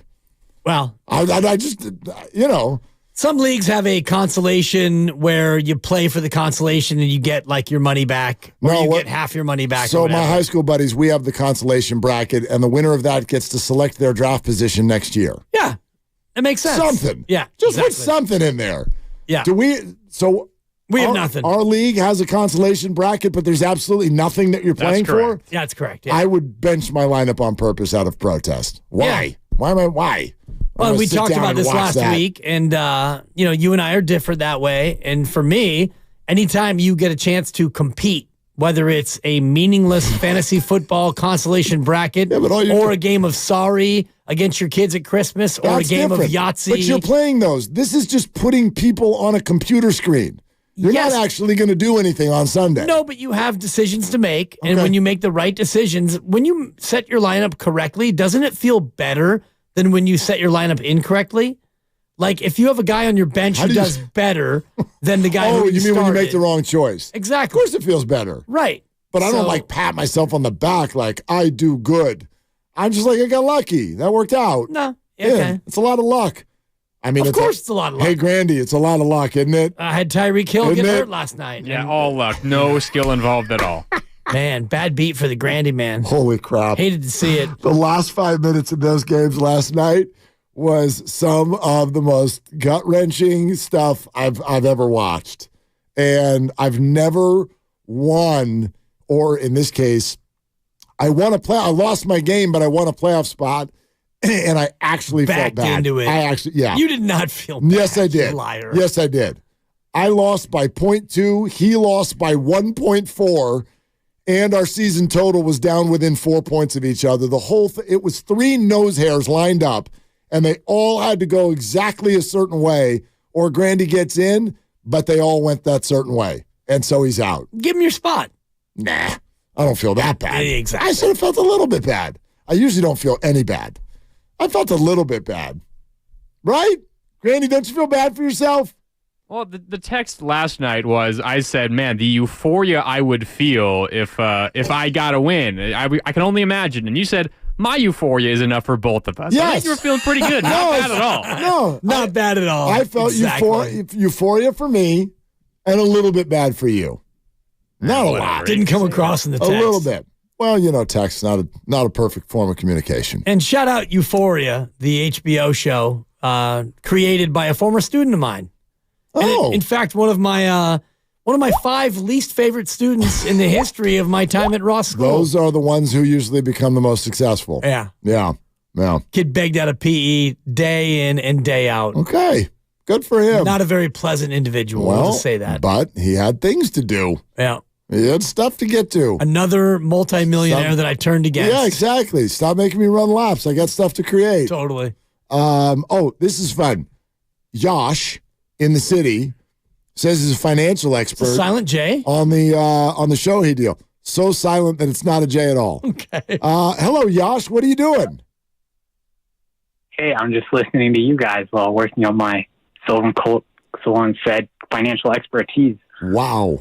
This is a major flex, but I'm very excited that you called. Thank you. Absolutely. I mean, I just wanted to help out Diz. He called for someone to help out with Shohei's contract, and I listen to you guys all the time, but never really call in. Well, now's your chance, man. Tell us all about it. What's the deal here? All right, so I think Shohei really has 2 things that he wanted to sign for. Like, the first thing we all know, and obviously, he wants to win. That's it. He went to, I think, Willard, you said it, he went to all the teams and he offered the contract to them. He basically, he was upfront and he wanted to defer the money because he gets already around $50 million a year in endorsements from like outside people. So he already has that money that's coming in right now. He doesn't need the other $68 million or $70 million that would be getting paid on top of that, because you're getting a lot more in tax bills, like we already talked about. That's about $9 to $10 million, like you guys said. But the real advantage here that the Dodgers get is the $2 million that they're paying now or in the next 10 years, plus the $68 million that will be deferred. You have to take like the actual present value. I think Gibbs kind of talked about that, and the CBA kind of incorporates like the discount rates. I'm not going to get too technical about any of that because that's going to bore everyone here. But the number that the Dodgers are going to be incorporating into their CBA, that's going to get their cap hit, is going to be the 2 plus $44.081 million, which is the present value of 68. So that's the real advantage that Shohei is creating for the Dodgers, because they're only paying him theoretically $46 million. But on the second hand, the real advantage that Shohei gets here is he's following in the footsteps of people like Braun, like Andre Iguodala, like Steph, who are athletes turned businessmen, and he's basically creating an investment fund for himself. The Dodgers are investing $440 million into Shohei Ohtani's personal investment fund for the next 10 years. That's going to be invested into whatever you name, into stocks, bonds, real estate, cryptocurrencies, private companies, and that can turn into God knows how much money. And the interesting about this contract that no one really will ever get to know is that excess money that gets invested. Does Shohei get it? Do the Dodgers get it? Does that get split? And I don't know if that's ever going to come out, but I think that's really why Shohei wanted to make this deal. He gets to win now, but he also gets the chance to create some generational wealth along with it. You know what is interesting? That's Yash, a great thank perspective, you. Yash. Thank you. Yeah, that's really good. It still leaves questions in my mind, though, because even how he ended that call, this gives Shohei a chance to build generational wealth. Yeah, because $50 million a year, Mark, that's not generational wealth. That's pocket change, dog. Pretty sure he's already there. Depends on how you living. How you living over there? No, $50 million off the field. A year, yeah. Right. That's he's peanuts. also earning a whole lot on the field already with the Angels. Right. He's been earning a ton. So, and then there's whatever he's going to earn off the field in his 30s, combined with what he'll make. Generational wealth is an umbrella term. Yes, he already has generational wealth, but he's going to be a billionaire. Right. He's going to be a billionaire. I do think that it's interesting what Yosh said about the investment. So if they're investing $440 million on Shohei's behalf, correct. What is the dividend split? I'm sure the Dodgers are taking a piece of what they're getting in terms of these stocks, bonds, crypto, etc. I wonder. I wonder too. It's his money. It's his contract. It's his money, but the Dodgers could say, all right, Shohei, we'll pay you just cold cash when we get there. Or they could say, instead of paying you now, we'll invest that money now, and we're still going to pay you this much later, but we're going to give you half of whatever we can make on that money we would pay you. We're going to split that money that we're going to make. I don't know that we know. Yeah, I don't know that we know. I hadn't even thought of that, but I think Yosh makes a good point. So if the Dodgers say, okay, cool, deferred money, we'll give you the $440 million or whatever the difference is in what they have to pay him and what they don't have to pay him. If they take that $440 and they invest it and they get, let's just say 10% for easy math, they get $44 million in profit. Maybe they give him 22 of it and they keep 22 for themselves. I mean, or whatever the split is. It's just funny to me. $44 million at the end of all this. That's like somebody dropping a $5 bill. That's Klay Thompson. I mean, that's a year of Klay Thompson. Yes, this year, yes. Not next year. No, the money is also ridiculously funny. It's all so funny money, but I wonder behind closed doors what baseball dignitaries think about all this. I really do, because there's no escaping this. Like if you want to talk about the ins and outs of it, and I'm no financial guy by any stretch. My brain starts to shut off when we get too deep into all these, the deferred and. I thought Yosh did a good job of breaking Yosh it down. was great. No, it's very understandable. I just mean, no, I'm with you though, Mark. But I have a hard time getting into the all okay, the Dodgers are going to make this and Shohei's going to make that. Yeah, they're all filthy rich, and I've had this conversation before. In fact, lovely Christy and I have had this conversation rather repeatedly. She, in her past, has worked for some very, very high net wealth individuals, right? And so this conversation comes up where you've got people who are like, you're set for life. Your kids are set for life. They're set for their next life. Everybody's set. Like, at a certain point, do you need, I'm not saying just sit on a chair and never, try to make more money again, but do you really need to, grind? Do you need to drive? Yeah. Okay, John Rahm. I loved him for a minute because of what he said a year ago, where he's like, I don't need $250 million to go play live. We're fine. I've got oodles of money. I don't need more. And I'm like, yeah. Yes. Right. That's how I feel like I would feel, but I don't really get a vote because I've never walked in those shoes. And many people who are of this kind of wealth, they do keep pushing. And they don't want to buy dinner for every single time they go out, no matter who the friends are or whatever.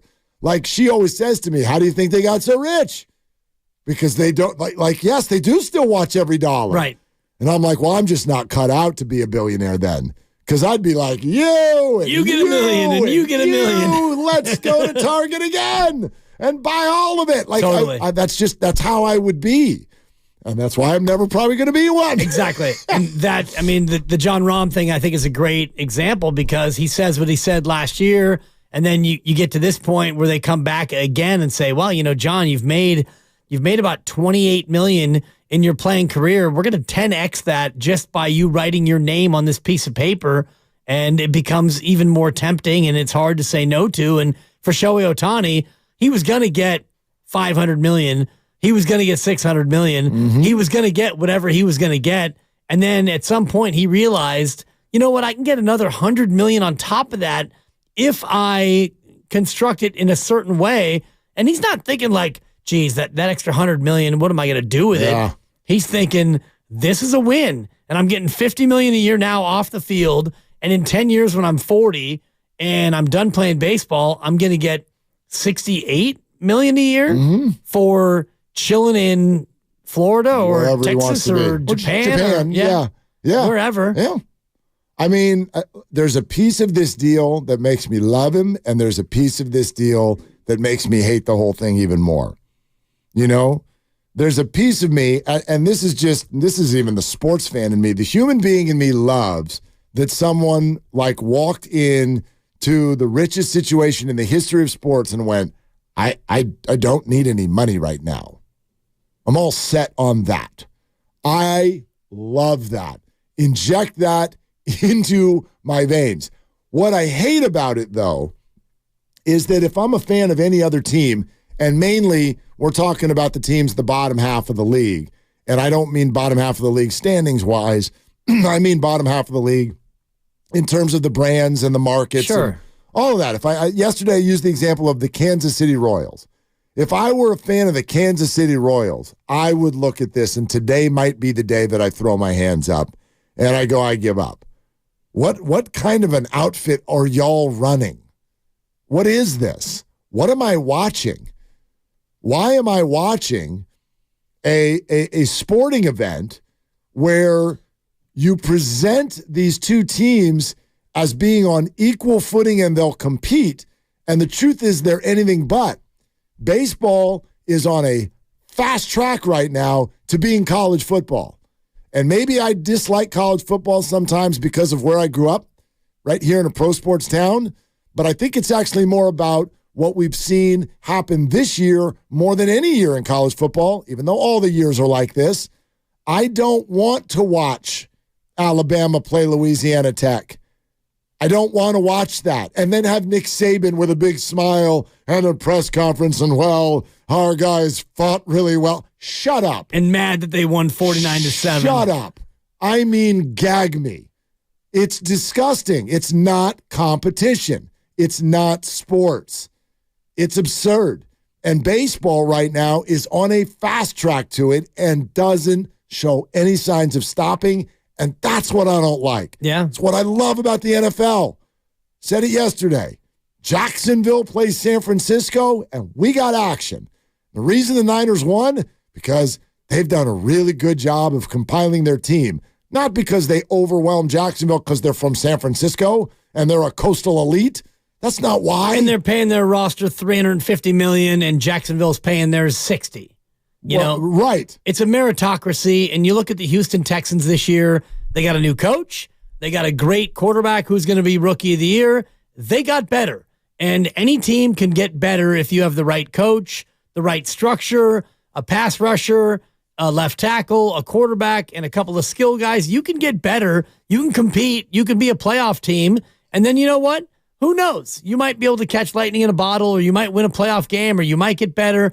Jacksonville's a great example of a team that got a good quarterback, and they got a good coach, and now they got a great running back. Yeah, they got a good structure, a couple of receivers. Totally. Now you can go out there and you can win. You mentioned the Royals. They've got Salvador Perez making $20 million, the lone holdover from the World Series team. You got Jordan Lyles making $8.5 million, and that's it. You've got ARB 3, ARB 2, ARB 2, ARB 2, ARB 1, ARB 1, ARB 1, ARB 1, a bunch of pre-ARBs. Guys you've never heard of. I don't think I could name another Royal, and I love baseball. Former Giant Will Smith is a free agent. Luis Cessa is a free agent. Garrett Hampson is ARB 3. He's estimated to make $1.3 million. Mm-hmm. Josh Taylor, Taylor Clark, or is it Josh Clark and Taylor Taylor? Who knows? Brady Singer, the Masked Singer, Chris Bubik, Kyle Wright, Edward Olivares, Jake Brents, Daniel Lynch IV, your Kansas City Royals. That's supposedly. I think Dalton Johnson's on there too. Of course, he's on everything. You got to throw him in there. He's omnipresent. My guy. Right. Kansas City. Bobby Witt Jr., he's pre-ARB 3. Heard of him. Angel Zerpa. Vinny Pasquantino. Oh, I was hoping you would say Boombots. Vinny Boombots plays for the Royals.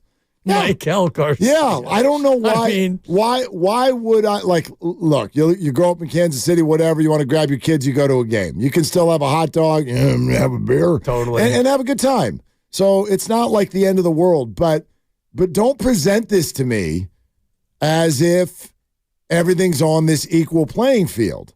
And believe you me, the rest of the world watched the Kevin Durant Warriors, and that's how they felt. Like, now, that league, though, has at least not a hard cap, but a soft one. It's a soft cap. This is what baseball's problem is. I'm not against the employees making as much as they're worth, but the fact that you've got no cap makes it ridiculous that the team that celebrates in the end is running around as if they achieved something. Not really. Right. Not really. Yes, there's an achievement in there. It's not the one that you're telling me it was, though. It's not we went 162 games and we beat all these other not really. Not really, and I know all the examples you're going to give me. Mark, the Orioles won 101. Sure, great. Let's see how that has gone through the years and how it will go in the years to come. And if contracts like this now are going to allow the teams that already have all the baked-in advantages to only strong-arm the league that much more, what are we doing and where are we going? I think is a completely fair question. Yeah. And I don't say that on behalf of the Giants. No. I say that on behalf of the A's. The other 20 teams, and the Royals, exactly. And the Pirates. There are many more have-nots than there are the haves. Yes. And even Baltimore, a team that won 101 games without a lot of big-ticket items, they were homegrown farm guys who came up and played very well, and that's what you have to do when you're not one of the big 5 or 6 teams, and that's what makes the Giants experience all the more frustrating is you should be one of these teams. You should be the Dodgers, no doubt. Yankees, Red Sox, Cubs, Mets.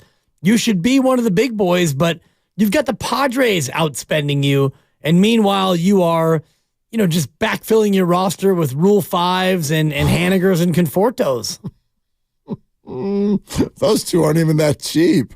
Right, but those two aren't even that cheap. Those were like late free agent desperation signings. Yeah, coming off injuries. Right. Yeah, they're making some money, but anyway, that's all. I don't know where this is going. No sour grapes. The only sour grapes. It's not sour grapes that the Dodgers did it. It's why aren't the Giants doing it? I mean that. Why react that way, Giants? Do it. Call Yamamoto's agent and offer him, we'll do the same deal. $700 million. We'll pay you when you turn 70. Why not? They won't. Why? No, they won't. They won't. But come on. Get on the bus, Gus. They want to be close to break even. That's why. They would do a hell of a lot more than that. They're only paying him $2 million a year. They're all going to be dead by the time they pay him when he's 70. Right. Who cares? Who cares? It's the whole idea of a loan. The mentality that you go through when you take a loan is always like a 30-year mortgage. It's going to be fine when I get there. Just give me the $20,000 now. Oh, but man, you have to pay this out over 7 years. Yeah, but I'm going to be rich in 5 years. It's going to be great. Maybe not, but that's the mentality. And here are the Giants, paving paradise and putting up parking lots all over the place. Joni Mitchell. And what? Why not? It's not like they're going to lose money through the generations to come. I'll tell you why not. Why? You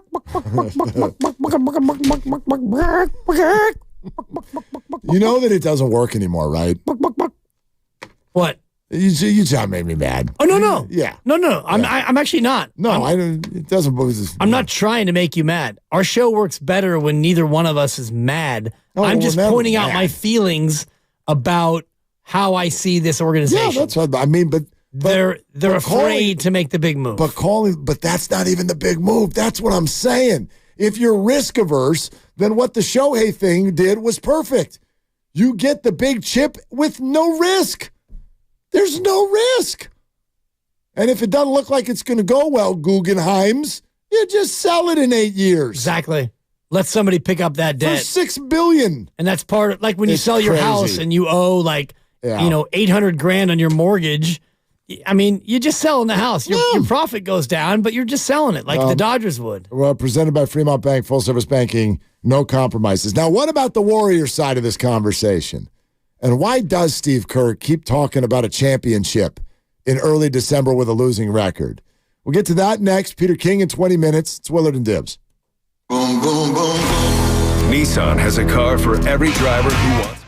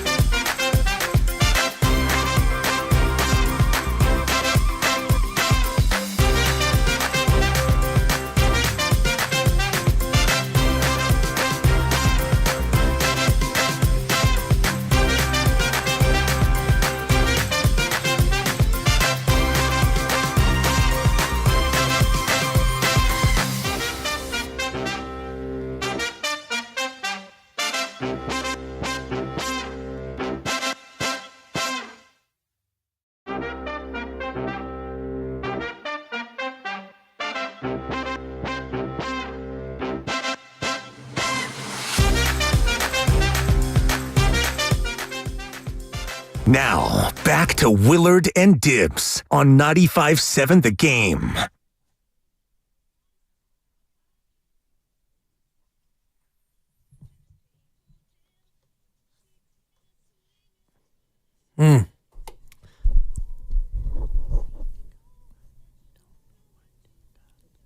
Wait for it. Pay paradise, put up a parking lot. Thank you for not doing the Counting Crows version. La, la, la. It's Joni Mitchell, ladies and gentlemen. Absolutely. One of the great American singers of all time. Thank you, Grandy. Joni Mitchell, major role without appearing in the movie Love Actually.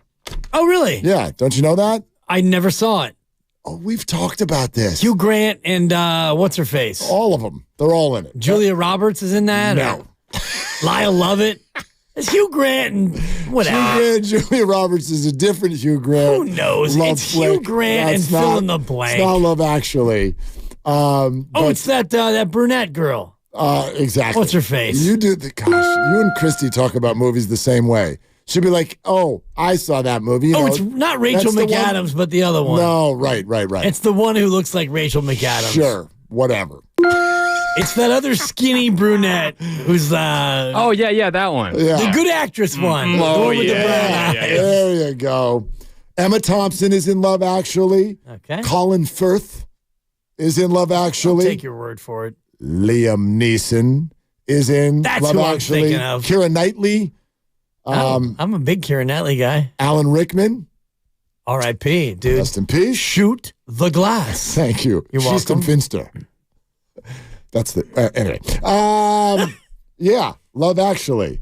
It is a I don't need to. You all saw Love Actually. There's from the YouTube page. There's a CD of Joni Mitchell that becomes a very important prop in the movie as one of the people is caught cheating. Alan Rickman, I believe. Oh. Caught at least emotionally cheating on his woman. Look at that. Yeah. Emotionally cheating. Emotionally cheating. He doesn't actually, but yeah.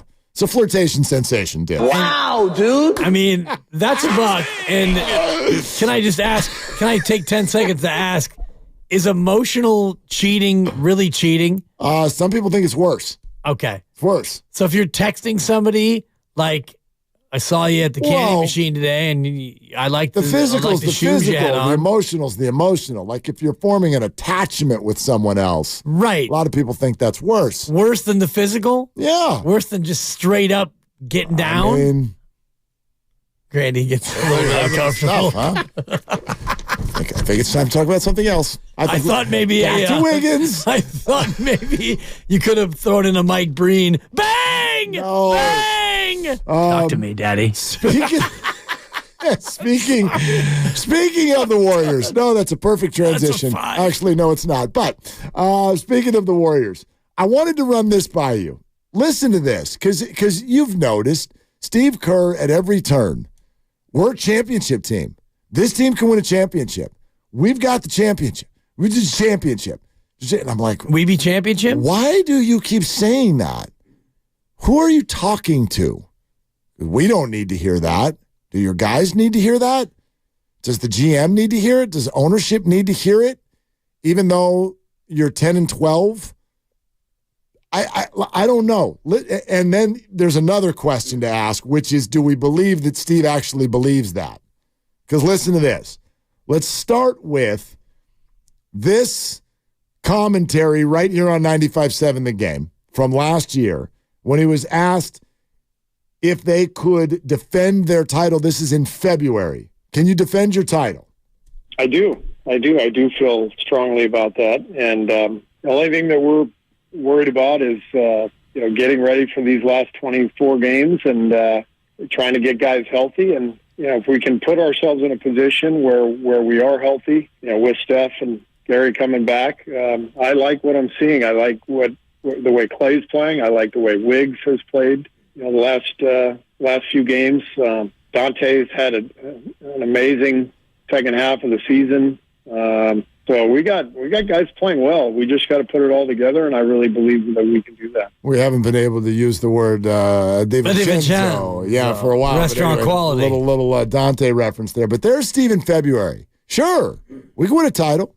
Yeah, like the way this is heading, I think we can defend our title. Yeah. They got 38% of the way there last year. The second they lost to the Lakers in Game 6.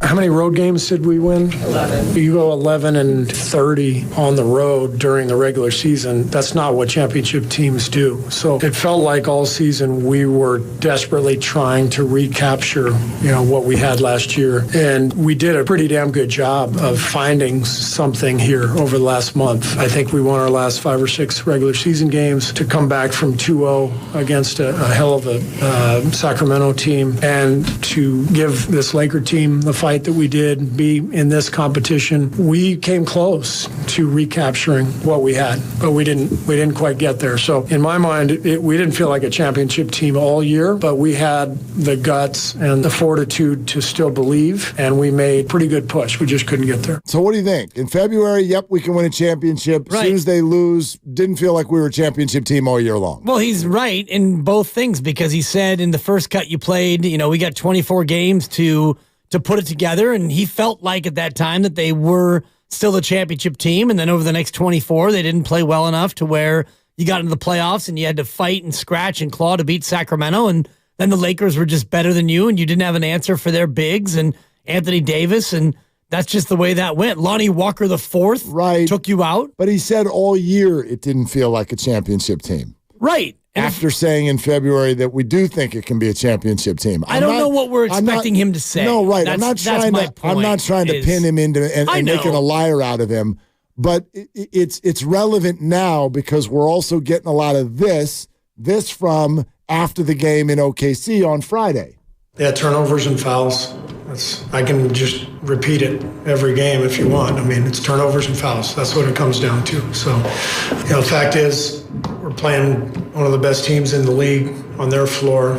We're good enough. We're good enough to win a championship. I believe that, this team. But if we're going to just turn it over and throw the ball to the other team and foul over and over, then we're going to lose. We know the formula. We just controlled that whole game on the road against a great team. That's our game. So, turnovers and fouls. Yeah, so it sounds to me like he's trying to convince himself in order to convince his team. We're good enough. Guys, we're good enough. Right. We're good enough. I'm telling you, we're good enough. But turnovers and fouls. I've said it over and over. But who needs to hear that? Who do you think on the team needs to hear that? I think they all need to hear that. You do? You think yes. Steph Curry needs to be convinced that they're a championship caliber team? Yes. I don't think that he needs to be convinced that they once were a championship caliber team, but he needs to know and be convinced that this team is a championship caliber team. This team is doing things that we've never seen before. They're blowing multiple 20-point leads, and they're making completely absent-minded, silly, if not stupid mistakes at the end of games to cost them basketball games. Here's what I wonder if I actually think Steph might be one of the only people he's not talking to, because that guy's got it. He's fine. Honestly. But he's showing frustration unlike anything we've seen. He's frustrated because I think the same things that frustrate Steve Kerr. I think there are too many people right now that are kind of on their own journey. Compare this to the 49ers. What have we been complimenting them about so much lately? Selflessness. There you go. Right? Why don't the Niners receivers get upset when the other receiver gets a touchdown? When Debo scores his 5th time in 2 games, Brandon Ayuk comes sliding in like he's on a wet banana. He's excited. Nobody cares who gets the whatever. Meantime, here come the Warriors, where Klay Thompson is battling the self-journey of getting himself back. Andrew Wiggins is battling the who knows what of being Andrew Wiggins. Jonathan Kuminga is battling the do I get to play or not? Maybe Moses Moody is too. And Steve is over here trying to tell people, as long as you guys keep doing that, we're not going to win. But if you guys can figure out how to make this a we thing instead of a me thing, then yes, you have everything you need. You just need to do it a certain way. But it's tough to make it a we thing when so many people are worried about their own me. Absolutely. And it starts with Klay. And, Draymond, I think, is in a great place in terms of what he's doing, but he missed 5 games because he couldn't control his emotions. Chris Paul is fighting father time, and Andrew Wiggins is in a curious funk now, going on a second season where he's not consistent. And the rest of the guys, if you're Kuminga and Moody, you're trying to find your next contract, and you're trying to find your real NBA footing. And then Podziemski's a rook, and GP2 has been out, and Kevon Looney's out there just trying to help people move and help old ladies cross the street. So there isn't enough because there's too much going on for every individual. Yeah. Well, I think that's the point. So definitely something that we can get into again a little bit later on. Would love to with all of you Warrior fans, especially with a game coming up tonight in Phoenix against the Suns, which we will have, as always, right here on 95.7 The Game. But coming up next, his weekly visit, Peter King. Where do things sit now? Not just with Dak and Brock, the 49ers, the Cowboys, the whole landscape of the NFC, plus 13 days till Ravens-Niners. Who's the favorite all across the board? Peter King joins us next on Willard and Dibs. I think that is so much bunk.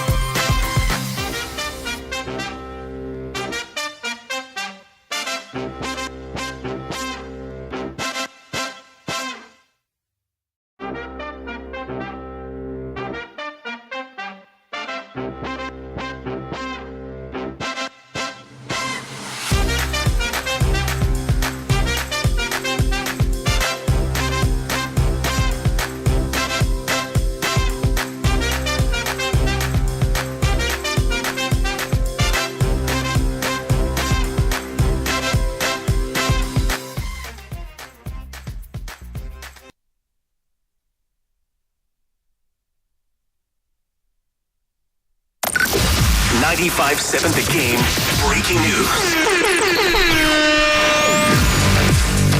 The San Francisco Giants have indeed made a fairly major signing. This is a 9-figure deal, and one of the players that has been much discussed, while not the player, but Jung-hoo Lee, who has been an absolute star in the KBO and is coming over to Major League Baseball, 24-year-old center fielder, 6 years, $113 million with an opt-out after 4 years.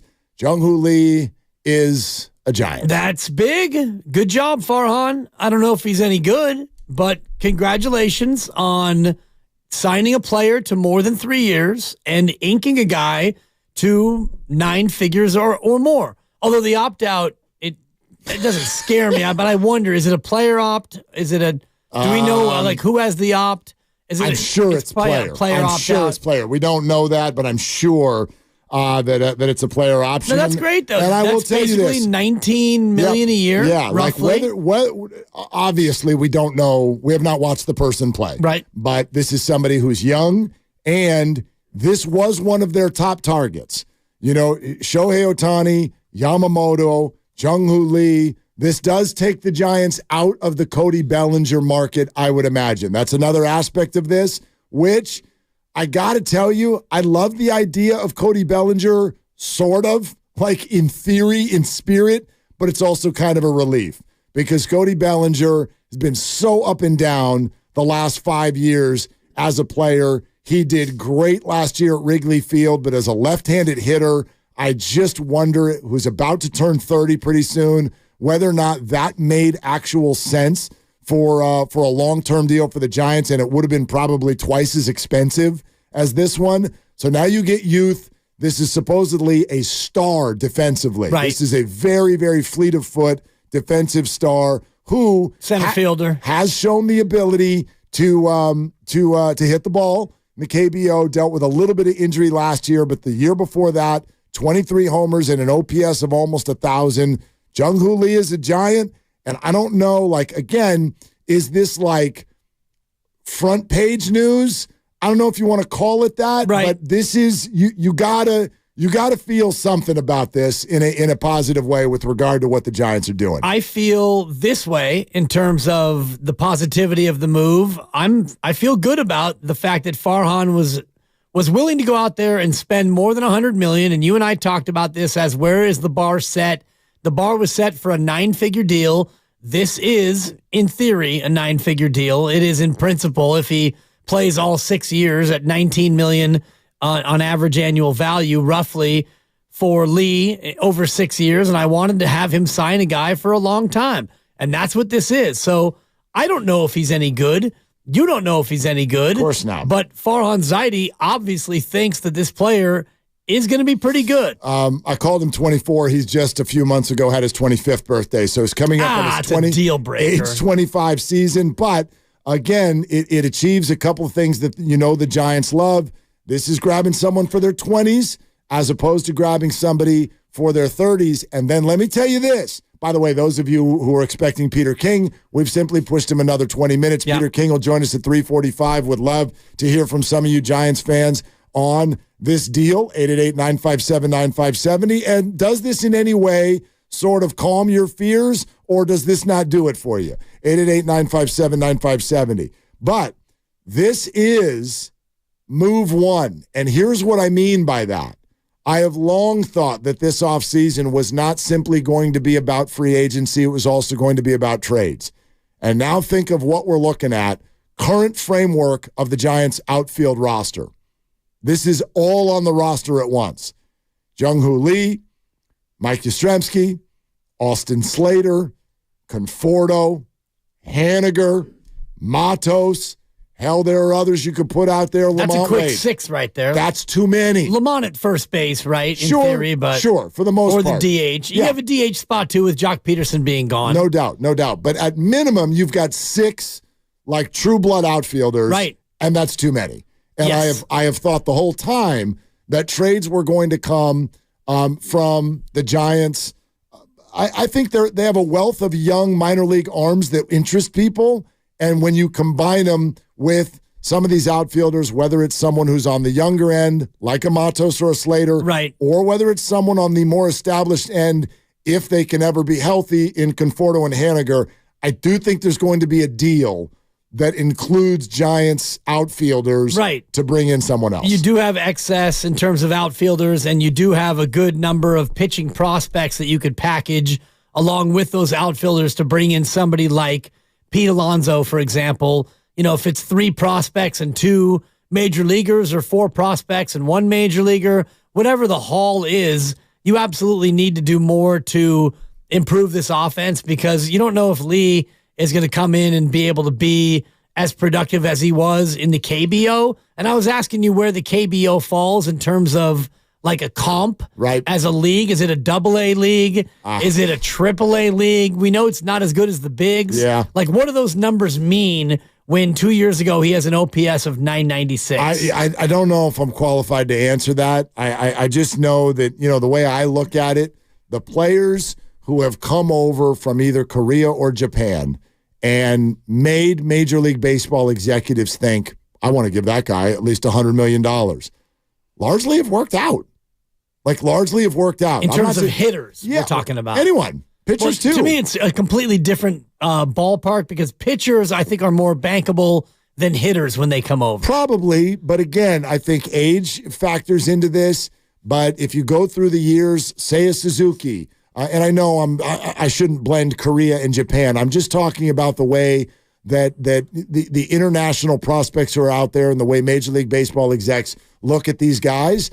There are very few, I would argue, that come over for big dollars and then are total busts. So what that says to me is that those leagues over there, I think they've got a pretty good idea of how it translates.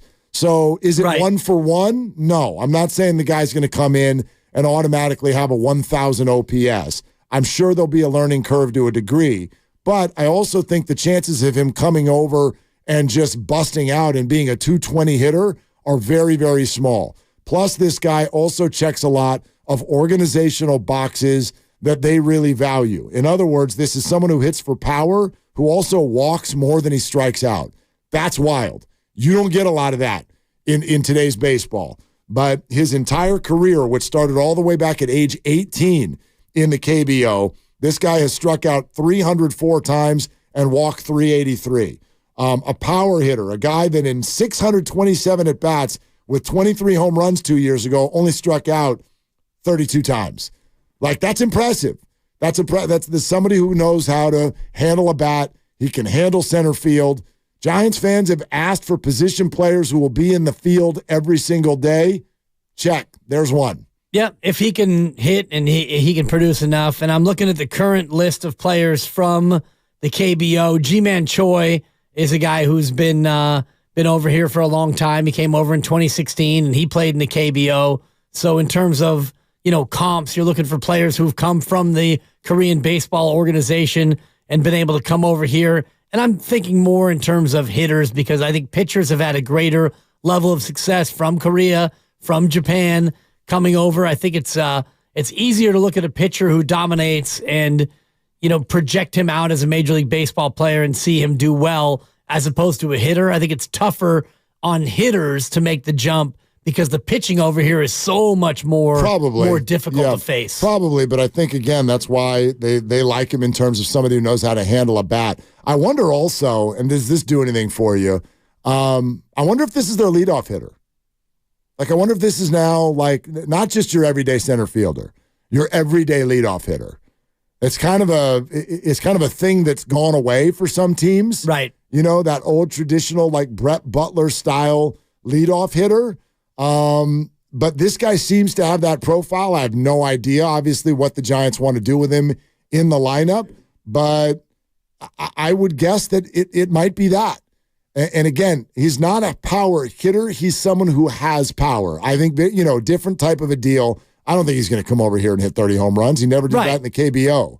But he's somebody who could probably hit 15.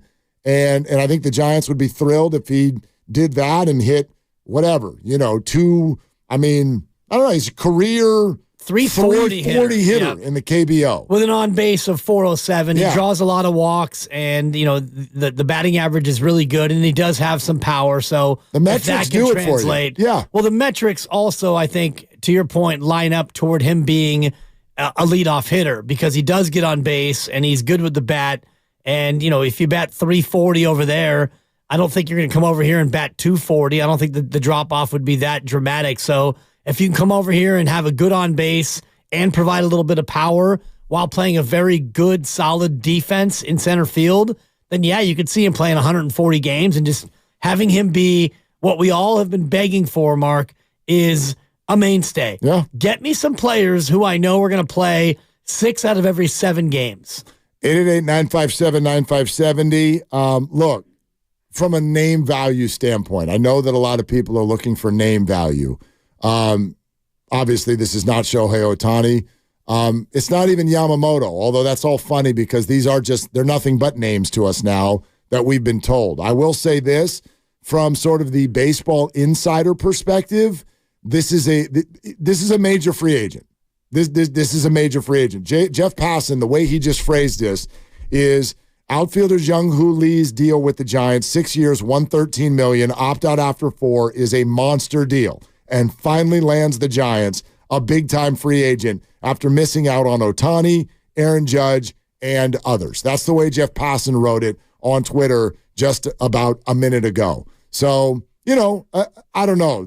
For a lot of us, it feels like this has turned into a tote board, which is not really the point of all of it. Right. But it does feel like a lot of people want to know, are the Giants playing at the top of the market? Are they actually able to land people who have choices? And for me, this yes. This has got to do something for the psyche of the fan, I would think. The whole organization, I would imagine. Absolutely. When you spend $119 million or $113 million on a player and you give him 6 years, unless you're completely somebody who is a hater of Farhan Zaidi and the organization and you don't believe that they're going to make the right call on anybody, well, then I can't help you. But when you have an organization put this much faith in a player that most of us know nothing about. Of course. In Farhan Zaidi, you would imagine knows more about this player than almost anybody. And if he's willing to go 6 years and 113 and you put your faith in Farhan to get this one right, well then, good. Then they did land a big-time free agent. And Jeff Passan, a guy who knows more than 99.9% of all of us, if he says it's a big-time signing, then it is. And, you look at any of the lists of top free agents on the market, he's in the top 15. He's in the top 20 on every list. No doubt. I do know this, and maybe this helps too. I don't know. But a division rival like this was target one. The San Diego Padres had assessed Jung-hoo Lee as absolute, unequivocally target number 1 to land with the Padres. That was their number 1 free agent offseason wish list guy, and the Giants beat him out. Giants beat out that roster for this guy. So, look, there's no way to know, as you're saying. I mean, we're buying something. This is like shopping online, and I don't know if it fits. Right. You got to try it on. So, have no idea. But I think as we sit here today, it's an exciting development. This is in the direction that we were hoping for this to go. Now, of course, got to have a press conference and pass a physical. So there's that. Yeah, you'd figure. We've been down the Twitter has announced that the Giants have a player road before. Right. So be nice to have a press conference soon.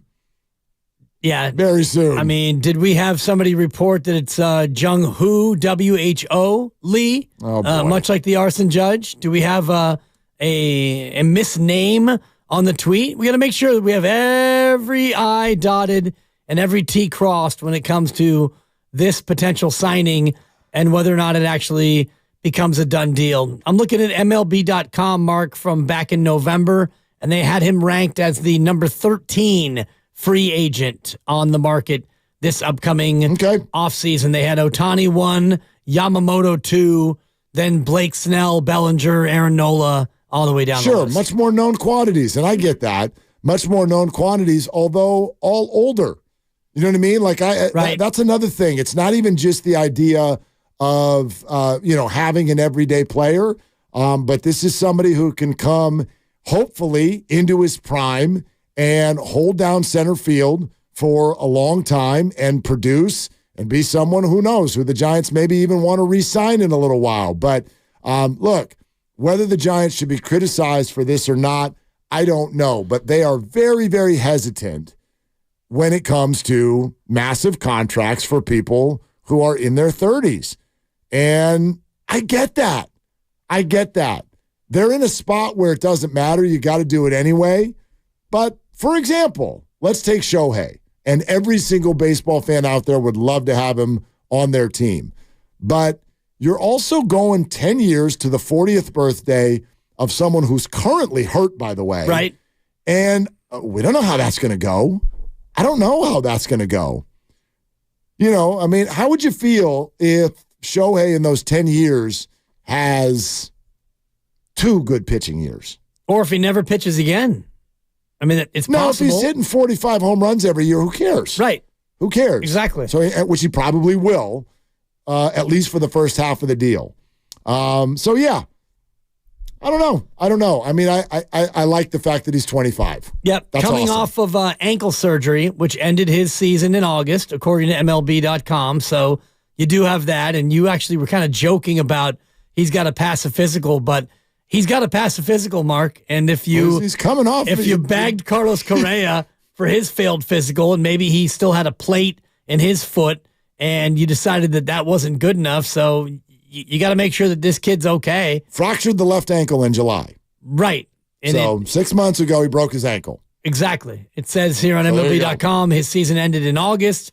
He was the MVP in the KBO. He hit 429 for Team Korea in the WBC as well. So good numbers in Korea, whatever that's worth. We'll find out if he can handle Major League pitching. Yep. Led the highest average exit velocity of any KBO player. I'm just like scanning through stuff right now, just grabbing info. Yeah.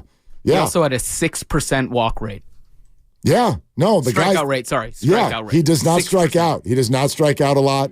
He walks a lot. He hits for a high average. He's got some pop. He's fast. He'll steal a base here and there, and he will play defense in center field. I know that doesn't always sell tickets, but you've watched the defense of the Giants the last few years. It's gross. Absolutely gross baseball sometimes defensively. And so they've talked a lot about the middle of the diamond. And it'll be fascinating to see what they do now infield-wise, middle of the diamond. I think Tyro Estrada is pretty much locked down second base. Yep. You got Bailey behind the plate. You've got the new acquisition, Jung-hoo Lee, in center field. What's going to happen at shortstop? Marco Luciano is probably going to get the first crack. But even if that goes well, I don't know if he's ever going to be a superstar defensively. But this has been a point of emphasis for the Giants, is defense up the middle. And this is a very big first step on that. Big time. And, you wonder about the shortstop, if Luciano can hold it down or if you have to make some moves there to bring in a better defensive player. One thing that we know about where the Giants sit in terms of competing against the Dodgers, you're probably not going to outslug the Dodgers. So how do you go about still competing in the NL West when you've got a good, young, athletic, fast Arizona team and you've got a Dodger team that's got a stacked lineup? Well, you've got to pitch and play defense better than everyone else. That's got to be your thing. And so if Lee comes in and he's able to play a great defensive center field and you're able to add an arm or two, maybe in the bullpen as well as in the rotation, well, now you can look at a team that maybe doesn't have the sexy name value in the batting order, but if you're better on defense and if you have better pitching, you can compete against these other teams. Well, I'll tell you what I'm most excited about, because you're right. There's no way for us to even know exactly how this guy is going to perform. But the exciting part for me is that this is early. And I still think that there is a long offseason ahead, and it's only step one. But I do think it is an indicator of where the Giants are at, the aggressiveness level that they will have this offseason, and that there is much more to come. Signing this player or any center fielder for that matter, if it had been Baldinger, I've thought the whole time, not only does that mean now you've got an everyday center fielder, but it means that trades are coming. And I really firmly believe that. At least one, you can feel it trade, I think is coming this offseason for the Giants. And I wonder who that would involve, if Kyle Harrison is on the move. And I was talking to someone earlier. Really big. Yeah. Well, I mean, if you're going to really make a big move, then he's your number one piece right now in terms of who you're going to trade. Well, they've got other people at the top of the minors that baseball teams are interested in as far as young pitchers. I personally would love to see Kyle Harrison stay. Of course. That's what I would really hope. Well, we saw Zach Wheeler get traded for a rental, and he's gone on to be a very good major league pitcher. Yep, but I mean, if you start to think about a minor leaguer or two, and then something from the wealth of outfield that they have, whether it's an Austin Slater, whoever. I think that you can put together a package that can land you someone significant. I don't know if it's Pete Alonso. Right. I don't know that, but I have every belief that the Giants are going to be and have already been having those conversations. Of course they have, and it's a question of getting it done now and figuring out what the price is going to be and what you want to ship out in terms of what you want to bring back as far as sluggers go, because one thing that we've learned, it seems, over the years is that sluggers haven't voluntarily wanted to come here and choose this ballpark as a place to go out and slug. So you may have to use trade assets to acquire them against their will. How do you feel about this? His dad, legendary father, I don't know if it's pronounced Boom. I believe it is. I was going to get to this. I'm glad you found it. Yeah. Jung-hoo Lee. MVP winner in 1994. That's his dad. Wow. I don't know about you, but I like outfielders for the Giants whose dads were also awesome players. That worked once before. I don't know who you mean. Hold on. You're burying the lead, though. What's the lead? His dad, the MVP. Yeah, the nickname. I got the nickname. All right. Yeah, I got it. Want to know what his nickname is? Son of the Wind. It's pretty fresh. It's like out of NFL films or something like that. It's like a Patrick Swayze song. Son of the Wind. R.I.P. Swayze. Indeed. Wait, you're going to finish the story? Go ahead, Lucas. So he is the grandson of the Wind. Oh, that's a long nickname. I'll just go with GSOTW. I'll just go with Jung-hoo Lee. How about that? There's fewer syllables than grandson of the Wind. But, if he steals a base, maybe I'll pull that out. I don't know. We're presented by Fremont Bank, full-service banking, no compromises. So here's the new deal. Doc Pandy is going to join us at 4. Peter King at 4:15. 888-957-9570. It's Willard and Dibbs. My little brother's friends have been camped out at our place for 2 days straight. 3.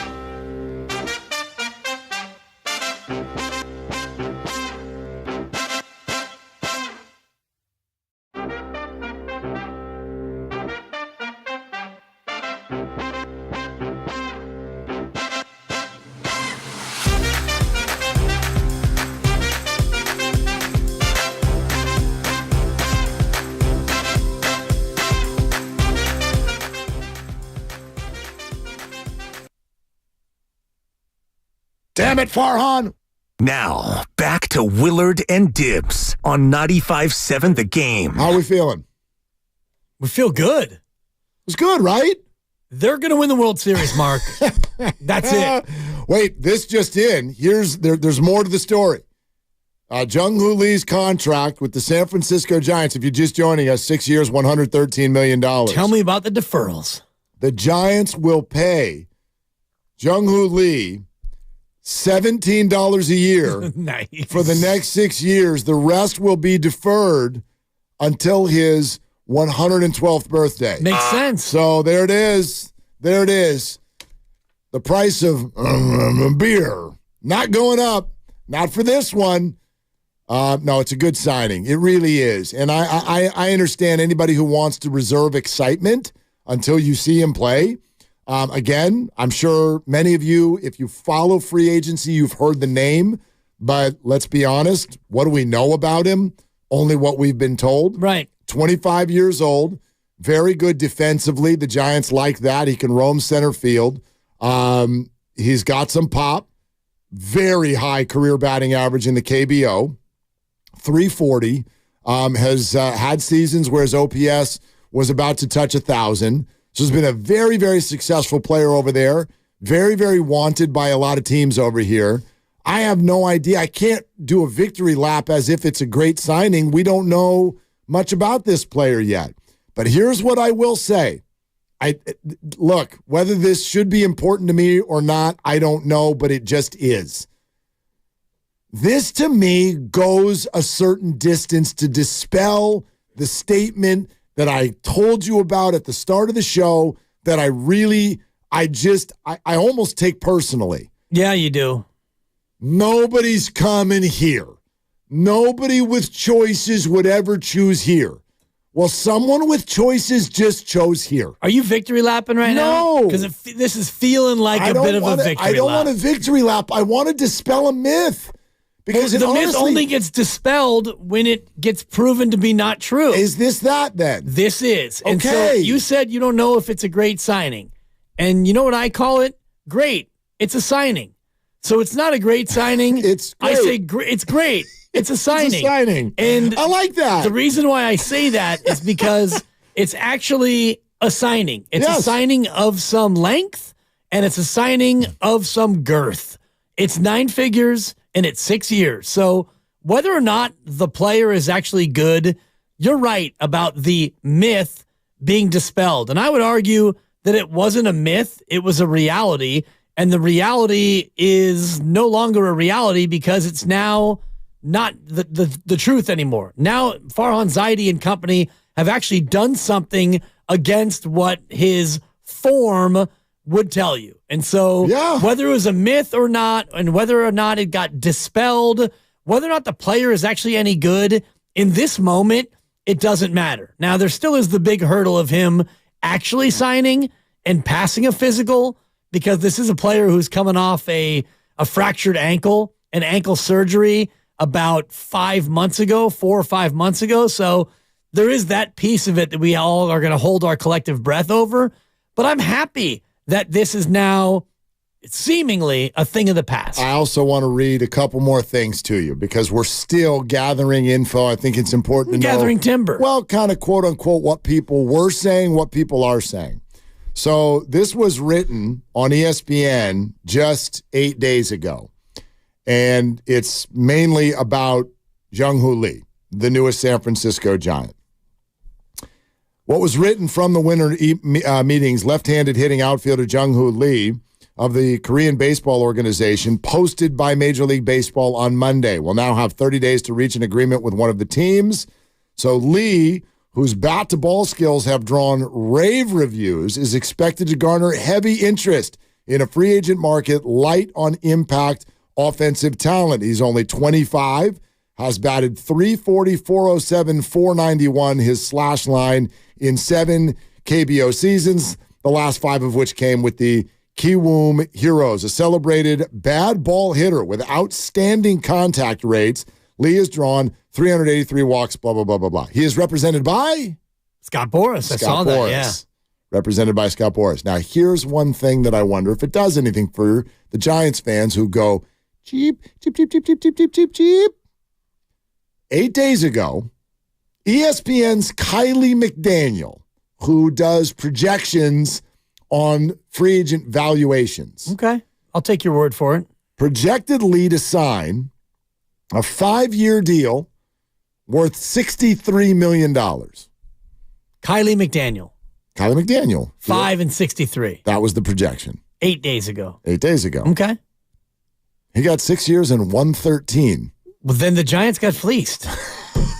I mean, you can't Kylie McDaniel me. You can't have it both ways. You can't have it both ways. You all have been asking him to overpay. You can't Kylie McDaniel me and then say, well, Farhan Zaidi, he spent $50 million more than even Kylie McDaniel. You're really going to do this? You're going to do this. Farhan, I hate to say the same person who said, well, then go to $500 for a judge. Well, then go to $600 for a judge. We're talking about a proven superstar. Why don't you go to $800 for Shohei? Not some KBO guy who can't handle Major League Heat. You know what, Farhan? I take it all back. You got served. You got fleeced. Disingenuous mother blanker. If Kylie McDaniel, if Kylie McNichols, if Kylie McKivitz says 5 and 63, you know what? Kylie McKivitz is actually having an underrated year for the Niners. But Seriously. anyway, go ahead. Been keeping rushers off the quarterback. If Kylie McMurtry says 5 and 63 and he goes to 119, Farhan, you got fleeced. I'm kidding, but I know you are. I mean, to go from 5 and 63, I don't even know if that. It's just a projection. Exactly. And I'm not going to disrespect her. But what does she know? But all the deals are going to go up. I mean, after Shohei gets 700. Yeah, 2 weeks ago, Yamamoto was going to make 200, and now everyone's like, I think he's going to make 300. But what this suggests to me is if you got 113 over 6, this suggests to me that there was a major competition. The Giants won it. Well, maybe. No, but you got to pass the physical. No, but dibs. Kylie McDaniels is male, by the way. Dibs. I'm not letting you do this. No, it's McDaniel singular. Yeah, same thing. Yeah, exactly. like I butchered their name about 5 different ways. Whatever. It's a Sunday. No, you can't do this. I can do whatever I want, but go ahead. You can do what you want, but you can't play two sides of the fence. You can't do this. If you're going to say, why don't you just overpay? Why don't you win? If you're going to say no one would choose here, if you're going to say the Giants are cheap, if you're going to say they can't close, if you're going to use all these lines and ... I have. You have? Of course. Then you got to moonwalk right now. I gave Farhan his flowers. Okay. That's immediately. All I'm saying. Then no, just don't say he got served. Don't do it. You know what happened, Mark? He did exactly what you've been telling him he can't do. And he had to go to this price point because the destination is not as attractive as it should be. And that is my opinion. And, we'll see how it all sorts out. And you got Scott Boras, too, as your agent. Jung-hoo Lee from Korea is Scott Boras is not the rep. San Francisco. I'm not going there. I think Scott Boras goes to Farhan and says, we have other suitors, and we know that you're desperate. They do. And I'm sure he said that directly to Farhan. I know you're desperate. Farhan, I see your roster. You got a bunch of pre-arb 3. You got nothing, Farhan. All right. You need my guy. Play it how you want. It's great. No, it's absolutely a win. No, it's awesome. No, it's great. Let me know how both sides feel. It feels great. Both sides now. I stay Joni on Mitchell. One side. You let me know what it feels like to I'm playing for entertainment both here. sides of the fiddle. Of course, I'm playing all sides. It is a win for Farhan Zaidi. And I'm joking that he got fleeced. And we don't know what the other offers were. If there were other offers, if somebody else offered 110 and he had to go to 119 to get it done, then good. 113. 113. Then good. Congrats. Yeah. Get it done, kid. Yeah. Get it done. Couple opt-out years. Yeah. Now it comes down to the real question: is he any good? And it's going to be fun to watch. Yeah, sure. And by the way, it's only here's the other thing. This is what I've been trying, the drum I've been trying to bang for the last few days when people are like, we're out on the offseason. One free agent had signed. Well, now 2 have. I know Soto, that was different. That was a trade. You weren't going to get that in the division. But as far as major free agents, 2 have signed. We are just getting started.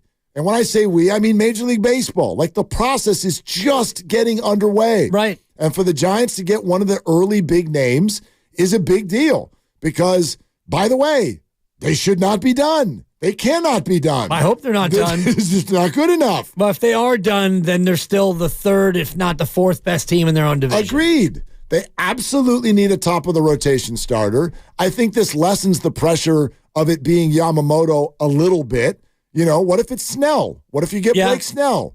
How would you feel about that? Marcus Stroman's a free agent as well. There's a lot of guys out there. Sure. You could get, one of the guys from Milwaukee. They're very good. If you can get a top-end starter and a good back-end reliever and another bat. and then another bat, then you're looking at a successful offseason. I would agree with that. You walk out of here with either Yamamoto, Snell, or talk to me, Jordan Montgomery, a starter like that. You pull a trade. I don't know if it's Pete Alonso, but, or sign Matt Chapman. I don't think that's a bad idea. I know that he's not a perfect free agent, but if there is an influx of that along with this, I think as a Giants fan, you got to walk out now thinking that the offseason is potentially set up to be a little bit more positive. It was never Ohtani or bust, and this is definitely, I don't think this is the second guy on their list, but I think it's the third. I really do. I think that all three of the players from Asia were their top three targets. Yeah. Ohtani, Yamamoto, Jung-hoo Lee. They just got their third target. That would be my assessment. And even if Yamamoto is going to go elsewhere, you can still, salvage a good offseason by getting another legitimate ace or second starting pitcher to add into your rotation and feel like you're getting better. The goal for the Giants this offseason, as it is for most teams, is to get better. And if you can add Lee to the outfield, which they seemingly have, pending him passing a physical, which you have to say every time you mention it, and if you can bring in a starting pitcher and a bullpen arm and another bat, then you look at this team going into March, into spring training, and you could say that they're better. Our buddy Bags just tweeted out that the $113 million investment into Jung-hoo Lee does not include the posting fee, which is another $19 million. Therefore, the overall investment here, by my math, goes to $132. Yeah, $132 million, which, as he writes, blows away most of what the projections were. So I think there's messaging here from the Giants as well that's good.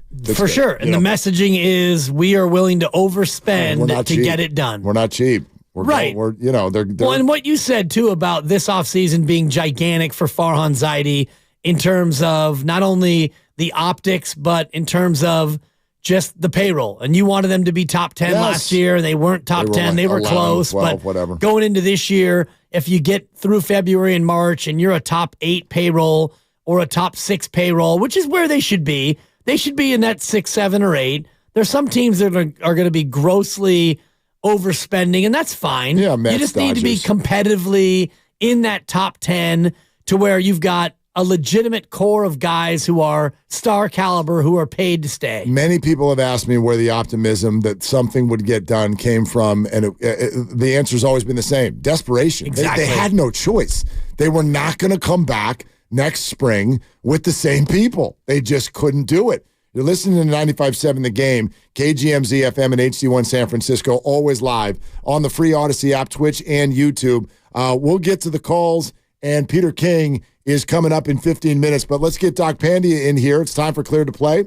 Take you inside the tent, get you updated on the latest injuries in the Bay. Proud to partner with UCSF Health on this segment and bring in Associate Professor of Orthopedic Surgery, Dr. Nirav Pandya. Hey, Doc, how we doing?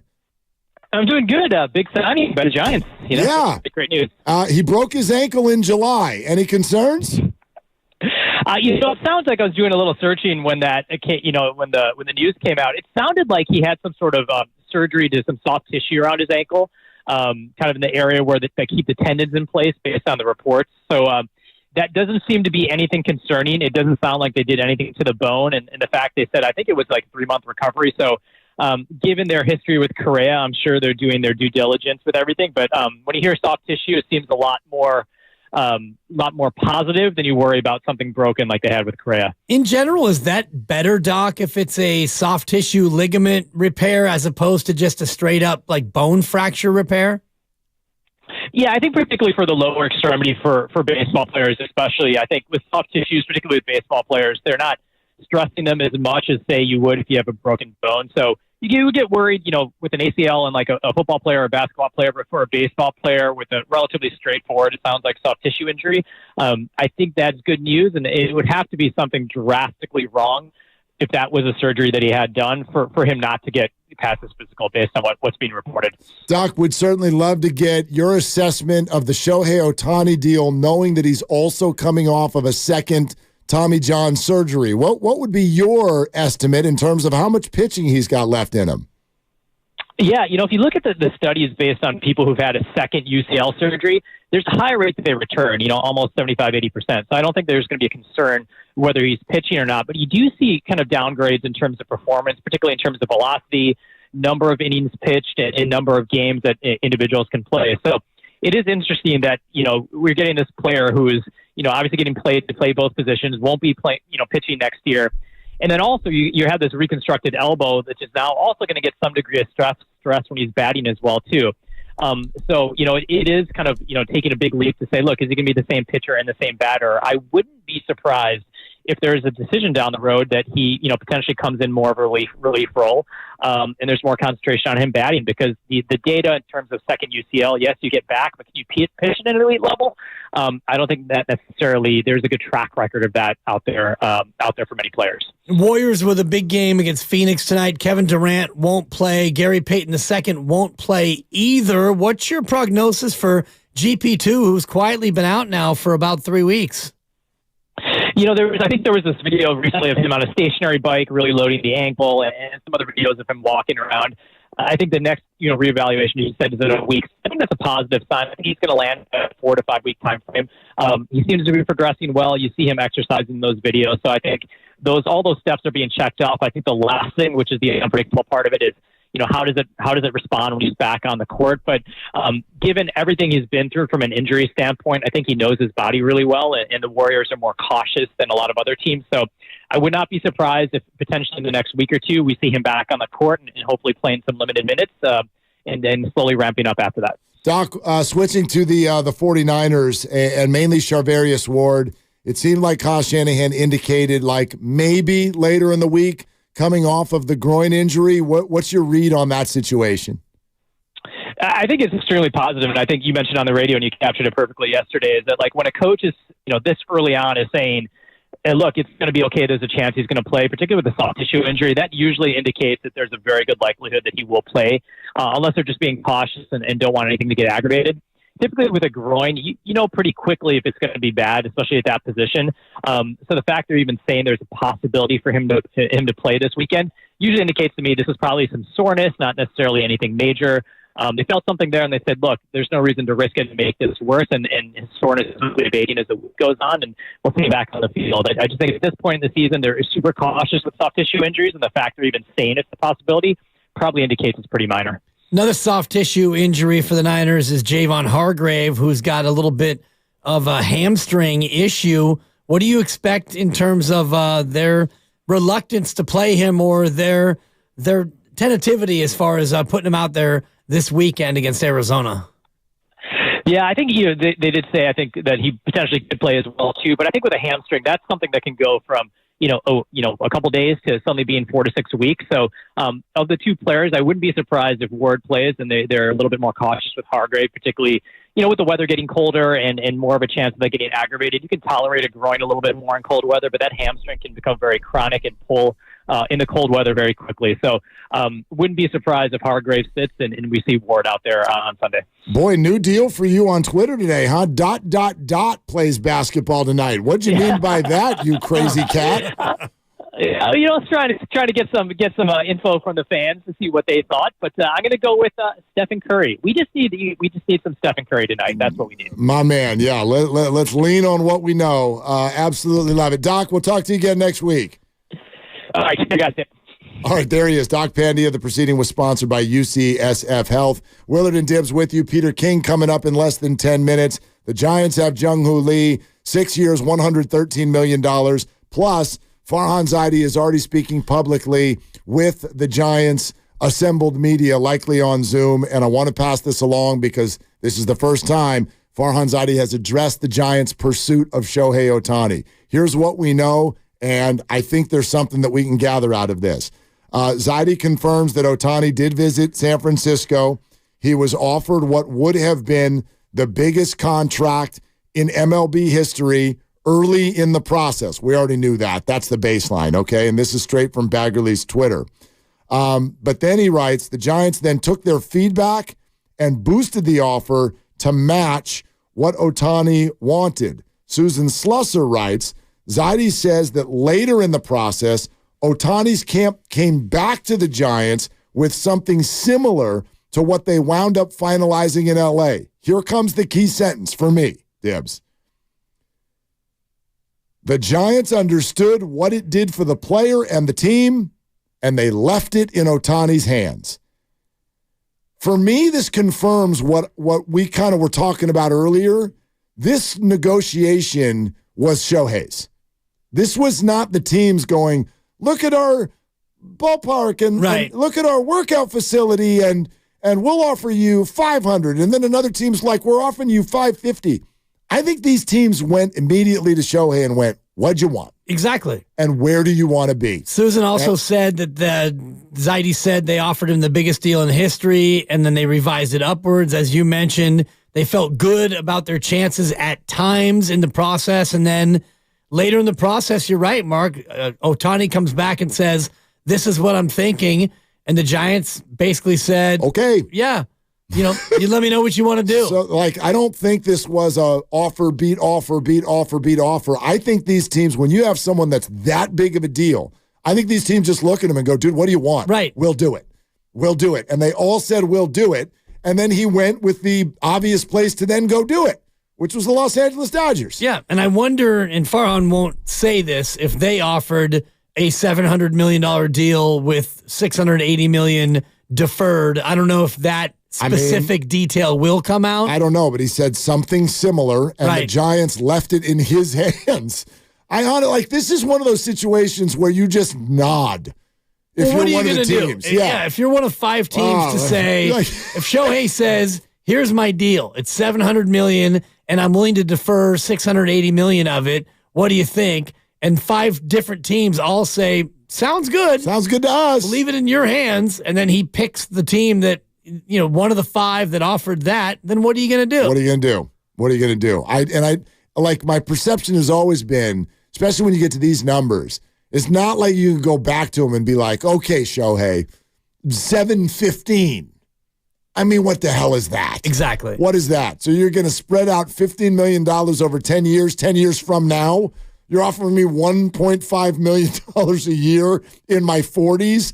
That's not going to do anything. So I don't even think this was a normal situation of offer beats offer beats offer. I think these teams loved him so much that they just went, you tell us what you want to do and where you want to do it, and we'll say yes. I do think that it's, it's not curious, but it's really great timing by Farhan that this press availability comes on the heels of Jung-hoo Lee signing with the SF Giants. If they don't land Lee, he doesn't have this press conference, I don't think. Well, maybe not. It makes it a little bit easier to come in second on Shohei or third or fourth or fifth, knowing that you already signed somebody. Farhan confirms the proposal from Ohtani to the Giants was the exact same deal. Okay. And the Giants were agreeable to it, and it simply came down to a choice by the player at that point. Where do you want to be? Yeah, and Susan says the team went all out, and Farhan believes that geography won out in the end. There you go. Which makes sense. Yeah, of course it does. He enjoys Southern California, and that's where the Dodgers play. That's been the reports all along, that he loved L.A. and not New York, and et cetera, et cetera. Okay, more time for this coming up, no doubt. 888-957-9570. But also, coming up next, let's get to some Niners. Niners, Cowboys, MVP, everything on the table. Ravens in 13 days. Peter King joins us. Coming up next, don't forget Warriors in Phoenix tonight. Evan Giddings has got Warriors Live at 6, brought to you by Xfinity, the Xfinity 10G network made for streaming live sports. UCSF Sports Medicine Center is...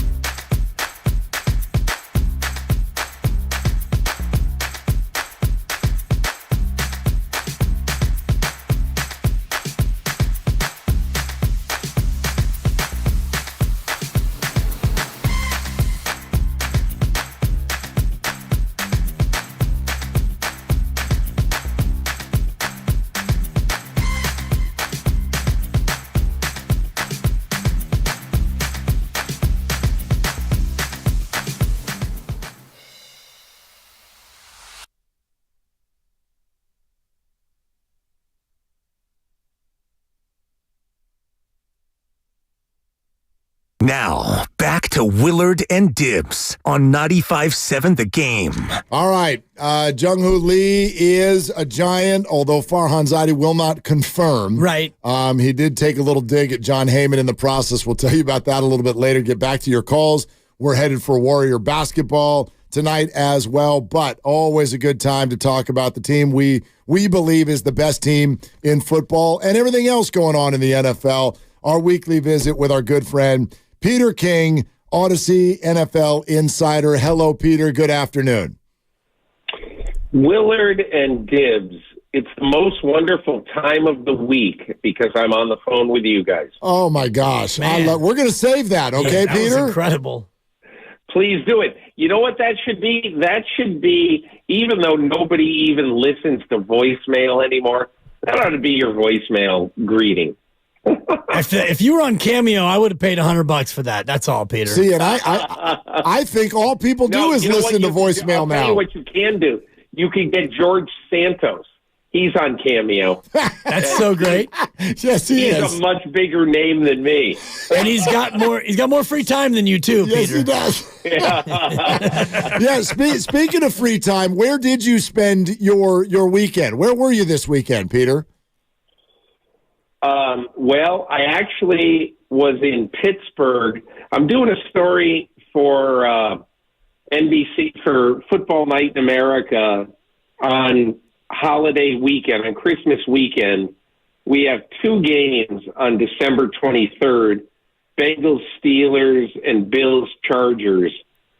So NBC a few months ago said, hey, you may have to do like a holiday story, kind of a good news story that night. On a player in one of those two games. And so I just thought, man, I got to do Cam Hayward.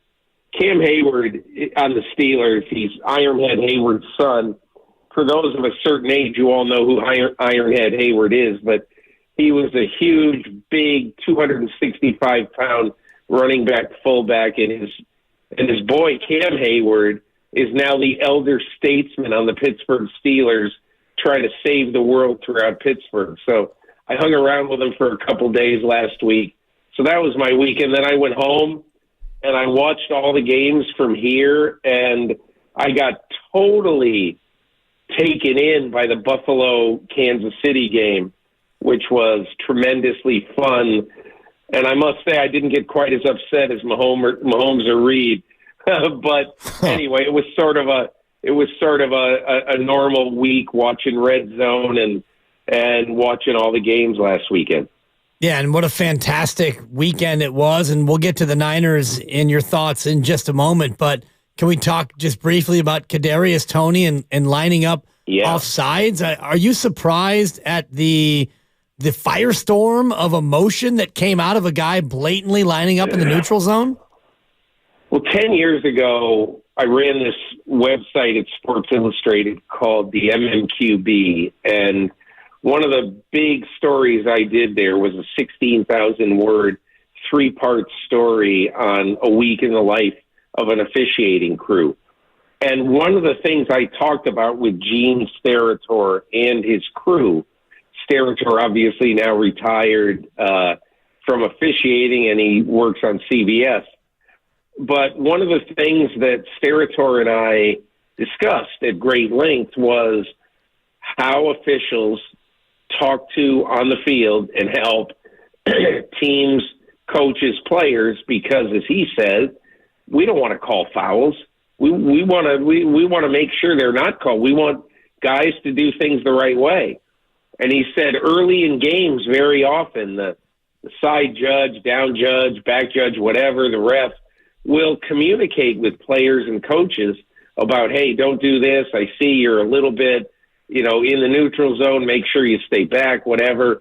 But after a while, you're not talking like that anymore. The game goes on, and you're just reffing the game. And I have not heard of an officiating crew warning people in the last minute of the game with the game on the line, hey, you're a little offside here. Don't do that. I mean, so I have not heard of that before. I'm not saying it doesn't exist, but I think I know a few things about officiating and how they work.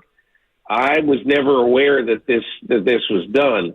I think the one other thing I would say is that we all saw Patrick Mahomes go absolutely bat crap, and which he never does. He's never, ever done that before. And Andy Reid has never talked in a snide way after games. He's always, even after tough losses, he understands it's part of the job. Got to talk to the press and everything. But both those guys, you could tell, were really angry after the game. And my whole point is that I would bet, this is my bet, okay? Patrick Mahomes never saw that play when he was on the field going crazy. He didn't see it. He could not see Kadarius Toney. He wasn't maybe offside. He was incredibly offside. Right. Yep. And so it's not a penalty you ever hear called very much at all, but you can't ignore that. And so, I don't know, that's kind of the way I looked at it.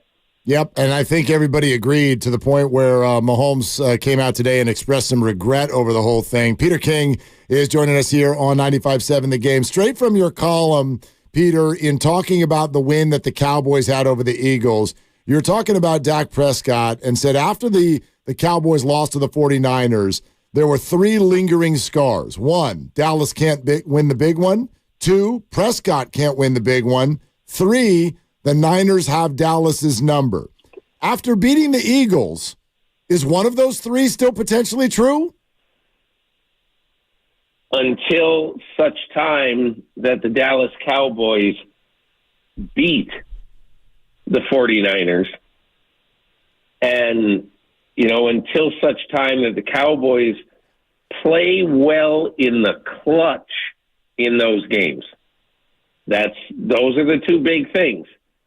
Until such time, I will continue to think that, the 49ers have their number. Now, the Cowboys are a little bit of a different team. Dak Prescott's a little bit of a different quarterback. When I watch Dak Prescott today, he is playing with confidence that I don't think he played with even as recently as week 5 of this season, when the 49ers beat Dallas by 32 points. But I'm not saying he's a totally different player, but he's a different player now. And he's the kind of player who I think has got a chance to erase all the bad stuff that had been said about him, written about him, and all that. But the fact is, he's got to go out and do it. That was the first, I would say, huge win, certainly of this year, that Dallas has had, in a game they absolutely had to have. Those are the games that they have been losing, and they needed, for their own psyche, I believe, to win that game. And now, look, Dallas, I think, is a legitimate threat. I think it's a three-headed monster atop the NFC, with Detroit being 4. But to me, the three-headed monster, the leader in that pack, without any question, is San Francisco. Having beaten both Philly and Dallas already this year, and in terms of leader of the pack in the MVP race, it feels like it's Brock Purdy. You told us last week that you thought Brock was the leader, but does Dak have a unique opportunity to kind of knife into that lead with a game at Buffalo and a game at Miami and then prime time against Detroit? Does the schedule help Dak in his quest for MVP?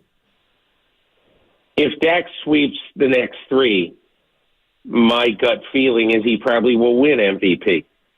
That's my gut feeling because, and he's got to play well, obviously. They can't be fluky. Just because I think that would be so unexpected. Now, I don't think the 49ers have a cake schedule the rest of the way. With Baltimore on Christmas Eve, at home, they're gonna have some challenges, but I think Dak is going to have a much tougher road. Now, the 2 other things I would say about the MVP, obviously it changes week to week. But you know what I think was the most significant thing that happened this week in the MVP race is that the Dallas Cowboys beat Philadelphia. Dak played well, made a couple of huge throws in that game, so that helped him. However, I think something that was almost as significant happened last night, and it happened in Miami. When Tyreek Hill went out early in that game with an ankle injury, he did come back later, sparingly. But when he was knocked out early in that game, you saw over the next couple of quarters exactly how valuable Tyreek Hill is to the Miami Dolphins. I would never say, I'd very rarely say on a good team that someone else other than the quarterback is the MVP. But didn't Tyreek Hill last night show evidence that, when he isn't in the lineup, that's a B- offense. And when he's in there, it's an A to A+ offense. So I think Tyreek Hill, by virtue almost of his injury and what happened without him on the field, I think he improved his chances to win MVP last night. That is a really interesting statement, and I also wonder how you think that affects the candidacy of Brock Purdy, in that many have a similar perception with this team, say if McCaffrey was out, or like we saw when Debo and Trent were out.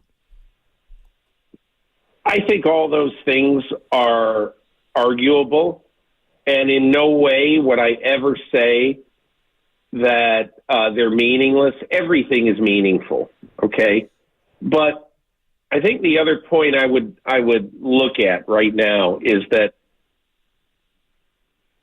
I think one of the things that you can't really underestimate. Now, I was looking at this Monday when I was trying to. I knew I was going to have to talk about this quite a bit, but I think for people who are not like real stat nerds, the one stat for all the quarterbacks that is clearly, easily, unequivocally the most impressive statistic that any quarterback in the league has this year is that Brock Purdy is averaging 9.9 yards per pass attempt. And just to make you understand exactly what that means, just understand that it means that every time Brock Purdy cocks his arm and lets go of the football, the equivalent of a first down happens. And that is an amazing statistic.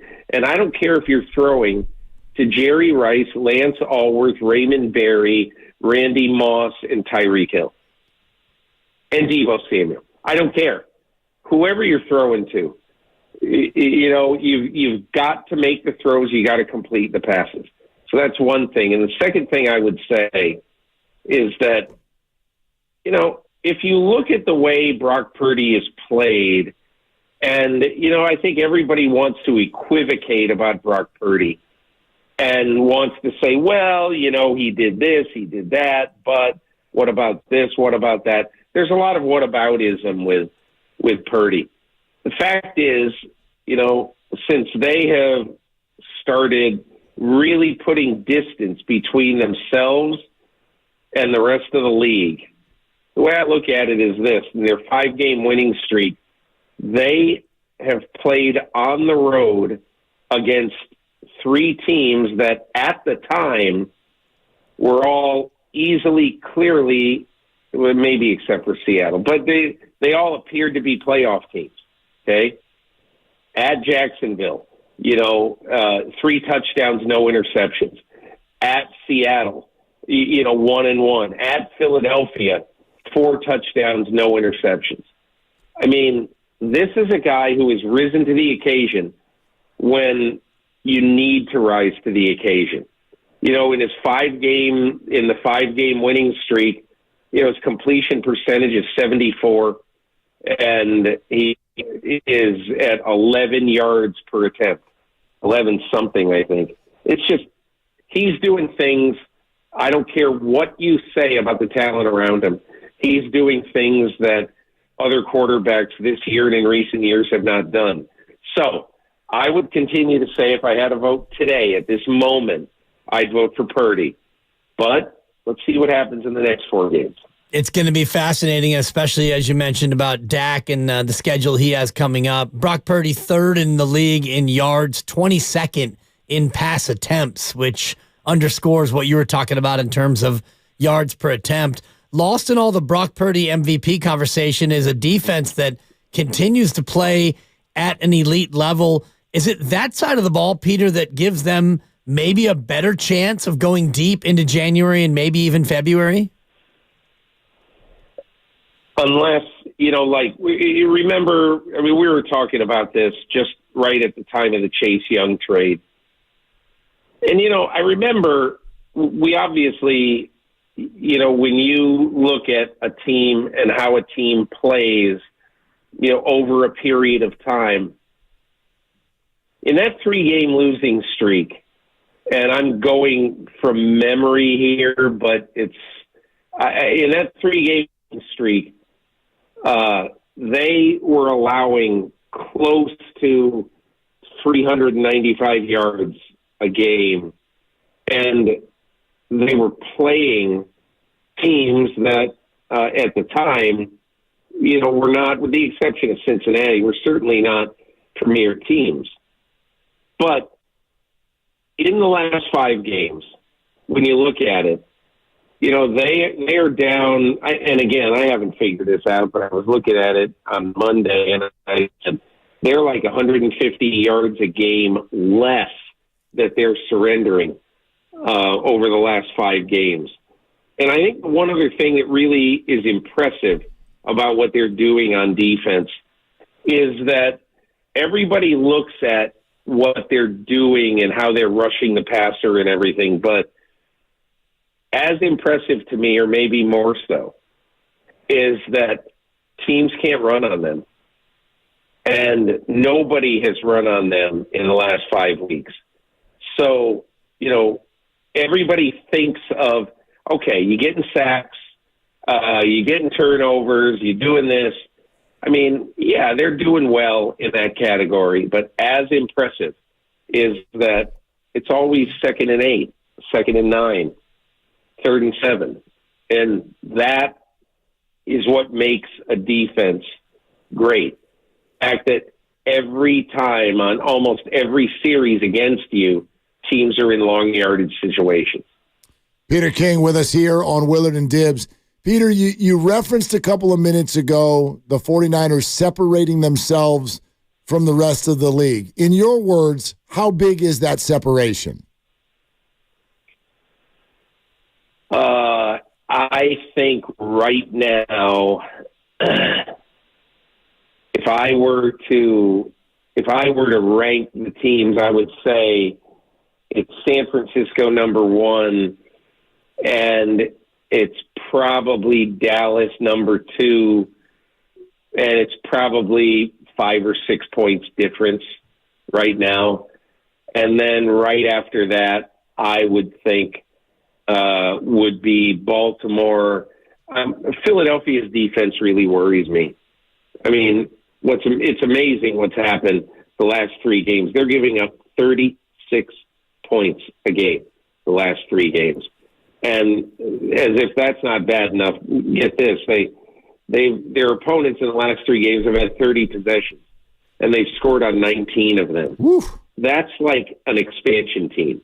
Their defense has really crashed and burned recently.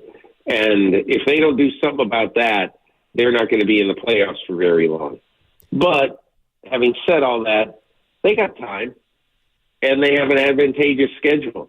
I said earlier today to somebody that there are 2 crazy statements you can make right now about the NFL season. One, it is December 12th, and Kansas City has a 1-game lead over Denver for AFC West supremacy. That's crazy. 2, the road to the NFC East Championship very well could go through Tommy DeVito. Oh. And the reason that that's the case is that Philadelphia, 2 of the last 4 games are against the Giants. Now, I live in Brooklyn. I raise my kids in Montclair, New Jersey, my wife and I. And the neighboring town to ours was Cedar Grove, New Jersey. That is where Tommy DeVito is from. That's where he's living, in his parents' house, with his mother still doing his laundry, with his mother making his bed. And how about a starting NFL quarterback with a 3-game winning streak leaves the house every morning and his mother goes into his room, takes his laundry, washes it, makes his bed, and prepares for him to come home, and she makes chicken cacciatore. I mean, this is one of the weirder stories we've ever heard in a while. But last night, he drove the New York Giants for the third consecutive week. He won a game, and this against a decent team in Green Bay, and he drove them down to the winning field goal to win it on the last play of the game. And I'm not saying the Giants are going to beat Philadelphia in either of those two games, but weird stuff is going on right now on both the Eagles and on the Giants. If the Giants somehow, some way manage to eke out one of those wins, the Philadelphia Eagles could be the 5th seed coming into the playoffs. Now, I don't think that's going to happen because Dallas's schedule is impossible. But it's amazing what has happened in the last 3 or 4 weeks where somebody none of us have ever heard of, Tommy DeVito, and now they could knock the Eagles out of the division title. But I would see Dallas being number 2 right now with a little bit of a margin, and then probably Baltimore, maybe Philly, Detroit, Miami. The one team I think that will be heard from, because I think they're going to make the playoffs and they won't be an easy out, is the Los Angeles Rams. Yeah. I'm shocked to say that, but that's a good team. Week 18 against the Niners. Tommy Cutlet's maybe the greatest nickname in NFL history. I mean, and I had chicken cacciatore Sunday night. It's a delicious dinner. Peter, so many more questions, but I'll save them for next week because, we're up against it. Hey, good to talk to you guys, and we'll talk next week. Sounds good. There he goes. Yep, absolutely. Thanks so much, Peter. There it is. Odyssey NFL Insider, Peter King. The gap between the 49ers and the next best team in the NFL, he termed it as 5 to 6 points. Yes. And he said Dallas. I thought he said those two and then 5 to 6 points, or was it 5 to 6 points he said to Niners Dallas? to 5 to 6 points to Dallas, and then he started getting to Baltimore. Exactly. Yeah, and I mean, that took a hit on the Dolphins last night, no doubt. And he's right. I had the same thought about the Tyreek Hill kind of a situation and what Tua looked like without him. I remember Peter saying last week, if you made McDaniel lose one, would it be Tua or Tyreek? Said he would definitely get rid of Tyreek. And I was thinking to myself, are you sure? Are you sure? Because, man, look, I take nothing away from any of these guys the same way we don't for Brock. Right. You got to throw the ball. But, I mean, Tua said it himself. I just huck the thing as far as I can throw it. And then Tyreek's the one who gets there. Exactly. And so they were muted last night once he went out, for sure. Yeah. I mean, and gosh, they had a 2-touchdown lead. And they blew it. Yeah. And I did mention to you yesterday about Tommy DeVito, and I didn't think that they'd win last night, but I did say that I think the Giants are a completely different team with Tommy Cutlets, and now all of a sudden they've got some self-belief in this kid. Yeah. What's Daniel Jones thinking? And these are whenever you play within the division twice in a 3-week period. Exactly. I think the Eagles have got their hands full Monday night in Seattle. True. I think they've got desperate Seattle team, and at home on a Monday night, I think that one could get extremely interesting. Okay.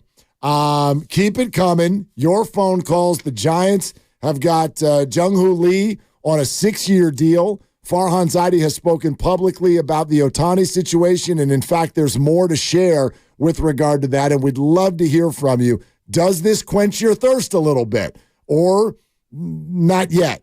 888-957-9570. We got Warrior basketball coming up here on 95.7 The Game. So stick with us. We got plenty to talk about. We're presented by Fremont Bank. Full-service banking, no compromises. Willard and Dibbs.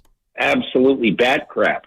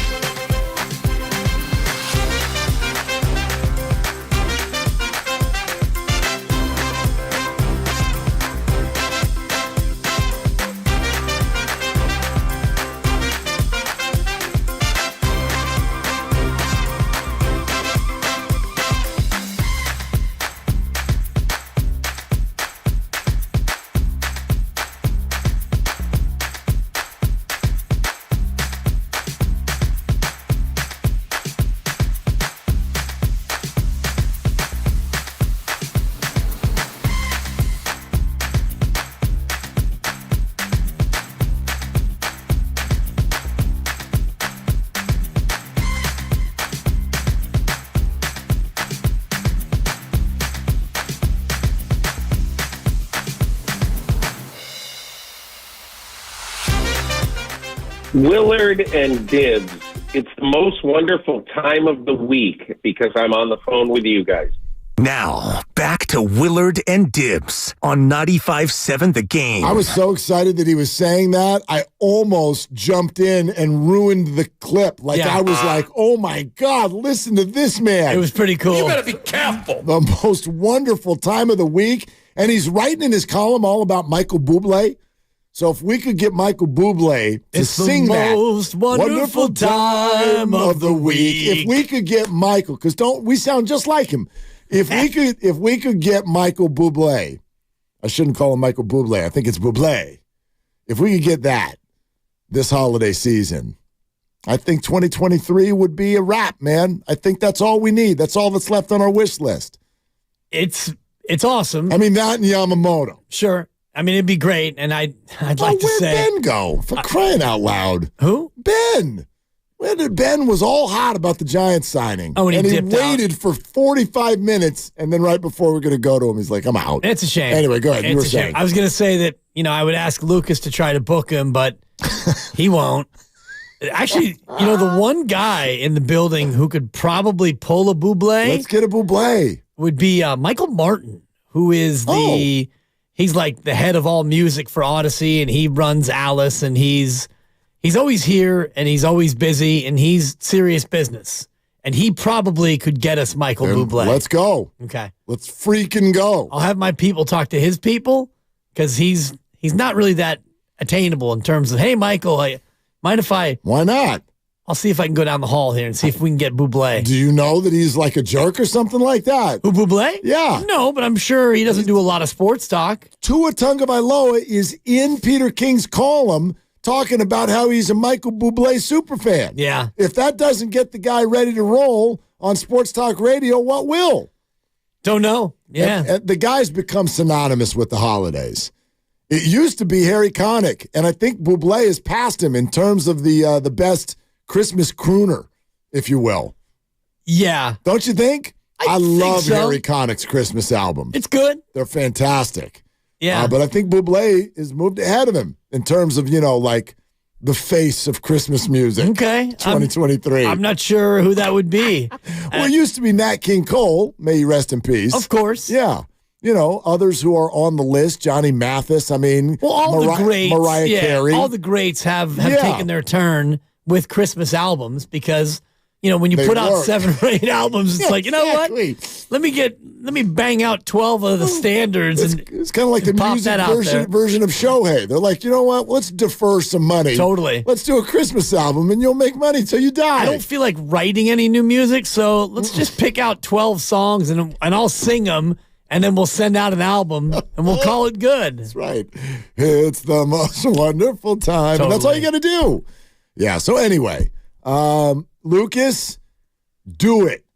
Michael Bublé, you got 2 weeks. Not even 2 weeks. You got it. Okay, done. There it is. Michael and I saw some fans already clamoring for the 12 days of sports Christmas again. Oh, do you want to do reprisal. that? Do you want to do it? Because you didn't do it last year. You were out already. Yeah. I did it with Kyle Madsen. Yeah, Not people doing liked that it. So you want to do it? People liked it. I'll write it if you sing it. Well, I want to be able to at least co-author it. You could co-author it. All right, I took the lead and then we adjusted. Yeah, Kyle's really good at that stuff. Yeah, the sort of punnery and God, I'm too good. Yeah, so we can talk about it offline. You want to do it? We could do it. When's your? But you're not doing the 20th is my last. Yeah, you're day. not doing the 21st and the 22nd. No, quietly, I'm down to just. Where are you going? Golfing. What are you doing? Golfing. Hanukkah's almost over. What are you doing? Yeah, I got some last minute Hanukkah shopping.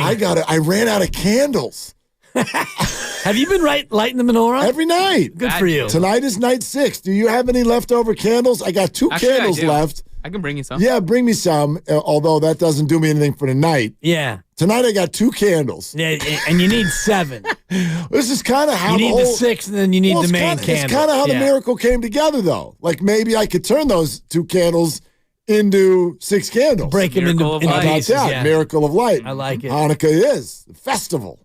Right. Of lights. There's also the walk between here and the old building, about a 14-block walk. You might be able to duck into some some liquor store. There you go. Let me get a 40 of OE and some Hanukkah candles. Let me duck into Sam's and say, hey, you guys got Hanukkah candles in here. We'll see. Maybe. A couple of good liquor stores between here and there now. Don't get me wrong. Usually don't have Hanukkah candles, especially on the 6th night. Might be running low. You know you're a desperate idiot when you're showing up on night. You guys got Hanukkah. Oh, we're out. We're out. I actually think we're good. Our biggest issue has been getting the old wax out of the menorah. Because that could be a half an hour. I leave a knife right next to the menorah. You just dig it out. Yeah. You dig it out every morning. I actually Googled it, and there's 3 tried and true ways. One of them is you put it in the freezer, freeze that thing, and then it's easier to get the wax out. Oh, okay. You put it in the oven at 200 degrees for like 15 minutes. And then you're going to have a melted menorah. And the other one was you use a hairdryer. Ooh. Hairdryer. Why don't you just let it dry to the next morning? It comes out. The wax dig gets it out. Yeah, it's a lot of digging. Especially by night 6. How deep is your menorah, for crying out loud? That's a Bee Gees song. I'm actually not on wax removal, so... What is going on here? Well, I'm on every chore in my house. I dig it out every single morning, and it's not a problem. Okay. But it is a problem. I won't be digging it out tomorrow because I got no candles. So anyway, happy 6th night of Hanukkah to all of you who observe. All right, it is Willard and Dibs, 888-957-9570. Look, we can go kind of any direction right now. Peter King says the 49ers are at least 5 or 6 points clear of anybody else in the league in terms of sort of how you would look at it. We got Warrior basketball, Warriors live in an hour. And one question we were throwing out earlier is why is Steve Kerr seemingly like bringing up the idea, we're a championship team, bringing it up so much when not even asked. And that makes me wonder who he's talking to. And then the Giants news of the day, which has kind of taken the lead here, which is that not only did they make a free agent signing, it is a sought-after free agent, one of the top 10 or 15 on the board for sure. It's a lot of money. It's 6 years, $113 million. It's a guy who's only 25 years old and is now expected to take over center field for the foreseeable future and maybe the leadoff spot for the Giants in the lineup. The bottom line, whether he is good, bad, or otherwise, I know none of us have seen him play, but this was one of their top targets. The Giants went into free agency, and Shohei and Yamamoto and Jung-hoo Lee, these were their top 3 targets, and obviously they didn't get target 1, which they talked a lot about. Farhan on a conference call today. We'll have some more on that in a second. Number 2 is still out there, and number 3 is a Giant. And the offseason is really just getting started. And so I think that this is both the physical side of it in terms of like the baseball player and then the emotional side of it, which is the message this sends to the fans. Look, to me, this is a big win today. It's a big win. It's a definite win in terms of fans like myself who've been skeptical of Farhan Zaidi and whether or not he could or would or will sign any player to a long-term deal for a figure that is north of 9 figures, $100 million. And now he's done it, in theory. Now, this is not official. Farhan Zaidi didn't confirm that it's happening in his press conference call today, his conference call, and it's probably because he is waiting for the player to pass a physical. And we've seen this before. The Dodgers didn't confirm Shohei until about an hour ago. Right. Yeah. And so the Giants won't confirm this until they have the player pass a physical, and he's coming off ankle surgery from about 4 months ago, so it's no guarantee that he passes the physical. You would hope that this is not a Carlos Correa redo and a player comes in and he fails the physical and all the rest of it. But until that happens, I won't fully put it in the bank, but knowing what we know about the signing being done in principle, it's big. And it's big even if the player doesn't turn out to be as good as we all hope that he is. It's big because Farhan's done it. And I give him his flowers. It's a player for 6 years, and it's $113 million. It's a commitment, and it's something that they've been unable to do, and we don't have to retry all of the different reasons why they've failed in the past. This time, it looks like they've succeeded. Pending him actually signing on the dotted line and passing a physical, Farhan Zaidi, you sly fox, you've done it. Congratulations, because this is what fans have been waiting for. Yeah, and I know he's not the big fish, although maybe he'll become that. Well, we don't know how he's going to perform when he gets here.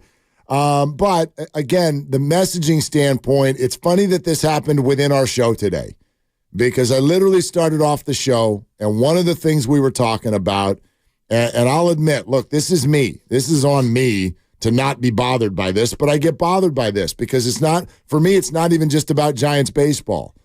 The idea out there, and I've heard this from so many people, not just on our show, not just on social media, man on the street stuff. I have heard so many times over and over, nobody's coming here. And tucked in there, I understand the aspect of it of people going, I got no faith in Farhan to get it done. That I get.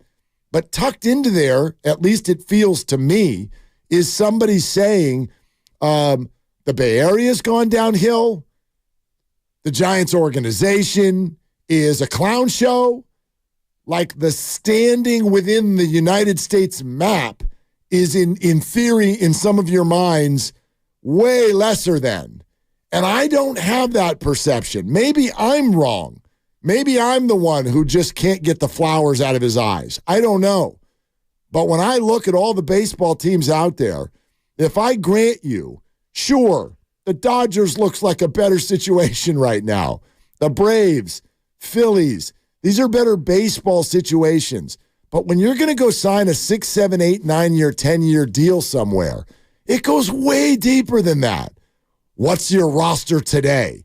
It's way deeper than that. It's the structure of your minor league system. It's the ballpark. It's the city. It's the fan base, the popularity. It's the money. It's all of those things. And so I've gotten to the point of being like really kind of bothered when people are like, no one's coming here. And for me today, this dispels that because this guy had choices now. He had a lot of choices. He had few teams really hot after his services. And we'll see what those other offers were. Yeah. I'm sure those details will come out. But knowing that he's a Scott Boras client, it doesn't surprise me that he got so much more than what his estimated market value was going to be, almost double what the estimations were. I think you mentioned earlier somebody reported 5 and 60, 65 was about what he was expected to command, and yet he got 6 and 113, which is a lot more average annual value and a bigger number and more years. And so part of that is the fact that it must have been a competitive landscape for the player and also the Scott Boras factor. But that gives me even more reason to applaud Farhan Zaidi because it feels like there was somewhat of a bidding war and there were multiple suitors involved, and yet Farhan and company stepped up and had the best, most attractive offer or were able to sell the player on whatever he needed to hear to get him to agree to come to the Giants, and that's big for Farhan. You're listening to 95.7 The Game, KGMZ FM and HD1 San Francisco, always live on the free Odyssey app, Twitch, and YouTube. We'd love to take some calls on that. Did this do anything for you with regard to your perception of the team, the front office, what have you? I look at it from that perspective. I have no idea what this is going to do baseball-wise. I have no idea, and I'm fully aware that almost every fan out there loves the fact that the second part of his first name is who, because that's actually what the average sports fan is saying. Who?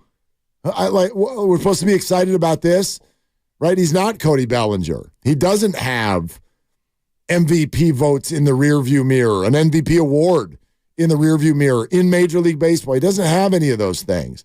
I totally understand that. I feel about this much more in terms of a concept, in terms of a vibe, those kinds of words. We're talking about the things that Giants fans have been feeling recently, which is an inferiority complex. There's no doubt. Yeah. And it's understandable. It's somewhere between an inferiority complex and a total rejection of the front office. And I get it. I completely get it. But I've never bought that take all those things and let them get you to the spot where you're like, no one's going to ever choose here. As if this whole thing has just crumbled to the ground.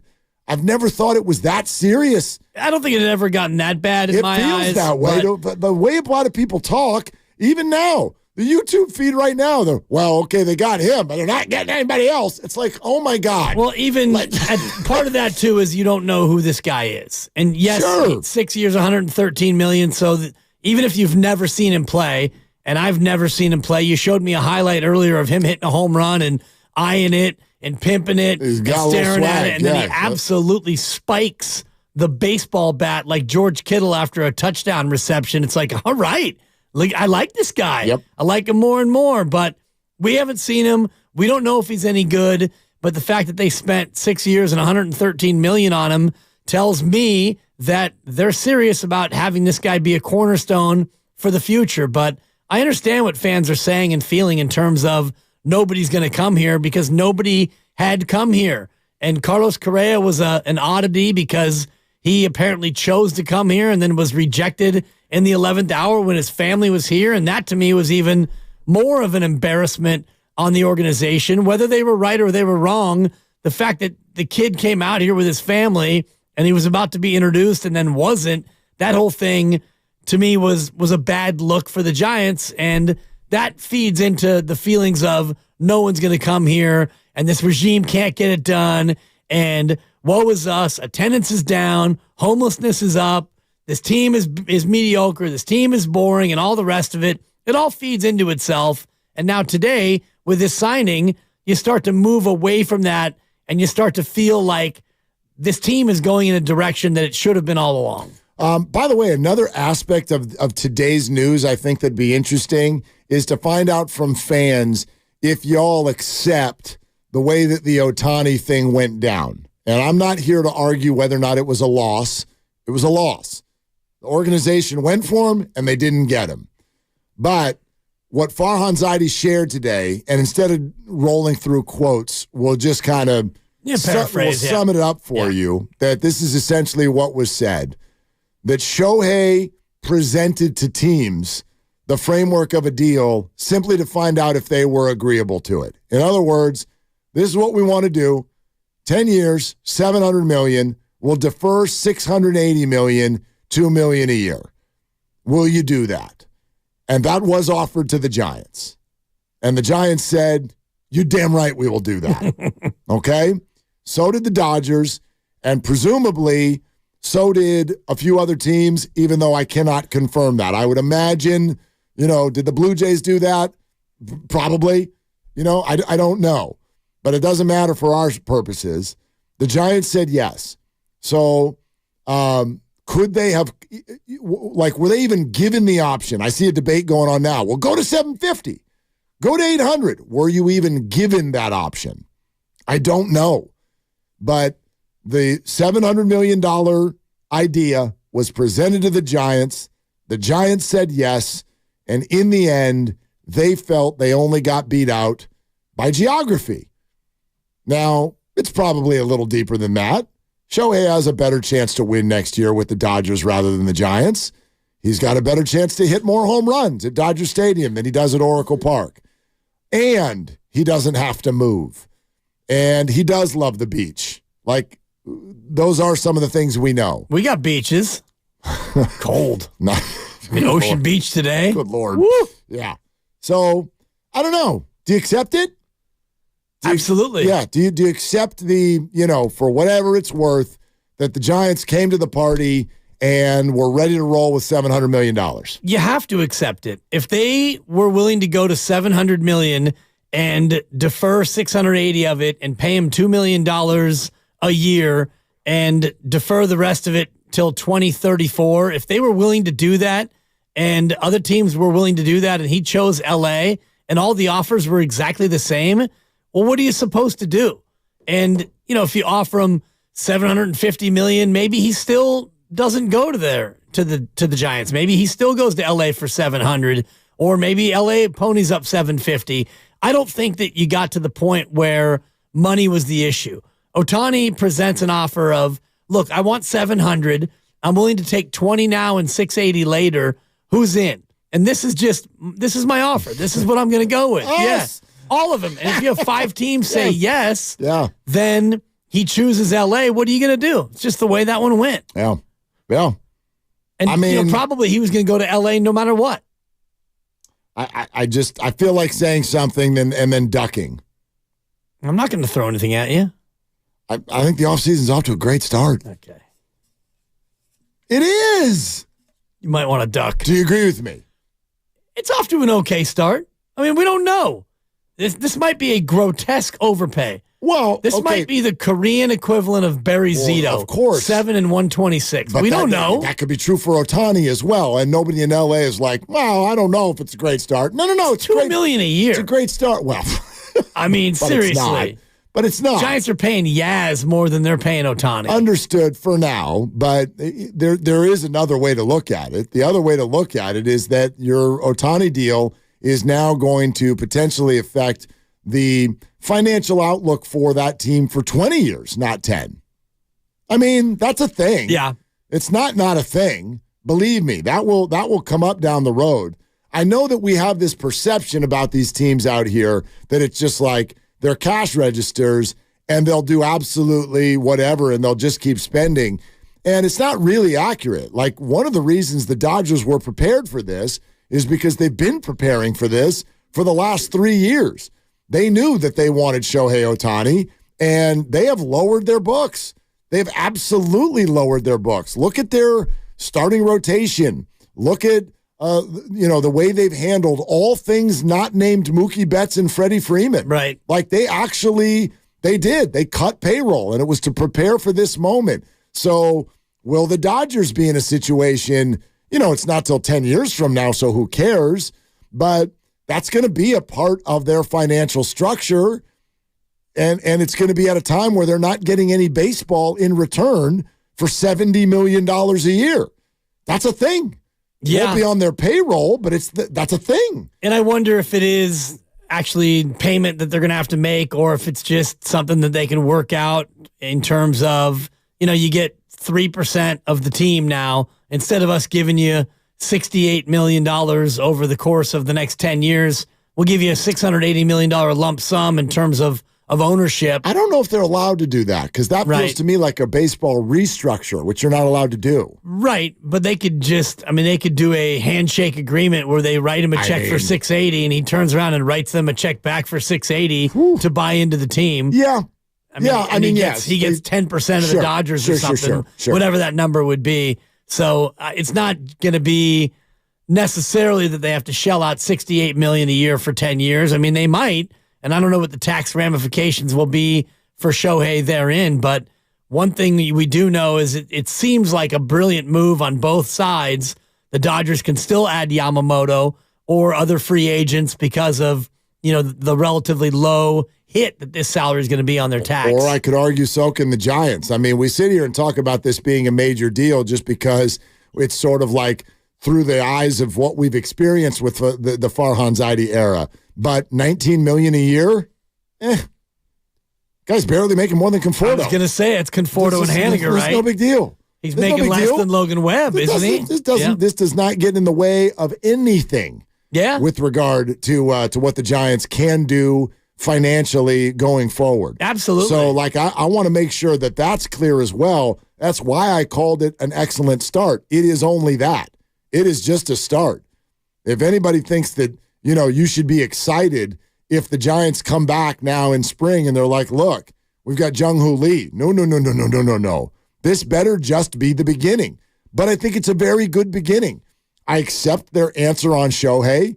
They gave him a nod. They said, yes, we'll do that deal. Shohei chose the Dodgers. That's no surprise. Next best thing, in my opinion, is Yamamoto. That's still on the table. And the next best thing after that, according to them, they wanted a young, controllable, very, very good defensive center fielder that they could put out there every day. This was the guy they targeted, and they got him. I think this is a really good start. That's a good start. Yeah, it's a good little start, Mart. Good little start is what we'll call it. And, we'll see what else is to follow. I just think about what they're facing in their own division, and the Dodgers are the big blue monster in terms of trying to play catch up, and you probably won't be able to catch up to them on paper in one off season. And then I look at Arizona, a team that actually went further than any other team in your own division, and they're still young athletic, and exciting. And then I look at the San Diego Padres. They just added another starter, too. Who'd they add? Eduardo Rodriguez. Gotcha. Yep. So Arizona's getting better. Dodgers are getting better. And the Padres, they wound up at the end of last year. They ended up with a better record than the Giants because they finally figured out what they were doing down there. Yeah, but they're going to lose their Cy Young Award-winning pitcher. Right, and they lost Soto. And they're going to lose Hader. They're probably going to lose Hader. Yeah. So the Padres aren't going to be necessarily as good, but they're still formidable. No, they're very good, but they also, by the way, badly wanted Jung-hoo Lee, who's now a Giant. I'll say this. If I'm the Giants, here's what I'm hell-bent on next. And you can't be hell-bent on Yamamoto because he might say no. Even though I would do exactly what the Giants did sort of loosely promise. They didn't promise it, but the reports are out there that in going after their top targets, the Giants will not be outbid. And I do think they've kept that promise so far. Obviously, they did not get outbid for Jung-hoo Lee. And they did not get outbid for Shohei Ohtani because I don't think there was ever any bidding. He simply said, here's the deal, who wants me? And the Giants said, we do. And then he picked the Dodgers. Fine. But if the promise was we will not be outbid, then that needs to flow for Yamamoto as well. Do not be outbid. If you lose him, just don't be outbid. Yeah. And if you lose him, you got to pivot and go get one of the other guys. And if that means Snell or Jordan Montgomery or whatever, they need to be a more solidified group as a starting rotation, because the days of we're pulling you after 4 innings because someone said so, those days are over, and this group says they want more from their starting pitchers, and Alex Cobb is hurt. You need starting pitchers. And by the way, I could argue that is how you can still win this division. The Los Angeles Dodgers have a lineup that is absurd. Now tell me about their rotation. I don't know if Julio Urias is ever going to be allowed in baseball again. Right. Clayton Kershaw looks about done.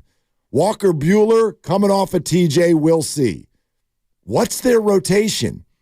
You can build to your ballpark and still build something formidable by having a top rotation in the division. Diamondbacks is good. Padres, they took a hit.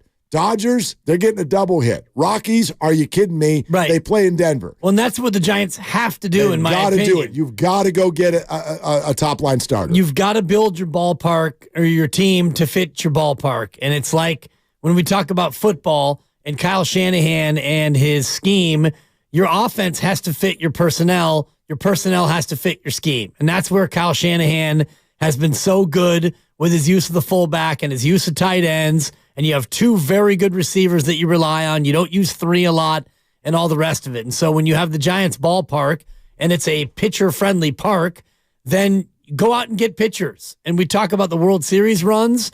When they won the World Series in 10, 12, and 14, they had very good pitching, and they played very good defense, and then they came up with a lot of timely hitting, and they were able to add some bats at some deadlines and the rest of it. And that was enough to get them over the hump. And that's the way I think you have to build it again. I smell trades, man. We're so focused on free agency, and I think that there is going to be at least one we can feel it trade from the San Francisco Giants, and I cannot wait to see who it is. I know that when you do that, our minds immediately go to Pete Alonso, but I'm sure it goes way, way further than that. And it's a weapon that the Giants are going to have to use, especially because of this ballpark. You know, you see someone like Jung-hoo Lee, he may look at this ballpark and go, that's an advantage. He's got speed, he's left-handed, and he's a gap-to-gap hitter. He's probably looking at Triples Alley going, yes, please. Cast me out one time. Exactly. You know what I mean? But the Harpers and the Otanis of the world don't like that. So fine, trade for them. Trade for them. I don't know who beyond Alonso is available, but I guarantee you the names are out there. And so it's a top-line starter. It's definitely another middle-of-the-order bat. And then it's probably even some tinkering beyond that. It's probably tinkering even at the I think they like their rotation depth, but it's tinkering with the bullpen a little bit more. You know what I mean? Some late inning stuff alongside Doval wouldn't hurt. You're starting to see teams go, no, not one closer. Let's do two. Yeah. Let's have a lefty to go with your righty. Okay. Do all of that. Well, especially now that your starting pitcher is going to get you through 6 if you're lucky, for the most part. I hope, yeah. You know, you're looking at a bullpen where you might need 3 to 5 guys every game to get from the 6th through the 9th. So you need a closer in the 8th and you need a closer in the 9th if you're doing it right, to your point, and matching up with a lefty to be able to go to a lefty early, or you go to Doval early, however you want to match it up down the stretch. And that's when the Giants were at their best last year, is when they had a lot of viable arms in the back end of the pen. Well, and you know, look, they know more than we do with regard to how things are developing down low, but are some of those guys in the minors, the Carson Wisenhunts of the world, like, are they going to be ready to roll? How are they feeling about Kyle Harrison? But if Cobb is going to be healthy a month in, you've got Webb. If they love Harrison, if they sign Yamamoto or Snell or Jordan Montgomery, and then you're backfilling after that with some of the other players. You know, DeSclafani comes back. I know that tightens every shoulder up, but you know what I mean? Like, you start to have some of those names come in and succeed, then in this ballpark, come on, we know how it works. We've watched this forever. Right. That works. If you pitch in that ballpark, you go to the playoffs. And you need probably 8 starters anyway, in terms of injury and, you know, the rotation and guys who are going to struggle a little bit. And last year, even when you needed 8 starters, you probably needed 10 or 11 because you mentioned DeSclafani, bad year, and Stripling, he got hurt. And, you know, you had Cobb. Webb was the mainstay. And Manaea was good in spots, but he didn't really know his role. And so you ended up, by the end of the year, you had, 2 openers of your 5 spots, and at times you went to 3 openers, right? Yeah, it was absurd. They were held together with duct tape, and I don't think this group's going to want to do that. Alex, we're not doing duct tape. We're not doing it. Okay. Alex on YouTube said, "Bring Rowdy home." He's talking about Rowdy Tellez, who actually just about an hour ago signed with the Pittsburgh Pirates. So that's not going to happen. Yeah. So that was fun while it lasted. Let's go to Johnny in Alameda. Hey, Johnny, what's cooking? Y'all with Willard and Dibs. What's up, fellas? I'm off your guys' point. You know, it was a great start, and you know now let's pivot and bolster this pitching. You know, how box office would it be if we could land Yamamoto and we get him going against Shohei every few weeks? Yeah, I agree. Pitching should be our main focus. Hitting's, you know, it is what it is, but. Yeah, I just wanted to make a point, and I agree with both of you. Yeah, Johnny, thanks. And this is all I'll ask. Just don't be outbid. Don't get outbid for Yamamoto. If he picks somewhere else, he picks somewhere else. But don't be outbid. What if it's $350? Don't be outbid. 400? Don't be outbid. 450. Look, but no, see the Batista. 2 years, $900 million. Most of it deferred. Oh, exactly. Yeah. Just defer it. Exactly. No, but look, I really think the guy's going to be a star. I think baseball execs think he's going to be a star. You're with the big boys now, okay? You're bidding against Steve Cohen. I get it. It's real tough. But actually it's not. That's the beauty of all this. You got the Mission Rock project going on over there. You're sitting there with money that you've been offering all over the place for 3 years that people haven't taken. You offered Correa $350. You offered Judge $360. You were going to do $700 for Shohei. You offered Bryce Harper $305 or whatever the hell it was, $313. You offered all of that money. So it's sitting there still. And now you're going to give 19 a year of it to Jung-hoo Lee? Sounds to me like you have something left over. It's pretty simple. You're not in a spot where you can lose. So I don't know if you want to call it an overpay. What the hell does that even mean? Yeah. 200, 300, whatever. Get the dude. You've got the dough. If he picks somewhere else, we can accept that, provided that you don't get outbid. It's my only request. And I don't say that with every free agent, but I'm Right. saying it with this one. Well, knowing that they were in on Shohei Ohtani in theory at $700 million, if they were in compliance with the offer that he ultimately got with the Dodgers, then I don't think that we're in a spot where they will be outbid unless, Yamamoto gives another team the final chance to go higher, and they do, and then the Giants don't get a chance to match, which could happen. I guess. It could happen. Why would you do that, though? If you're Yamamoto, you'd want to get into a bidding war if you're looking to get every last dollar. Yeah, go around the room until everybody but one says no. It may be a situation, much like it was with Ohtani, that Yamamoto wants to play in a certain place. And if that's the case, and if you match the money and he chooses New York or Boston or Toronto or Los Angeles, if he chooses to play elsewhere, well, then what do you do, Farhan? It's unfortunate, and you go back to the drawing board and figure out how you make your situation more attractive. How do you make your team become the place where everyone wants to play? And that ultimately, when you go back to the Kevin Durant in the Hamptons and all those guys go out there and they make their pitch to Kevin Durant and KD sleeps on it and he wakes up on July 4th and says, I'm going to be a Warriors. The reason why he wanted to be a Warriors was the situation, the players, the coaching staff, the ability to compete and win, all those things that are controllable in terms of the structure.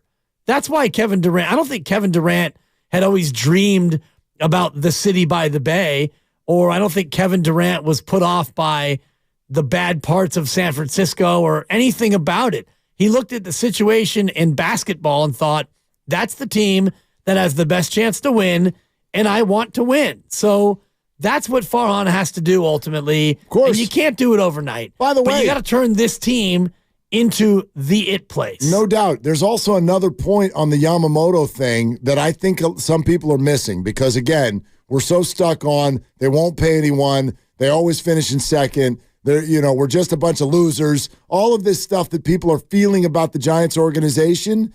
Remember, all of those pursuits, the famous ones that were like, oh, second place. What do they have in common? They're all power hitters. The Giants win when it comes to pitchers in free agency. That's actually their history.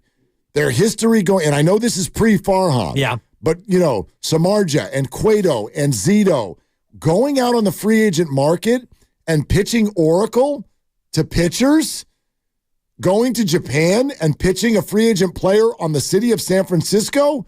Stop acting like this is hard. It's not. If I'm a pitcher, oh my God. Like, look at all the other ballparks that are out there.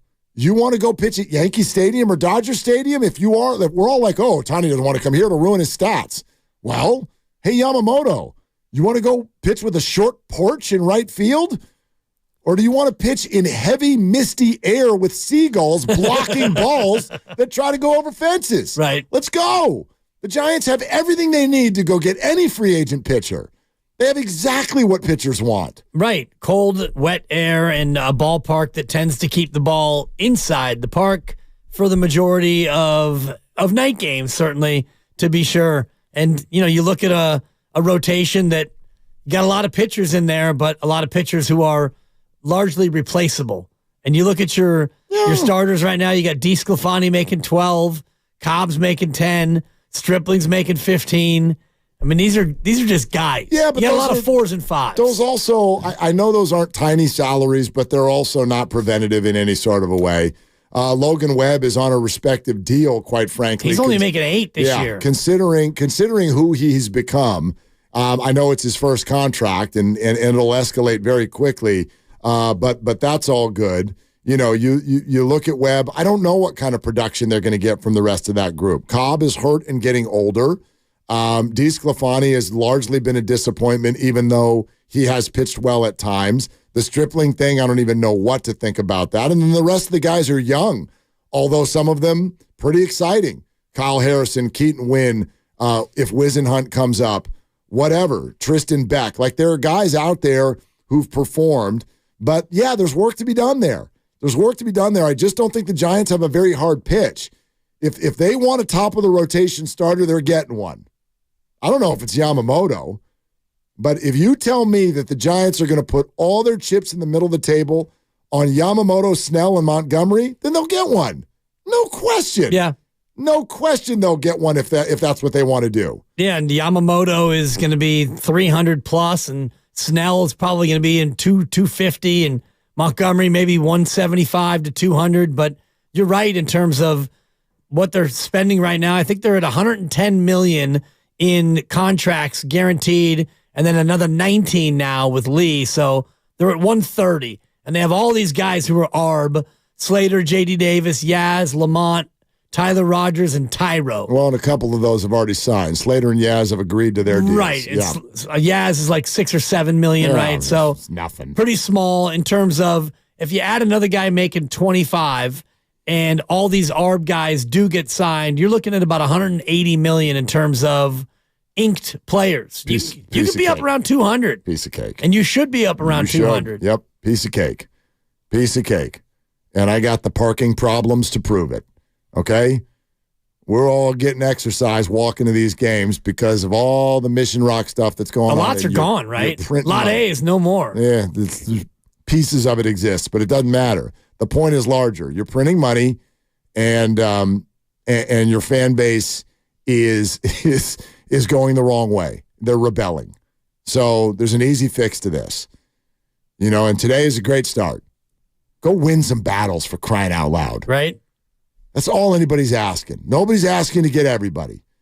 That's why today's such a positive. I don't know how the guy's going to perform. I hope he's spiking bats at Oracle Park. The guy looks exciting, and the Giants need personality, and this guy's got flair. So that's great. But the overall message today, why today is so great, dude, win a battle. Go win a battle. They won. And they did. They won a battle. There you go. And that's why I'm here to give Farhan his flowers. Because darn it, you did the dang thing. You sly fox. You did it. You did it. You did it. You won't admit you did it because it needs to pass the physical. Right. But you did it. But you did it. Yeah. And it's, and hopefully the player is as good as his KBO stats would indicate. And what all the experts are saying is that he's one of the top free agents, and darn it, you landed him. Yeah. So you get your flowers, Farhan, pending a physical. Flowers, pending a physical. Nick in Berkeley. Hey, Nick, what are you doing? About to go get my Christmas tree. Yeah, you're a little late, dude, Nick. I like it. That thing's going to be alive on Christmas Day. But, man, I'm Russian, so we run the Christmas tree through New Year's. But I just want to say, man, everything you say to be true, and the Giants, everything, if we take them for their word, what is the problem with these players, not wanting to come to San Francisco?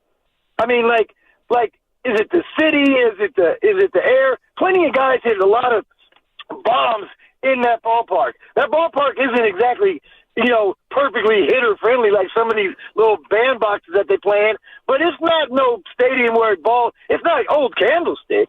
You know what I'm saying? So I'm just man, you guys were saying, go out and get every dang pitcher that you need because the Giants hitting isn't that bad. I mean, they do hit a lot of home runs, but it's man, what is not attracting these other players when we're offering the same money? What is the problem?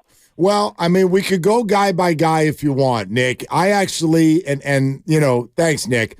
On a personal level, I get a lot of pushback when I say this, but I don't think it's an overarching problem. I think it's an individual by individual situation, and some of them were mistakes by the Giants. I will forever believe that they, not outbidding the Phillies, made a mistake for Bryce Harper. They should have kept going. They should have spent $20 million more. I think they might have had him. I think he legitimately was considering the Giants. You want to go to Aaron Judge? I think Aaron Judge never really in his heart of hearts had any designs on leaving the Yankees. You want to go to Shohei Ohtani? We've already discussed that. The Giants said yes. That guy doesn't want to move out of L.A. You want to go to Carlos Correa? He said yes. He said yes. So I know when we do that, it sounds like excuses. I just think the Giants have made some mistakes. They were risk averse. They're being forced to come out of it. That's a good thing. But this idea, the overarching no one wants to come here thing, I'm sorry. I think it's a figment of Giants fans' imagination. Well, it seems like it's been put to rest now with this player now coming to the Giants, pending a physical.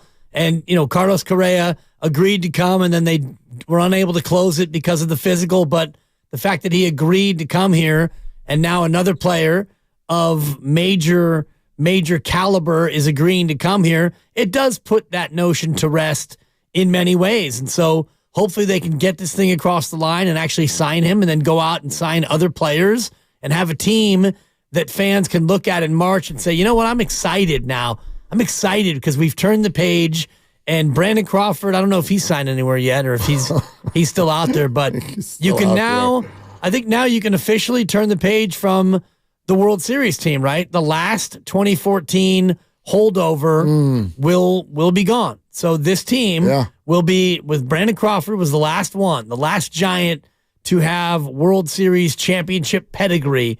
And so now here you are 10 seasons later, and now you've got a completely overhauled roster, new faces, and you can start to get excited again about this team. All right, so what's next?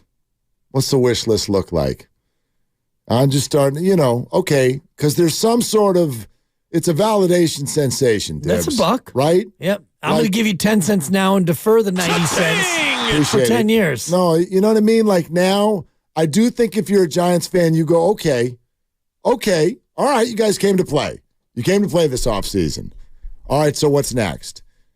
Sure, Yamamoto's the next target. Right. Probably, actually not probably, less than 50-50 proposition, for sure. You know what I mean, as to whether or not they'll get him. But let's take the name out of it as far as that. I'll say this. The Giants will get a top-of-the-line starter. You've got Yamamoto. You've got Snell, Jordan Montgomery. Yep. And then you get to Clayton Kershaw, which is a no, I'm sure, for you. He's a little bit old. It's going to be a no from Marcus Stroman at 33 is a name. He's not quite top of the rotation anymore, but close. And then you get down into, guys who are just guys. Michael Waka. No. Zach Greinke at 40. Oh, gosh. Giolito. Zach Greinke's Rich Hill's 44. Yeah. I'm just looking at the list by WAR, according to MLB.com. Shohei Ohtani's number 1, he's gone. Nola's number 2, he's gone. Snell is number 3. Sonny Gray is number 4, he's gone. Montgomery, and then you get to Kershaw. So really, Snell, Yamamoto, Montgomery.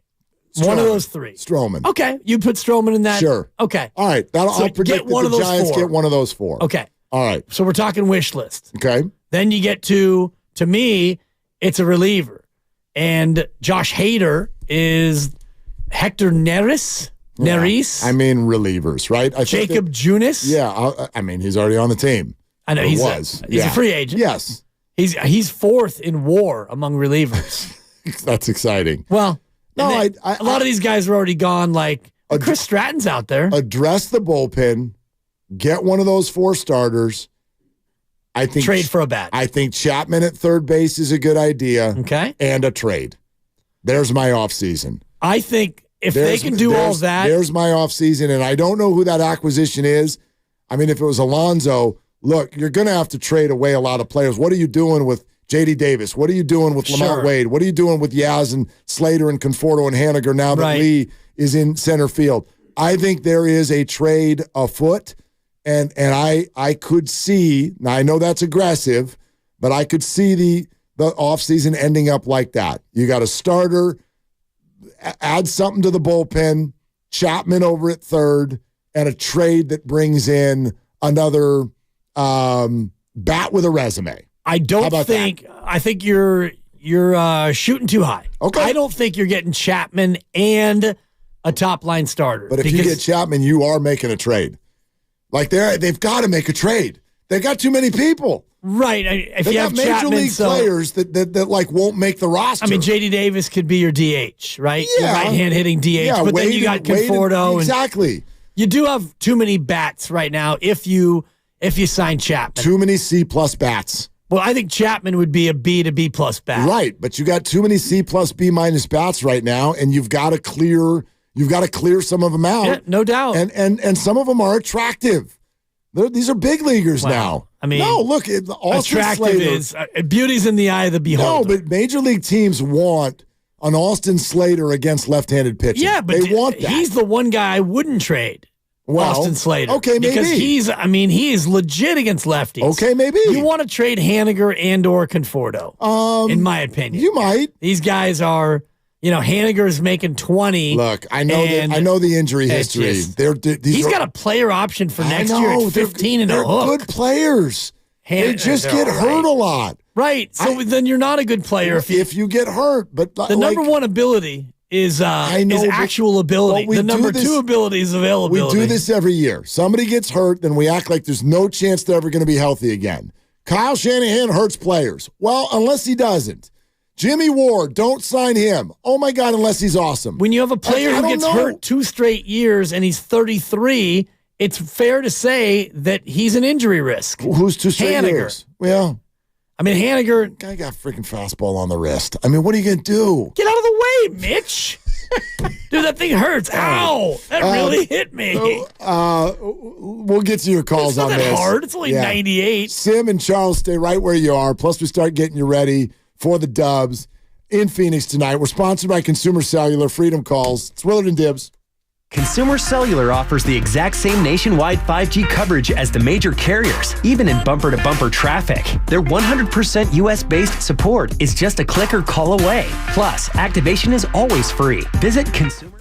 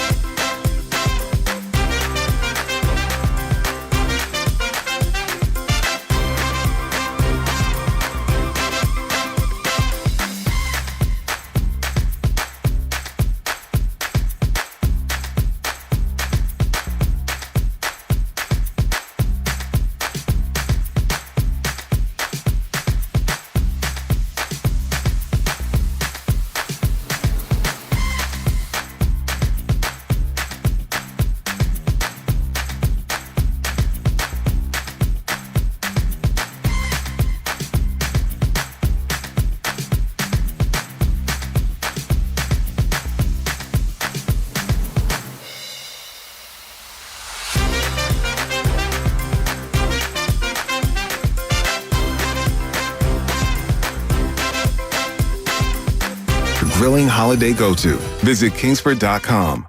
Now, back to Willard and Dibs on 95.7 The Game.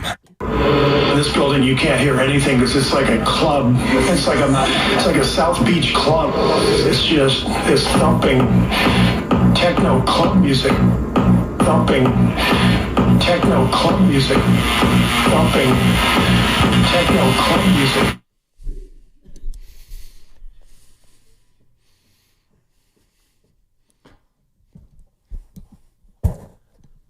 Okay, Phoenix Suns. Okay, good. I'm glad you're firing shots back at the Warriors after Klay's holding up four fingers in your face. Thumping techno club music. Now, very good remix, Lucas. Very good remix.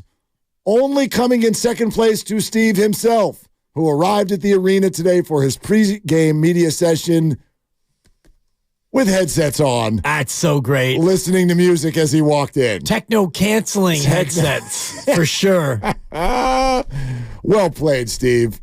Look, you can have whatever opinion you want about Steve Kerr, but one thing is for certain, the man knows how to handle a little self-deprecation sensation. Mm-hmm. He did it on our show 2 weeks ago when he's, look, dude, I'm an idiot. I took Moody out. I shouldn't have taken him out. Same thing here.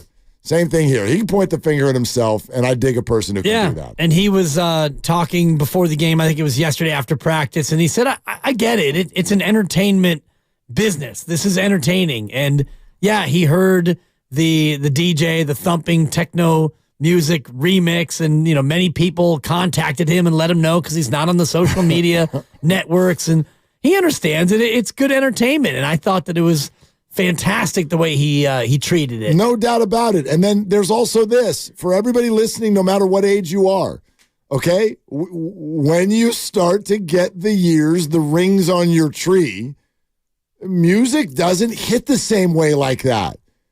I mean, music is one of those things. You roll through your teens and your 20s, and then you get to 30, and whatever music you like, that's it. You just roll with that the rest of your life. You don't need to be gathering new songs and albums anymore, and you don't want to go places where the music is above your voice level. You just don't. Yeah. You want to play the love the young people thing? Go ahead and do it. It's just the way it is. I guess I'm kind of an outlier because I still love a lot of popular music today, and I listen to a lot of, like, the kids and I, my older kids, not my baby, but my 2 older sons, we have a Spotify playlist that we all share, and so we're constantly going back and forth, and I'm learning about all these, like, reggaeton artists and all these bands I've never heard of. Reggaeton is pasta. That's actually a pasta. My fault. Yeah, my so fault. that's not music. But anyway, point being is, look, I love music. I go to concerts all the time, Yeah, you do. as you know. But I don't want to be, and I don't care if y'all want to call me old, I don't want to be somewhere where I've got to go around your face and lean into your ear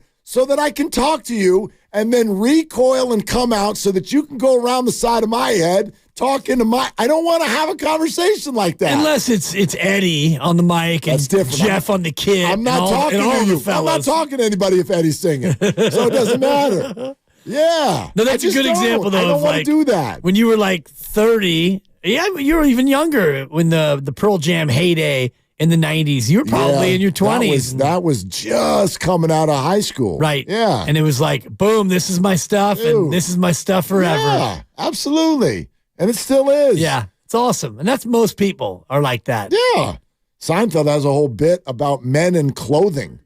They're just like, men get to a day. There's a certain day in your life where whatever your style is that day, we're rolling with it for the rest of our lives. Yeah. That's it. I'm not growing anymore, so I'm not going to grow out of my clothes. I'm not going to throw them away unless holes develop in them, which takes years. And that's it. It doesn't matter what the style is anymore. I have these jeans, and I'm wearing them.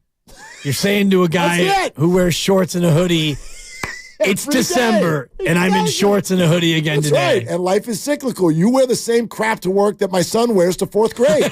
It's the same thing. I'm like, son, it's 48 degrees. He's like, sounds like shorts and a T-shirt. Every day. Every day. Every day. Okay. And that was, I mean, I realized it about 25 years ago that even before I got into radio, I was a PE aide over in your neck of the woods wearing shorts and a T-shirt. And I decided back then, I want to always have a job where shorts and a T-shirt can be my uniform. Amen, brother. Amen. That's why I was trying I'm to comfortable. That's why I was trying to get into voiceover so much. Yeah. I watched my buddy who does just that for a living. That's it. That's all he does. Making that Shohei money. That guy doesn't even have shoes. He doesn't own shoes. He's living in L.A. He's got a pair of flips. That's it. 3, 2, and 1. That's it. Yeah, his phone will his agent buzz. Oh, okay, hang on. Let me go in the back. And then he would just go in the back of his house to his little studio, itty beepity boppity boop, and come back out. And Liberty bibbity. Yeah, exactly.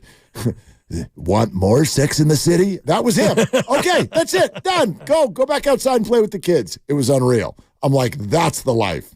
That's the life. You got the voice for it. Yeah. If only you had the free time. If only. Bang out the auditions and stuff. Could have been a contender. Yeah. Let's go to Sim in L.A. Warriors Live coming up in 8 minutes. Hey, Sim, what are you doing? Guys, what's going on? What's up? Los Angeles, the only person in here wearing a Giants hat right now. Good for you, Sim. Good for you. I've done it. I've been there. It's something else. I was working when that Otani deal came out, and I had the worst 6 hours of the rest of the shift. I wanted to quit. No joke, man. It's not good, today, Sim. Yeah. Today, we are proud and we are happy because for once, Farhan actually signed somebody. Someone good, you know? You're excited about it, Sim. I am. I think he is probably one of our best up-and-coming players. Granted, he played a lot in the Korean League. We don't know how he's going to be. We have a lot of outfielders. That's one of our big problems right now. And I think half of those guys need to be on the trading block. And Sim, I believe that they are. Thanks so much, Sim. Appreciate it. Keep doing God's work down there in L.A. with the Giants hat on. Yeah, I think that's absolutely right. And I'm not surprised at all that the Giants come out of this offseason with an outfielder. There was no way that they could spin to their fans that they were going to come back with Matos and Yaz in center field, Conforto in right, Haniger in left, and Slates with a pinch hit in the 7th inning. They weren't going to do that. They can't do that. Right. But here's the other thing about those 5 other players. I mean, I guess Matos, we could have a conversation about it, but they're all established big leaguers. They're not going anywhere. You're not going to just cut them. So these are people with trade value. And I believe that's coming.